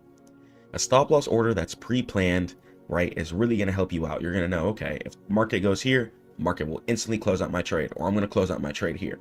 Okay, and it's where you admit the trade idea is going to be wrong at. And in volatile markets, a stop loss must be placed the moment the trade is entered. Okay, because market can make an extremely fast move and you might not be ready for that emotionally. You might have a $500 stop loss. Okay, but if you didn't set your stop loss, say you were like, oh, you know, I'm going to close manually, and market decides to go down and turn that $500 loss turns into $1,300 loss because the candle was so fast, you might freeze, you might pause, you might panic. And that's not what I want for you guys. Okay, so set your stop loss with a order if you can. This way, when market hits that order, it'll automatically close your trade the best that you can. And it's going to prevent catastrophic loss and help you protect against unexpected flash crashes or major news events, which definitely happens. Especially if you're on futures or Forex, you don't want to be getting what's called margin called. Okay, this is going to be something where you might be owing the broker money if you go below their requirements. So keep that in mind. Okay, and never risk more than a small fixed percentage of your total trading capital. Once again, stick to 1 to 10% of your account per trade. If you have $10, your maximum loss on any one trade should be capped at $100 to $1,000. And this ensures that a string of losses will not wipe you out and allows your edge to play out over many trades instead of just getting destroyed instantly and quickly because of a bad couple of emotional decisions. Okay, you gotta callous yourself. Think of yourself like a turtle shell. You know how turtles have that shell? You gotta put the shell over your account. Have the protection so you're not out here getting swooped up and eaten by every single bird and shark in existence. Okay, take your time, protect your account. Emotional detachment, right? The zen of trading. This is why it's really important. Wake up. I pray to God instantly. Okay. I read Quran and I just am in a way better mindset. I'm in a calm mindset. I'm in an entranced mindset and I'm ready to succeed for the day. And once a trade is entered according to your plan and stop loss is set, your primary job is to watch the market execute the strategy without interference. Place down your trade, hold, okay? You're either gonna hit stop loss or you're gonna hit take profit, okay? You're gonna hold until either one of these. And it's really cringe too. Don't close your trade before stop loss or take profit gets hit, because what you're doing is destroying all of the math. You're destroying the risk to reward ratio, okay? Let's say you're taking a trade, right? And you win a 1-to-4, okay? Let's say you risked $100, okay? If you risked $100 and you hit a 1-to-4, that means you would have made $400, okay? So that's $300 in profit, okay? So hitting your risk to reward ratio is going to be important for growing your account within a mathematically correct way. This is literally how the math of the market works. If you're making more than you risk, you will become profitable, okay? You will become profitable, inshallah, if God wills. You have to make more than your risk. If you're risking $200, okay, then you should be at least trying to make $400 at the minimum, okay? And that's going to be a 1-to-2, okay? Since you're going to be doubling your money within an asset, okay? That way, if you take another loss, you'd at least cushion. So try and at least always trade for at least a 1-to-2. You should at least always try and double your money within a trading scenario before it's closed. And once a trade is entered according to your plan, a stop loss is set, you have to watch either take profit or stop loss gets hit. Please don't be touching your trades with your hands, because if you're impulsive, you're emotional, and you're led by your flesh, you're going to destroy absolutely everything. So overcoming impulsivity, impulsive decisions, and moving a stop loss further away, adding to a losing position, right, doubling down, or exiting too early are the quickest ways to violate your discipline. And mental reframing exercise, right? When you feel panic or greed, physically step away from the screen for just 5 minutes, okay? Go pray to God, go breathe, okay? Take a step outside and ask yourself, do the market conditions violate my original trade thesis, or is just this noise right now? And if the thesis is intact, you must adhere to the plan, okay? You gotta adhere to the trading plan. Why are you breaking your trading plan? You say you wanna go put your mom in that big crib, okay? You say you wanna take care of your wife and your kids, or you wanna take care of your kids or whatever. You wanna take care of yourself. You want to go get the lamb, yet you hop onto the market, breaking your discipline, breaking your trading plan, not taking the setups that you said you were going to take. We don't have time for this. We got to go harder, okay? We got to go harder. When you feel panic, when you feel greed, you have to understand that that is the enemy. That is the devil. And we have to pray these emotions away, okay? A'udhu minash-shaytanir rajeem. Okay, it's very important for us to pray this away. This is just the devil trying to attack you guys, so you guys get pulled back away from the goals and dreams that you want to attack, that you want to feel and be attached to, okay? The devil does not want you to be happy, okay? But understand that God loves us. God wants us to be happy, and this is why God even talks about in Quran about spending moderately, okay? You have to know how much you're risking, and you have to stick to your plan. And the art of taking profit is extremely important. Greed causes traders to hold winning trades past their logical target. And this is something that's happened to me. Okay, I'm trading straight P&L at one point in time. Okay, looking at the money. Okay, I remember I hit this one really good trade on C3AI, and I've started seeing the bands go up. Okay, start seeing the money go up. I've hit plenty of trades like this. And the next thing you know, instead of me trading based off of the chart, I start trading based off of P&L. And guess what? Since I'm greedy, and since I was trading with my eyeballs focused on the money instead of on the chart and focusing on my discipline, everything was taken away, or my win was not nearly as big as it should have been, due to the fact that I didn't stick to my logical targets. And I don't want you guys to go through that either.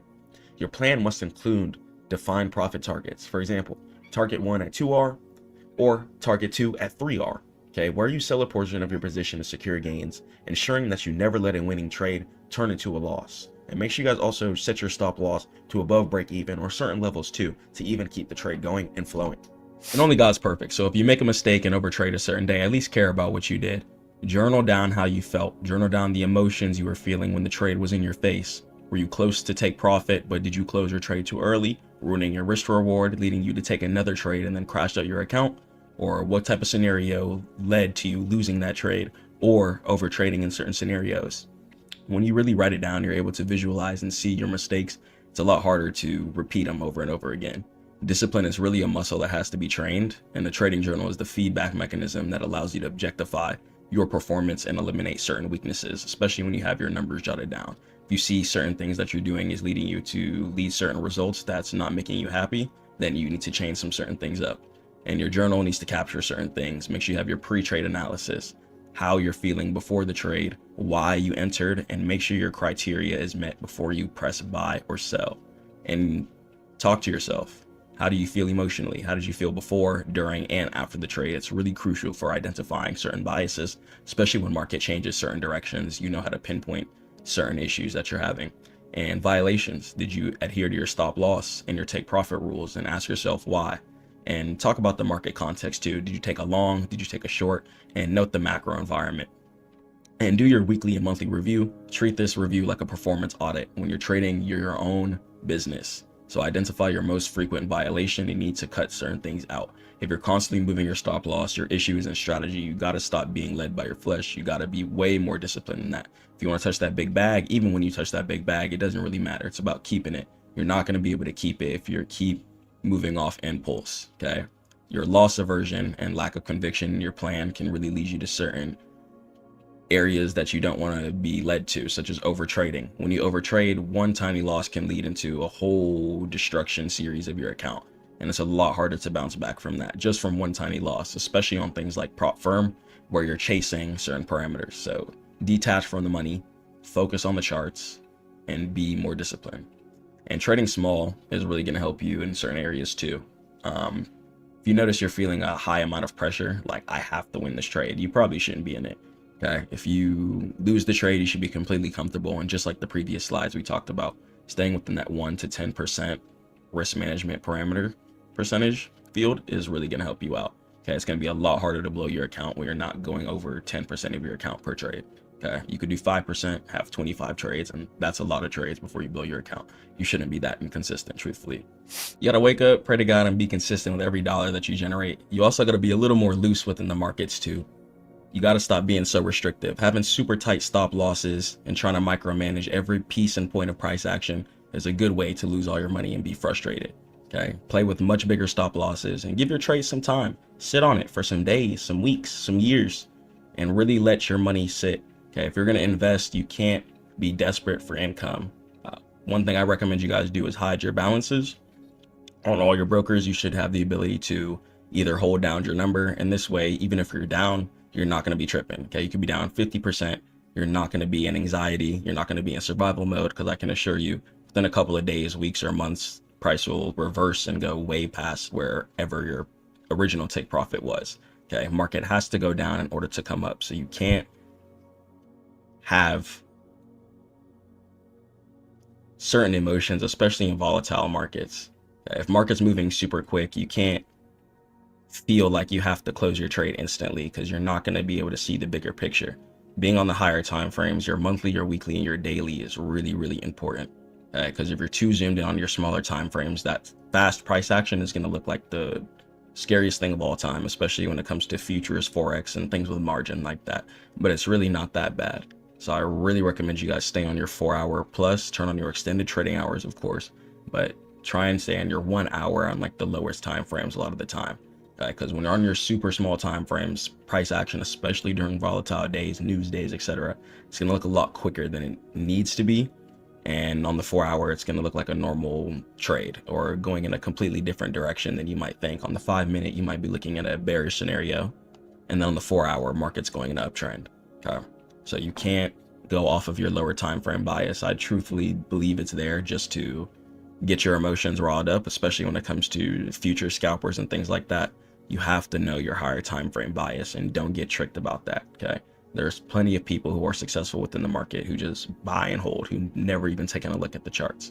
Okay. So before you tackle volatility, you have to build the discipline to execute your plan, and you have to get those psychological parameters down. It's really, really, really psychological, the charts. You can be really, really good technically, but if you don't close at your take profit, it won't matter. Or if you feel like you're better than closing at your levels, then you'll definitely get punished, reversed on certain areas, and get what you deserve. Market is also very, very fair. So if you're disciplined, you wake up, pray to God, you close at your levels, I can assure you 99% chance Just like my students, you'll see a very, very, very successful upwards equity curve in your account.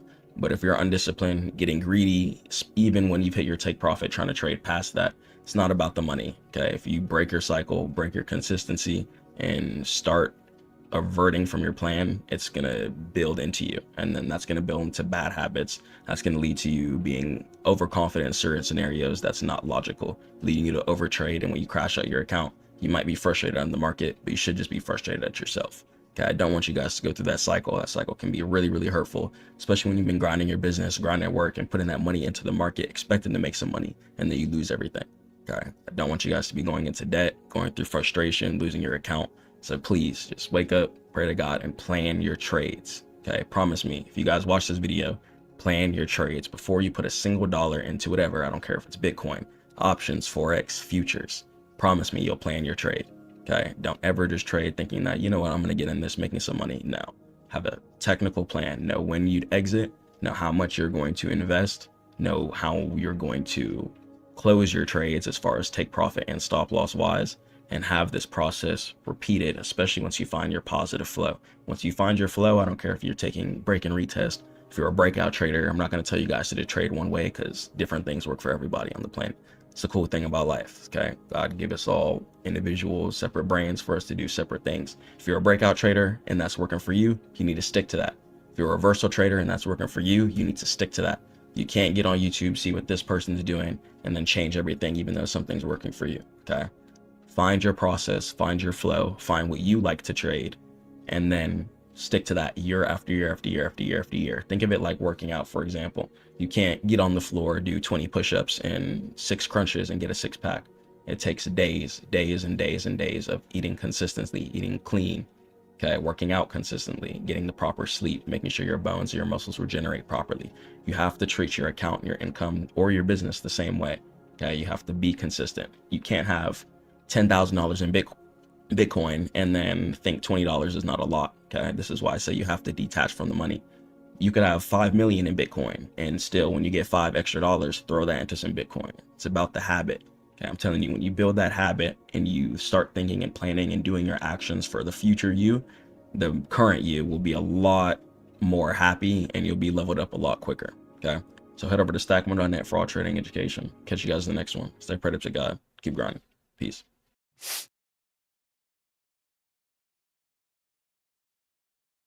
Trading can be difficult sometimes, but through prayer, discipline, and being consistent, you won't have any days of you just sitting at your screen wondering how everything slipped out of your control. Emotional trading days feel heavy, but they don't have to follow you into tomorrow. The truth is, recovering starts with separating the market from your identity. One bad day does not make you a bad trader. Sometimes it's just the wrong mindset meeting the wrong moment. So let yourself step back and give your mind space to cool down, because the clarity never shows up when your emotions are running the show. Once the noise fades and once things shift, the mistakes you made earlier stop feeling like failures and start looking like signals, little messages from the market about what needs to change. And that shift alone is powerful. It turns frustration into fuel, because the real comeback doesn't happen on the charts. It happens in your head. When you decide that today's chaos isn't your story, it's just a chapter, when you choose to reset instead of spiral, when you remind yourself that disciplined trading is built on composure, not emotion, then that's when you'll start seeing the profits flow in. Let's go and let's jump in how we can control ourselves and become a more disciplined trader, inshallah. So, trading discipline, it's going to be the factor that determines if you're going to be profitable or not. Okay, if you're not going to stick to your trading plan, if you're not going to stick to your risk parameters, okay, and if you're going to lead with your flesh, you're going to continue to get those results over and over and over again. Okay, so being spiritually grounded is going to be extremely important. In Quran, okay, it states, and those who, when they spend, do not excessively or sparingly, but are ever between that, justly moderate. Okay, so that means that you want to be spending your money not in excessive manner, even when you start making 10, 20, 30K a month from trading. Okay, you don't want to excessively be blowing through your money. Okay, take your time and having that grounded mindset, trade after trade after trade mindset, stacking it up over time. Okay, no matter how much money you make from the markets, you're going to stay patient. Okay, you're going to still stick to your risk parameters. I don't care if you start making 50K a trade. Okay, you still wake up, pray, stay disciplined, and keep taking the same type of setups, because exactly what got you there is what's going to keep you there. So don't lose that consistency. Don't lose that discipline that's been built into you just because you start touching the money and the numbers that you finally want to get. Okay. Do not start spending excessively, and do not start making excessive decisions once you start getting to a certain point.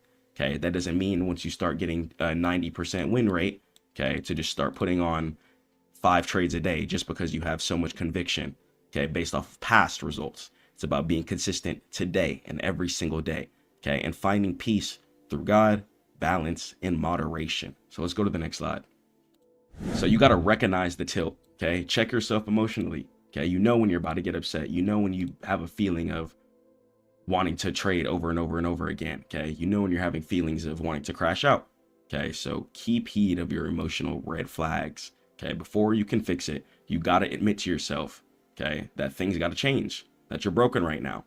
So an emotional trading day usually involves revenge trading, okay? So if you take a loss for $200, okay, say that was in between your 1 to 10% of your account risk parameters, right? That's fine. But then you take another trade, okay? So instead of just using $200, you now lose $400, okay? And then say you try to put on some size trying to make back that $400, okay? And then you end up losing $800, okay? And that's how the cycle starts, and that's how quickly you can blow up your account. So don't revenge trade, okay? If you take a loss, close your trade, and that's it, okay? Plot out another trade, a cleaner setup, and stick between your 1 to 10% of your account rules per trade, okay? Because trying to make it back will end up turning your account into a whole different spiral in a different direction than you would expect it to go a lot quicker, okay? Because if you lose, you might lose again. If you lose again, you might try and risk more than normal trying to make back the double losses, okay? So I'm telling you, if you don't recognize the tilt, you could lead into a whole different spiral and mental mind space than you'd want to be in the first place. And paralysis, okay? So staring at the screen, making you unable to execute a good setup. This is why it's really important to have your stop loss set up as well as your take profit too, with limit orders, especially if you're trading futures or Forex. Okay, this way you guys aren't going to have any emotional paralysis. Say something just clips way past your mental stop loss, you're not going to freeze, okay? Because you don't want to lose all that money and close out your trade, even though you know you should, okay? And increased size, once again, increased size usually comes into play when revenge trading comes into play, okay? But for the most part, you shouldn't just be increasing your size out of the whim. Stick between 1 to 10% of your account per trade, okay? So don't double down on risky trades out of anger or out of past losses, okay? And check yourself, okay? So ask yourself, are you feeling anxiety? Is your heart racing, okay? Are you cursing at the monitor? Are you breaking things, okay? If so, you got to stop immediately, okay? You got to stop right then and there, okay? Get up, go pray, take a breather, hop off the charts, immediately check yourself right then and there, okay? It's not worth destroying your family's future, destroying your seeds that you have planted in the ground because of a quick moment of disparity and anger. It's not worth it, okay? Keep your account alive. In this game, it's not really about making money. It's about who can be consistent, who cannot be led by their flesh, and who can be disciplined every single day, okay? So let's head over to the next slide, class. So the pattern interrupt, okay? Walk away physically, okay? If you notice yourself, especially if you're on prop firm or trading something quick like futures or Forex, where you can instantaneously lose money fairly quickly, okay, you got to get off the charts, okay? Hop off the charts. If you notice you have a trading addiction, you got to pray to God, okay? And really ask to get better, okay? Ask yourself, why are you taking so many trades too? Are you chasing money? Do you have bills that you're trying to pay? Do you have some debt that you're trying to clear? Okay, because you can't trade out of desperation. Okay, trading is not something that you look to when you're dead broke trying to make it out. Okay, you got to get your life together first, get some income, then come onto the charts. Okay, get closer to God, build that relationship with yourself, and know yourself intimately and deeply. This way you can check yourself and check any type of emotional parameters or boxes whenever you feel like you're about to crash out or having a rough trading period. Okay, you can't solve a trading problem with more trading. Okay, you need to sever the connection between your brain and the charts. Okay, so once again, you cannot solve a trading problem with more trading. You have to sever the connection between your brain and the charts. Okay, so close the terminal. Okay, if you notice yourself crashing out, taking multiple trades during a day, okay, you got to close TradingView. You got to close your broker and you got to just hop off. Okay, or sign out of your brokerage account and log into paper trading. Okay, and change your environment. Okay, leave the room, go outside, take a breather, and the change in lighting will really help reset your circadian rhythm. So when you come back on the charts, you're going to be like, you know what, I was tripping. Why was I crashing out and doing all that? Okay, and don't check quotes on your phone. Okay, whenever you enter in a trade, stop staring at it tick by tick. Okay, enter your trade, have your alert set at your stop loss and take profit, or set your limit orders. Okay, and don't look at it. Don't look at it. Okay, because I'm telling you, you might look at it, make a decision that will ruin your trade. Okay, and then end up taking another trade, and that could start a whole downward spiral that you don't want. Okay, so understand that trading is pretty passive and hands off. Okay, after you've aggressively studied and gained the knowledge, once you actually hop on the charts, it's going to be pretty passive. Okay, so let's head over to the next slide, class. So you got to reset your biology completely and get out of survival mode. Okay, give yourself a cold reset. So your nervous system is in fight or flight mode, especially when you enter a trade for the first couple of times. Okay, and you got to force it back to rest and digest. Okay, so some actionable tactics. Number one, praying to God. Go to God about all your issues. It's really going to help and really going to build accountability within yourself too. Okay, you can't just be blaming the markets like, oh, market's doing this, market's manipulated, market's not manipulated. Okay, it's been going in an upwards direction, especially United States stock market, year after year after year after year after year. It's not manipulated. You have to check yourself and hold yourself accountable. Okay, if you're making monkey decisions, don't make monkey decisions anymore. Okay, check yourself. There's plenty of times where I've made monkey decisions. Okay, plenty of times where I blew an account within a couple of minutes. Okay, due to the fact that I was chasing that quick money. Okay, so checking yourself and staying in tune with yourself, even when you fail, is going to be an important part of being a CEO and being a boss. When you're a trader, you're not just on here trying to get some money. Okay, you're signing up to be a business person. Okay, you're signing up to be your own boss. You're in control of your finances whenever you come onto these charts. You're in control of when you get in, when you get out, and how much you're going to risk. Okay, so don't run around blaming the market when you got to take accountability for the actions that you did. Okay, so breathe. Okay, breathing is also going to be a really good tactic too, something I've been working on myself. Okay, so breathing is really going to help you out. Okay, if you notice you're about to crash out, close your eyes, take a big breath. Okay, and working out in the morning too. If you notice that feeling of high anxiety or intensity in the morning, make sure you guys start your day with a prayer. Okay, and then go work out. Okay, when you guys work out, your body's going to release a lot of cortisol. Okay, and it's going to be in more of that healing and building mode instead of fight or flight mode. Okay, so your journal. Okay, make sure you guys have a trading journal. I don't care if you do it on Notion, Discord, a physical trading journal, whatever. Okay, just get it out. Write out your emotions. Okay, write out your goals. Write out how you're feeling. Okay, and emotions loop in your head until you write them down. Okay, once they're on paper, your brain is going to feel safe. Okay, to let it go. Okay, so if you notice yourself, you're struggling with over trading, like, man, I keep taking 4 trades a day. I can't accept a loss. Write down why. Write down what you're trying to chase. Why do you want the money that bad? Okay, and break it down logically, and it's really going to help you be more intimate with yourself. Okay, and write answers to these 3 questions. Okay, what specific rule did you break? If you notice yourself losing consistently based off of just emotional decisions, okay, ask yourself how you're feeling before you enter the trade. Okay, and ask yourself, what's the worst case scenario? If stop loss gets hit, okay, because if I'm hitting my 1-to-4 risk to reward ratio trades, let's say I'm risking $100, okay, if I'm making $400 per trade, okay, then I'm still going to be profiting $300, okay, which is going to give me more extra room in case I ever have a losing streak. Okay, so the worst case scenario is that you hit stop loss, but the thing about it is that if you stick to your rules, okay, you stick to your discipline, you stick to the plan that you wrote down, if you stick to your stop loss, how are you going to be unprofitable? If you have a decent win rate, you're sticking to your risk to reward ratio, okay, and you're staying in between your risk management parameters, trading between 1 to 10% of your account per trade, how could you lose? The math is right there for you. Okay, the only way you lose in this world is when you lead with your flesh. Okay, it's the only way you will ever lose. If you are disciplined and consistent, it's almost impossible to lose. Let's head over to the next slide. So, radical acceptance. Okay, forgive yourself.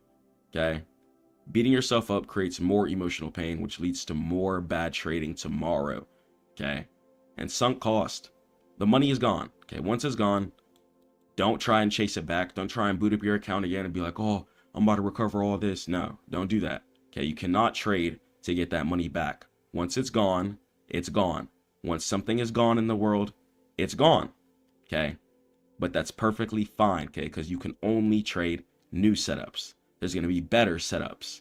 Okay, and view every single loss in life, in business, wherever. Okay, just view it as a lesson. View it as tuition. Okay, some of you might be in college. Okay, paying for your tuition. Treat every single loss in life, I don't care if it's on the charts, okay, business, relationship, as a lesson to learn and progress and go forward. Okay, and you're not your profit and loss. Okay, you're your risk manager. You're still going to be the same person if you're making $50 a trade or $50 million a trade. Okay, you're still going to be the same person. Okay, your spirit is still going to be the same. So the money is not the thing that changes you. Okay, the thing that changes you is the knowledge. Okay, and you learn how to keep your spirit happy, how to not go through pain. Okay, and that's what we're here to do on this earth. Okay, pray to God and find out ways to keep our spirit happy and avoid pain. Okay, if you notice yourself crying at the end of the night because you crashed out your account and you got bills due the next day, okay, you need to learn from that pain so it doesn't happen again, so you don't grieve your spirit. Okay, so if you're frustrated due to your own actions, stop doing it. Okay, pray to God on it, check yourself, and come back stronger and better. Don't let it happen again. Let's head over to the next slide. The return protocol. Okay, start small. Okay, don't jump back in with full size. Okay, if you got to scale down, take a step back. Okay, because it's not about the money. It's not about the money. Okay, if you notice yourself crashing out, if you're trading with $200 a trade risk, okay, and you're crashing out with that, lower it. Maybe you should be risking $50, $100. Okay, lower your size, especially when your confidence is damaged.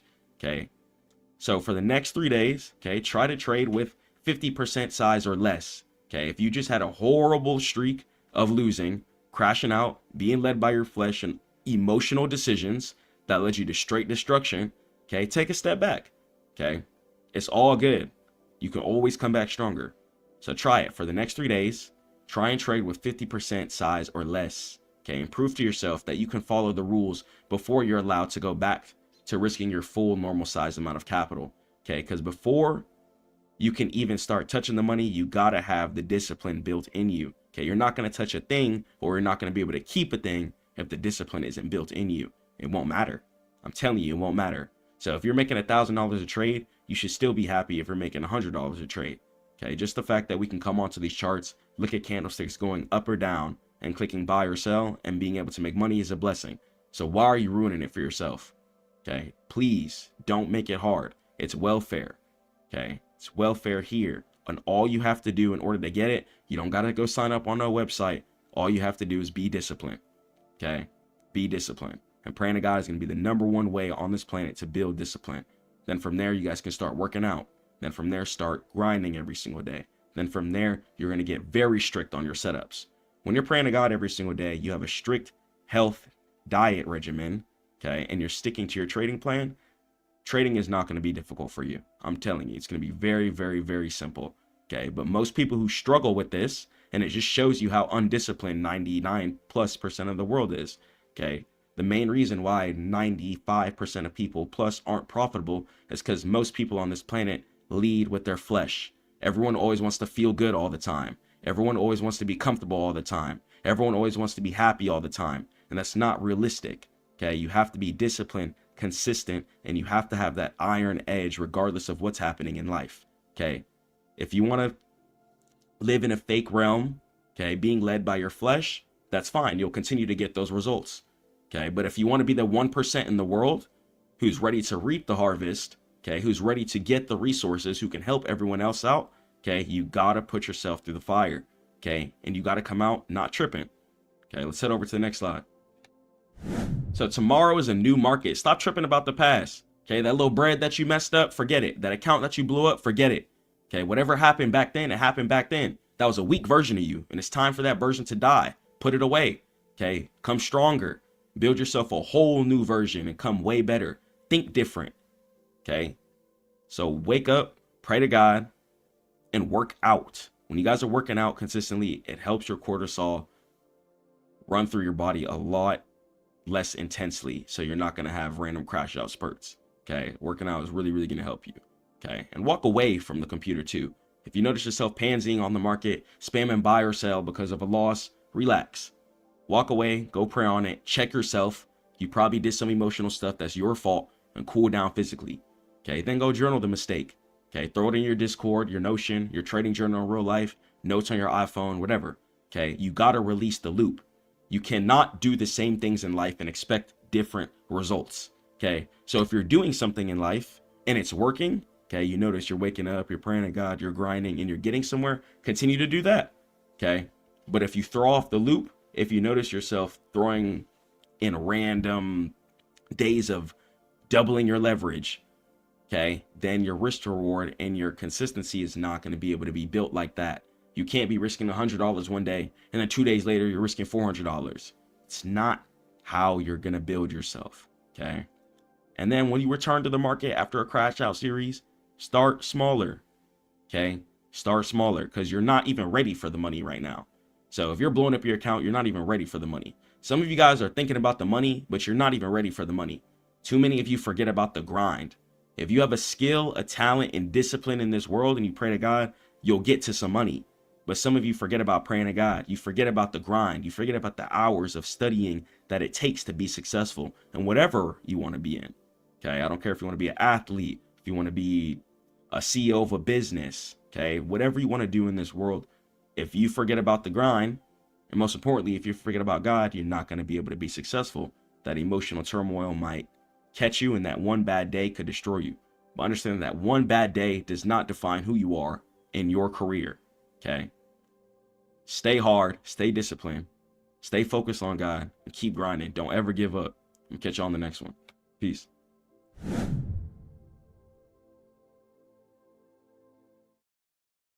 You cannot trade futures like a regular stock account. You're playing with leverage, and you gotta understand the deposit system. So think of the initial margin as the VIP cover charge. It's the specific amount of cash you need to get past and open the trade. But once you're inside, the rules change completely, and that's where maintenance margin kicks in. And this is your lifeline, and it's your health bar.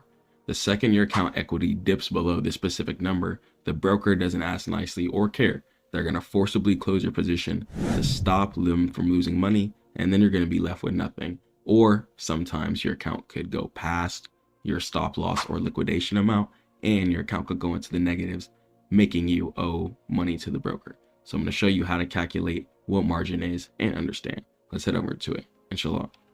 All right, let's go and let's talk about futures trading margin, okay? The deposit system of trading.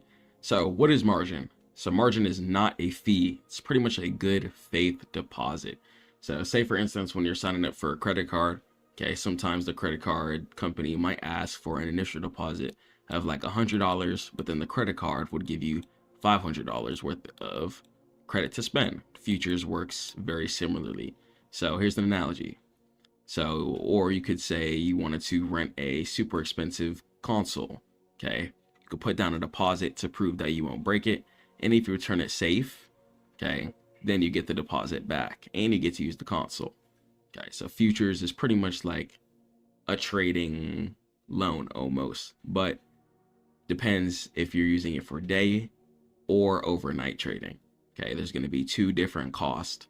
So if you want to hold the console overnight, it's going to be a different cost than it is for just using the console during the day. And futures contracts are huge. Okay, you don't need the full amount to use it during the day, but you're going to have to cough up more money if you want to use the console overnight.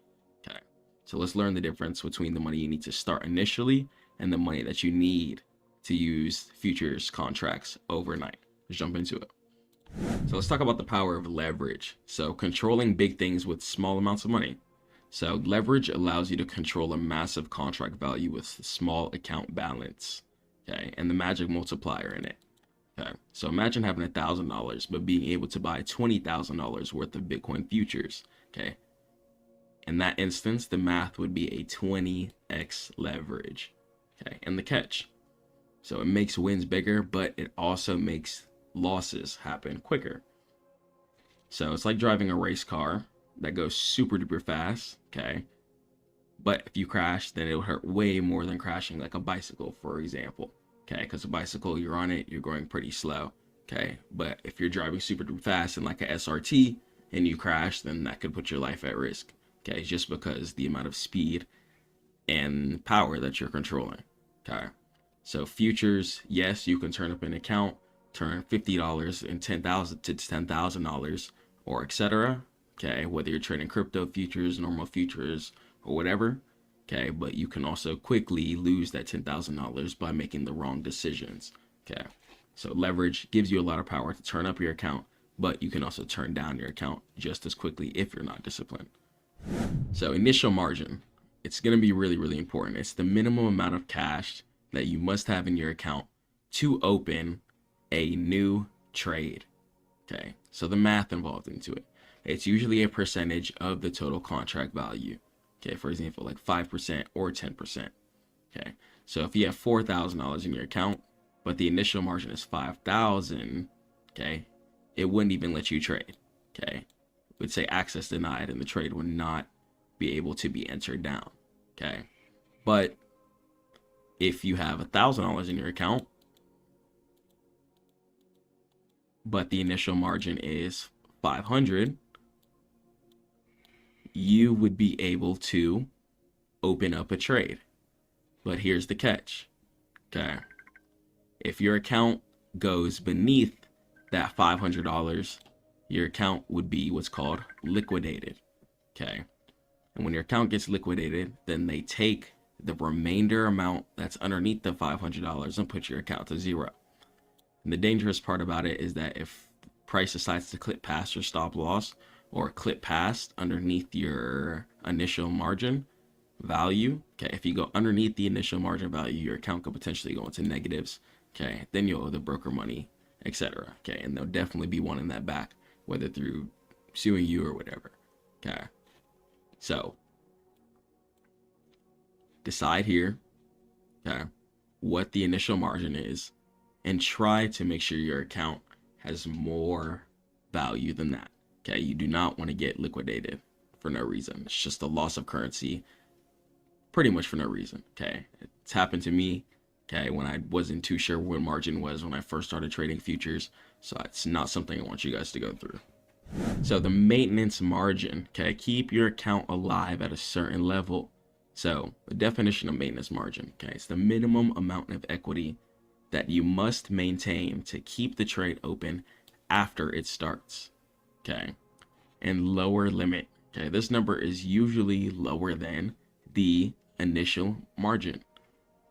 Okay, and daily fluctuations. So as your trade loses money, your account balance drops. Okay, and you still must stay above this line. Okay, so keep in mind, even while you are in a trade, your account balance will fluctuate, and it still matters. If your account fluctuates underneath a certain amount that whatever you're trading requires, then your account will be liquidated. Okay, let's say you're trading the NASDAQ, okay, the NQ futures, okay, on Trader of 8 as of 2025, the day margin, I believe, is $1,000, okay. So if you're in a trade, okay, and your account goes underneath $1,000, then your account has a potential chance to be liquidated. Okay, and they would just take all the money underneath that, okay, and your account would be at zero. Okay, and you do not want that to happen. So futures, it's a lot of power in it, but you can also destroy your account just as quickly. So I really will show you how disciplined you are. Okay, so keep your account above the margin amount, and also know that margin amounts can fluctuate too. So a lot of people, I'm not too sure, know this. So margin amounts fluctuate, especially on news dates. So dates like CPI, PPI, Consumer Price Index, certain rates. So you can check all the news out on sites like Forex Factory and stuff like that. But a lot of the times, and on certain brokers, margin can change. Overnight margin can change, especially depending on if there's news or not. Okay, so keep heed of that. Okay. Pay attention to the margin at all times. I do not want you guys to get liquidated and lose money for no reason. Okay. We got too many things to hold down, too much business to handle. Okay. Keep on top of your numbers. Let's head over to the next slide. So again, margin called. Okay. So when your account's on low fuel, it's on E. Okay. And if your account balance falls below the maintenance margin level, it's gone. Okay. They will take every dollar in your account, and it hurts. You do not want that to happen, because it's not even like you lost the trade and then you blew up your account.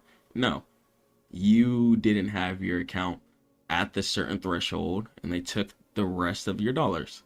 But rightfully so, though. If you break the agreement, they'll take the rest of the money. Okay, if you agree to have $50 in your account in order to trade a micro contract, okay, and your account goes to $48, they're taking that. Okay, and your account's going right to zero or into the negatives. So keep heed. Okay, and the demand, the broker will demand you to pay or deposit more money immediately to bring the balance back up, because you lied to them. Okay, you broke the broker's heart. The broker was like, wow. Okay, and there's plenty of times. Okay, once again, I broke the broker's heart. Okay, I got liquidated a few times, especially very, very early in my futures career. Okay, didn't really understand margin. Didn't understand overnight margin, especially tried to hold overnight. Okay. And then through that, I learned. Okay. And I'm grateful I get to come on here and let you guys know. Okay. Because you do not want to get liquidated. And if you don't add the money instantly, the broker will forcibly close your account, close the trade, and really want their money back. Okay. So for example, if you borrowed a bike, okay, or if someone loaned you your car, okay, let's say you had a rental car. Okay, and you said, all right, I'm going to go ahead and give you $500 in order to drive the rental car. But you can't let the gas go below a quarter. Otherwise, the car will literally blow up. Okay, let's say you're driving the car, you're having a nice time.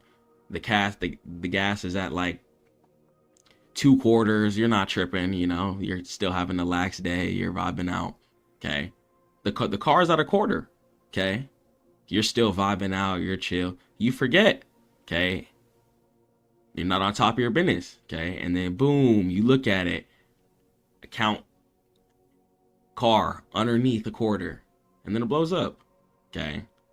So I blew up my account by looking at the trade profit numbers instead of looking at the actual margin numbers, okay? A couple of times. So don't let that happen. Don't get too lost up in the charts, especially when your account's already on its last legs. Just, it's all right. Pray on it. Boss up, hustle up some new money on, okay, and put it back into your account, and then you guys can run it back up again. Don't try to trade on a quarter, okay? Don't drive the car on a quarter. Don't do it. It'll blow up, okay? If you know the margin amount is $600, don't try to trade with $670, trying to trade with the little $50 stop loss, because you're not taking things into account when you do that. You got to pay broker fees, and then there's going to be slippage on your stop loss, etc. A lot of other things that come into account while you're trying to micromanage every single number, trading out of desperation and survival mode. It'll really come bite you in the back. Okay, don't do that. I'm telling you, it's a lot of things that you might not realize. Okay, trading, hustle up, okay, boss up a bit, and then come on the charts. Okay, there's plenty of times I've had to take a step back, okay, get right with God, get right with myself, okay, have a new perspective on the charts, and came back way stronger, okay, whether if I didn't like my results, or plenty of times where I was really, really happy with the money I was making in the market, and I had to just control myself, okay, because I know what I did in the past, okay, I would make a bunch of money from the market, and then just blow it all up. Okay, so plenty of times in the market where I've had to make some good money from the market and pause, especially trading futures. Okay, I would hit like some really nasty trades and just pause. Okay, just watch the market for a couple of weeks, for a couple of days, and just being really patient on the charts with yourself and in life. It's really gonna help you. Okay, so even if you make a bunch of money from trading, don't feel bad if you want to just take a couple of days away from the charts. Okay, or if you want to just take a couple of weeks to just study the charts, see how price action moves, hold on to that money, reinvest that money, that's going to be fine. Okay, you're not in no race with nobody. You're not in no competition with nobody. You're in your bag. Okay, get in stack mode, stay down, okay, and figure out what works for you guys. Okay, once you start getting your criteria down as far as your entry criteria, things get a lot easier. But one thing you do not want to do is trade out of desperation, okay? Because if you do that or try and trade when your account's on its last legs, when it comes to futures, options, everything else, you can kind of do that. You can throw in like your last bit of money, and especially on options, since the profit potential is unlimited and your account could potentially flip. But futures, do not play with your account like that, because then you're going to end up losing more money in the long run paying off margin call fees. Okay, and I do not want that for you guys, inshallah. So let's head over to the next slide. So initial versus maintenance. Okay, here's a side-by-side comparison. So initial margin, okay, it's going to be at the very start, okay? It's going to be the entry, okay? And it's pretty much just going to be telling the broker, like, yeah, you know what? I have the money in order to be in this trade right now, okay? So always keep extra money in your account. Never trade right at the limit, okay? Or a small win will blow your house down. Just please do not do that, okay? Don't do that. And then maintenance margin is going to be during the trade. Okay, so that's going to go ahead and be it. So some key takeaways. Okay, leverage. Okay, it's going to be really powerful, but can also be dangerous if you are not disciplined. Okay, do not lead with your flesh. Okay, pray to God for discipline and stay focused. Even when you start touching that good money, stay focused. Okay, and the initial margin is going to be your entry ticket. Okay, and the maintenance margin is your survival line. Okay. And liquidation, it happens when you run out of money, okay, and you don't meet the maintenance margin, okay? If they tell you, yo, we need $500 in order for you to have this trade open, and they don't care if you're in a trade, if your account goes underneath that $500, goodbye, okay? You're not allowed to trade with this right now, and you owe us some money, okay? So it's like that. Futures is very ruthless, very hardcore. The most hardcore instrument, futures is the discipline instrument in itself, okay? Shares, you can get rich by not looking at the charts. Plenty of millionaires created by people who just hold stocks. Plenty of millionaires by people who just hold cryptocurrency. But I don't believe there's any futures millionaires by anyone who doesn't look at the charts, okay? It's not something you could just throw a bunch of money into and try and just make a bag. No, futures is very, very different. You have to know rules, have to play very intricately, and you have to just really just change yourself completely as a person. Okay, so stay safe, trade smart, and head over to Stackmode.net for all trading education. Stay prayerful to God and keep grinding. Peace.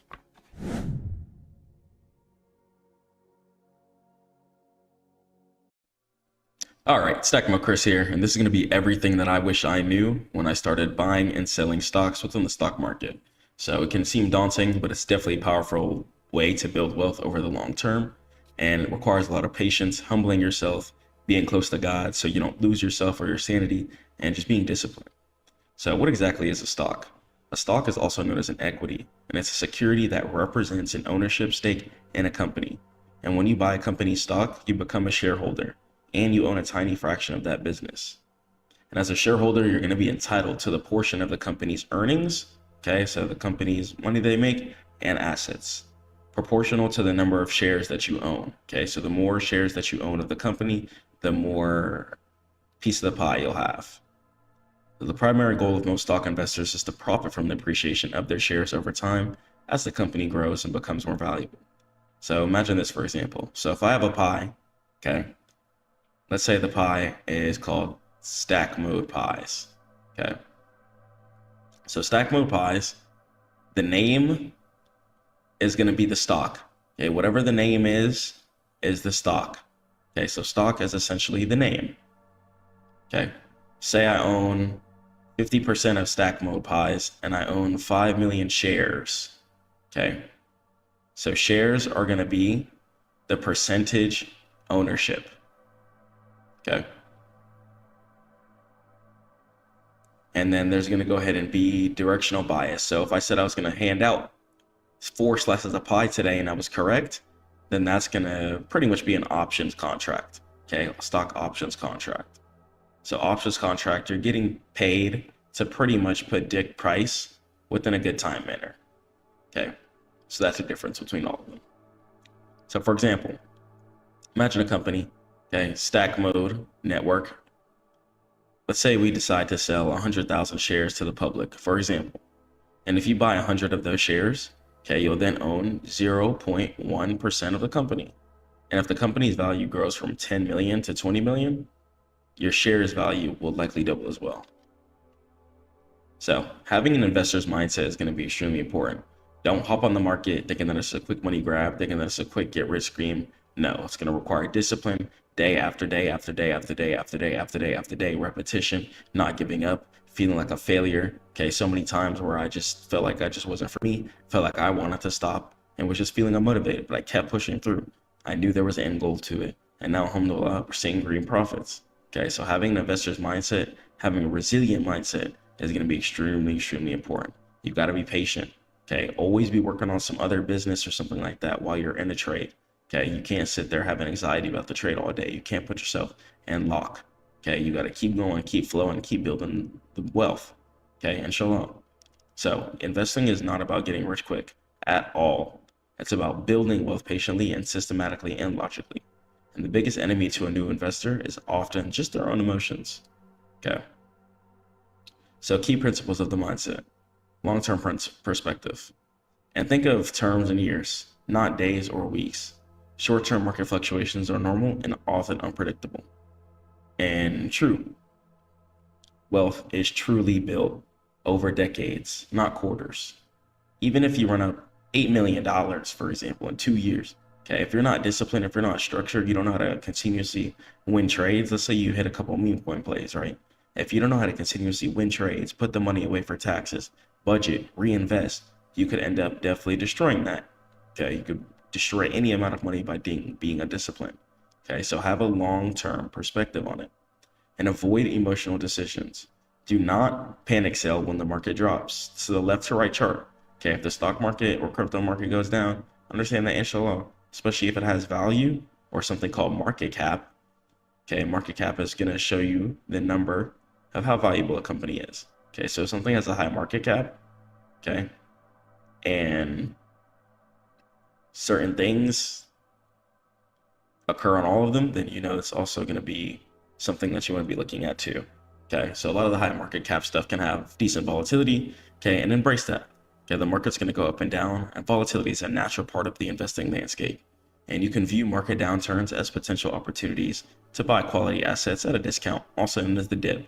Okay, so if the dip is happening fast, people think price action is just willy-willy. Okay, so if you see your 4-hour candlesticks curling upward, daily candlesticks curling upward with closes, you know that you might have find the low. Make your take profit at an area of resistance or support above current price. Okay, and just take your time. Okay, so taking my take profit is something that I wish I stuck to. I would hit take profit, but sometimes I would get greedy, hold past it, okay, or try and make 10 bands in a day instead of being happy with the 900 that I just made. Okay, I've had instances like that too. Okay, so it's about instances of being grateful, and this is why just reading the wisdom that God has left here for us, Quran, you know, etc. So it's really just going to help us put everything together and lock it all down. Understand, like, okay, I can't just be playing with my money emotionally. I actually got real people to protect and provide for.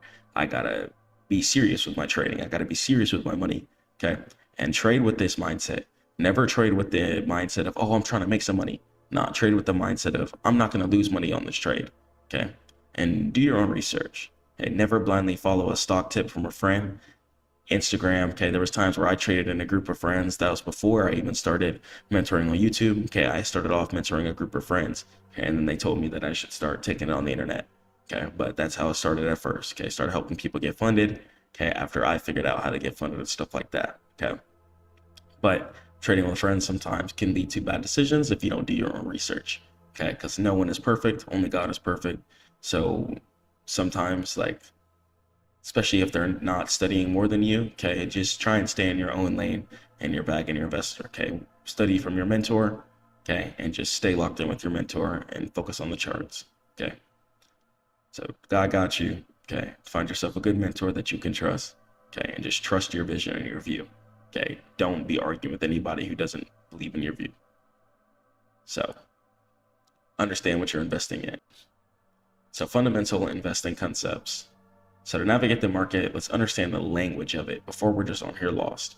Here's some of the most critical terms and concepts you'll encounter on your journey here a lot. So, stocks, once again, stocks represent ownership in a company. They're higher risk but higher potential return, and you can participate in the company's growth.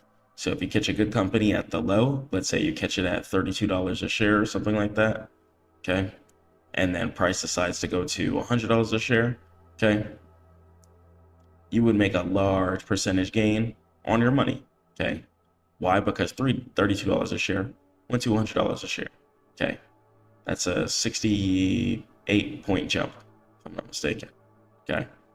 So it's a lot of points, a lot of percentage gains to go ahead and be paid off of. So with stocks, you get paid as price decides to go in whatever favorite direction you purchased it in. Okay, whether be it you're wanting it to go up or down with the options contract, for example. So bonds are debt and stocks are equity. So bonds, they represent a loan to a company or government, and they're lower risk but lower potential return. And you receive fixed interest payments over time. And think of it as being a bank for the company.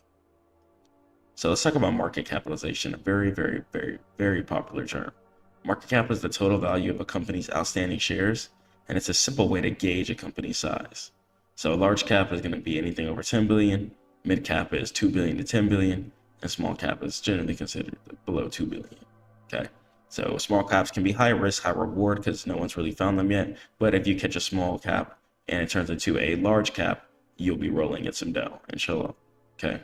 Mid caps, they have some higher growth potential. Okay. But they can also be more volatile since it doesn't have the most value. Okay. And large caps, generally more stable. They do have a lot of volume though. So if price wants to correct, it'll definitely correct. So if it wants to dip down hard, it'll do that. So the art of research, okay, fundamental research versus technical analysis research. There was times where I only traded earnings, for example, okay? And I would just do research on the company, on the earnings, and that's fundamental analysis, okay? And then I started just trading with the charts, okay? And that's technical analysis, okay? And both are gonna be needed to mesh together the ultimate plan, trust me. So fundamental analysis, let's talk about what it is. So this approach is a company's intrinsic value, and you'll analyze its financial health, management, market share, and competitive landscape. Okay. And you're looking for a stock whose price is below its true value, believing that it's going to rise over time by helping people in the future. Okay. And putting smile on people's faces, inshallah. So some key metrics: the price to earning ratio, also known as the PE ratio. Okay. Earnings per share and return on equity, also known as ROE. These numbers tell a story about a company's profitability and their valuation.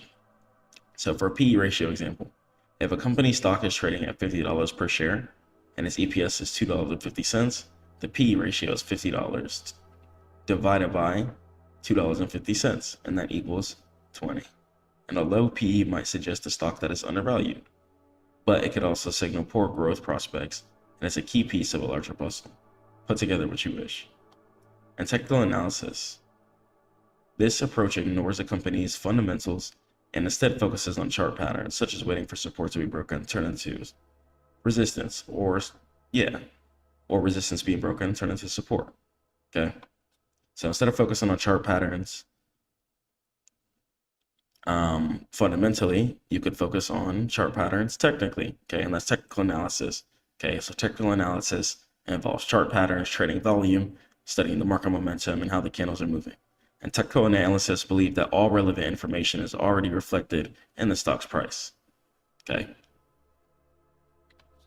And the golden rule, diversification. Okay. And I also wish I was just saving way more money too.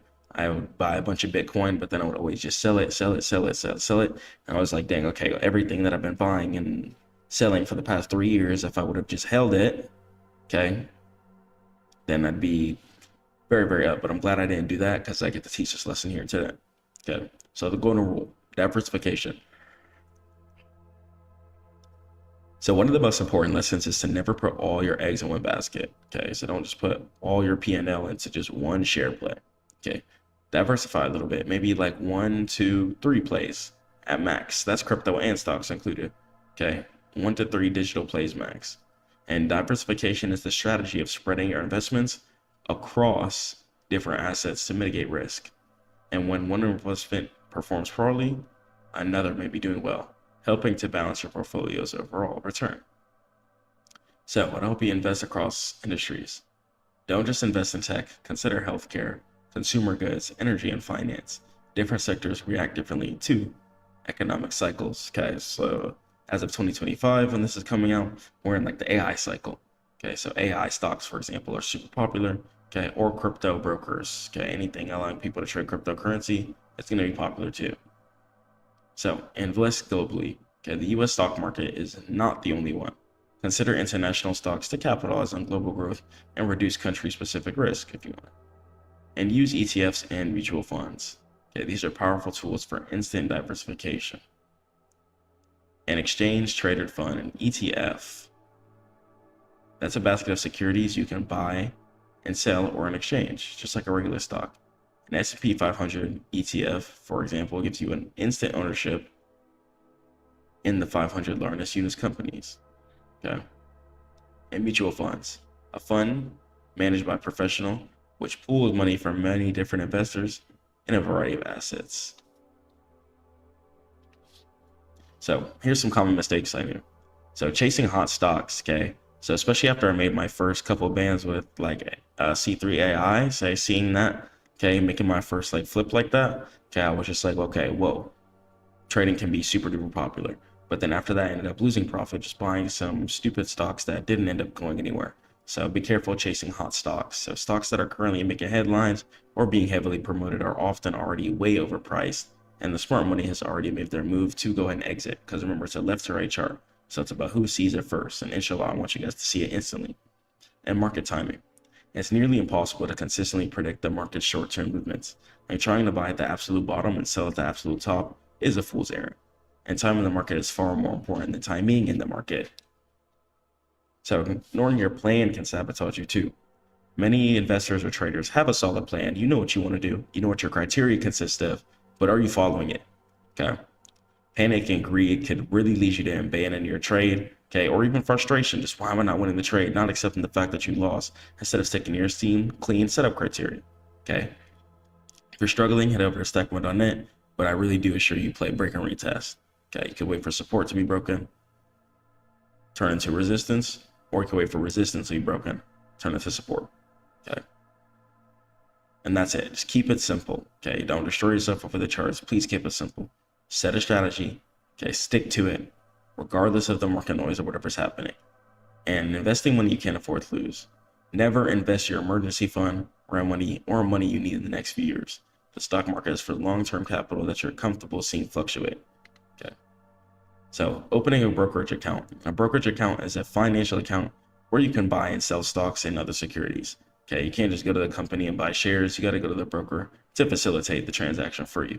Okay, so brokers, you can check about their fees, see about their rules, see how their support is. Okay, and then you're going to be able to get a card. Okay, certain of them, like Robinhood, for example, offer a card where you can go ahead and use your day trading profits or whatever profits that you make from the market and withdraw straight on the card. So whatever broker that you want to use, go ahead and use that. Okay.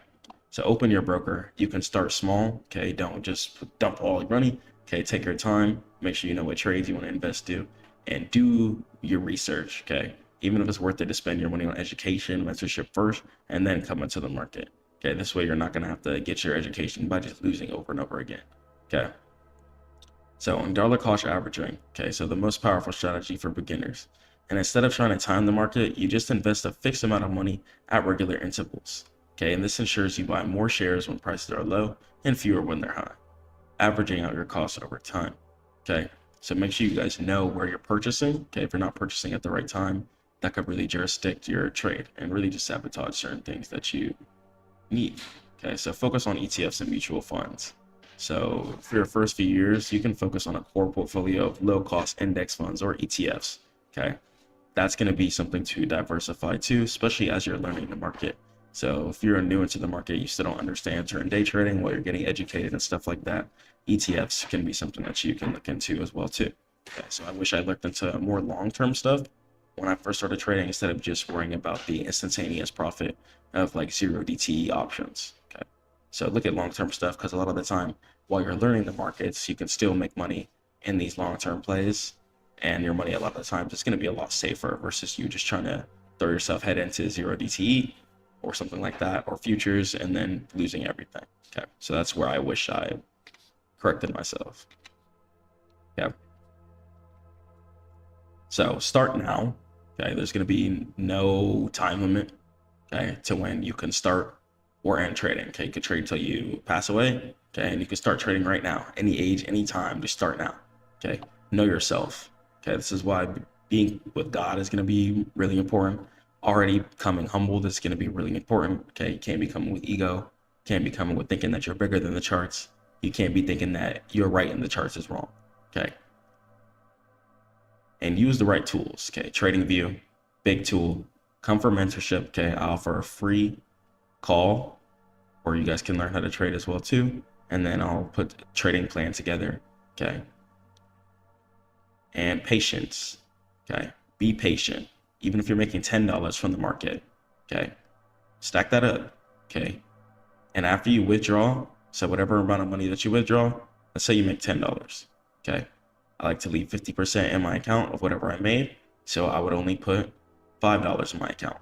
After that, 30% of whatever I withdrew needs to go to taxes. And that's how I break down my money. So I hope this presentation helped. Stay prayed to God. Keep grinding. I'll catch you guys in the next one. All right, let's talk about how to buy stocks and crypto at the right time. So we'll talk about trend trading and we'll talk about pullback trading. So both are going to be great ways in order to make some profit, both using different scenarios. And we'll talk about pullback trading first. So pullback trading is going to be when you're buying in an area below where current price already is. So if price is going in an uptrend, you can just wait for price to come back down, buy it again, and take it back up.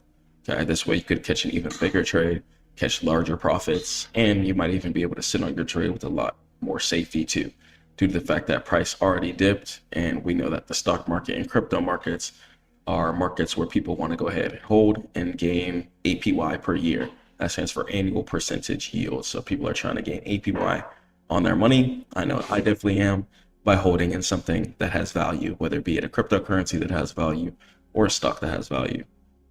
Okay, so you invest in the future, buy at certain lows, and let's go ahead and let's talk about how we can identify certain lows and how we can buy at these certain areas. So let's go. So first thing we're going to go ahead and have to do is hop on our higher time frames. Higher time frames are going to be important. We got to see everything. We cannot be tunnel vision on the smaller time frames.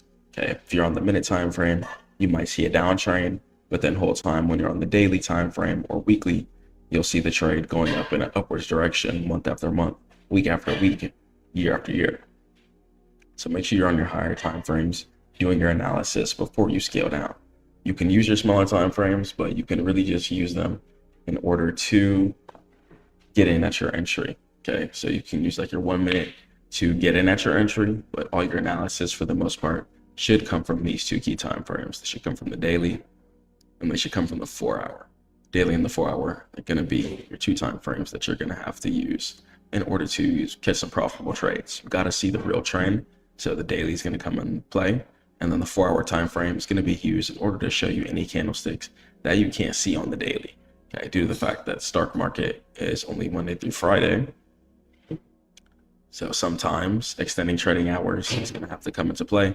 So your 4 hour is going to show you certain candlesticks that you might not be able to see using only the daily candlesticks. Okay, so that's your 4 hour is going to have to come into play. And then you could scale down to your 30 to 30 minute as well. Okay, personally, I like to go down to that after my 4 hour too, just to verify my entry on an even smaller time frame. Make sure everything correlates, make sure it all lines up before I get in a trade. I'm not going to risk my bread doing anything on the block. I'm going to make sure that playing structured trades that have logistical planning behind them.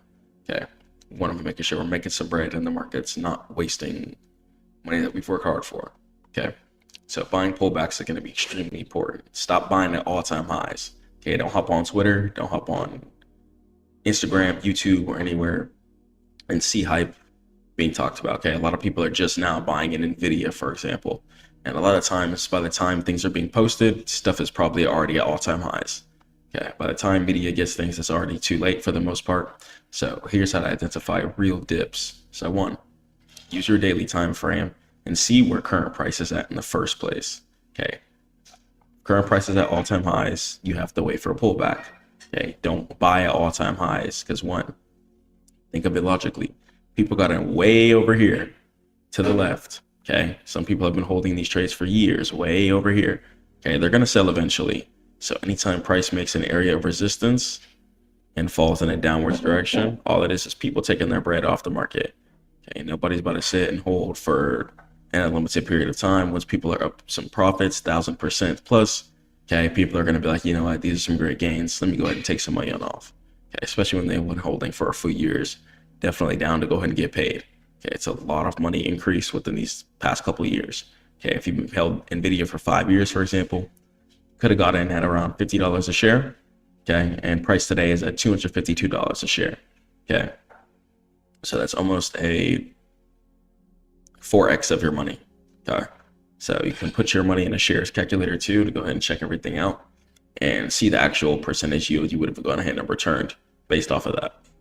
Okay, so prices at all-time highs. Don't buy at all-time highs. Wait for price to pull back. Okay, so you're going to be looking for two things on a pullback. You're going to be looking at an area of support to be touched again.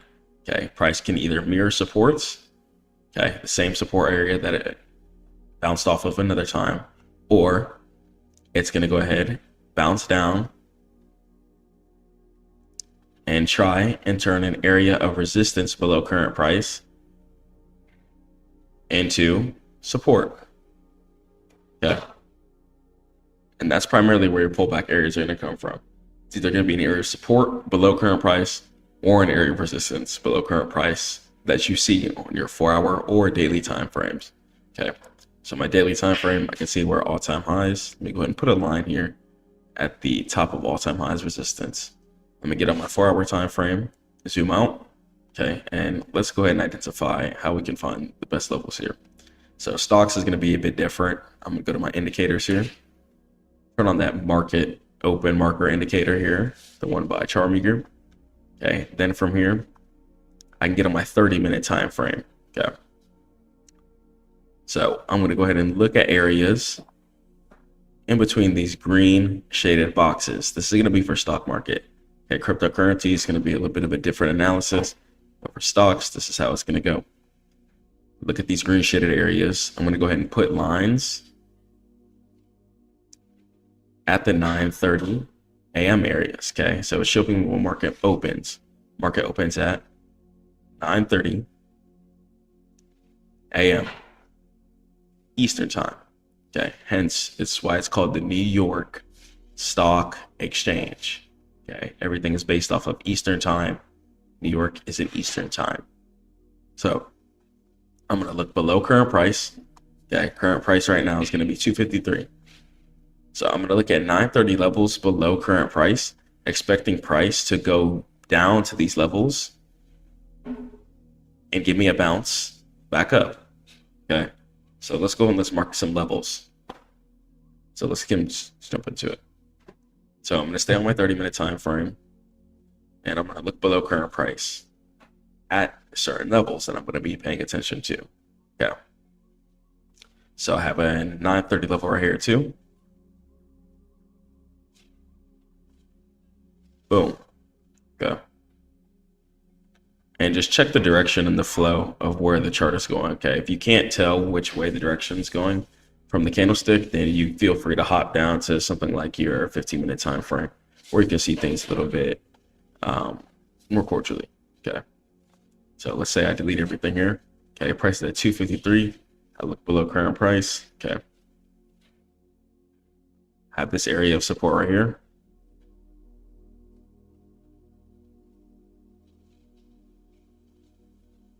And that matches this area of support over here. Okay, so we know that this could be a potential area right here. Now I'm going to keep looking at areas below current price. Have this area of support down here.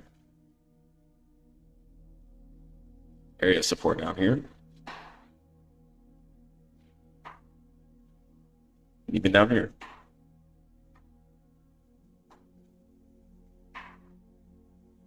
And as you can see, some of these areas are going to line up with each other. Okay, the more areas that you see line up with each other, the more probable that area is going to be tapped again, inshallah. Okay, so use your past information as data. So we have this area down here too. And you can even go down to your 5-minute too to see things just a little bit closer, just to verify that these 930 levels are exactly what you're looking at. Yeah. Nice. So right here, up here. Okay, very, very clean.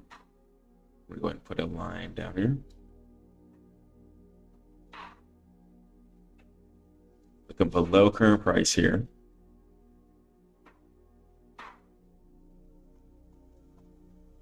Have an area of resistance right here. And area of support down here. Yeah. Then I can go to my 4-hour time frame.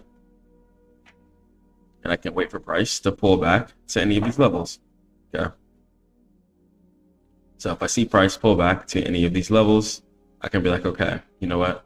I'm going to go ahead and trust that price wants to potentially give me a retest off of any of these areas here. Okay, these are all 930 areas here that are going to be extremely just key levels here. 930 levels are going to be important because it's when market opens. Okay, when the market opens, everyone's excited. There's going to be a large rush, and that's going to be the time where the most orders are going to be in place. So Eastern traders are trading, okay, or American traders in general, and European traders are both trading in the same session. Okay, so a lot of the time, the volume is going to be extremely high. Okay, so if you've heard of London session, that's going to mix with New York session during this time. So for stocks, that's going to be an easy trick in order to find the cleanest areas of support and resistance or to identify where you want price to pull back. So if price pulls back to any of these levels, okay, and personally, I like to wait for a 4-hour close. Okay, so 4-hour close is going to mean I'm never going to really take the first wick like this, how price tapped the black line and then went up. I don't normally take the first wick. I'll take something like this, the second wick, or the second candlestick with a wick above where my zone is. This way I know that price truly wants to reverse in an upward direction, potentially, inshallah. Okay, but if you take the first wick, you can easily just get destroyed. You can get pulled back on, and then you can be upset and be like, you know what, dang, I shouldn't have taken that trade. You know, I didn't know if it was ready, and you don't want to be getting pulled back on for no reason. Okay, so take your time. Let the trade verify itself and catch the whole sweep in upwards direction. Okay, so let's go over another example here.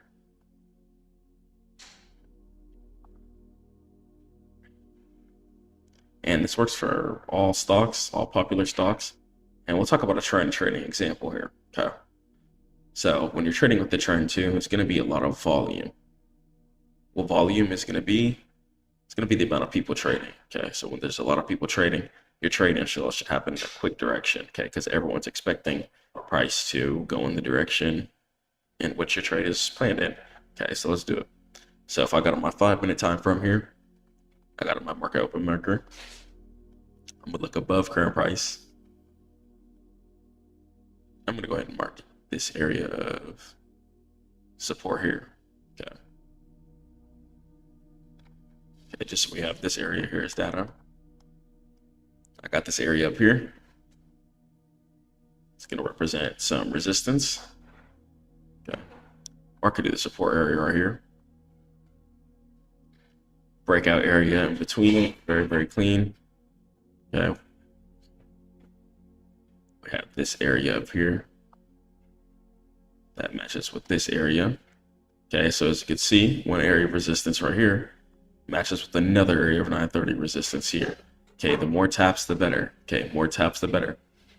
And as you can see, we have a tap here from previous levels. So we know that these levels are going to be probable. A lot of levels here working out.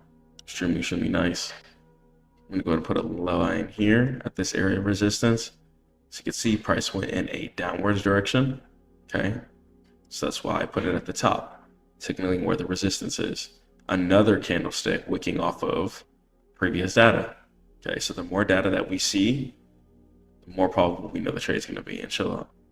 So up here, resistance as well too. We got right here an area of support, okay, because we know price is going in upwards flow here, and then price bounced off the area of support again. Okay, so take your time when you're reading the chart. You can do this on your 5-minute time frame too. Okay, it's easy to read. This area of resistance kind of close right here. Yep. And then if you run out of candlesticks, or if you don't have premium data, then you could go back and do like the 15-minute stuff like that. But I know not everyone has that, so yeah, just read your higher time frames as best you can.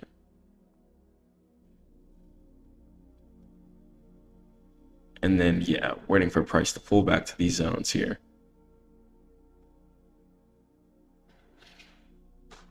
I'm going to put this area here. Okay, so these are going to be just very clean areas that I'm going to be relying on. As you can see, the more taps that we have, especially on past lines, the better. Okay, another tap right here. Another tap right here. Okay, so you can see all these taps are reacting off of each other. Once you do these levels once, you're going to be good. You don't have to continue to do them all over again. Okay, they're going to be here for you. Okay, and you can just update them as price decides to go ahead and continue in an upwards or downwards direction. Okay, so right here. And as you can see, another area of resistance being reacted off of right here. Okay, so after you do all your levels like that, you can go back to current price, go back to your higher time frames, and you can check everything out. Okay, so say I'm on Amazon here. Okay, I can either wait for price to get above, let's say, this black line here. Okay, I can wait for price to break and retest and take it up to this area here. Okay, take this as first take profit, and then I could take up here as the second one. Okay, if I wanted to. Okay, so you can be very flexible once you have your levels down. Okay, even if price decides to come down, give me a pullback off of here, that'd be fine. Okay, or even if price goes up and gives me a pullback at this level, that'd be valid. Okay, so even if price gets above these black lines and gives you a pullback, that's going to be valid. So whether you pay the head break and retest or wait for price to pull even back further, okay, it's going to be just up to you depending on the market. And once you have your levels down, you're going to be good. You're going to have your information. You're going to know what to do, and you're not going to be panicking. Okay, so I also have this strong area right here too. This is the 30. Yep. But then you could check your 4-hour time frame too. Just scan it all. Make sure everything makes sense. Okay, so I can see. Yep. So I can see, okay, price wants to potentially come back to these levels here. If I see price give me a 4-hour close above or below these levels, and I'm going to be like, okay, these are going to be some clean levels. Okay, so let's go over another example here. So we'll do Google. Or actually, you know what? We'll do Tesla. Okay, big stock. I know a lot of people like to invest in that. Let's do it. So starting off on my daily time frame here, it's going to give you my bird's eye view for absolutely everything. Okay, it's going to help me see what I need to see. Okay, it's going to help me put everything into a global perspective. So when it comes to the global stock market and cryptocurrency, I know that price is trying to go in an upwards direction.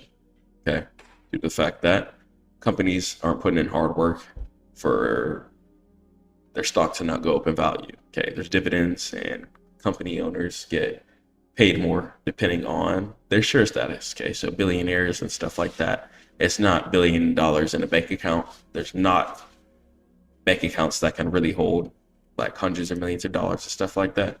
So a lot of the time it comes from a person's company share value is what makes them a billionaire.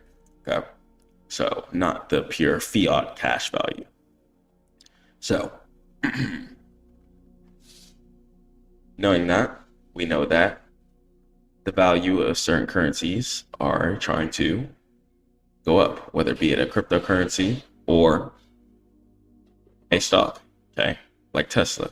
It's always trying to innovate, always trying to get better, and always trying to improve with these things down here called financial earnings. Financial earnings are letting you know if a company is profitable or not. And if a company is beating these, like slamming these year after year, month after month, making bread, you know it's going to be a good company. Okay, sometimes Tesla beats earnings and sometimes it misses it. Can be inconsistent, but then you'll take a company like Nvidia, for example, that consistently beats earnings over and over again. Okay. So I'm not saying things that don't beat earnings consistently are going to be bad investments, just they can have more fluctuations due to the fact that the earnings are going to be negative sometimes. So still, same logic stands. Price is trying to hunt the area of resistance above current price. Okay. So we know it's trying to hit this all-time highs here because it's trying to make some new all-time highs. This price is trying to keep going. It's not trying to stay in the same place. Okay. It's just like real life. So you can see from 2018, shares were $20 a share. Now they're $434 a share. Okay. Yeah, many millionaires were made by just buying and holding. Okay. So all it takes is just a couple of years of buying and holding. M's will be made. Okay. But just like the plays I've been really just researching and really just planning yourself in the future, we have opportunities over and over again. Okay. During this Tesla time, Apple coming out with AirPods, Face ID and stuff like that, 2016, 2013, a lot of millionaires made there. Okay, there's always going to be an opportunity. There's going to be a lot of new AI companies, inshallah, hitting the stock market soon. Okay, so any good AI companies hitting the stock market will definitely go ahead and be a good play. Okay, so investing in the future, depending on whenever you're watching this, is going to go ahead and be important. Just keep investing into the future. Whatever time period you're in, invest into the future. Okay, as of 2025, cryptocurrency and AI are two things that's really innovating anything forward. So Nvidia, for example, has been going in a very bullish standpoint due to the fact that AI chips are produced from it. Okay, so anything AI related as of like 2025, it's going to be extremely popular. Okay, so cryptocurrency is also going to be something that's popular too. So brokers like Robinhood, okay, as of 2025 has able to shot up, okay, within a pretty instantaneous standpoint. So due to the fact that people know that it's a great company, okay, people need it in order to trade, okay, and it's very, very user-friendly. Okay, so people invest into the future and make some money with the share. So we know that price is trying to always hunt new resistances and break out from those resistances. Okay, you can even see this resistance right here. Go to my 4-hour. You can see right here. Price created an area of resistance right here. And as you can see, resistance got broken and turned into support right here. Amazing break and retest. And then price decided to go up in this upwards direction. Okay, we filled this area of resistance up here. Okay. And we're trying to fill this area of resistance into this area of resistance all the way up here. Okay, extremely, extremely nice. And we see which way price wants to head. All the way up here to all-time highs. So here's how to trade pullback levels, even if price is all the way up here. So same thing I would do, just like before. I could go to my 5-minute time frame. I can go back as far as I possibly can. So on the 5-minute time frame, I'm gonna go all the way back. I'm gonna start placing out levels below current price. So my current price is currently 436.32. Okay, 436.32. We look below current price. Mark this area of support. Why? Because it's below current price. Same thing right here. Mark this area of support because it's below current price. So I'm going to stay on the 5-minute time frame. Keep marking areas of resistance. Okay, area of resistance right here too. I'm going to keep marking areas of resistance or support. Okay, depending on the direction of the candlestick. Okay, so if I see price going in a downwards direction after the 9:30 candlestick, then I can assume that the top of the candlestick is going to be where the level started. Okay, so put it where the level started. As you can see, you're going to have correlations. One tap right here where price decides to fall downward, and a whole another tap right here. Okay, so price a lot of the times will mirror itself too. That's what makes trading simple. Okay, have your levels marked out, and you're the only thing that can self-sabotage anything. Okay, everything's already done for you. So look, the resistance here was created, did it again a couple of days later. Okay, it's double resistance mirror. Okay, and as you can see, price got broken, turned into support, and then price filled up to the next area up here. Okay, that's a 4-point trade. 4-point trade is very nice money on it. Okay, especially on Tesla. It's crazy money. Okay, it's times on Tesla I've been in a trade for like 2 minutes, like 3 figures, and just instantly closed. Okay, and just stuff like that. Okay, so yeah, especially my early days. So yeah, Tesla, it can be wild.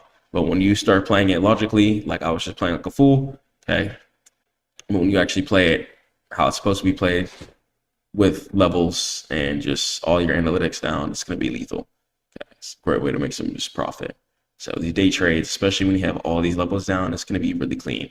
So right here, we have this area of resistance. And just go as far as you can with the 5-minute time frame here. Down here, key area of support. It's literally going to give us the best levels here. Okay, the key levels that we got to be paying attention to. Okay, and then price decided to go in an upward direction here. Price created resistance here, fell down. Price created support down here, went up. Resistance right here. Another support down here.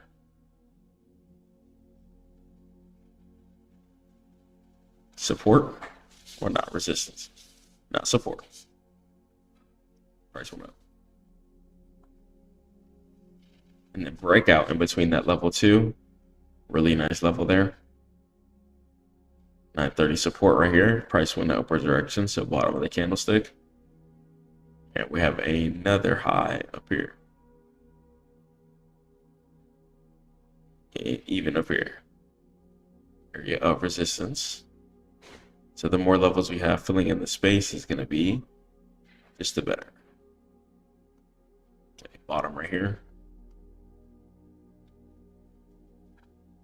Okay, and then I'm going to have this area right here too, where price decides to go in the downwards direction. And then down here. Yep, this area right here. Okay, and then let me go ahead and mark this area right here too.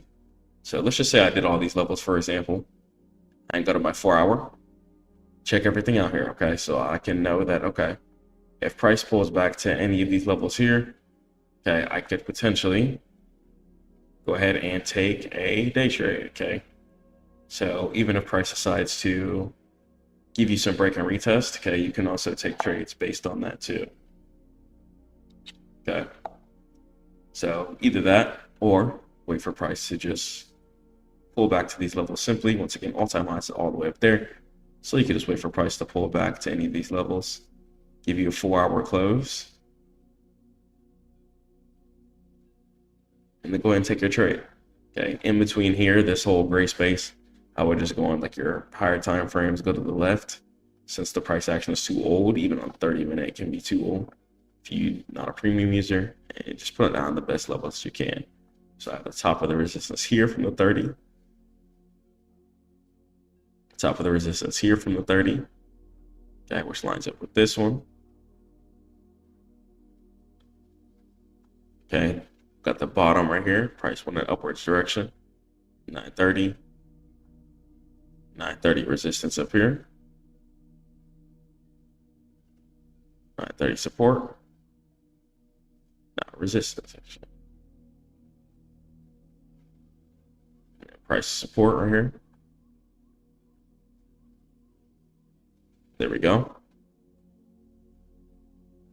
And a lot of these levels, once again, are gonna correlate for sure.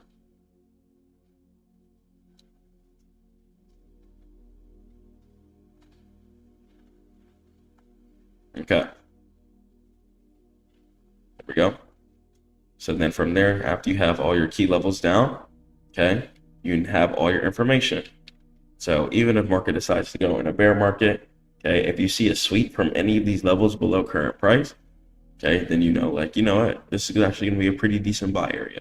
Let me go ahead and take my chances. Okay, you can check out your levels too on your 30-minute time frame. Okay, just make sure everything looks how it's supposed to. But if price goes down, gives you a 4-hour close from one of these sweep areas, then go ahead and take the trade and show up. Okay. Let's go over some crypto examples. So crypto is going to pretty much be the same for the most part. Only thing on crypto is that you can't do the 930 strategy. For the most part, you have to primarily just use your daily in your 4-hour time frame, which is still going to be extremely strong. But yeah, let's go and let's cover it.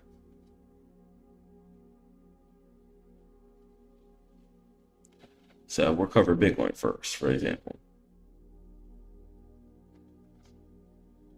So Bitcoin. Okay, if I wanted to read Bitcoin, start off on my daily time frame, just like I always would. I'm going to be putting a line at all-time highs because I know people wanted to break all-time highs in order for price in order to progress in that bullish scenario.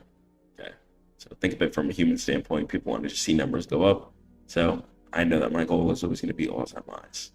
Okay, now on the daily time frame, I'm going to go ahead and analyze certain setups. Okay, so I can go ahead and see. Okay, price has this area of support down here. Okay, price might want to feel this area of support right here. Okay. So waiting for the right time, waiting for pullbacks, it's going to be important. Okay, so we don't want to just buy willy-nilly. Okay, we're going to see, okay, was price want to break this trend line? Okay, if it does, then we know the support wants to get reached. Okay, then you'll see if the support will be held or broken. Okay, if support gets broken, then you're also going to be able to, pull back to the next level. Okay, and you can use your 4-hour and your daily levels. Crypto is also going to have a lot more levels too because it's 24/7. So, but still, areas of support are going to be valid because you can see this right here. Check it. Look at this area of support all the way over here. Bounced once, came down to the area of support, bounced again. Okay. And then came back a couple months later, bounced again from the same area. Okay. So on crypto, supports can also be extremely powerful and strong in order when making your TA. Yep. And we're always going to be waiting on our 4-hour candle close. So yeah, 4-hour candle close is just going to give us a good jurisdiction. Like, you know what, this is a good trade. And you can see the timer all the way to the right and whatever broker you're on too.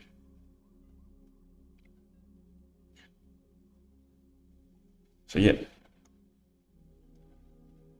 So after that, you can go ahead and see, okay, you know what, price created this ultimate level. Okay, but price doesn't always have to come down to an area of support. Okay, once again, it can stop in an area of resistance. Okay, it can turn resistance to support, and then you can go ahead and bounce. Okay. So, plot out your trades neatly. Okay, make sure it's a strong area of resistance that you think is going to be successful. Okay, take this example. This area right here of resistance decided to get broken. And it turned into support right here. Okay. Clean. Okay. Break and retest. Extremely clean. So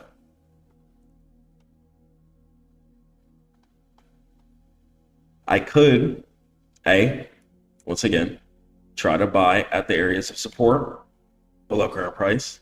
Okay. And see if price wants to give me the same bounce. Or I'm looking below current price and marking areas of resistance that are going to be strong and heavy, and seeing if price wants to give me a retest level. Okay, check this out. Area of resistance 1 and resistance 2. Okay, guess what? Price broke out of the resistance over here, break and retest. Okay, and then price continue in the upwards direction. Okay, and same thing over here. After price support mirrored here, all it did was do it again. So support mirror. Okay. Price will mimic itself. It's just about finding the key good reactions. Okay, and that's when the price did it, it decided to blast off. Why? Because when price did it right here, it blasted off. Okay. So just know what you're investing into and know where. Knowing where is going to send you to a different realm. Okay. You're really going to understand what's going on when you know where to get in and where to exit. Okay. Those are going to be the two most important things of the risk management when it comes to these charts, is knowing what to get in, knowing what to exit. Okay. You cannot be cooking your trades, holding it way too long for no reason. Okay. So that's how you find pullback levels, even without the 930 strategy. Okay. Or you can wait for an area above current price to be broken, turn it to support. Okay. And that's going to be trading with the flow. Okay. And it's going to be different depending on what your goal is. So if you're trying to hold a cryptocurrency for years, then trading with the flow like that might be different than trading pullbacks. Okay. Because you want to be buying at the lows. Okay. You're expecting to hold for years. Okay. So when price is dumping, you should be happy. Okay. But if you're a day trader, option trader, or just a trend trader in general, okay, then you might want to wait for resistance to be broken. So this is support. Okay. Make sure you can trust the trade. Okay. And let it rock out. Let it do its thing. All right.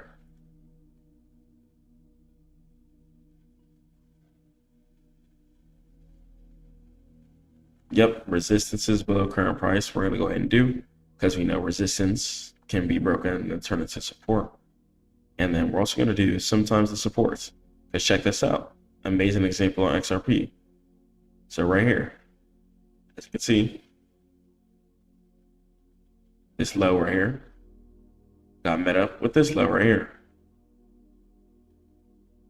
Okay, so supports a lot of the times we'll try to meet, especially if it's a bear scenario.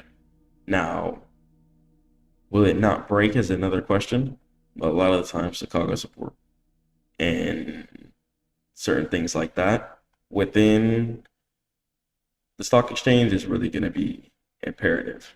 Okay, so look at the support, look at the key levels, and make sure everything just makes sense. Okay, so look at the bull. Okay, so bull. Okay, so think of the Chicago Bulls, think of a U. A lot of the time your trade is going to go ahead and look like a U. Okay, it's going to look like a horn.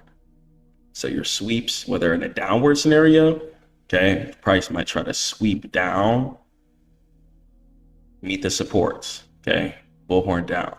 Or in an upside formation, price might try to meet these areas of support here and then sweep to an upwards direction up here.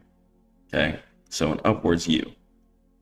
Okay, so price can go up in that direction or go down in a certain direction.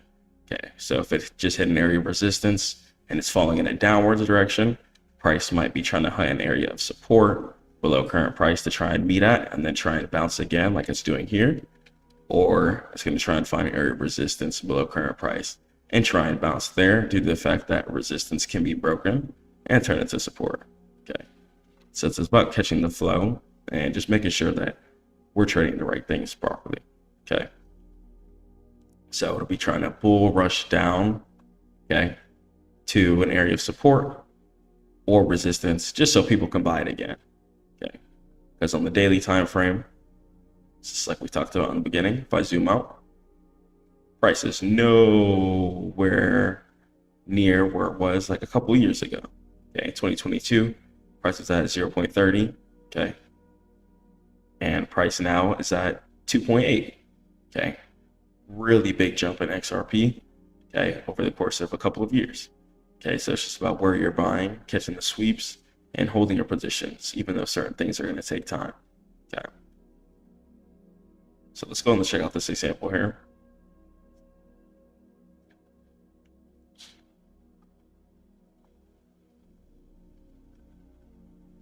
So you know price once again is going to try and hunt certain areas of supports, just like the other cryptocurrency we just looked at.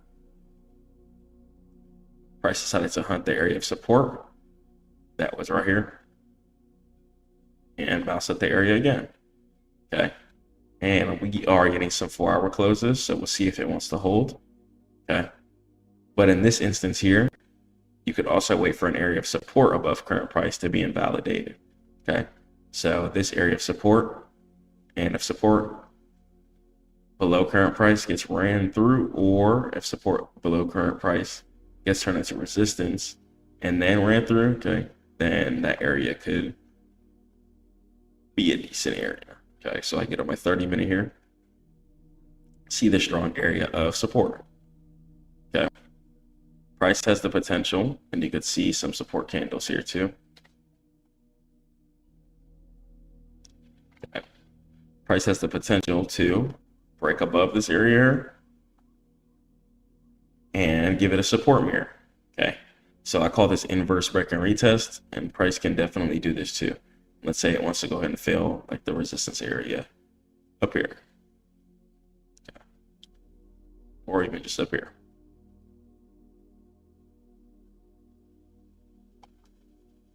And then check everything on your higher time frames, so you can see, okay, higher time frame support is obvious here. So if price decides to go up, okay, turn this area of support into support again by inverse break and retesting, that can go ahead and be a valid area to play too.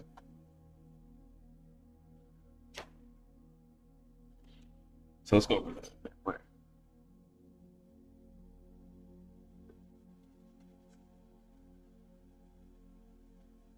Okay, so we'll go over some meta.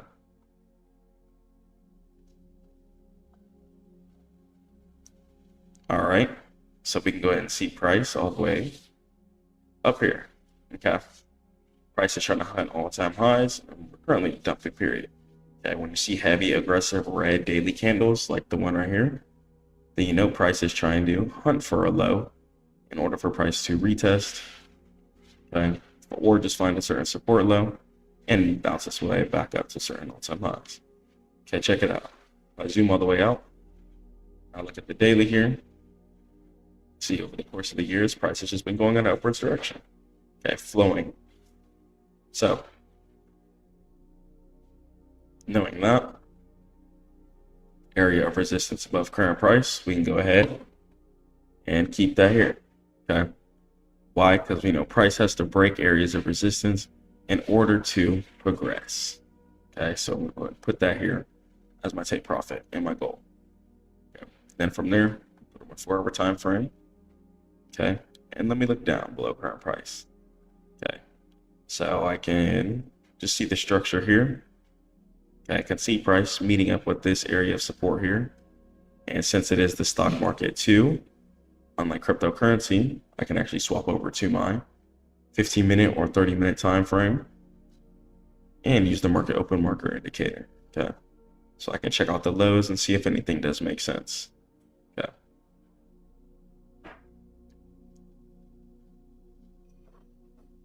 so I'm looking at levels below current price, and we're going to see if price wants to bounce at any of these areas potentially.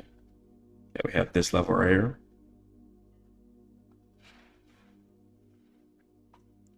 Price decides to go in upwards direction from here.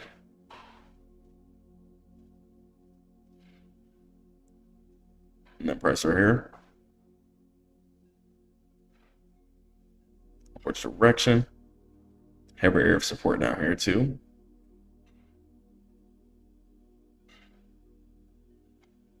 And we're going to go on the 5-minute too, make sure everything is clean how it should be.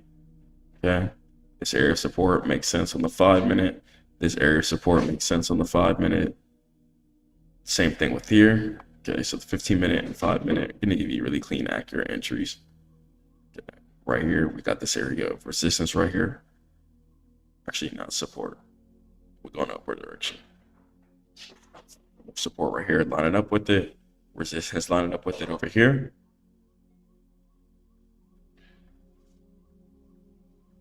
We got support right here.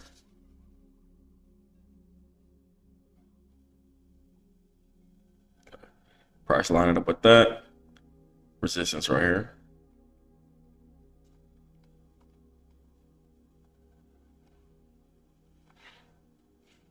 And the price is falling in a downward direction here. Price here falling down. Price down here, bouncing upwards direction.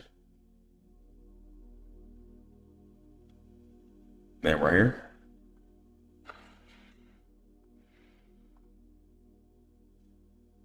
We got this level here. Okay.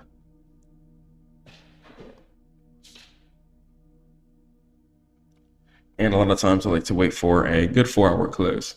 So price is kind of starting to bounce at this black line right here, okay, indicating a level. Okay, so if price decides to keep going in an upwards direction, this could be a potential pullback level that's valid. Now, if price decides to break below it and it tries to retest from this level here, that's fine. Okay, it could break this one and try this one, or here, or here, or here. You get the gist. Okay, any of these levels that give you a good 4-hour close and a sweep, or you could even wait for a daily close too for even more safety. Okay, you can go ahead and just plan by years out. Okay, depending on your options contracts. Okay, you can buy years out or as many months out as you can, or you could just buy shares. Okay, sit on it, hold, and just hold positions until certain take profits, like let's say all-time highs appear, something like that, for example. Okay, let price do its thing. Let price gain equity, okay, and let your money gain APY by just putting down good profitable trades. Okay. So price could potentially want to hold this area here, okay, especially after this heavy area of dumping in a downwards direction. Okay. So might want to hold here, and something that makes this area more exciting too, I can see on the 4-hour this area of support right here too. Okay, so price decided to make the same area of support here and then blast it in upwards direction. So this area of pullback here could mostly be pretty good. Okay. So when you're doing examples, make sure you're paying attention to key parameters. Okay, let's go and let's do Palantir. So Palantir here, you know, price is trying to go ahead and chase this all-time highs. Go to my 15-minute here. I can look below current price if I wanted to, or I could look above current price and play the trend continuation, okay, if I wanted to. Or once again, I could look below current price. Okay. Wait for pullback. So we got this area here. I'm getting my 5-minute. Make sure I got accurate entries. 930 support here. 930 support here. And we got this area right here.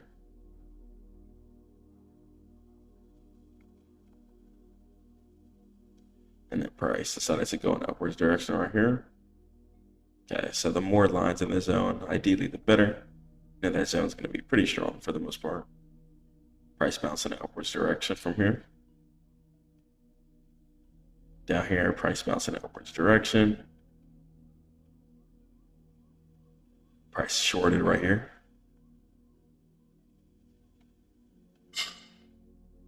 Shorted right here.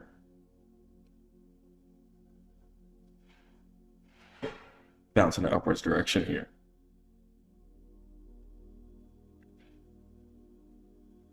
Okay. So be sure here.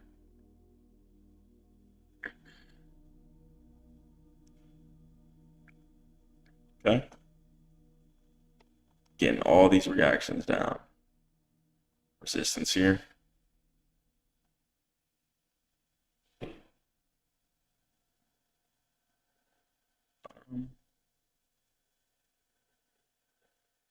Yep, support.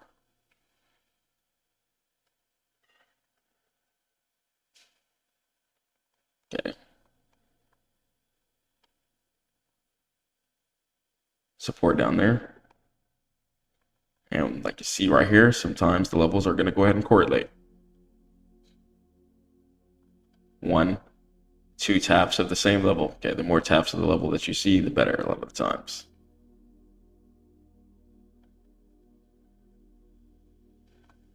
And the 930 strategy only works for stocks. Cryptocurrency, you got to use your daily 4-hour in your smaller time frames to verify everything normally.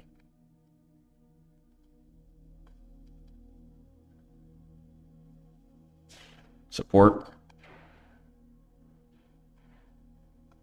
And then resistance. Okay.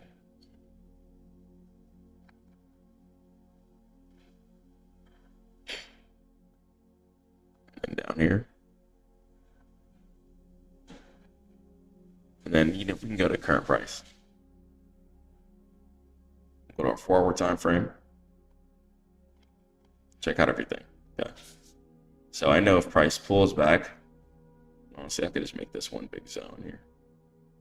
So I know if price pulls back to any of these areas, price could potentially give me a good bounce. Okay. Price could give me a good bounce to a higher direction. Okay. So that's what I'm going to be looking for ideally. Okay. So price could come down to this black line, give me a 4-hour close, try and bounce in upwards direction. If not, we could try this zone here, or try this line, or here, or here, or here, or here. Ideally, these are going to be some strong levels we're going to be able to play, okay, if price decides to go in a downwards direction, okay. Then from there, we can buy the pullbacks and buy months and weeks out.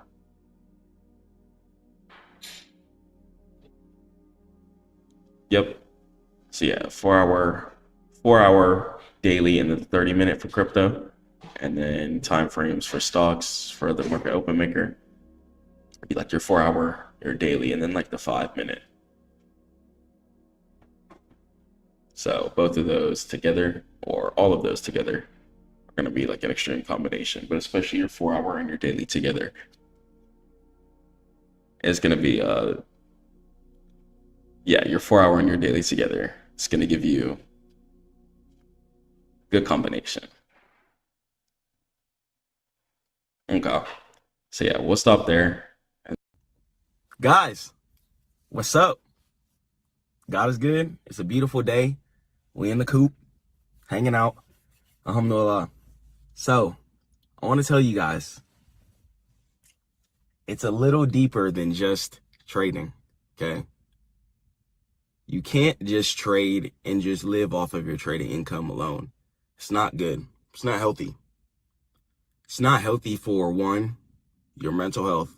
It's not healthy for your pockets, too. A lot of people might ask me, Chris, why don't you just survive off your trading profits? One, I would probably go mentally insane. I wouldn't go insane, but what would I do all day if I couldn't coach? If I didn't do the thing or teach the thing that I'm just so passionate about, that I love, that pulled me out of depression, that pulled me out of a hard time? I'm not just gonna let that go because I'm just making good income and I can provide for myself and my family, thank God. You know, I want to do more. My soul wants to do more. As I mature, I'm 22 now. As I mature, I realize it's a lot more things to life than just money, of course. And I feel like I've always known that, of course, God, family, but I'm realizing that my soul and what I want to do to help the world is what really matters. So I want to tell you guys that if you have a business idea, if you have anything that you're passionate about, if you have anything that you feel like you're really good at, teach somebody it. Or help somebody by developing a product. Or coach somebody. Do something so we can just all be better on this earth. You know, it's not just about money, competition. And, you know, I'm an extremely competitive guy. It's just something God put in me. But still, I'm starting to realize that the world is about, one, worshiping God. And two, it's about helping one another. Of course, you're going to make some money through the process, inshallah, if God wills. But it's deeper than that. Yes, you got paid to coach somebody, but now that person has a lifelong skill. Now they can put food in the refrigerator for their family because of what they learned. You know what I'm saying? So it's deeper than just money and competition. So I'm just going to be going 100% on Stackmode. You know, I want more books out for you guys, more audio books, and I'm going to just branch everything together. You know, everything is a big oak tree. So trading, you know, I like it to be my base, but then you're going to have the branches. I have business, Other things I talk about, fitness is involved with it. I want to write a book and tell you guys about the herbs that I use every single day, water that I drink, how I work out Monday through Friday as consistently as I can. You know, the clothes, how taking care of yourself, and following God's rules, most importantly. It's the most important thing. You follow God's rules, you'll live a really good life. Inshallah, you'll live a really good life if you follow God's rules. I truly do believe, and your soul will be fulfilled. Try hard to get married. You know, I'm married. And if you guys can just find somebody you can worship God with, settle down, get yourself a house, and really build a life with, it matures you. It teaches you a lot. And I want you guys to grow your business, because you can't have your family's hunger, right? Your family's mental health, whether you're thinking about a roof over their head and stuff like that, in a job's paycheck cycle, right? Forever. You can. Now, if you have a job right now, run up that money, do your thing. But if you have a real talent and you're passionate about it, you have to get it out there so you could help the next generation, a wave of people. I'm going to die. Okay. I'm very aware of that. So this is why I try and produce the content I can. Yes. And thank God, God is so amazing that I can make money during the process of this, but I can help other people too. So that when I die, people are still going to be able to feed their families, inshallah, off of this content that I produced here. So we have to put a lot of things in a perspective, and we have to ask ourselves, like, what's holding ourselves back? Is it the people around you? If you're in college or something like that right now, I'm not saying drop out. If that's what you really want to do, then do it. But are you in college because you were influenced by your parents, grandparents, something like that? Maybe you didn't want to disappoint somebody. But you have to ask yourself, ask your soul, are you disappointing yourself by doing these things? Okay, you don't want to be disappointing yourself. You got to start putting more focus on your mental health and what makes you happy as a person and a human being. Okay, we're here once on this earth. Why are we putting so much faith and trust in the system instead of God? Don't do that. Don't do that. You want that stable paycheck. You think it's stable. Whole time, boom, as you can see with the government shutdown, they clip, fire. People just lose their jobs. Okay? I've worked with people where people just got let go of their jobs. People got bills to pay. People got debt. All kinds of stuff like that. So if you love your family, get out there and really put your passion out there in the world. We are here one time on this earth. We can't be sitting around wasting time when we don't even know if we're going to wake up tomorrow. It's a blessing that we woke up today. If you're playing video games, hop off of that. The game is here. The game is here. You're your character. Level this up. Level this up. I'm talking to myself as I talk to you guys too. Level this up. Level up your character. Hop off the game. Start creating. We got to start helping each other. People want to complain about the world. Oh, the world is X, Y, and Z, but we're not out here helping each other. And I don't want to be a part of that cycle anymore. So I'm done suppressing myself. I try and go as hard as possible for you guys, but I feel like I can go harder. And my soul has been disappointed recently because I feel like I haven't been giving you guys as much fruit as I can. I don't want to hold in the business stuff that I know. Making the website. Making 4 to 5 figures during business or just online in a short period of time. I want to help you guys get paid off of YouTube so you guys can spend time with your wife, spend time with your husband, spend time with your kids, your mom, your grandma, cousins, your family, your close friends, whoever. I want you guys to have that time. And it's really important that I teach you guys the ways and the things that work for me so we can get this money. You might even be able to do things better than I can. You might be really good at making seasonings. You might be really good at playing tennis. You could be one of the best tennis coaches right now. Teaching plenty of kids. Making the next superstar. You never know. And then you're going to be sitting down like, yeah. Like, I made that guy. Like, Not you made him, but like you helped him get there. You taught him the sauce in the game. And even though you're not the one playing, your soul will have that satisfaction. You'll be happy that you had participation in greatness. So forget the money and understand that you have to participate in greatness. Don't just rely on your trading income.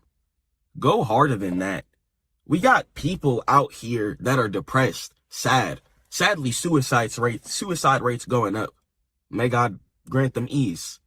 Okay? Me personally, and may God bless their hearts, I've had friends who I've sat down and ate food with who are no longer here on this earth. Okay? Due to mental health issues, jump into things like substances and stuff like that. Okay? There's things that I've struggled with. And this is why God has really saved my life. There's things that I've struggled with. Okay? Off camera. I'm not here to show you guys glitz and glamour and cars and trading and this and this. Life is not about that. I want to be a real person and show you guys the real things about life. There's times I go through depression, anxiety.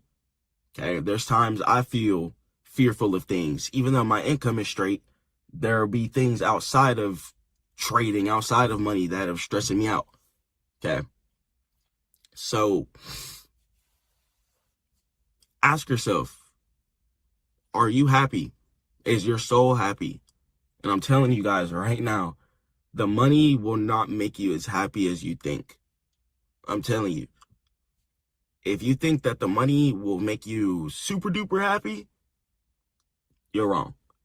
Okay, you're wrong. Yes, your problems will be relieved for the most part financially. You're not going to stress about that, and that's a beautiful blessing, alhamdulillah. And you can take care of the ones around you, and you can have fun. So it's super duper beautiful. I'm not saying it's not beautiful. I'm not about to lie to you guys. It's definitely beautiful having money. It's way better to have money than to not. But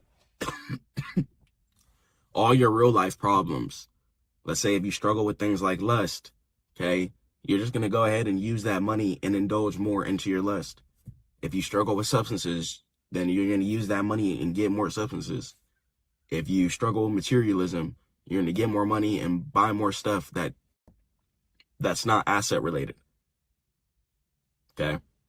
So we have to ask ourselves, are we doing this for God?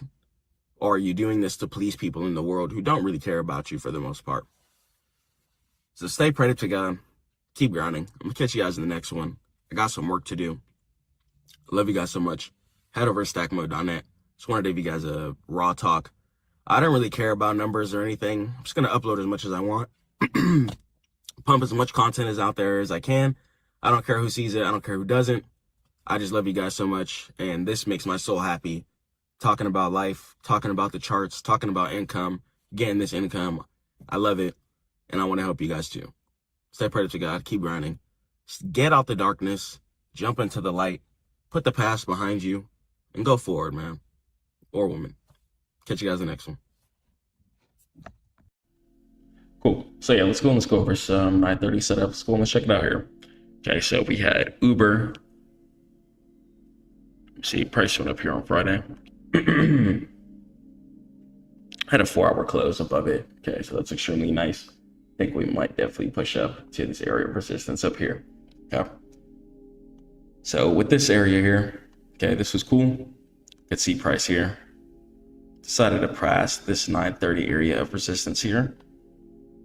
Okay, 930 resistance. Price even retested off of it here. If we could see on the 5-minute, we had one of these candles here. Okay, price retested off of it. I believe we're definitely going to go ahead and try and fill up to the next area of resistance at the very top here. Okay. So very extremely easy here. Okay, this is going to be like a day trading setup. We're holding these trades for like a couple of days. Okay, we're still going to buy like weeks, months out just for the contract and just in case. Well, a lot of the times these will hit take profit within a couple of days or weeks. Okay, so indicators, we're going to start off with the market open maker. Okay, and we're just focusing on these 930 levels. Okay, that's what really we're going to be focusing on. So got a 930 level right here. another one right here.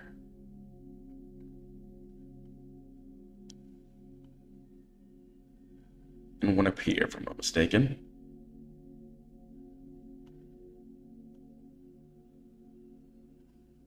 One down here. Okay.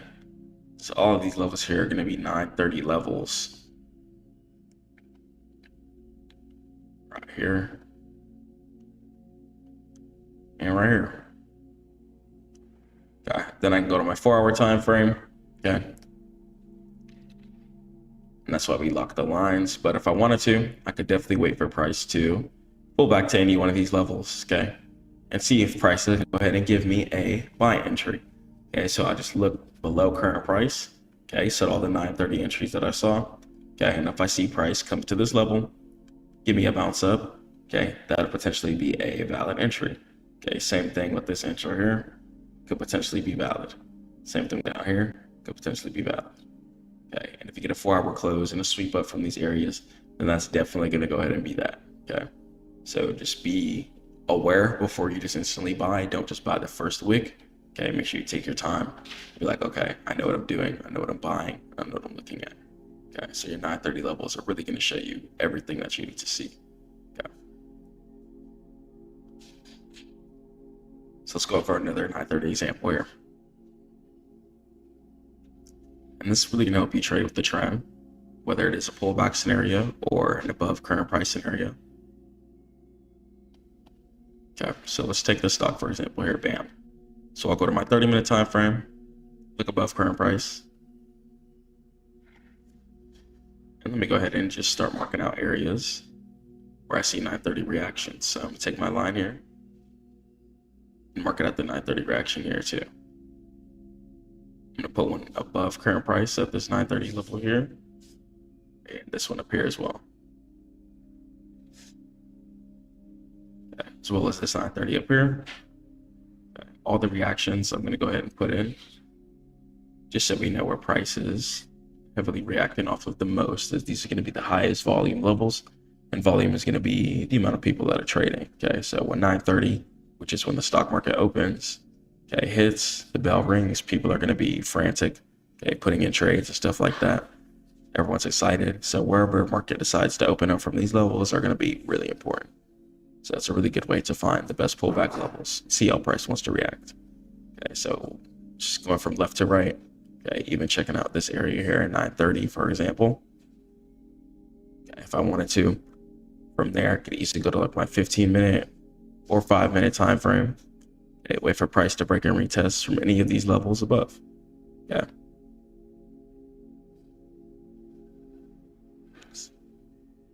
Okay, so if I see break and retest on any of these levels, I can easily go ahead and take the trade from these 930 levels. Okay. Resistance right here, 930 resistance up here, 930 right here, 930 right here. That's going to show you where the best levels are. It's going to be extreme cheat code. It's going to make it simple.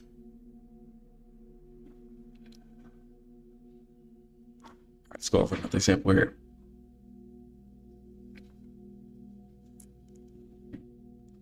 All right, we have MDLZ. So let me go to my 30. Okay. And just check it out. Okay. Ideally, I like to start off with my daily too. Make sure I see the full price action. So I can see a super low was created at the bottom down here.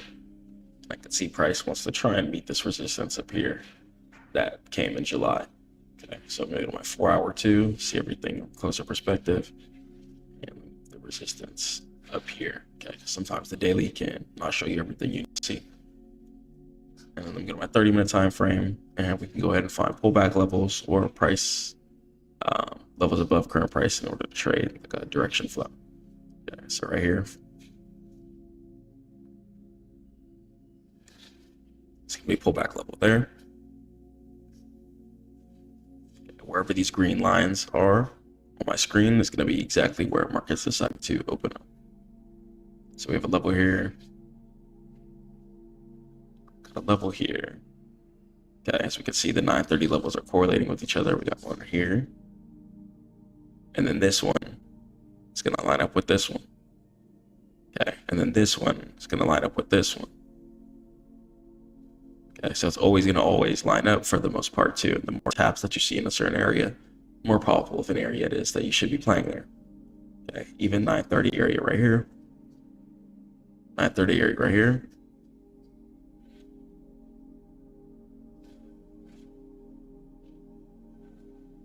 Okay.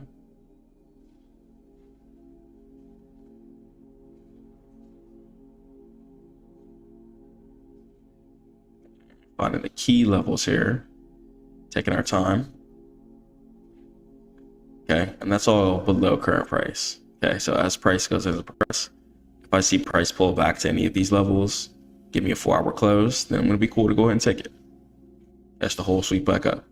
Okay, if it breaks this level, it's okay. You could try this one. If it breaks this one, that's fine. You could try this one. Okay, as soon as you get your 4-hour close though, you know you're gonna be good to go ahead and kiss the sweep, inshallah. And above current price too. So it's going to be trading with the trend. It's going to be a simple way to make profit as well too. Okay. So you can get on your 30-minute time frame, look for areas of resistance. For example, if I'm taking it long, above current price, can wait for it to get above current price and take this area of resistance right here and turn it to support and just take it back up, okay, from the original breakout. So you don't have to take the original breakout, okay, let price break out, do its thing.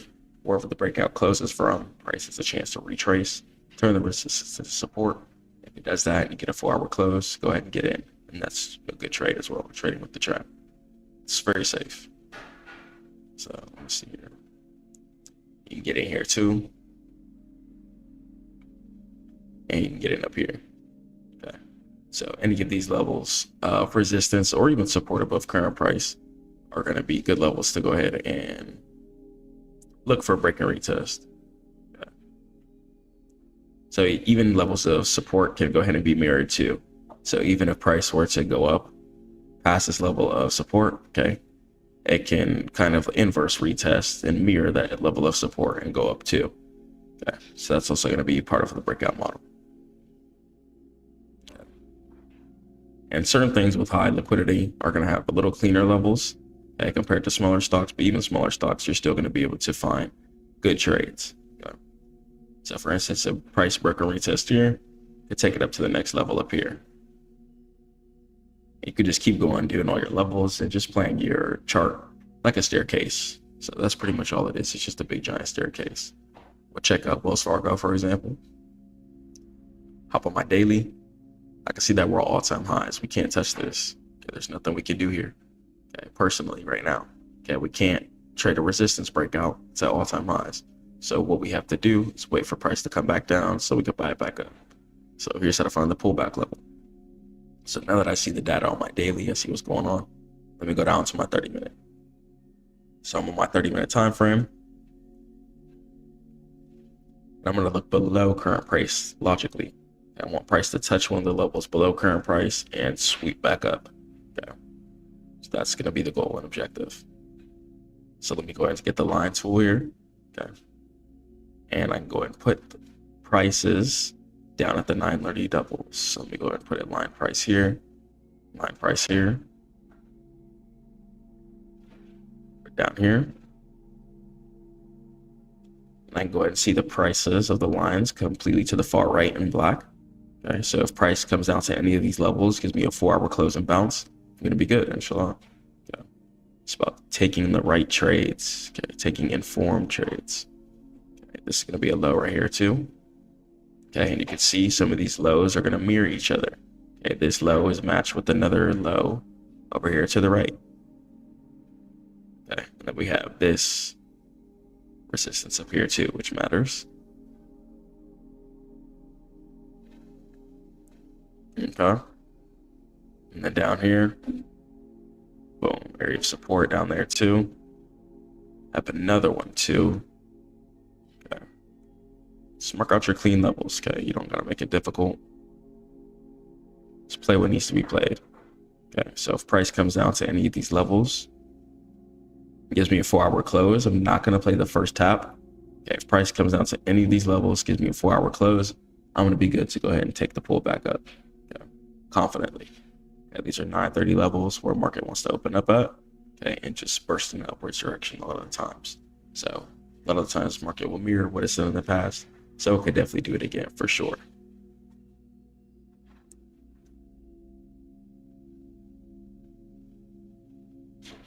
So we'll go over PayPal here.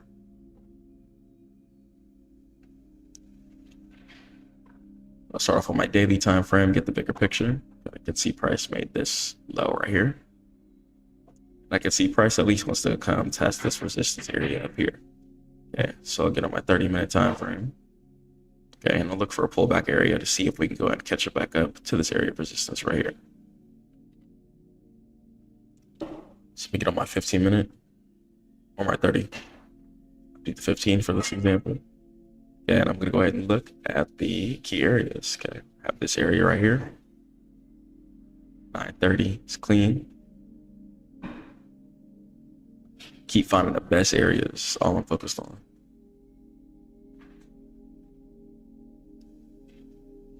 Okay, right here.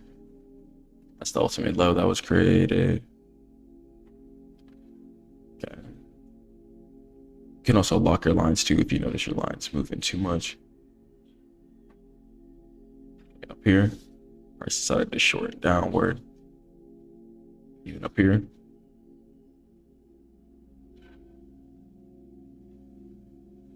Shorted downward. Okay, and as you can see, a lot of these are just correlating. A lot of these lines of levels are correlating with each other. Yeah, a lot of these 930 levels are going to be solid. Yeah, we can definitely trust a lot of these levels for sure. Okay, so that's going to go ahead and be PayPal. So I can go ahead and see this area here. This area of resistance clearly above me. Okay, I can wait for price to either break here, retest off of this area, or I can try this area up here. Okay. Or if it doesn't work here, I could try this area here. So it's all about patience. Like, you can win the trade if you truly want to. It's just about waiting to see, like, okay, will my trade do what I need it to do? Okay, and even for a pullback level, if I see price try to dump down to here, okay, turn this area of support into resistance and then fall down, which it could potentially do, and meet up with this low, then that's going to be in probability too. So bread is everywhere. Bread is all over the place. It's just depending on how patient you want to be, what type of setups you take. And just because there's bread everywhere doesn't mean you should be taking a short and then taking a long and then taking a short and then taking a long. Like, your trade frequency and how much money exposure you have in the market is going to depict like how profitable you are really. So it's like, yeah, you can see everything, but just take the trades as data. So yeah, if you see a profitable trade, you can either take it as data or take it. But if you take it, I advise you stick to that model. Okay, so if this is break and retest and you're a break and retest trader, you see support getting broken, turn into resistance, then okay, it could be potentially a decent trade down to the next level. Okay, but if you're a breakout trader, this is something that might not work out for you, okay, depending on certain situations and your criteria, for example. Okay, but you do have a 4-hour close underneath the level, so even a breakout trader here would potentially be able to take this too.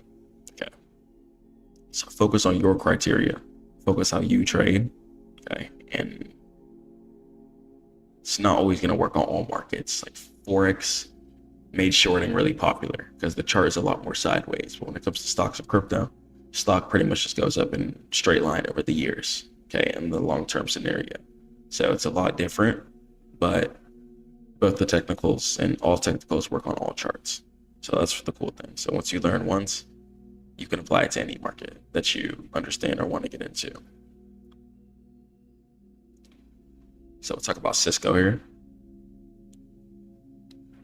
Okay, we'll restart from scratch. So Cisco here, I can easily just see, okay, so I know on the stock market too, price is trying to go in an upwards direction, and crypto, because people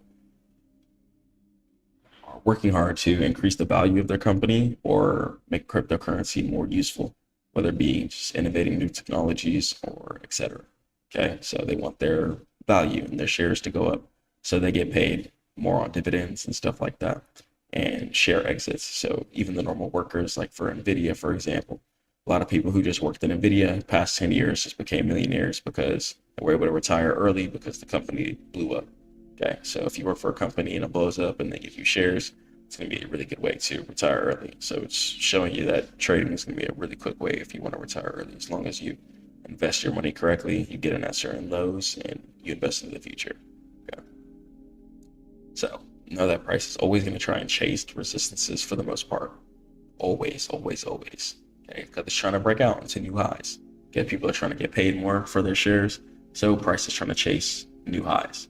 Okay, and the richest traders are going to be the U.S. stock market traders, so it's one of the most important markets. Okay, so price is always chasing higher resistances. Always. Okay, it's always looking to break into new all-time highs for the most part. No company wants their stock to be going down. It's not beneficial for them. Okay.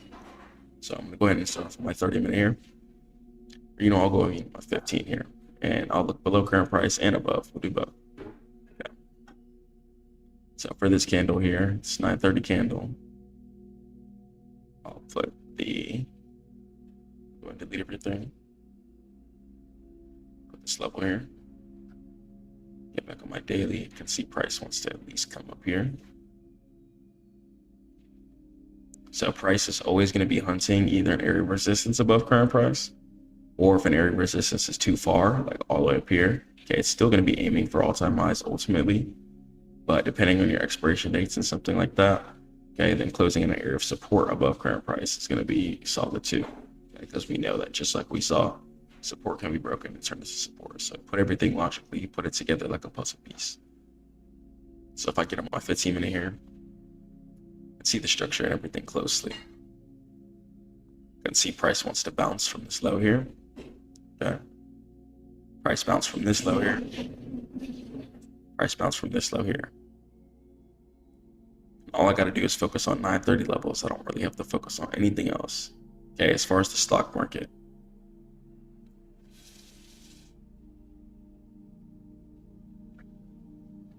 Okay.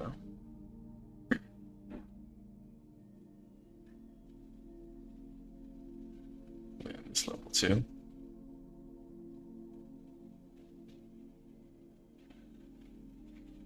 Okay. And then a lot of these levels too are going to be related to each other. So a lot of the times you'll see a lot of levels working at the same areas over and over again. Okay. And right here. All right, boom. So let's say we have all these levels, for example, okay, that I think are going to be solid, good levels. Okay.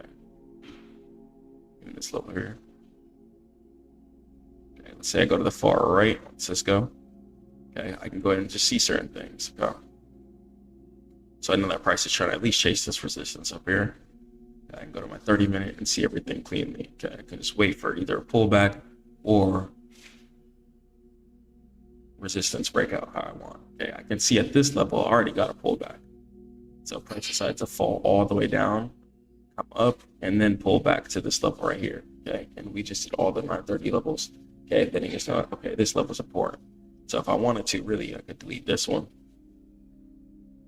And because we have all the data to the left verifying that this low is valid, okay, and I have a 4-hour close verifying that the pullback is valid, I can easily go ahead and take this up to the next area, like up here, for example, okay, and see if this area up here wants to turn it into resistance.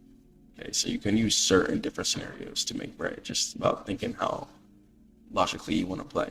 Okay, it's a big puzzle piece, and if you play logically, there's going to be money everywhere. Okay, which is why people just make money by just buying and holding. Okay, it truly can be that simple. So let me check out here.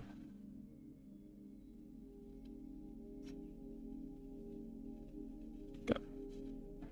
Even right here on Pfizer, okay, I expect price to come up to this area of resistance up here. Okay.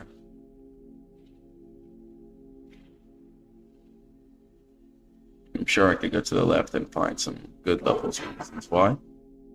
Price wants to react the way it does. So we have a low right here.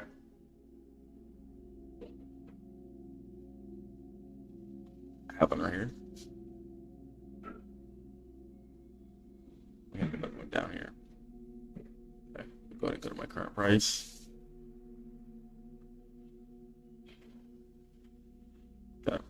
So I know if price pulls back to any of these black lines, it's going to be effective for me to go ahead and get in at those positions. 930 low right here too. Okay. The further we go back, the more data we're going to collect. See if everything that we're doing makes sense and correlates.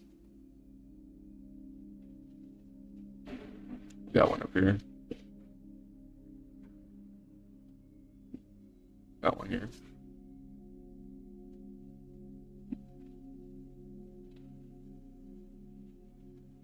All right, and then we go ahead and go to my current price. And guess what? So you can see here that this line that I just went ahead and drew from all the way to the left correlates.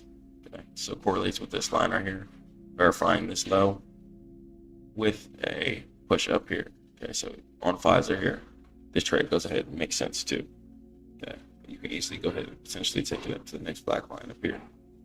Okay, so many different ways you can go ahead and take a trade. Okay, many different formations, and it's just going to depend on what way you're looking at the market and how you want to take your setups. Okay, so let me take you through another example here.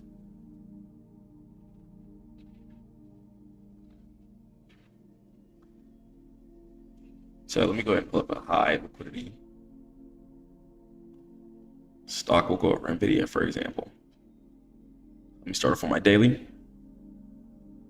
Okay, logically thinking, I know that the stock market wants to go up, so my take profit is going to be these all-time highs up here, for example.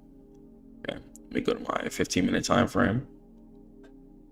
And let me go ahead and start marking my levels. So I'll do levels below current price and above current price. So I got support below current price right here. And you can see which direction these 930 candles are moving in by just seeing how the flow works. So if you clearly see a top resistance wick and then price falling down, then you know price reacted off of the top resistance wick here, not the bottom. Okay, so just check out the flow. You can easily see which direction the price is moving in.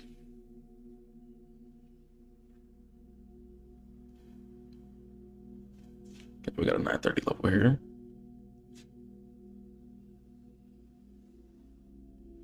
Got one up here. We got one up here.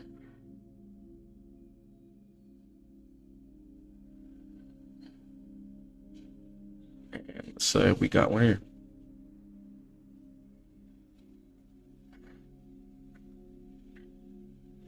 Yeah. It's precision scrolling. And just taking our time on these setups. Yeah, 930 resistance right there too. 930 support.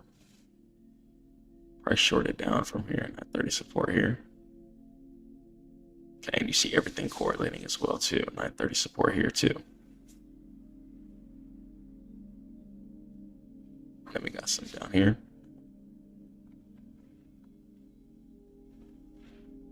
Okay, and then once you have your levels, you're good. Okay, you have your data here. You know how to play your reactions. You know what you're looking for. You're not going to be playing without any data or information on your screen. You know exactly what you're going to be looking